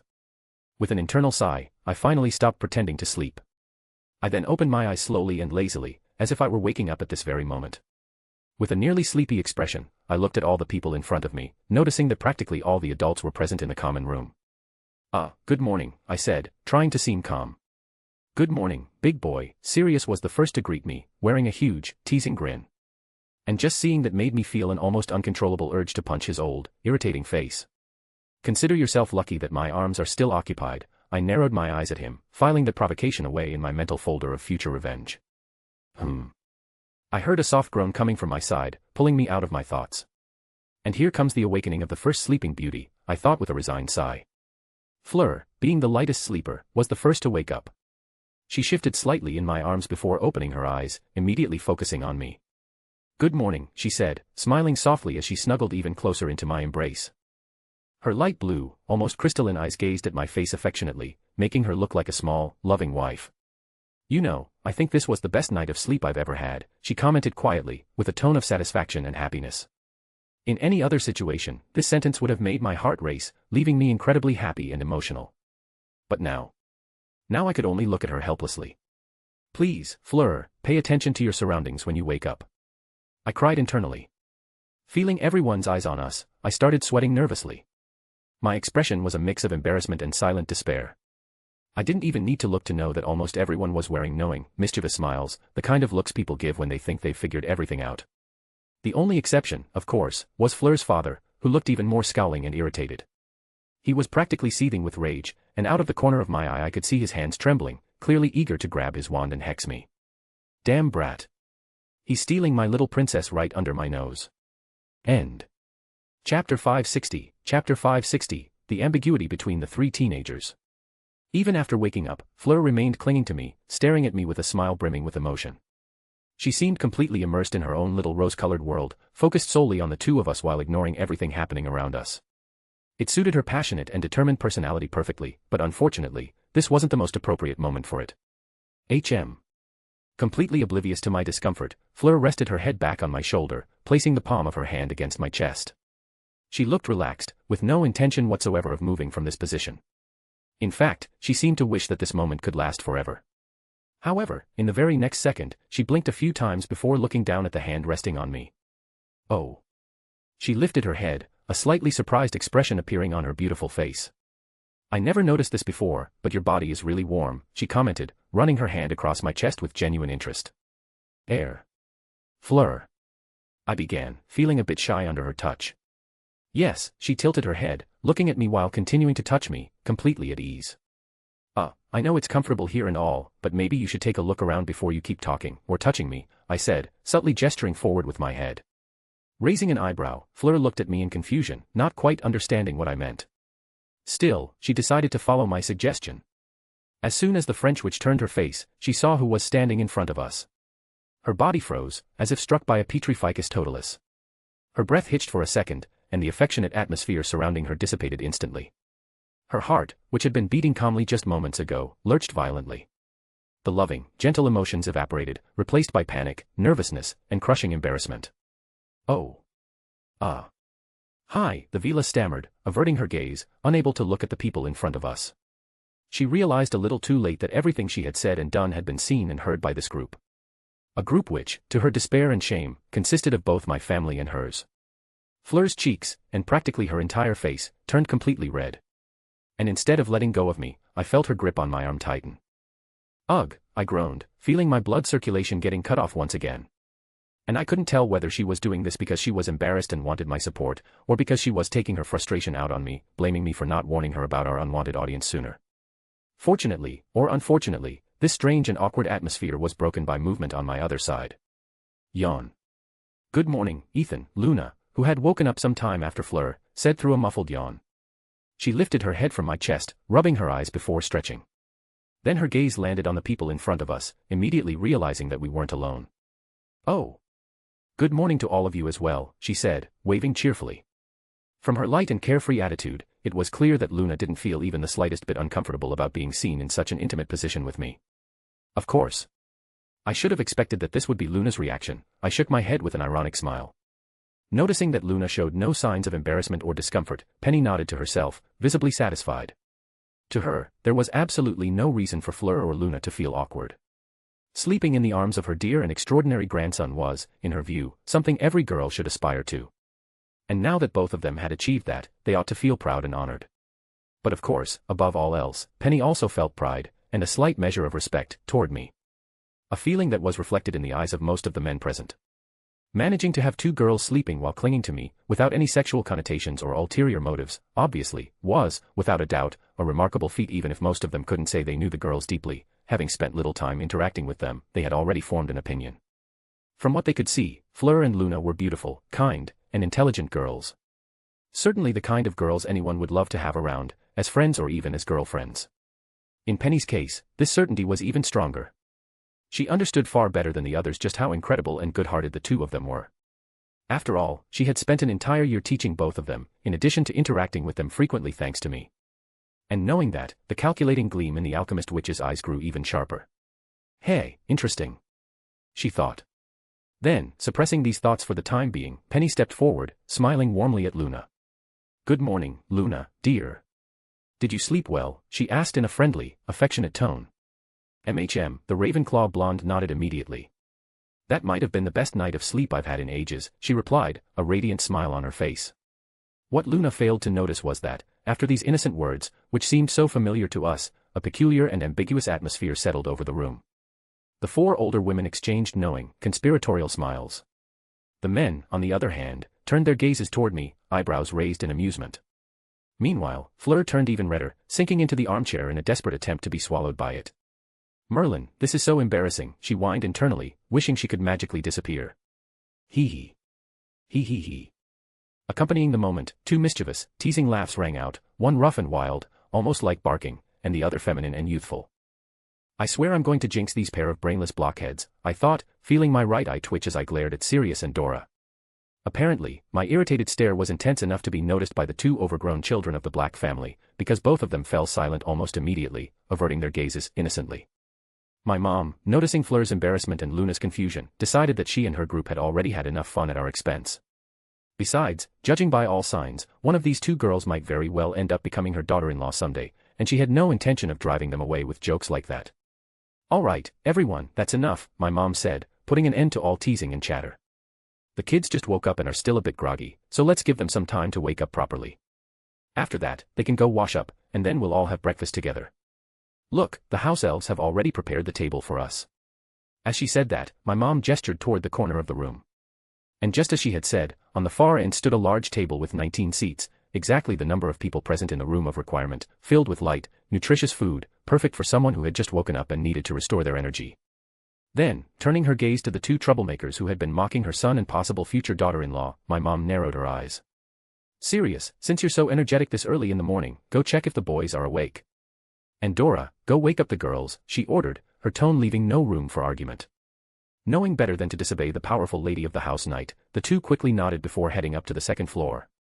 Satisfied, my mom then looked at the werewolf of the group before adding, Remus, go with Sirius. Wait, what? Why me? I didn't do anything, he protested, looking at my mom in confusion and disbelief. No arguments. Just go, she said, crossing her arms. But I. He stammered, trying to argue. But seeing my mom's firm stare, he could only let out a defeated sigh. Fine, he muttered, accepting his punishment. Then, with his head lowered, he followed after Sirius, feeling deeply wronged, and above all else, irritated at the dogmen who had dragged him into this. Seeing this scene, the other adults couldn't help but smile in amusement. And Andromeda, watching her daughter obediently follow my mom's orders, merely nodded in satisfaction. She wasn't upset in the slightest about someone else bossing her daughter around. In fact, she was rather pleased, as it meant there was now one more person helping her keep her mischievous, troublesome girl in check. While all of this was happening, I looked at my mom with shining eyes, feeling that, in some way, I had been avenged. Heh, my mom really is the best.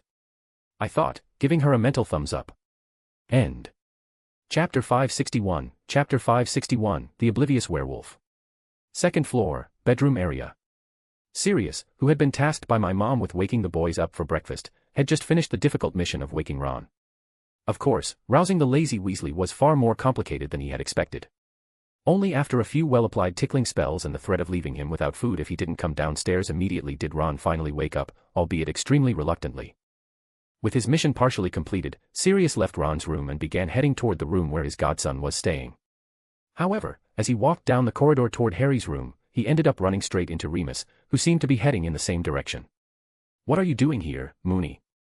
Sirius asked, casting a curious glance at his friend as he fell into step beside him.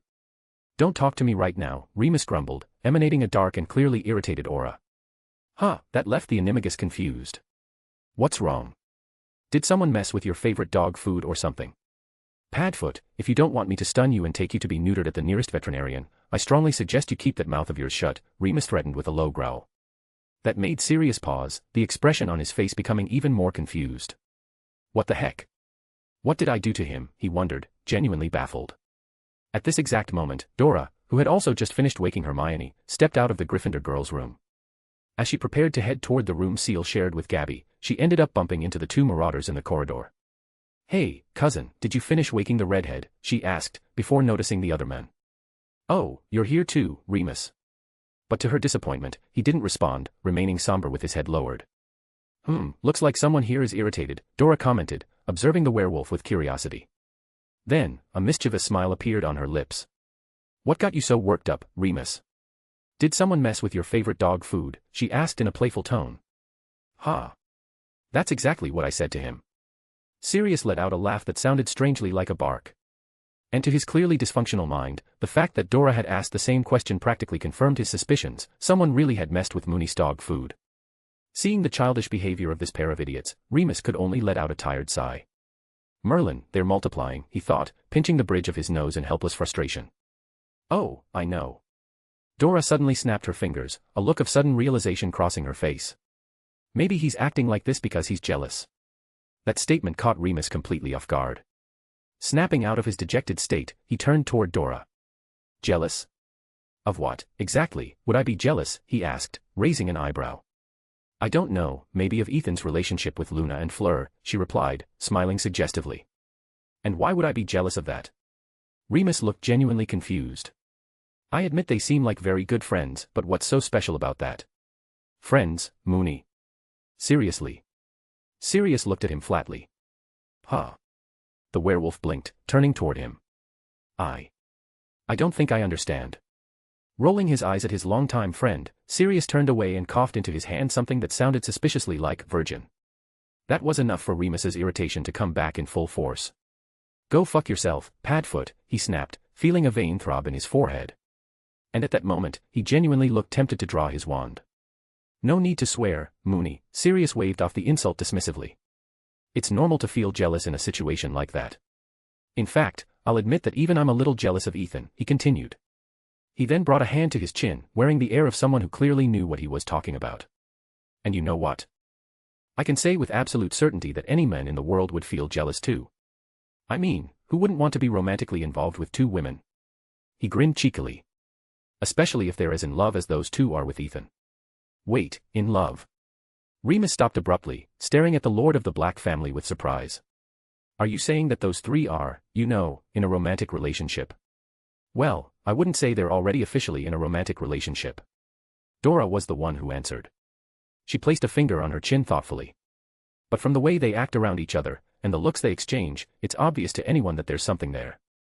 And that makes me certain there's something more going on between them, and that something is called love. Wow, that's definitely a surprise. Remus blinked, half dumbfounded.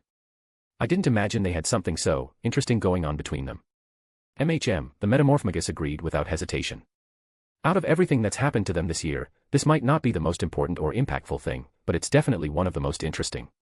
And trust me, when people start gossiping about them, this is what they'll be talking about. In Dora's mind, she could already imagine everyone commenting and whispering about the love triangle involving the powerful and unparalleled Hogwarts champion, the beautiful and peculiar Ravenclaw student, and the Vila champion from the French school. Yeah, this is, without a doubt, the hottest gossip of the year, she nodded to herself. However, the moment that thought ended, she finally realized that there was something off about Remus's question. And she wasn't the only one. After thinking about it for a few seconds, Sirius noticed it too. With strange looks, both Dora and Sirius paused. Hold on. Dora slowly turned toward Remus. Are you telling me that up until now you hadn't noticed any of this? Like, them liking each other? The incredulous tone in her voice made Remus avert his gaze, visibly embarrassed. Well. I'm not really someone who pays much attention to other people's relationships, he said, though the excuse sounded weak even to himself. Still, Remus couldn't tell them that he actually had no experience with romance or anything of the sort, and that he was completely clueless about the subject. Hearing his answer, Sirius and Dora turned to look at each other almost simultaneously, sharing the same stunned expression. A moment later, both turned back to Remus. Seeing his shy demeanor, they realized they had just discovered a side of Remus they hadn't known before.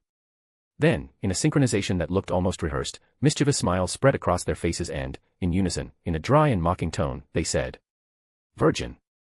Immediately, all of Remus's embarrassment evaporated, replaced by irritation. Ugh. His left eye twitched. The chaotic duo beside him continued mocking him, clearly having fun at his expense. Feeling a small pang of humiliation, he pulled a sour face. How I wish it were a full moon night right now. He thought, grinding his teeth. Some time later, after breakfast. After a hearty and delicious breakfast, all of us gathered in the center of the common room, once again seated on the armchairs and sofas. The atmosphere in the room was strange, but not in a bad way. It was the kind of light mood that comes after a storm, calm, almost lazy and peaceful. And it was precisely that calmness that made everything feel so strange to me.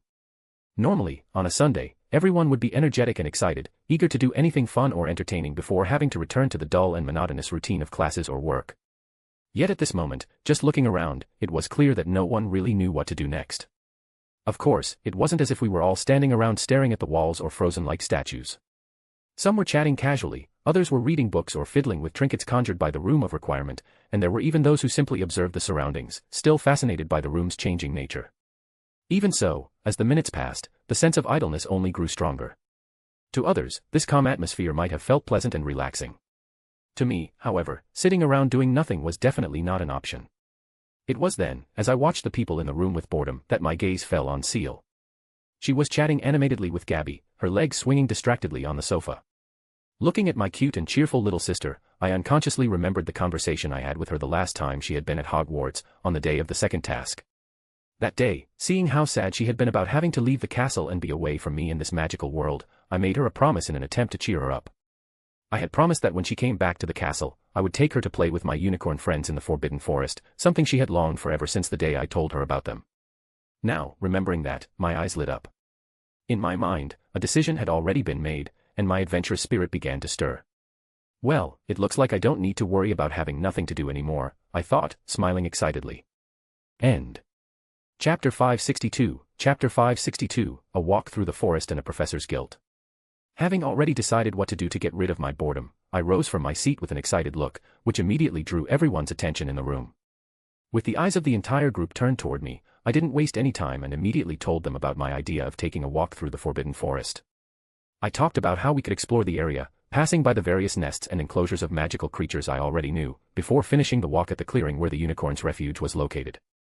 I also mentioned that we could play with those beautiful and pure creatures, and that we could even have a picnic there, relaxing for the rest of the afternoon.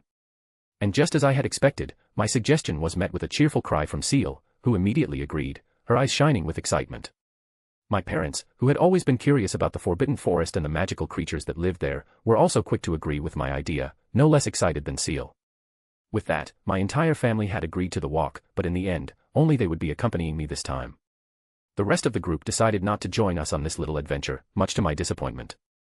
In fact, most of them seemed rather uninterested in my proposed pastime. And honestly, the reason seemed quite obvious if one stopped to think about it. All of them were part of the wizarding world and, because of that, were already quite familiar with, or at least had studied, the various magical creatures and plants that inhabited the Forbidden Forest. This was even more true for those who had been, or still were, students at Hogwarts. After years roaming the castle grounds, the Forbidden Forest no longer carried the same air of mystery or adventure for them. Because of that, this walk didn't seem particularly exciting or special, but just another ordinary day. Taking all of that into consideration, they decided to remain in the room of requirement, which by comparison was something entirely new to them. A place that, in their eyes, seemed far more magical and incredible than a forest. Of course, this wasn't something they said out loud. It was merely a conclusion I drew based on my understanding of them, and on the level of interest, or lack thereof, they showed after my invitation. Besides that obvious and superficial reason, each of them also had their own personal reasons for not wanting to come along. Sirius, Remus, and the Tonkses wanted to spend some more time with Harry, preferably alone. It was evident that, even though he seemed fine, he still needed the support and company of his family.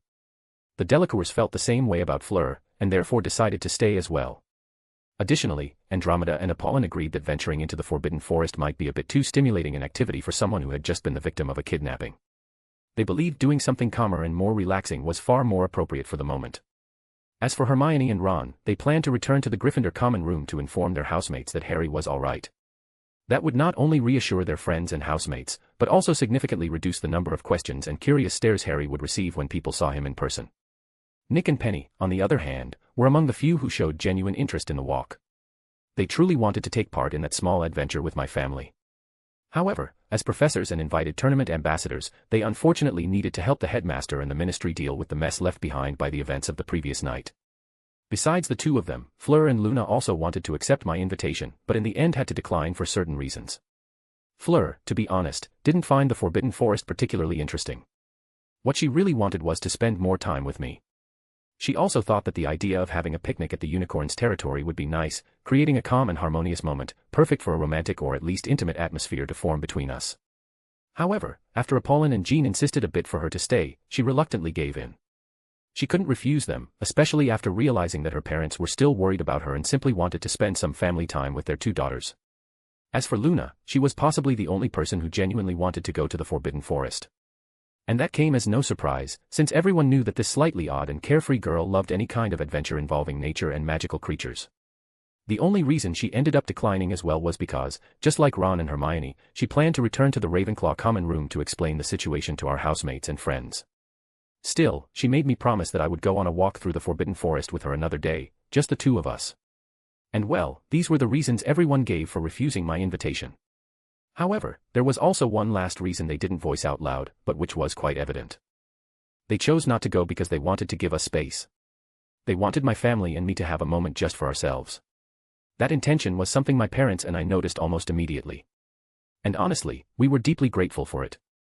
So, knowing that everyone had already made their decisions, I didn't try to insist. Nodding to everyone, I left the room of requirement along with my mom, my dad, and Seal. With ease, I guided them out of the castle through the secret passages, far from the eyes of the students who were beginning to fill the corridors. When we finally emerged from the castle near the greenhouses, the cool, damp morning air greeted us. Ahead of us, not too far away, rose the silhouette of the great and mysterious Forbidden Forest. Without wasting any time, I began heading in that direction, with my parents following behind me with curious and expectant steps, while Seal skipped along excitedly the entire way. As for me, with every step I took, I felt more relaxed and happier, as if I were returning to a home away from home. Some hours later. After hours of playing and relaxing in the Forbidden Forest, my entire family felt much lighter and happier. It was as if the invisible weight of our worries and problems had finally disappeared completely. On the horizon, the sun was already beginning to set, signaling that the afternoon was coming to an end. Noticing that it was getting late, my mom decided it was time for us to return to the castle. The walk back was peaceful, the four of us chatting cheerfully about our outing. Seal walked energetically between my parents, wearing a huge smile full of childlike innocence. She wouldn't stop talking about the unicorns. About how beautiful and nice they were, and about how happy she was to be able to touch and even be carried by them. From how excited she was, I was certain that this moment would become an unforgettable memory for her. My mom watched the scene with a gentle smile that didn't hide how happy she was, while my dad remained silent, clearly satisfied. And in this harmonious and positive atmosphere, we finally arrived in front of the gates of Hogwarts Castle. Once inside the castle, we followed the shortcuts and secret passages once more, emerging directly into the 7th floor corridor. Our intention was to return to the room of requirement to take a relaxing bath, washing away all the dirt and fatigue from our walk before joining the others for dinner. However, as we approached the wall that served as the entrance to the room of requirement, we saw a familiar figure standing in front of it. That person was Professor McGonagall, who, as soon as she saw us arrive, immediately walked toward us. She gave a brief nod to my parents and to Seal before focusing her attention on me. "Ethan," she said, her voice firm yet somewhat restrained, as if she were holding something back. "Hello, Professor McGonagall," I greeted her with a light smile. "Were you waiting for me? Do you need something?" Hearing my question, she hesitated for a moment, shifting her gaze between me and my family. My parents and I immediately understood. "Ethan, dear, we'll go inside first," my mom said with a knowing and understanding smile. "You can continue your conversation with Minerva." And without waiting for a response, she took Seal by the hand and, together with my dad, headed toward the entrance of the room of requirement that appeared at some point, entering without even looking back. As soon as the room's large doors closed, I turned my attention back to my transfiguration professor. I watched her with curiosity, unsure why she wanted to speak to me alone. Now that only the two of us remained, her hesitant and tense expression visibly softened. Professor McGonagall then looked directly into my eyes, and after taking a deep breath, she bowed to me. "I'm sorry." End. Chapter 563, Chapter 563, The Feline Professor's Concern and Care. Completely caught off guard by Professor McGonagall's sudden apology, I froze, my eyes widening instantly. The sight of this woman, always severe, responsible, and unshakable, yet possessed of a kind and loyal heart, bowing before me was, without a doubt, one of the most unbelievable and unexpected things that had happened to me this year. For a full second, my mind simply shut down. I didn't know what to do, nor how to react. At one point, I even began to doubt whether what I was seeing was real or merely a product of my imagination. The situation was so absurd that I seriously wondered if this wasn't just another well-crafted prank by Fred and George. Out of caution, and perhaps sheer shock, I heightened my senses and even activated my magic vision, trying to confirm whether the woman in front of me truly was Professor McGonagall. And to my absolute astonishment, she was. What the hell is going on here? I asked myself, completely stunned. But then, with a quick shake of my head, I forced myself out of this dazed state. Pushing aside the growing confusion and doubt hammering inside my mind, I refocused on Professor McGonagall. She remained bowed, completely silent, as if awaiting my forgiveness. Her eyes were fixed on the floor, refusing to meet mine, as though she were ashamed or afraid. Her posture, though still firm, also revealed a clear fragility and weakness, something that did not suit her strong and imposing personality in the slightest. This woman, who was one of the people I cherished most in this world, was acting in a completely abnormal way. That deeply worried me. Even more so because I could feel the heavy, negative emotions emanating from her. Seeing that she had no intention of moving, a sense of distress rose in my chest. Unable to endure this scene for even another second, I immediately stepped forward. Placing my hand on Professor McGonagall's arm, I quickly helped her straighten up. "Professor, please, stand up," I asked in a hurried tone that did nothing to hide my inner panic. "And why are you apologizing to me? You didn't do anything wrong to me." "That's not entirely true," she murmured, still keeping her head lowered. Hearing that, I paused. "What?" I asked, confused. Then I shook my head again. "No. That doesn't matter," I declared firmly. "What matters is that you don't need to, and shouldn't, apologize to me, much less bow before me. So please, let's drop this. Let's go back to talking normally, like we always do," I practically pleaded, looking at her with genuine concern. Only then did Professor McGonagall lift her head.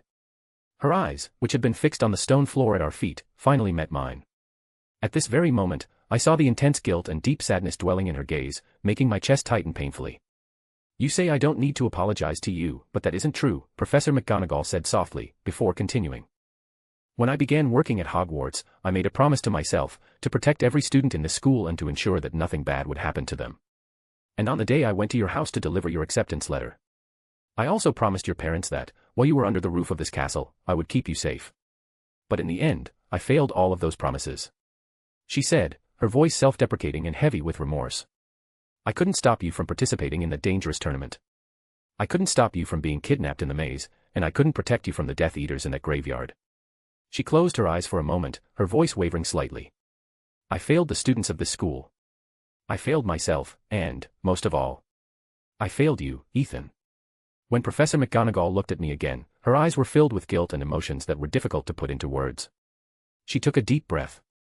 "So please, forgive me for failing to protect you. Forgive me for not being there for you when you needed me the most." As she said that, she tried to bow again, but this time I stopped her before she could. "Professor McGonagall."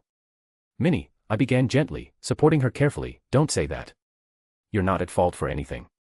I chose to take part in the tournament, even knowing the dangers involved. And besides, there was no way you could have foreseen Barty Jr.'s and Voldemort's plan." My gaze hardened. "If anyone is to blame for this entire disaster, let it be those two dark lunatics and the incompetent organizers of the tournament. No one can, or should, blame you. You've always been a dedicated, caring professor who does everything possible for this school and its students. So no one has the right to place all that blame on you, not even yourself, understood?" I finished, fixing the witch before me with a firm, serious look. My expression made it clear that I would not accept anyone disagreeing with or contradicting my words. After hearing everything I said, Professor McGonagall remained silent for several seconds, watching me closely.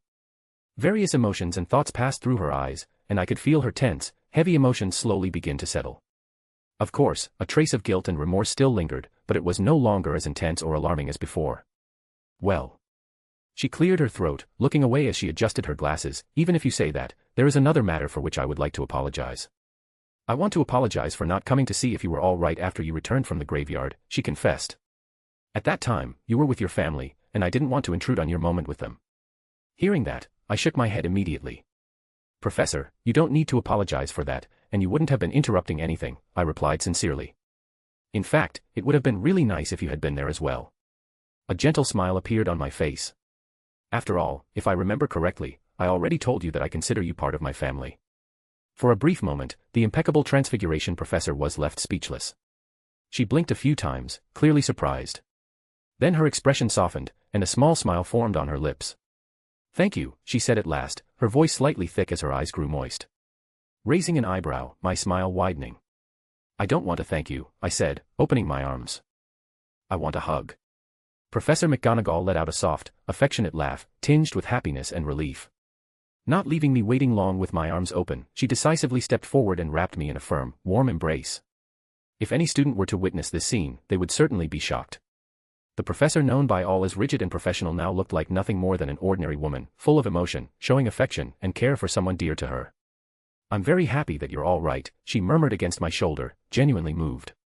Well, that's a coincidence, because I'm also very happy to be all right, I joked, easing the mood even further. Professor McGonagall could only shake her head and smile at my antics.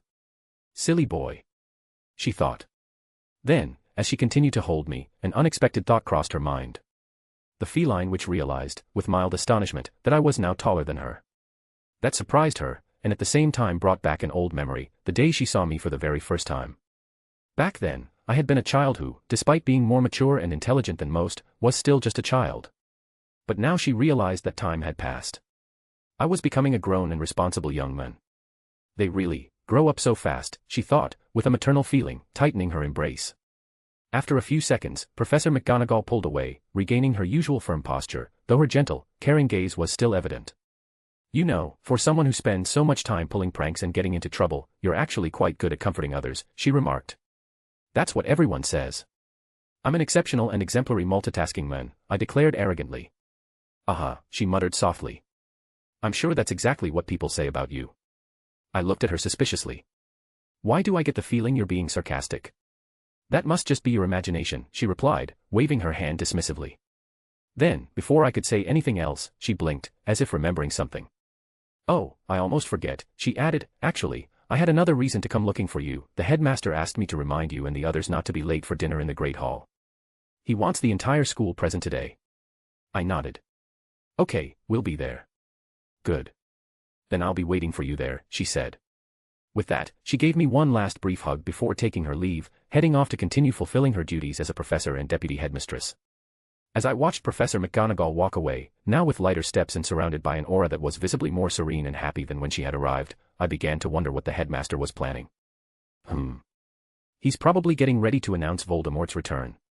I reflected. Thinking that, I couldn't help but make a slight grimace, finding the decision somewhat risky and hasty. But then, letting out a sigh, I shook my head. Well, I just hope that this time, after everything I did, the Ministry won't be so stupid and cowardly, and that people won't doubt him or turn against him. End.